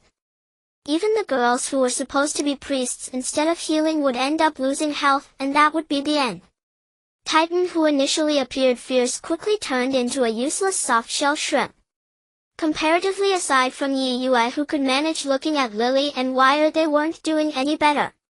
Yu Junkie suddenly felt they were doomed. After returning, the battlefield turned into a sea of fire. Yu Junkie didn't feel victorious. Who said orcs were just a bunch of brutes? The ones sent out were all orc cannon fodder, not one exceeding level 2. For these cannon fodder, Yu Junkie had already revealed his last trump card, and a tough battle awaited. Upon returning, Yu Junki only made these children jump into the sea of fire, a mirage he had set up. Yet not one jumped in except for Yu. Yu Junki had to kick them one by one. Even in the face of Wire and Lily, he showed no mercy as these individuals bore responsibilities. When Yu jumped in, it was a memory from her birth.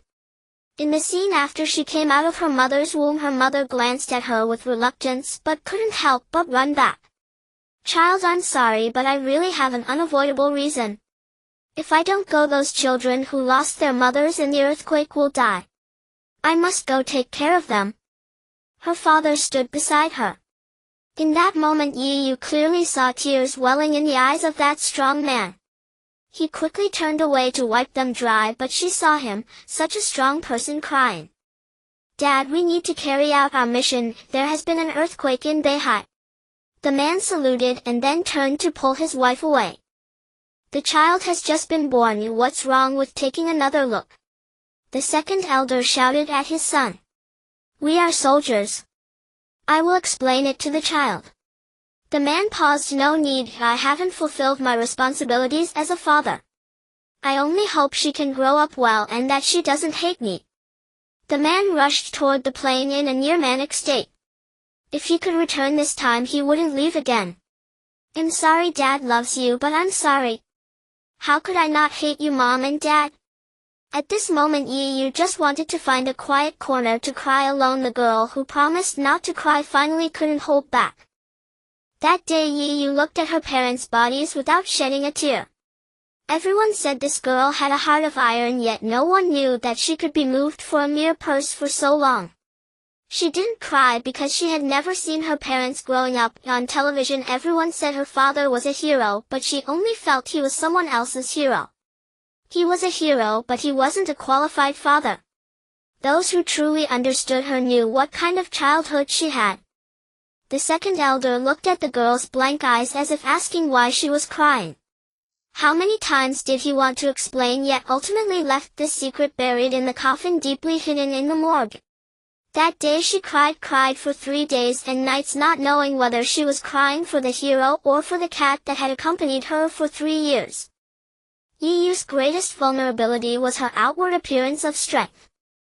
Lily's memory froze at the moment she was awarded the title of Senior Mecha Engineer by the Federation. She stood on the podium as the only senior mecha engineer in the Federation. Everyone told her she would surely break through to the God-level mecha engineer before turning 20, because anyone who became a mecha engineer at the age of 13 could eventually become a God-level mecha engineer.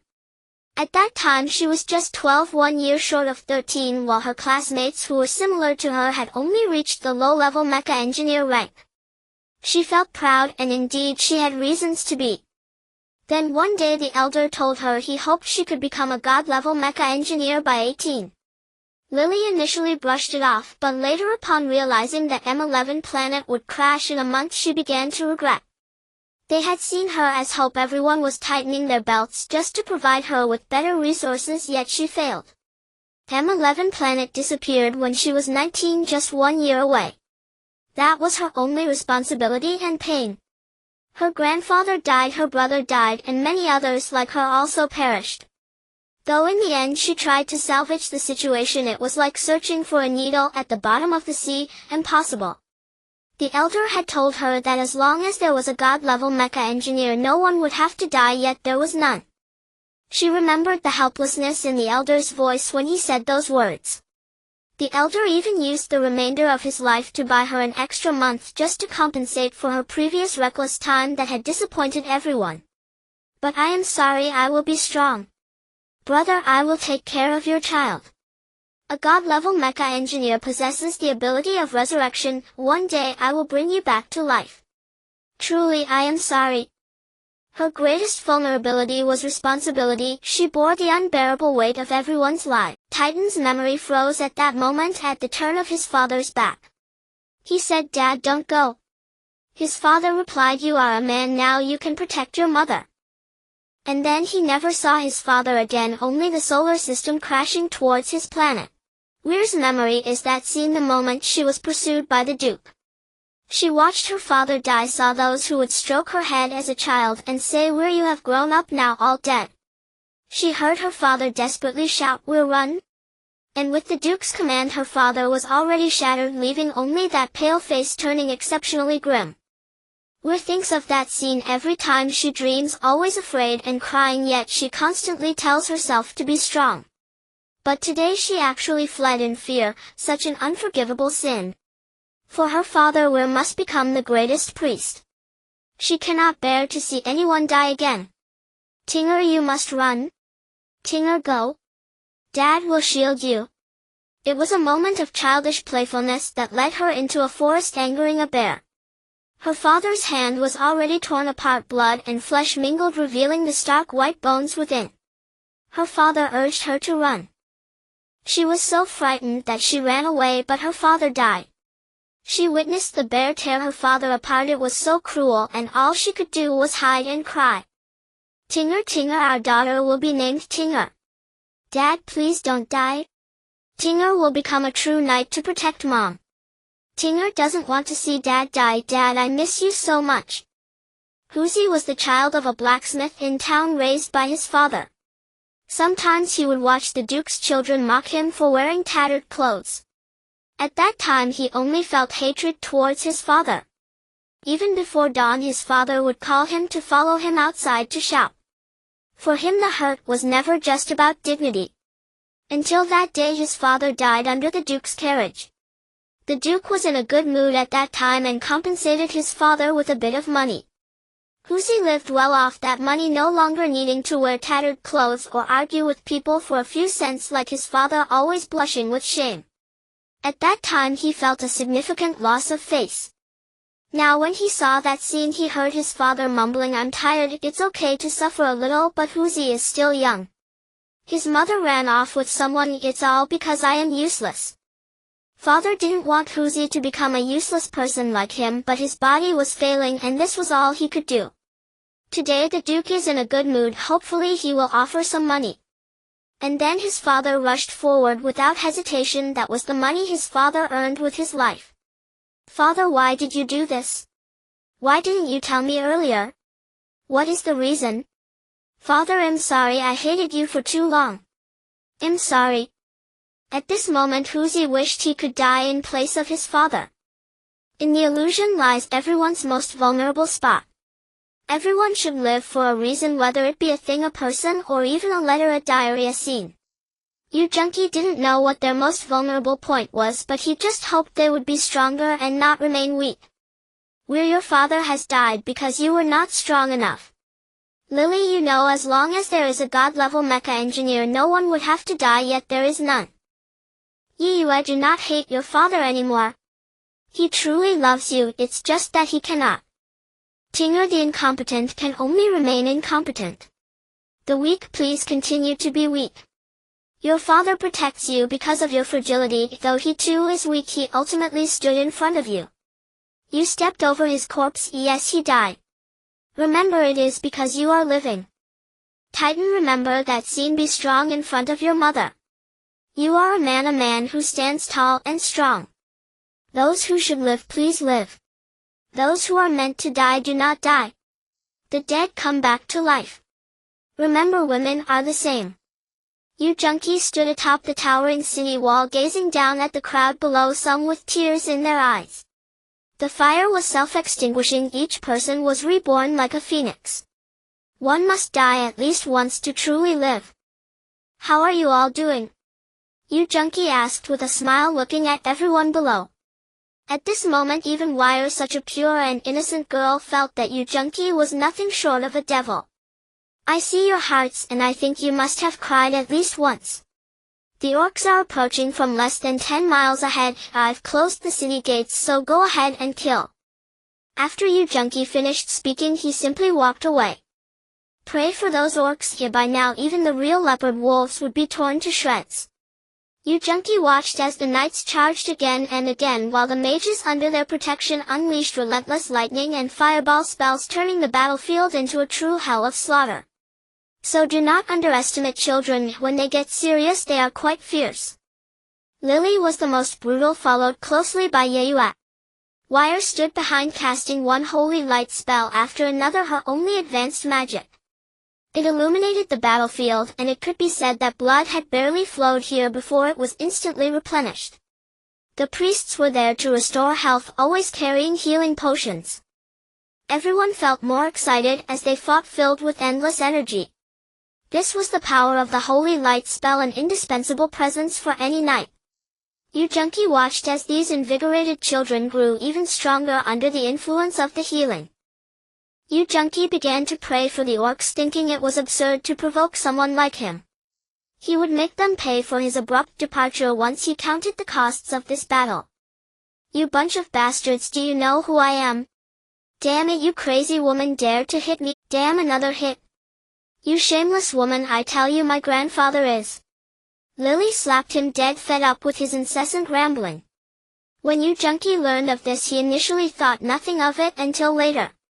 What? A mage has appeared. Aren't they all ancient beings? How could they come out? Mages should not appear in wars between nations. Big brother, they even tore up the contract and sent out an army of 100,000. Just wait to die? Long Yang looked at Yu Junqi with irritation. No, when did mages care so much about the common people? Just a bit of famine, is it really that serious? I was about to call for a retreat. Yu Junqi nearly fell off his chair. Big brother, your wife killed their grandson, completely annihilated their line. Even if their ancestor is dead, they will rise from their grave. Long Yang thought of death and couldn't help but feel sorrowful.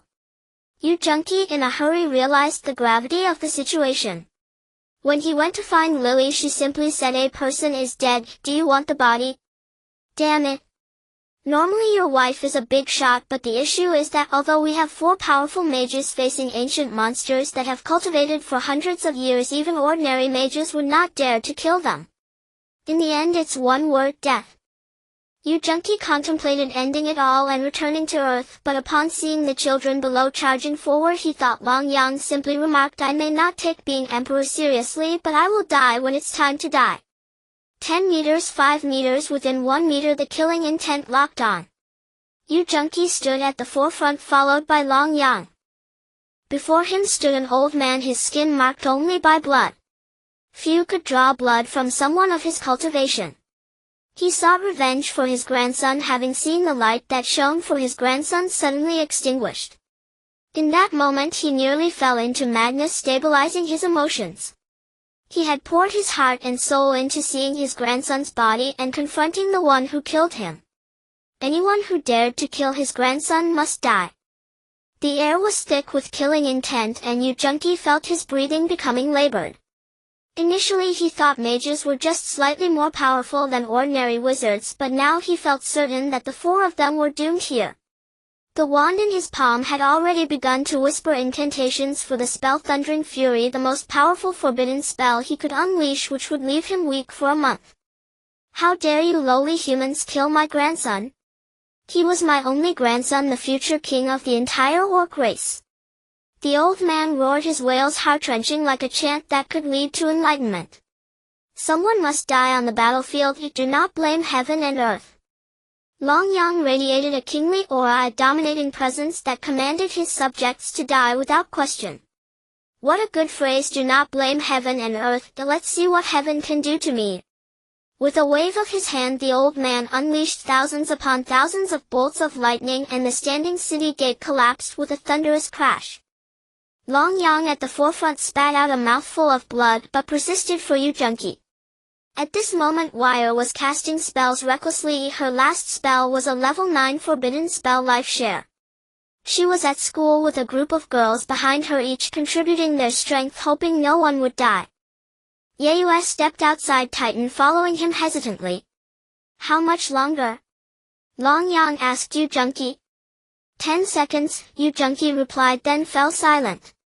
"All right, I'll hold on for another 10 seconds. Demon transformation. Long Yang's entire being became grotesquely fierce, with 2 sharp horns protruding from his head, his clothing completely torn. "This city is mine, yet they call me emperor, and I shall give them a reckoning. Come with me to the heavens, shall we?" Everyone in the palace knelt down. "I really can't hold on much longer, but I'm sorry." Long Yang looked at the kneeling people behind him. Stand up. This city needs you to support it. I can die, but don't let my death be in vain. Then without hesitation he charged forward, burning for my city. In this moment for your king burn. At this moment I do not know how many cried, but let those who still live continue to live. I'm sorry, self-destruct, you ancient beings, let's die together. Look at the book. He had never intended to live from the very beginning, he had come with the resolve to die. But brother, how could you possibly let him die?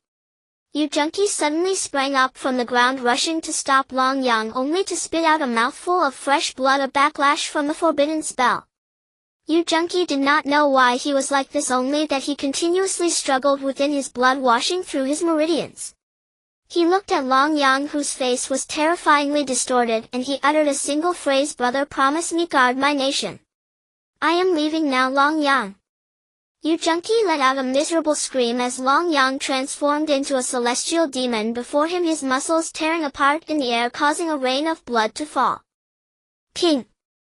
The entire capital was kneeling in worship, countless fleeing people gazing at the scene in the sky, watching him repeatedly tear at his own arteries, blood cascading down from above. That person fell from the sky, yet his face was clearly smiling. The king has won, the king is dead.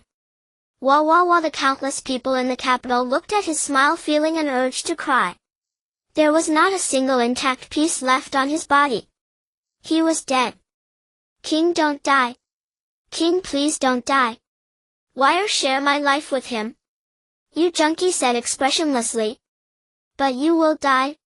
What will I do if you die? Wire and Lily cried out. He is my brother. Brother, what do you women understand? Yu Junqi screamed in despair. No. At worst I will give him my life. You must live. Wire shouted. Why? I am clearly such a fragile person, why must I watch people die? My brother. Yu Junqi could not imagine how he would kneel before Long Yang's grave weeping. But brother, I can give up my life, yet my woman cannot die. Brother, I am guilty, brother. Yu Junqi frantically stabbed at his own body, for only the pain could numb him. I said I would die before you could tread over my corpse, cross fire and mountain. Then you died before my eyes. I could have saved you, but I did not. In the end I died. Damn it. Willing to chase the moonlight to shine upon you, a sudden light appeared in the sky, and a woman in white materialized, though her aura rendered her ethereal. She walked over to Long Yang, unable to help but sigh. Foolish child, you only know you have those two women, yet you have forgotten the moonlight. Let go of my brother, Yu Junqi said as he raised his trembling knife without hesitation despite the shaking. I am his aunt, the woman simply stated. Yu Junqi looked at her face, unable to restrain himself from asking, will he die? No, the woman replied, and then departed. Yu Junqi did not attempt to stop her, he only remembered her words, no, my brother will not die. That is good. Yes, that is good. The next day, in the name of the king, Yu Junqi organized the troops to return to the academy. Everyone felt a somewhat oppressive atmosphere as Yu Junqi directly announced, in a month we will march against the Beastmen tribe. Everyone was training desperately, simply for the sake of not dying, to prevent their loved ones from perishing again. I want to protect my mother, I want revenge, I want to grow stronger. At this moment Yu Junqi held Lily and Wire, and the three of them announced their retreat for closed-door cultivation together, practicing dual cultivation continuously. This was something Yu Junqi had read in his notes, so the three lived in pain yet joy. The future king of the Beastmen was dead, the Grand Elder was also dead, and the entire Beastmen tribe was enraged, leading all the members into an unprecedented fierce battle. The entire Beastmen tribe deployed 10 times the previous forces led by 9 archmages.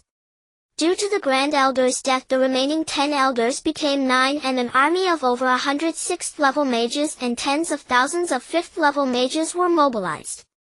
This battle would cost lives. Everyone was training desperately, even those who had just broken through to become magic apprentices were training with all their might. Every day many were breaking through, and some even advanced several levels at once. A large amount of crystals was being mined, and countless people were working hard. Yes, everyone was working hard. After Titan and Night Moon broke through to become 5th level mages, they entered the Beast Forest, a territory inhabited by 7th level magical beasts, the thunder-striking tiger. The magical beasts and humans were not much different, but once they reached 7th level they could take human form resembling humans. Even ordinary archmages generally did not dare to enter the Beast Forest. While many trained, their daily more died within.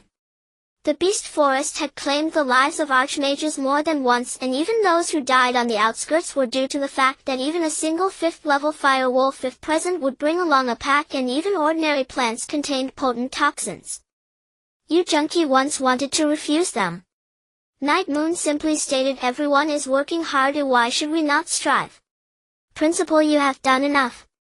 Please allow us to uphold this sky. Yu Junqi was momentarily speechless and could only let them go. Inside the palace, in a secret chamber, Long Yang opened his eyes. Beside him was a beautiful woman grooming herself. Long Yang moved slightly, his body felt stiff and he could not help but grunt. Hadn't he already died? That old fool was also dead. So why was he here, and who was that woman? She seemed somewhat familiar. Yu Junqi must be regretting my death, please do not mourn for me. As Long Yang thought of this, he inadvertently tugged at his wound. The woman looked over. You are awake. And Long Yang had not seen clearly before, but now that the woman turned around he could not help but exclaim. Long Yang had never seen his father and mother. He was raised by his aunt when he was young, but later in an attempt to save him his aunt accidentally fell off a cliff. But now, Long Yang still found it hard to believe. Was it possible that I died and this is an illusion? What is it? Can you still move, you little brat? You have some skills now, transforming into a celestial demon. If it weren't for your aunt saving you, you would already be in the Hall of Yama. Long Kuei looked at her incompetent nephew and thought about the method she had used to save him, feeling a bit regretful. No wonder I remember my aunt. Hey aunt, why do I feel so sore all over? Long Yang thought for a moment. It seemed he hadn't done anything overly strenuous, yet he felt as if he could not get up this early in the morning. It's not just you feeling sore all over, this is my first time too. I really don't know about you, boy, you are truly a calamity in my life. Long Kuei thought about what had just happened and could not help but blush. Can't want you stay this time? Long Yang looked at Long Kuei and asked. No, I'm not staying just so you can take advantage of me. If I hadn't sensed you were in mortal danger, I'd have let you die. Long Kuei exclaimed. And what if I build you a grand harem and make you empress ruling over the world? How about that? You'll announce it to the world tomorrow, Long Yang said as he moved to leave. How dare you? Long Kuei couldn't help but stop him. I'm your aunt. This isn't right. She still found it hard to cross that line. Aunt, don't be afraid. Don't knock me out and sneak away this time, and no more tricks. A wind element archmage like you falling off a cliff. Who would believe that? Long Yang sneered. It's because you pester me to death. Long Kuei leaned against him and rolled her eyes. Aunt, let me tell you a story. After you hear it, if you still want to leave, I won't stop you. What story? It's one my brother told me, the tale of Little Dragon Maiden and Yang Gua. Little Dragon Maiden was Yang Gua's aunt. Time ticked by and Long Kuei was sobbing uncontrollably. Aunt, don't cry. Long Yang was at a loss. It's your fault for making it so tragic, Long Kuei said, wiping her tears. If I hadn't made it tragic, you would have left long ago, and now you blame me. Actually, I've already made up my mind. But this time I only have 10 days here. My master will call me back in a few days, so I can only stay with you for a short while. You know she's a Saint Archmage looking for a successor, so I can't be with you for long. However, in a few years when you come to propose, if you can defeat the others, well, be legitimate. Long Yang understood her meaning. She was never good at speaking or refusing, so she'd either trick him with the cliff story or knock him out. Long Kuei could stay a few more days, but then she had to leave. If she didn't, her master, a Saint Archmage, would bring him deadly danger. Moreover, though he had broken through to Mage thanks to his aunt, reaching Archmage was still a distant dream. Her master had already betrothed her to someone. If he didn't advance quickly, he'd have to watch her marry another. Archmage, Saint Archmage, these seemed like fantasies to Long Yang. Aunt, believe me. I will marry you with all honor. Long Yang's eyes were fixed on Long Kuei with unwavering determination. Long Yang. The east wind rises over the small tower and spring slumber came last night. You're alive. Do you know Yu Junqi looked at Long Yang's smug face, and before he could finish they were tussling. Long Kuei and Wire watched these two clowns speechless. I was just lucky. Damn it, you're still hitting. I'm warning you, I'll fight back. I mean it. Don't hit my face, that's how I make a living. I'll call you Big Brother, okay? If I die, will you support me? At the last line, Yu Junqi finally stopped, still fuming. They looked at each other's battered faces and couldn't help but grin. You're no better off than me. We killed one Grand Elder and now 9 mages show up. Let's beat them up. My aunt is an Archmage. She can take on 9, even 100, right, aunt? Long Yang was terrified. She'd say no with the mention of 9 mages had nearly scared him to death. Long Kuei simply nodded. The next night at an orc camp, the 9 elders were killed with a single blow. By dawn the orcs were in chaos, their army collapsing. Yu Junqi dragging Lily Wire and the half-dead Long Yang led the academy's troops in a charge. After this battle the orcs were wiped out within decades. Your aunt has passed away. Yu Junqi looked at Long Yang beside him and asked.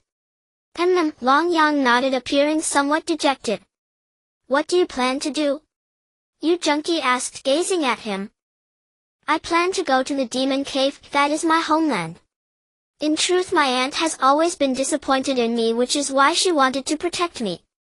She told me she was already betrothed to the Li family. The eldest son of the Li family has already reached the rank of Grand Archmage, the same as my aunt, and he has feelings for her. The patriarch of the Li family is Li Qixin, a Saint Archmage like her master. I am merely a great mage. But my aunt does not know. She thinks it was merely the heavenly demon transformation, which is the glory of our heavenly demon clan. She is unaware that in terms of status I am 100 times nobler than that young Master Li. Even the Saint Archmages, there are 10 in our heavenly demon clan, but they have always remained hidden from the world. Are the heavenly demons not ostracized by others? According to the texts, they were all slain by the Pope? Yu Junqi asked. That was written by the Pope to consolidate his rule. In truth, not a single campaign to eradicate the heavenly demons has ever succeeded. Our clan is indeed despised by the world, but that is because the Pope has vilified us. We are not inherently evil, it is merely that they say we are evil, and through hearsay even we are deemed wicked despite our innocence. Having endured so much misunderstanding, hiding in forgotten corners, we have been forced into wickedness. They have found you. I knew it the moment I unleashed the heavenly demon transformation a few days ago. I must return in a few days, Long Yang said, then rose and walked away. Yu Junqi stood behind him silently watching his receding figure. In the beast forest, Yeyue looked at Titan. What are you doing here? If a girl like you dares to come, I'd lose face if I didn't. Such male chauvinism. Yeyue rolled her eyes, stunning the rough man Titan. I'm here to protect you, all right? Who knows who will protect whom? You can't even run as fast as I can. Don't hold me back. Titan was initially unconvinced, but along the way whenever prey appeared, Yeyue would handle it before he could even act. Though Titan lived up to his name, his speed was no match for the girl's agility, only his strength and defense were his sole advantages. The two sat by a campfire and Titan naturally took on the task of gathering firewood. He stood up, took a deep breath, wrapped his arms around a large tree before him and with sheer force snapped it in two. He glanced at Yeyue with pride only to find the girl hadn't even looked his way. Later a single remark from Yeyue deeply wounded the man's pride. You could be Wu Gang the woodcutter. All you're good for is splitting logs. I bet if you farted the tree would fall over on its own. You could have done it with a puff, but you had to use your hands. Calling you a pig would be an insult to pigs. This was the most brutal blow Titan had suffered throughout their journey. Once while trying to catch a bird, the two were perched in a tree. Yeyue had already held her breath and focused when Titan let out a fart. He fell from the branch and the bird flew away. Yeyue stared at him without saying a word, yet that silence made the rough man feel for the first time like finding a hole to hide in. Titan had followed Yeyue hoping for a chance to play the hero, but all he got was one word: useless. Even when facing a giant bear known for its strength, Titan was ready for a brawl, but Yeyue had already used poison. A single drop of heartbreak grass was more effective than Titan's exhausting fight. Later Yu Junkie told him, "You're like a backpack carrying eggs. You never know where the eggs are, but you're stuck with them." Eventually Titan learned his lesson. When Yeyue fought a monster, it would often self-destruct as it died. Titan with his thick skin would charge in and get blasted to pieces but survive. Then he would carry the monster's corpse. A man reduced to such a state was indeed pathetic. As night fell, Yeyue began to set up the tent she always carried with her. Turning her head, she listened to someone's irregular heartbeat and looked over, wondering what they were doing. Titan lowered his head. Under the night sky, Yeyue couldn't see his movements clearly. Finally he suppressed his shyness and said, "I don't know how to set it up." "You didn't listen in the last class, did you?" "Never mind, I'll help you set it up," Yeyue said as she walked over. "Oh, wait a minute. According to the script, shouldn't he say, 'Shall we share a tent then?'" This was a precious manual he had painstakingly obtained from the principal on how to woo girls. However, Titan overlooked one thing: this line is typically uttered by those with ulterior motives, like certain misguided mentors who lead others astray. "No, aren't you supposed to say something?" Titan was momentarily at a loss. Yeyue looked at his foolish expression and coldly asked, "What?" Titan immediately fell silent. Thankfully he didn't say anything, as the Buddha said it is better left unsaid. In the end, Titan didn't sleep. After all, someone always needs to keep watch in the wild.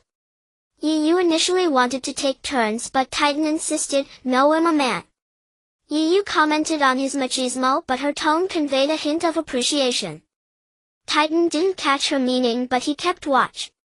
As midnight approached, it was strange that not a single beast came to investigate. Titan dared not relax. He remembered the principal's survival mantra, "Never trust your eyes." So Titan continued to wait. Eventually he saw a man approach, but he didn't appear rugged. He was dressed entirely in white. As dawn broke, Yeyue had already awakened and noticed the man. With thunder and lightning flashing outside the window, Yeyue couldn't help but raise her brows, gazing at the man. The man stopped holding a chicken leg that Titan had just roasted for Yeyue and began to eat it. "That was my breakfast for you," Titan called out. "I'm hungry." "Let him eat." It seemed wrong to deny him. It was perfectly normal for him to eat whatever he wanted. Titan felt a bit annoyed. He had spent so long roasting that chicken leg, yet he didn't notice the man's oddness. This place had seen few visitors. At this moment a man arrived, and since it was the closest to that place, even though Yeyue couldn't believe it, she chose to wait. "I'll go with you," the man said. Yeyue looked into his eyes and nodded. Titan almost shouted in protest, but Yeyue pressed his hand down. The three of them, each with their own thoughts, walked toward the innermost part of the Beastmaster Forest, known as the Twilight Forest. Those who entered it never returned. Of course, later some disbelievers, including some holy sorcerers, ventured in and met their demise, leading to a significant disappearance of holy sorcerers across the continent. Eventually no one dared to enter, but only Yeyue knew that although her cultivation wasn't sufficient now, with this person she could walk anywhere. Although Titan was a bit surprised seeing Yeyue's calm expression, he didn't show any signs of fear. The journey was quiet. Even a level 8 magical beast, the scorpion that accidentally intruded, chose to flee. A level 8 magical beast was the kind of level usually associated with legendary sorcerers, yet it retreated before two individuals who hadn't even become sorcerers. Only Yeyue saw this. When the scorpion spotted the man and considered self-harm, the man gently shook his head. You recalled a saying from the principal remembering Long Yang, no one was allowed near the area beyond Wang Shirley, and anyone who collided with the king had to self-harm on the spot. You didn't know what the connection was, but she chose to believe. She believed that her future lay in becoming the king's woman like the principal. It was only when she compared her differences with the principal that she worked so hard.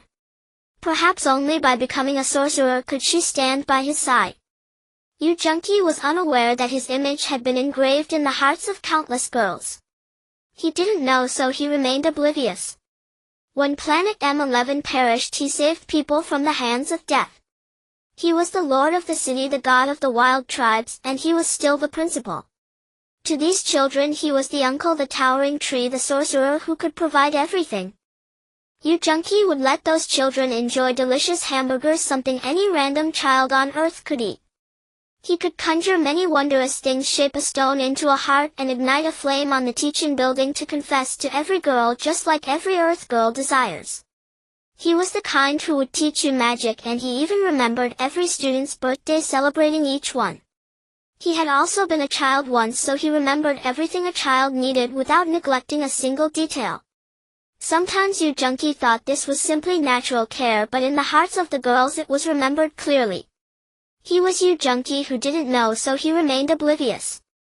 Yu walked deeper inside because of that story, that insatiable greed that drew many regardless of the catastrophe of that year. That tree which bore fruit once every 3,000 years could break through barriers, but only effective for sorcerers. Yu had come for that, recalling that conversation. "I like you," Yu said to the man with an expressionless face. "That's not a funny joke," the man replied, a bit incredulous. "I'm not joking, I've grown up." "You're still young. Wait until you reach sorcerer level, or perhaps until the day you surpass me, before we talk about it." The man's casual words even led her to make a pinky promise. He never went back on his word. He thought that when she became a sorcerer she would be like every 13-year-old who falls in love early, thinking that as she grew older she would like someone else. The man didn't expect that the girl would train crazily for that promise, even harder than he did. He dared not say he was just joking. For the first time he felt like his world was derailed, led astray by a girl, his student. He smiled, thinking women are indeed extravagant. The deeper they walked, the closer they got. Yao Wuxia watched as he returned home from leaving, finding it somewhat amusing. This girl was not simple, she had played herself. Thinking of that 3,000-year tree, he never expected it was just a lie that people still remembered. Yao Wuxia did not want to disappoint the girl, so he followed her. He thought she would like it. You women are a cunning breed, just like scorpions who can truly harm themselves in front of you. He would have to take care of her afterward. Yao Wuxia wanted to laugh, so he did. Once every 3,000 years a bloom and a wither, that tree, that flower blossoms only once. The tree had already died, too many had visited this place, yet it still perished. However, it could come back to life. Yao Wuxia found this somewhat strange. The celestial liquid in his hand was clearly more precious than the tree, yet he wasted it to bring the tree back to life. Yao Wuxia wanted to laugh, but he did not. When Yu entered Yao Wuxi's cave, the tree happened to bloom. Its beauty, which appeared once every 3,000 years, spoiled the scenery for the nearby Titan. "Isn't it just a bit bigger than an ordinary peach?" Before he could finish, he was met with two piercing gazes, making him feel a chill, as if confronted with disdain, helplessness, ignorance, and foolishness. "Bigger? It's a whole lot bigger. Do you even understand? I have to wait 3,000 years just to take a glance at this tree. If I say you're stupid, you don't realize you're even dumber than a pig. Can't you understand by now? If you don't understand, just keep your mouth shut. Why are you the only one who keeps talking when no one else wants the medicine? I can't believe this. You've suffered through pains that could kill you, yet you fear a life full of helplessness. I've suffered again. Is it really that serious? It's just a peach. Although I've never seen one. Okay, I have seen one, but now that I've seen it, am I not even allowed to speak? And what's with your gazes? It's just a peach, only 3 in total. Why can't I have one? It's just a bit bigger. You're so petty I wouldn't even want it. Hey, don't stop me. I'm serious. Don't pull me back when I get serious, even I am afraid of myself. The tree which bloomed once every 3,000 years bore only 3 peaches, enough for the calamities of 3 lifetimes. Beside the tree was a stretch of peach blossoms. You took one of the peaches and began to eat, casually pocketing another while tossing the last one to Yao Wuxia. Yao Wuxia caught it as well. Hey, is it too much to ask for you to give me back my own things? Do you have to borrow flowers to present to the Buddha in front of me? You even left one for me. Women are always such strange creatures. Humans just can't compare to demons. I still can't see through it after 3,000 years, let alone after 10,000 years. This year turned my 3,000 years into a single moment, a single breath. Yao Wuxia felt as though he could see that unknown realm. For those who have reached his level, it's difficult to break through again. Now if I were to break through, I feel neither joy nor sorrow. In the past I waited 3,000 years to see this tree, and now for a woman I hastened the trees 3,000 years for just a breath. What kind of Tao is this? Is it my Tao? The supreme realm, perhaps? Thank you, Yao Wuxia said, looking at the girl eating the peach. You are about to break through, Yi remarked, sensing a difference in the air. Yes, Yao Wuxia nodded. It's related to this tree. Is this tree really that miraculous? Yi Yu was momentarily curious. It's related to the tree and to people. I was thinking this tree blooms once every 3,000 years and withers once every 3,000 years.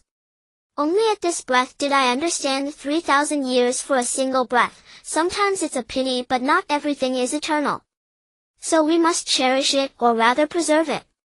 If she knew she could bloom for another day, would she still strive so hard? Yao Wuxia candidly shared his thoughts, though the tree had already withered. Why are you telling me all this? Yi Yu asked him. If I want to say it, I'll just say it. You look somewhat familiar, so I just spoke. What's wrong with that? Yao Wuxia smiled at her. The principle said every year brings decay and glory. Wildfires cannot burn it all, and what is withered will still grow again.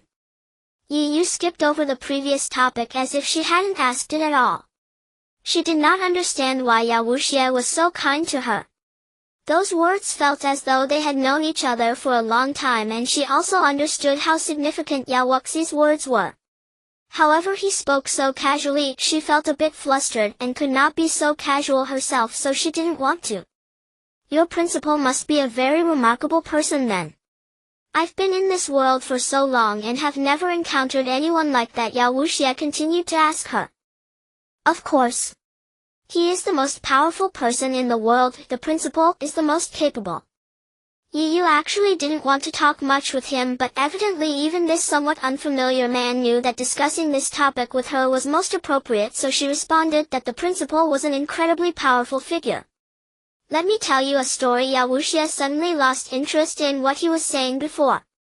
Then he began to speak for himself. When my mother gave birth to me, the whole tribe thought I was a dragon prince, but in the end I turned out to be a rabbit. As for the demon prince, I don't know, it doesn't matter to me.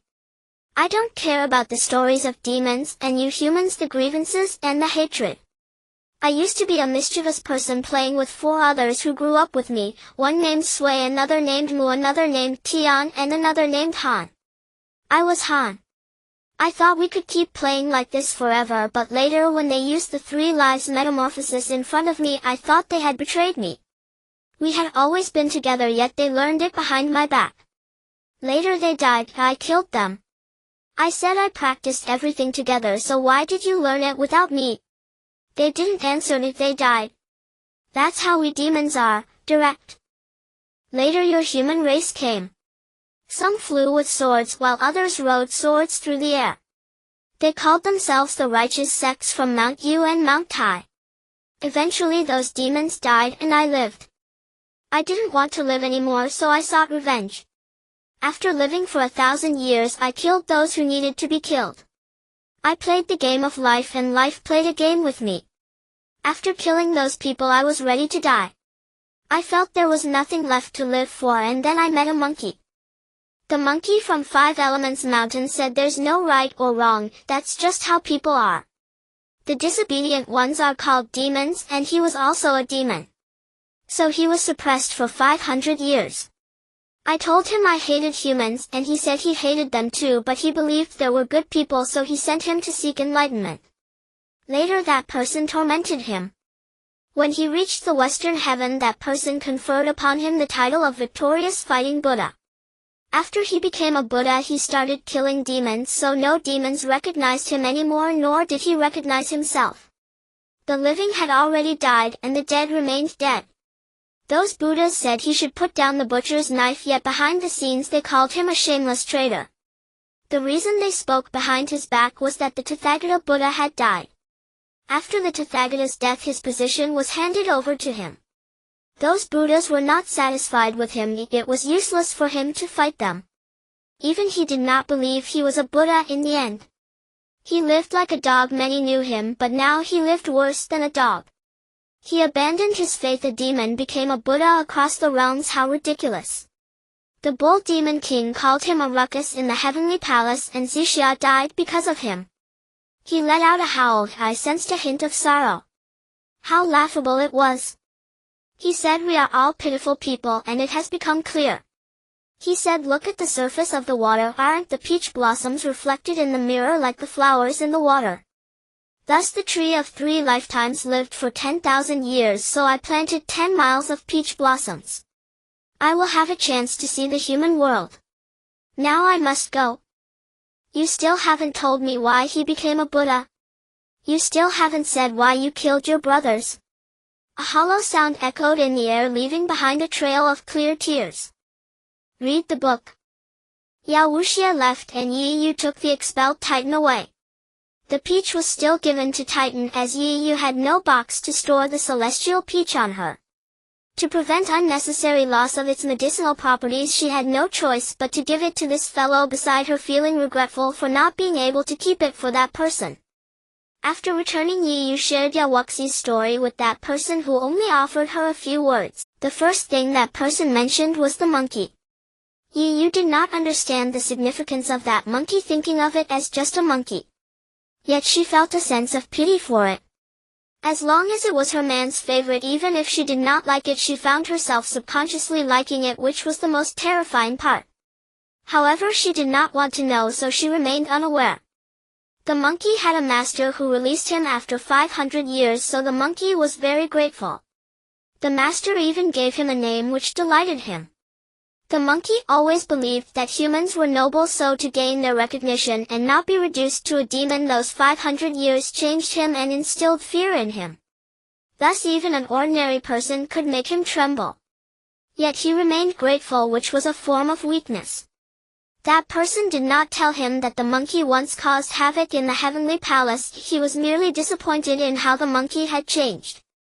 Ultimately he realized that 500 years was quite a long time and very unfair to the monkey. In this world, what fairness could there be? Just like how demons were seen as bad, what was truly bad? That person recalled Long Yang and fell silent. After a moment of silence, the monkey escorted that person through countless hardships. Many demons admired him, but those demons perished on the journey for scripture. His brother's son died, and he killed his woman 3 times. He did not know, at that moment he felt he was no longer a demon but noble. Thus even when reprimanded by a fellow named Tang Seng, it was the same. Later the one who had oppressed him for 500 years gave him the title of the Fighting Buddha, which he felt grateful for.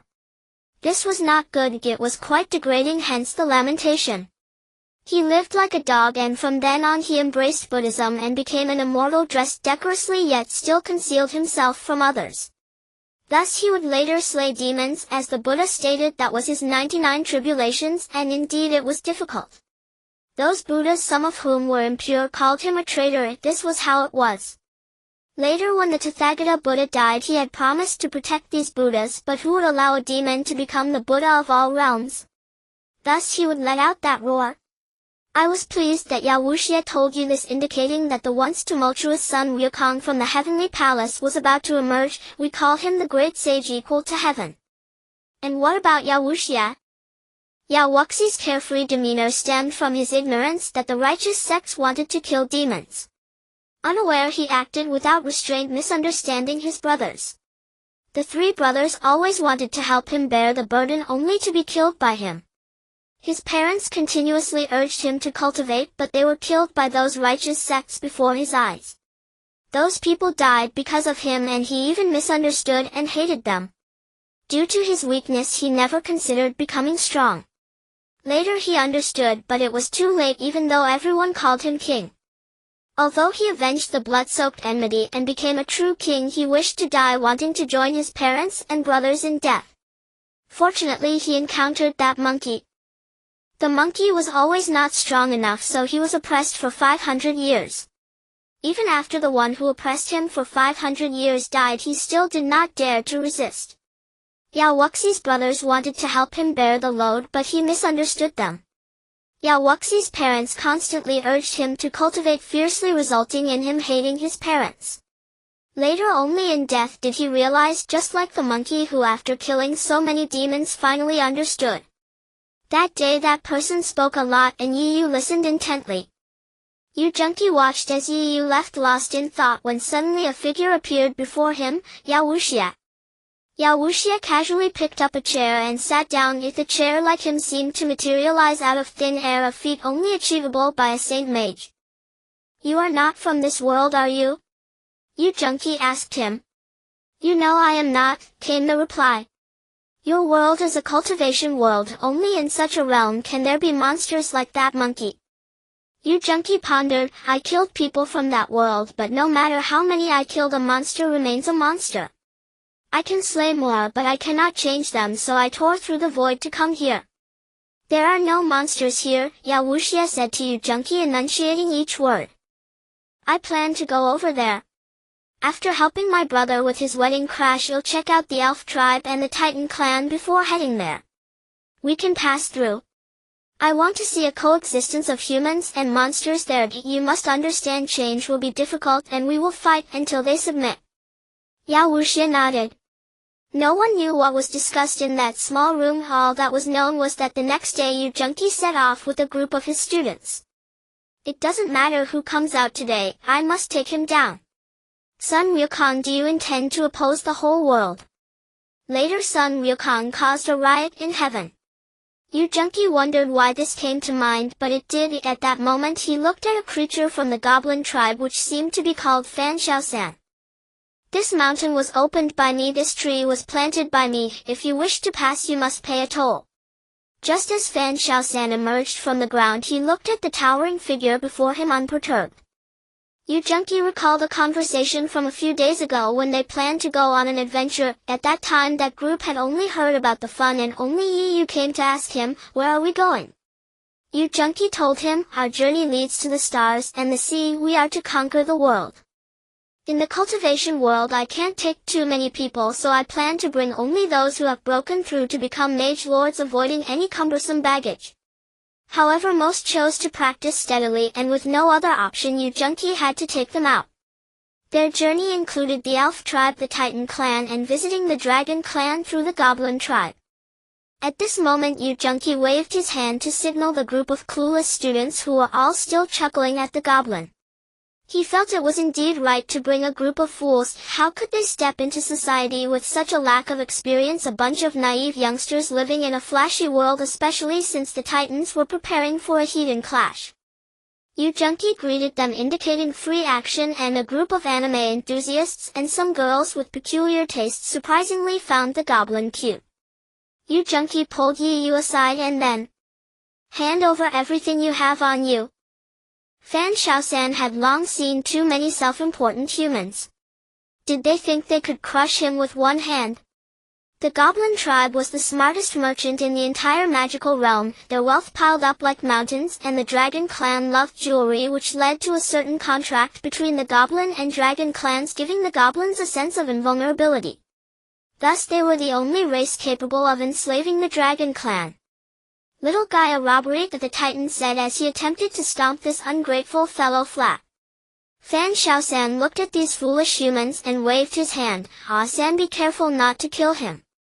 At that moment a colossal dragon several dozen meters long spread its wings and roared to the sky. Its massive body overshadowed the entire sky, and the Titan was so startled that he almost sat down. Meanwhile the braver girls scattered while the timid ones were too afraid to move. The Titan suppressed his fear and charged at the dragon with his axe, knowing this was a test.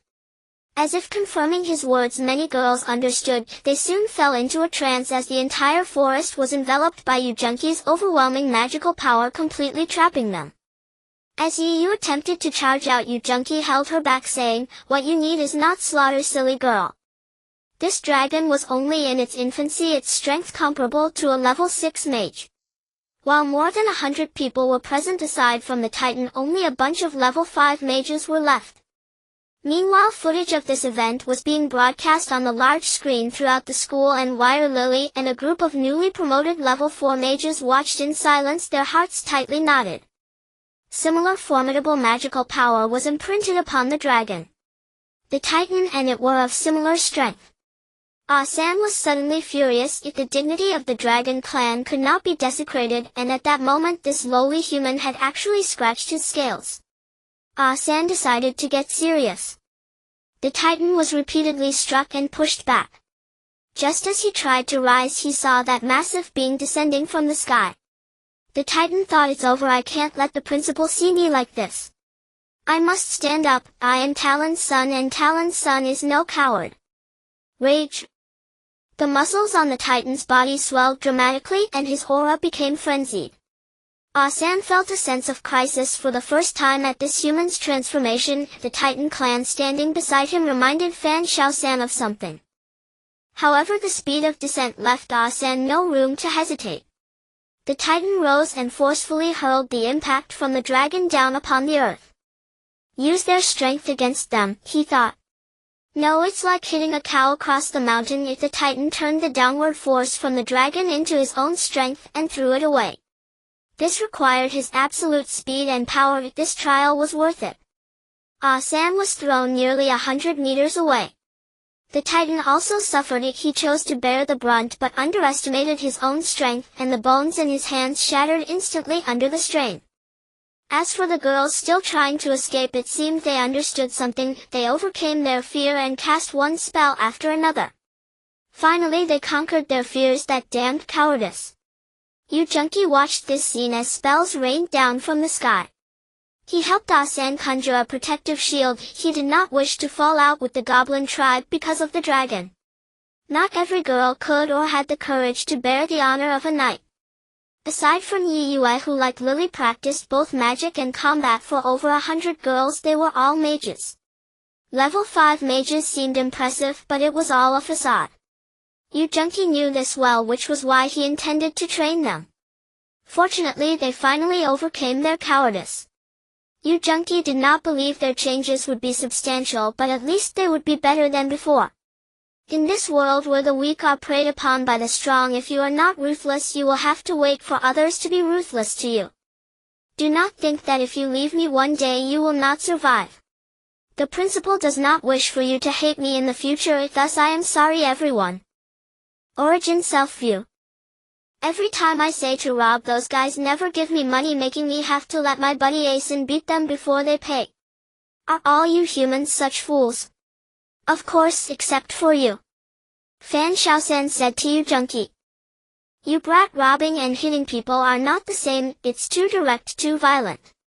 Let me teach you. The first move is suitable for today's society. Just say you want a tip and success is guaranteed.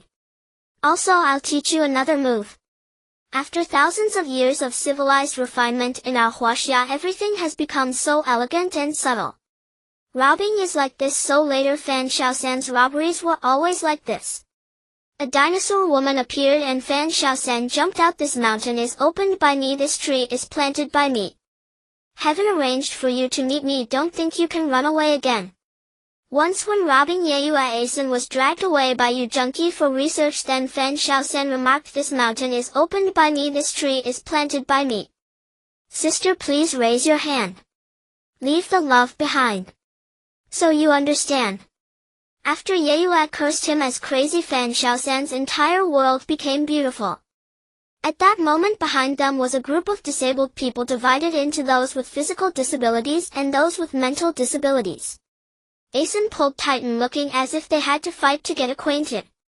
As for Yeyue, she had just told a group of girls that after that dragon appeared the school started live broadcasting and each one of them wished they could find a hole to hide in. They once said they would play with great fanfare, but now after going back they were even more scared than these 4th level mages running away without even fighting. How could they become senior sisters? Are you planning to stay here, Goblin Clan? Yu Junqi looked at Fan Xiaosan, the king of this Goblin Clan. About that, we just like to collect wealth, not so grand ambitions. I am the king and I guard this place. You can come to see me when you have time. As a king, friends around him were always few. Yu Junqi knew this. I came here mainly for the Dragon Clan. Yu Junqi stated his purpose. You are Huaxia people? Fan Xiaosan asked Yu Junqi. How do you know? Yu Junqi was a bit stunned. How is that possible? Fan Xiaosan said nothing. He thought that rumor should be true. Fan Xiaosan took Yu Junqi to that place and pointed to a stone. If you are Huaxia people, you should recognize this. Dragon Valley? Yu Junqi exclaimed. How is it possible? It's actually Huaxia characters. Even if it were the Oracle Bone script from the time of Zhengjie, Yu Junqi would not be surprised, but it was completely in Chinese. How is that possible? A few years ago an old man came here. He said that as long as they are Huaxia people and recognize these 3 characters, he can hand over the Dragon Clan to them. Why isn't there a single dragon here? Yu Junqi asked Fan Xiaosan. They died sleeping underground. Fan Xiaosan pulled Yu Junqi into the bones of the dragon. The Dragon Clan has always guarded our wealth and we similarly protect their names. We are goblins because this underground city is the palace we built for those dragons. They have guarded us for generations. Although they are dead, we still buried them here. Though it is a contract, we actually have a friendship kind of relationship. Fan Xiaosan didn't need to say much. Yu Junqi could feel that kind of dead silence. He said that only the blood of Huaxia people could awaken them, so please save them. Fan Xiaosan's emotions became agitated. Yu Junqi looked at him without speaking. He extended his hand, cut an artery, and the blood that erupted covered the entire dragon hall. The blood dripped onto the dragon bones on the ground. Once upon a time this was Dragon Valley, now it has become Dragon Bones. Yu Junqi finally understood the feeling of a Huaxia person as a descendant of Yan and Huang, seeing his ancestors no sorrow greater than the heart's death. He did not know if he would die from excessive blood loss or go into shock, but he hoped they would live. They are dragons soaring through the sky and should not be in eternal slumber. Blood sprayed all over the dragon bones on the ground. Fan Xiaosan felt ashamed for his previous doubts. Yu Junqi was risking his life, but when he fell heavily to the ground, Fan Xiaosan was just about to help him up when a wing had already spread open. It was the wings of a dragon soaring through the sky, lifting Yu Junqi onto its back. One by one the dragons broke free from the dragon hall and flew out. Fan Xiaosan watched this scene, tears streaming down his face, completely devoid of his usual cynical demeanor. Yu Junqi looked up at the sky, gazing at the dragon beneath him. The next day the Goblin Clan left the place they had inhabited for so long. The Goblin Clan finally completed their centuries-old mission. For 5,000 years each generation told the next to wait for that Huaxia person to wait for him to save those Huaxia dragons. Yu Junqi took his group of students to the Titan Clan's territory, which was for the Titans. Since the last time they ate that divine peach, the Titans still had not broken through, but Yu Junqi clearly felt the rich medicinal power. Therefore, after leaving the Goblin Clan, he immediately brought Titan to the Titan Clan. In the Titan Clan, each one was a giant over 5 or 6 meters tall, their bodies stronger than their peers by dozens of times. Yu Junqi rode a dragon and flew into the sky, naturally startling the people below. A similarly tall person approached. Just as he wanted to reprimand, he suddenly saw Titan and abruptly knelt. It was a kind of pressure from bloodlines, an emotion of fear that arose from the depths of his heart. I brought your king to meet you, but it seems some people do not welcome us. Yu Junqi looked at the group of titans below. A man riding a dragon naturally shocked everyone, but the entire Titan clan was looking at Titan. Is he the king? Just looking at Titan's gaze gradually turned fearful, and some had even knelt down. Where did this human come from, daring to claim to be the king of the Titan clan? An elder unleashed a strong aura. Great elder? The people below called out. Uncle Long rely on you? A burst of dragon might surged, colliding with the great elder. The great elder staggered back a few steps, his veins continuously breaking inside. In front of the entire Titan clan, Titan cut open his artery and the blood flowed with a hint of gold. A group of titans immediately knelt down. The great elder stared blankly as his carefully maintained scene was about to collapse. His brother did leave behind a trace of bloodline. He almost searched the entire magic world but couldn't find it. It seems he had a backup plan, my dear brother, and suddenly spat out a mouthful of blood. But what I cannot obtain, your son should not think he can get. Not good. Tai Si charged forward. An explosion sounded behind him. Uncle Tai Si, why are you so foolish? Titan gazed at his only uncle who had died before they could even acknowledge each other. Child, guard the Titan clan. Tai Si's eyes slowly closed as he looked at Titan. Uncle Tai Si? Titan wept bitterly. Yu Junqi closed the door. Before his death, Tai Si had told him the secret of the Titan clan, a tale of 3 brothers. Yu Junqi flipped through the notebook Tai Si had given him, choosing not to tell Titan.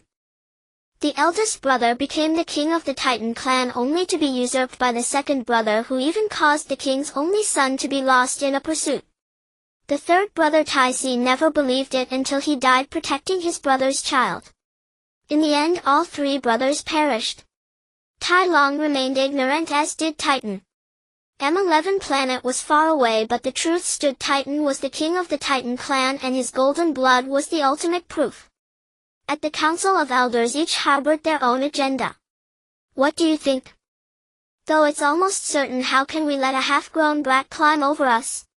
So, the second elder and third elder exchanged a few words, glanced at each other and nodded. Titan only wanted to stay with Uncle Tai Si.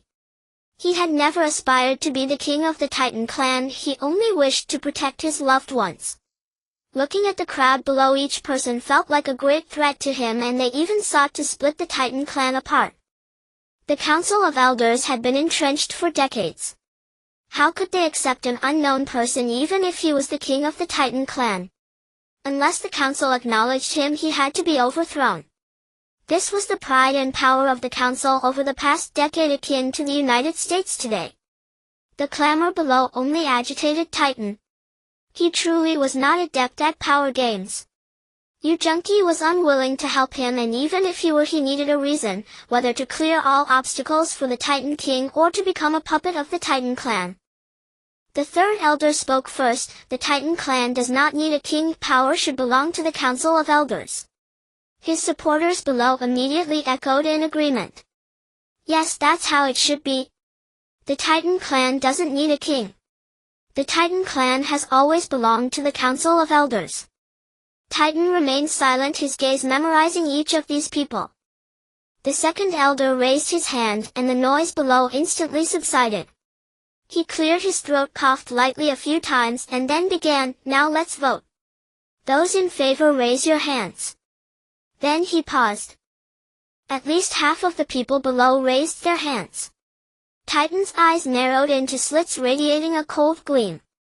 The bloodline within him surged forth, the glory of the Titan clan now seemingly betrayed. The vast medicinal power within him finally coursed through every meridian, breaking through continuously. It felt good to be home. Great Mage Archmage, the power of the medicine and bloodline finally halted at the 7th level Archmage, a rank even higher than Night Moon's by 1 level and only 1 step away from the unprecedented 8th level Grand Archmage on the path to the 9th level Saint Archmage.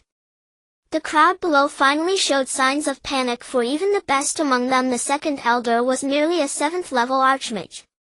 For the first time, the second elder was shocked that his plan was slipping out of control. He could clearly tell that this person was destined to be the future king of the Titan clan, but unfortunately he now stood against the council. Even your father could not achieve what you attempt, and since the vast majority of the council were loyalists to the Grand Elder, the Second Elder believed he had the upper hand.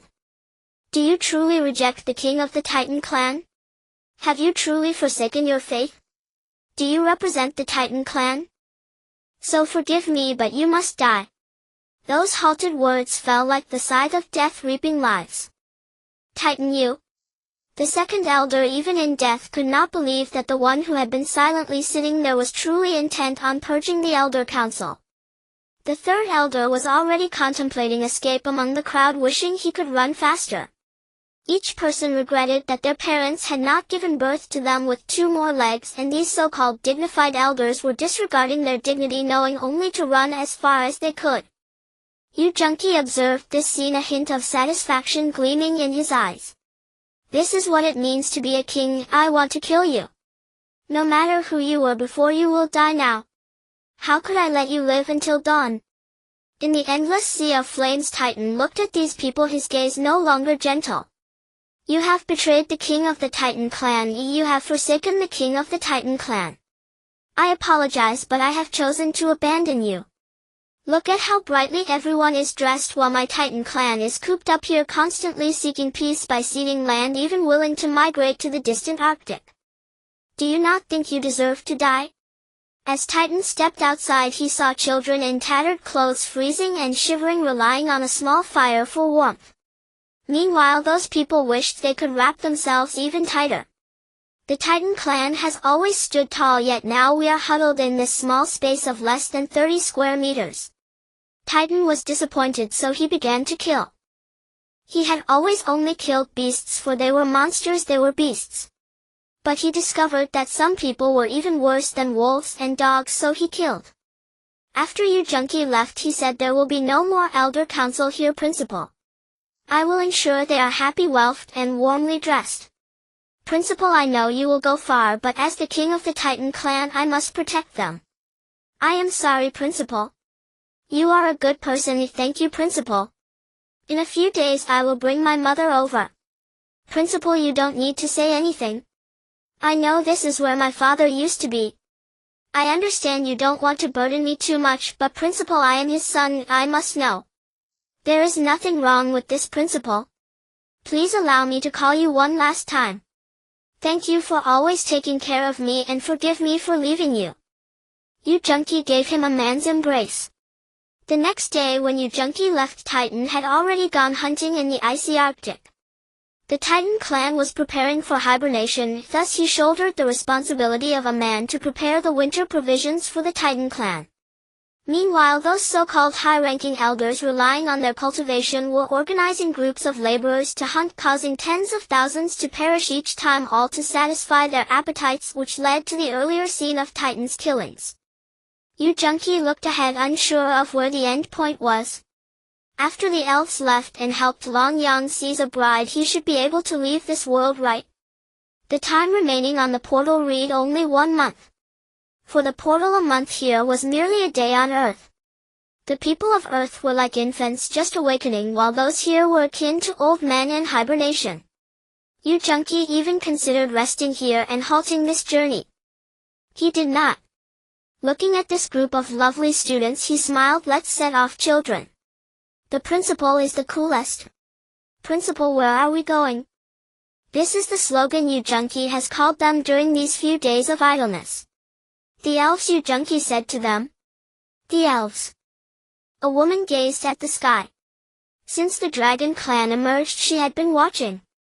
The next day she knew that person had probably arrived. In her flowing skirt trailing a few meters behind, she casually sat on the ground. Grandpa Tree, are we leaving? That was an old tree with long whiskers. It had been there since the appearance of the elves. The tree opened its mouth, looking at the girl. Hiding here for too long has made Grandpa Tree a bit bored. Once he arrives, we can leave and you can see the outside world. She was the elven queen of this generation. As a child, she had a name called Schwer. She had always dreamed of going outside, but when she took over the entire elven clan from her mother, that dream turned into helplessness. The entire elven city had always been isolated from the world, merely waiting for one person. Schwer looked at the sky. I have waited long enough, my king, when will you come? What kind of person? He looks just like us, but he has no wings. How strange. I had always been patrolling here. He found this task quite easy, as it was a closed door that had never been opened. Even their most powerful elven queen could not open it. Sometimes I would try to push it, having heard from older elves that pushing open this door would lead to the outside world, but he had never succeeded. But now, Ide and Shake looked at this group of peculiar elves momentarily in a daze. Tell your queen I have arrived. Yu Junqi patted these two elves who were still dazed. Oh, I'm sorry, please wait a moment, I will report this right away. The two elves finally came to their senses, and soon the news spread throughout the entire elven city, that the long-closed dream of the elves had finally opened. Countless elves set aside their tasks and began to cheer in joy. Once it was merely a door, but when it could not be pushed open, it became a dream. Yu Junqi looked at the inscription carved on the door. Every elf would try to push open this door in their childhood, as it led to the outside world. Although adults had pushed it in their youth, they would later tell the children that the door could not be opened. No child believed that until they grew up, breaking the naive innocence of their childhood only to find it amusing. Wow, so beautiful! Ame, look at these gorgeous flowers. A few girls gathered around a blooming bouquet. For the elves, every corner was filled with vibrant flowers, countless blossoms spread across the grass like satin. For girls who were born to love beauty, this place was truly a paradise, as beautiful as heaven, where they were akin to birds flying towards paradise. Yu Junqi looked at Yi Yu beside him. Aren't you going to take a look? You are more handsome than me. She paused and added, too childish. That's because you carry the eyes of night, hence you cannot see the light. What do you mean? Be a bit happier, you are only 16. In the new year I will turn 17. Yi Yu's emotions softened for once. At this moment Schwer could only wish to move faster to see that person sooner. It felt like a bride in a wedding gown. She just wanted to know what kind of man the one she had waited for 1,000 years was. As Yi Yu stood by and watched the woman, an inexplicable sense of hostility arose within her. For the first time she felt insecure about her own beauty. What kind of woman was this who seemed to be of similar age, yet radiated an aura of sanctity and inviolability, much like an empress? You have come. I have come. Have you waited long? No, not too long. I have searched for you for 1,000 years, waiting for you. Now that I have seen you after searching through countless crowds, I finally turn back to find that the person is right there in the dim light. Yu Junqi simply watched the girl approaching him in her long dress, tears inevitably welling up. A girl had waited for you for 1,000 years, remaining solitary all that time. But where were you? Yu Junqi did not cry, he simply embraced her. He had always been a mere passerby. He never thought that one day he would feel cared for. He never thought about it, so when he was cared for, all he felt was an inexplicable emotion. I have come to take you away. Your Majesty, we have waited for you for 1,000 years. In an instant behind him, countless elves knelt down as if in pilgrimage. The mission of the elven clan 1,000 years ago was to accompany the emperor in battles across the 9 heavens. At that time the emperor had died, saying, "Let us wait for him for 1,000 years." We have been waiting. 1,000 years later the emperor has returned. This time we will conquer the heavens, this time we will dance through the clouds, this time we will break through the firmament and shake the universe. Today the elven clan, as if time had shifted, caused an entire upheaval. Your Majesty, we have waited for you for 1,000 years. If a person has 9 lives, Yu Junqi believes this is his past life. He remembers that day, that night, those lovely people whom he shielded behind him. He died and turned to ashes. 1,000 years later the elven emperor reincarnated into a person named Yu Junqi on earth, and Yu Junqi could only cry. Young man, come here. Yu Junqi heard a voice. It belonged to an old man. Shui girl, you can let go of your fiancé now. An old man joked. Grandpa Tree Shuer wiped her tears and felt a bit embarrassed. Elven Palace. Yu Junki walked in. It was an old tree, its age indiscernible, but its ring suggested it had lived for a long time. Did you call me? I know you have many questions, but I do not have much time to explain. That girl Shuer was raised by me, so you should treat her well. The Elven clan has always been isolated from the world, but for 1,000 years they have been waiting for you. I hope you can lead them to battle across the 9 heavens. Close your eyes. I know you have already become a grand sorcerer, but for the impending tribulation it's still not enough. I will transfer all my cultivation to you. I hope one day you will treat them kindly and upheave this 9 heavens. At that moment Yu Junki felt a breath of presence that spanned millennia surge into his body, overwhelming and domineering, causing him to fall into a deep sleep. 1,000 years ago you were the emperor. 1,000 years later you are still the emperor. Your Majesty, you must battle the 9 heavens and dance through the clouds. Do not forget you are the emperor, young man. I have protected them for 1,000 years, watching them age one by one, yet never forgetting to remind my descendants to wait for you. Now I am about to die, the magical realm is about to collapse. Do not let them perish. 1,000 years ago, just as you protected them, protect them for another 1,000 years. What I cannot forget is that back then that person entrusted the entire Elven clan to me, yet he died. Now I am old and I know you have arrived. Like them I have waited for 1,000 years. I do not wish for you to die, you must grow stronger. Please allow me to address you as such. Elven Emperor. The previous emperor was called Zhoutian and my mother was Qiongxia. Zhang Zhoutian and Wu Qiongxia were their names. She waited for him for 1,000 years, yet ultimately passed away with regrets. This time, my emperor, can you take me to battle, Zhoutian? Shuer asked, standing on her tiptoes. Yu Junki playfully pinched her little nose, saying of course. The dragon clan waited for 5,000 years for a descendant of the dragon, while the elf clan waited for a ruler for a millennium. However, with a flick of Yu Junki's hand towards the sky, a thunderous lightning descended, annihilating the forest before him without leaving a trace. With only 10 days left until the month was up, Yu Junki took Yi Yu and casually found an inn at the foot of the city. More than 100 blooming young women passed through the streets, causing an extraordinary commotion. Yet what puzzled Yu Junki was the eerily quiet streets as inns one by one closed their doors. Yu Junki looked up at the darkening sky, wondering if he had arrived. Just as he was lost in thought, Yi Yu tugged at him. What should we do? Yi Yu asked him. Let's set up camp, Yu Junki replied, clearly not having anticipated this situation either, thus lacking a better plan. Not far away in a corner, a seemingly well-dressed young man was lewdly eyeing the innocent young women, admiring their graceful figures and the most alluring attributes that captivated men. Young master, the second-in-command could not help but tap his young master. What is it? Did you find out anything? Tang Xiaoye glared at him irritably.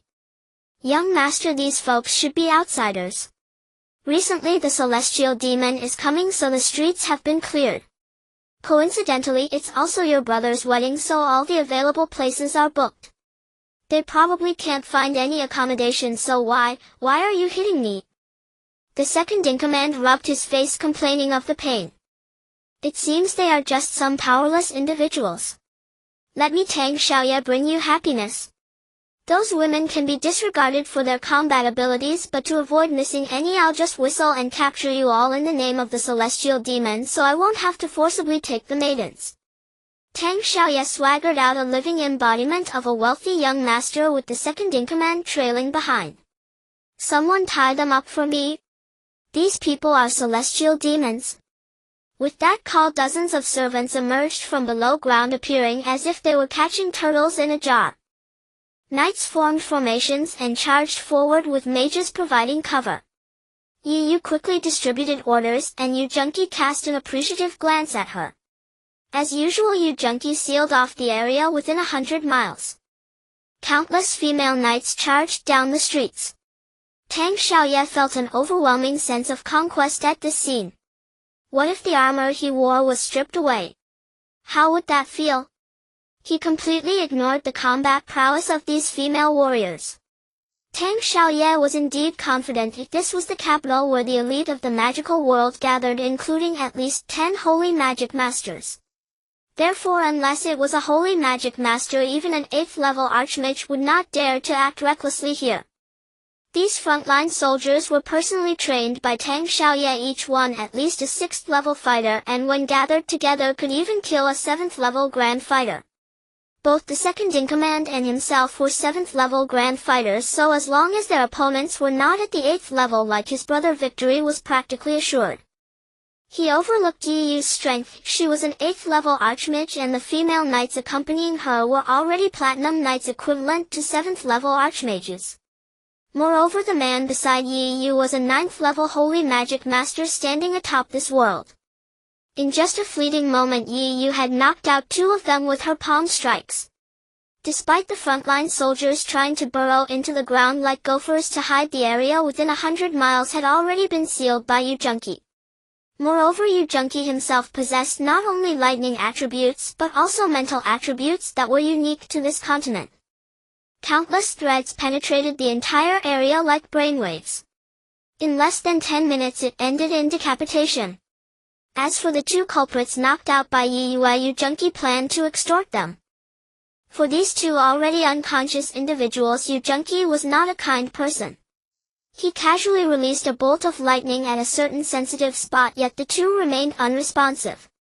Yu Junqi even suspected they might be eunuchs. Helpless, he had to add some fire. Finally, the 2 fellows jumped up from the ground, looking as if they had been through multiple rounds of rough treatment, turning to see the flaming object still burning. For a moment they were nearly scared to the point of fainting. "Speak up, young Master Tang, this is not your first time forcibly taking maidens, is it?" Yu Junqi looked at the 2 with a smile that seemed friendly. "What do you want?"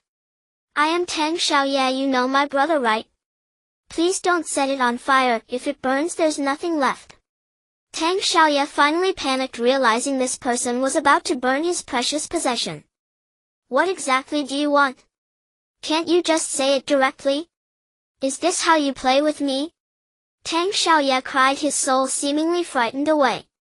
"Find me 100 top-notch runes and we'll consider the matter settled. You might as well just kill me. Come on, do you even understand? For the past few days all the inns here have been booked.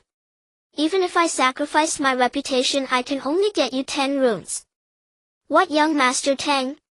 I already said I'm the second one, I'm not my brother. Who do you think would give me face?" Tang Xiaoye suddenly sounded pitiful. 10 runes it is. Yi Yu, knowing what Yu Junqi was afraid of, readily agreed. The other girls likely thought the same principle. "It's fine, 10 runes will suffice. You all will be fine, I have my troubles. At least 9 girls will have to share a bed with me. Although we are all adults now, it's hard to guarantee that things won't get out of hand. How will I turn raw rice into cooked rice?" Beside him, Tang Xiaoye wished he could just grab a room for himself. "Goodness, bro, are you still a man? So many men are thinking about this matter and you are. What the heck? It's a waste of my good eyes. Is it possible this guy likes men? No wonder." Tang Xiaoye felt a chill. "Second-in-command, keep your distance from him in the future. Young master, I know without you saying. I still feel the burning pain. I'm not talking about that, he likes men. If you follow him you'll end up like my brother. Do you understand?" "Young master, I understand. I would rather die than submit." Tang Xiaoye resented his elder brother because of that absurd wedding. "You don't even like women, yet you still want to marry one. Aren't you just a scoundrel? Yet it seems this elder brother has over 100 wives. I must expose him another day. But then again, I can't beat him. What does it mean to occupy a latrine without doing your business? This is simply unforgivable and a waste of resources. Damn it, scoundrel." So under the scheming of these 2 indignant fools, Yu Junqi became the second scoundrel of the new era. It remains to be seen whether Yu Junqi will be so furious upon learning this that he will self-castrate. Reading In the dead of night Yu Junki gazed at the sky casually draped in a coat as he stood outside watching the stars. He had used a mild sedative to finally coax those restless young girls to sleep. What an unruly bunch they were, each deliberately disheveling their clothes, even making a spectacle of their baths as if they wanted the whole world to know. He sighed. They were merely children overflowing with restless energy. Yu Junki looked up at the heavens. Tomorrow was the day Long Yang would seize his bride. As a brother he had arrived a day early. Even if his brother were to become a demon lord, as long as he stood by him he would still be his brother. He thought of Chu Yang and his band of brothers on the Nine Heavens continent. In the days to come your pinnacle would have me and your legend would have me. If a brother needs to tread through fire and scale mountains of blades upon my shoulders, then let him tread, even if it grants him but a few more steps forward, it would be worthwhile. As for the magical world, Yu Junki knew he would eventually leave it. Though aware of this, much like the grand finale of every story, as long as he left no regrets behind, it would suffice. The Titans still guarded their kin, yet as for him the goblins had already departed this world. The dragons, the elves, and Yao Wuxia, the demon clan, would Long Yang follow him? Probably not. Wire and Lily were with that woman on the other side of Earth. Where in the world were you on that distant corner of Earth? The sudden thought of you brought tears to my eyes. Su Xinxin, Yang Xiaoxiao, and you, back on Earth. It had only been a day, yet here dozens of pages had turned. Yu Junki fell into a peaceful slumber. Night Moon stood by watching him. He had chosen not to extend his divine sense that night, seeking a moment of relaxation, and thus remained unaware of her presence. He only found it odd upon waking that an extra blanket had been draped over him. The next morning the streets came alive as shops opened their doors, a festive air pervading the scene. Countless fireworks still bloomed brilliantly in the sky, fireworks Yu Junki had brought from Earth, now blossoming in this season. People came and went, bustling in and out. Tang Xiaoye was already busy greeting the guests, each of whom had arrived riding the wind, a feat achievable only by those at the rank of Archmage or above. Yu Junki narrowed his eyes, gazing at the figure across the way, and offered a faint smile. Long Kuei stared at her reflection in the mirror. She had known long ago that Long Yang would come. She believed in him. If only she would never betray him. Tears streamed down her face, each drop falling heavily, saturating the air with sorrow. The scissors in her hand were clutched tightly, her lips stained a blood-red hue, lending her a chilling, exquisite beauty. Bride crying like that, what kind of image is that? Be good, put on the red veil. This happens only once in a lifetime. You must be happy. If you cry, your makeup will be ruined, and that won't do. What does a woman know of love or dislike? As long as the family offers a bit of betrothal money, shall be married off. Your parents raised you all these years, wasn't it just for that bride price? I was the same back then. But after seeing so many households with multiple wives and concubines, this is a proper honorable marriage for you. The whole world is watching. Those were the words of the matchmaker, still vivid in her mind. For my son to marry you is the greatest fortune you could ever have. I don't know what's so good about you, always crying day in and day out as if you're mourning the dead. Let me tell you, plenty of girls want to marry our Jiayang. To enter the Tang family is your blessing. I've arranged a marriage for you today. Master, I already have someone I love. What? Let me tell you, whoever it is, break it off. Tang Jiayang is the only one in the entire magical realm to reach the rank of 8th grade Grand Archmage before the age of 18. For someone like him to fancy you is your blessing. On the ground lay only her own tears. I'm going to be married, but I don't want to. I will definitely marry you. Trust me, Aunt. I believe you. You will come, you surely will. You will come. Long Kuei looked at the heap of red gauze, then drew the red veil over her head. If you come to take me, I will marry you.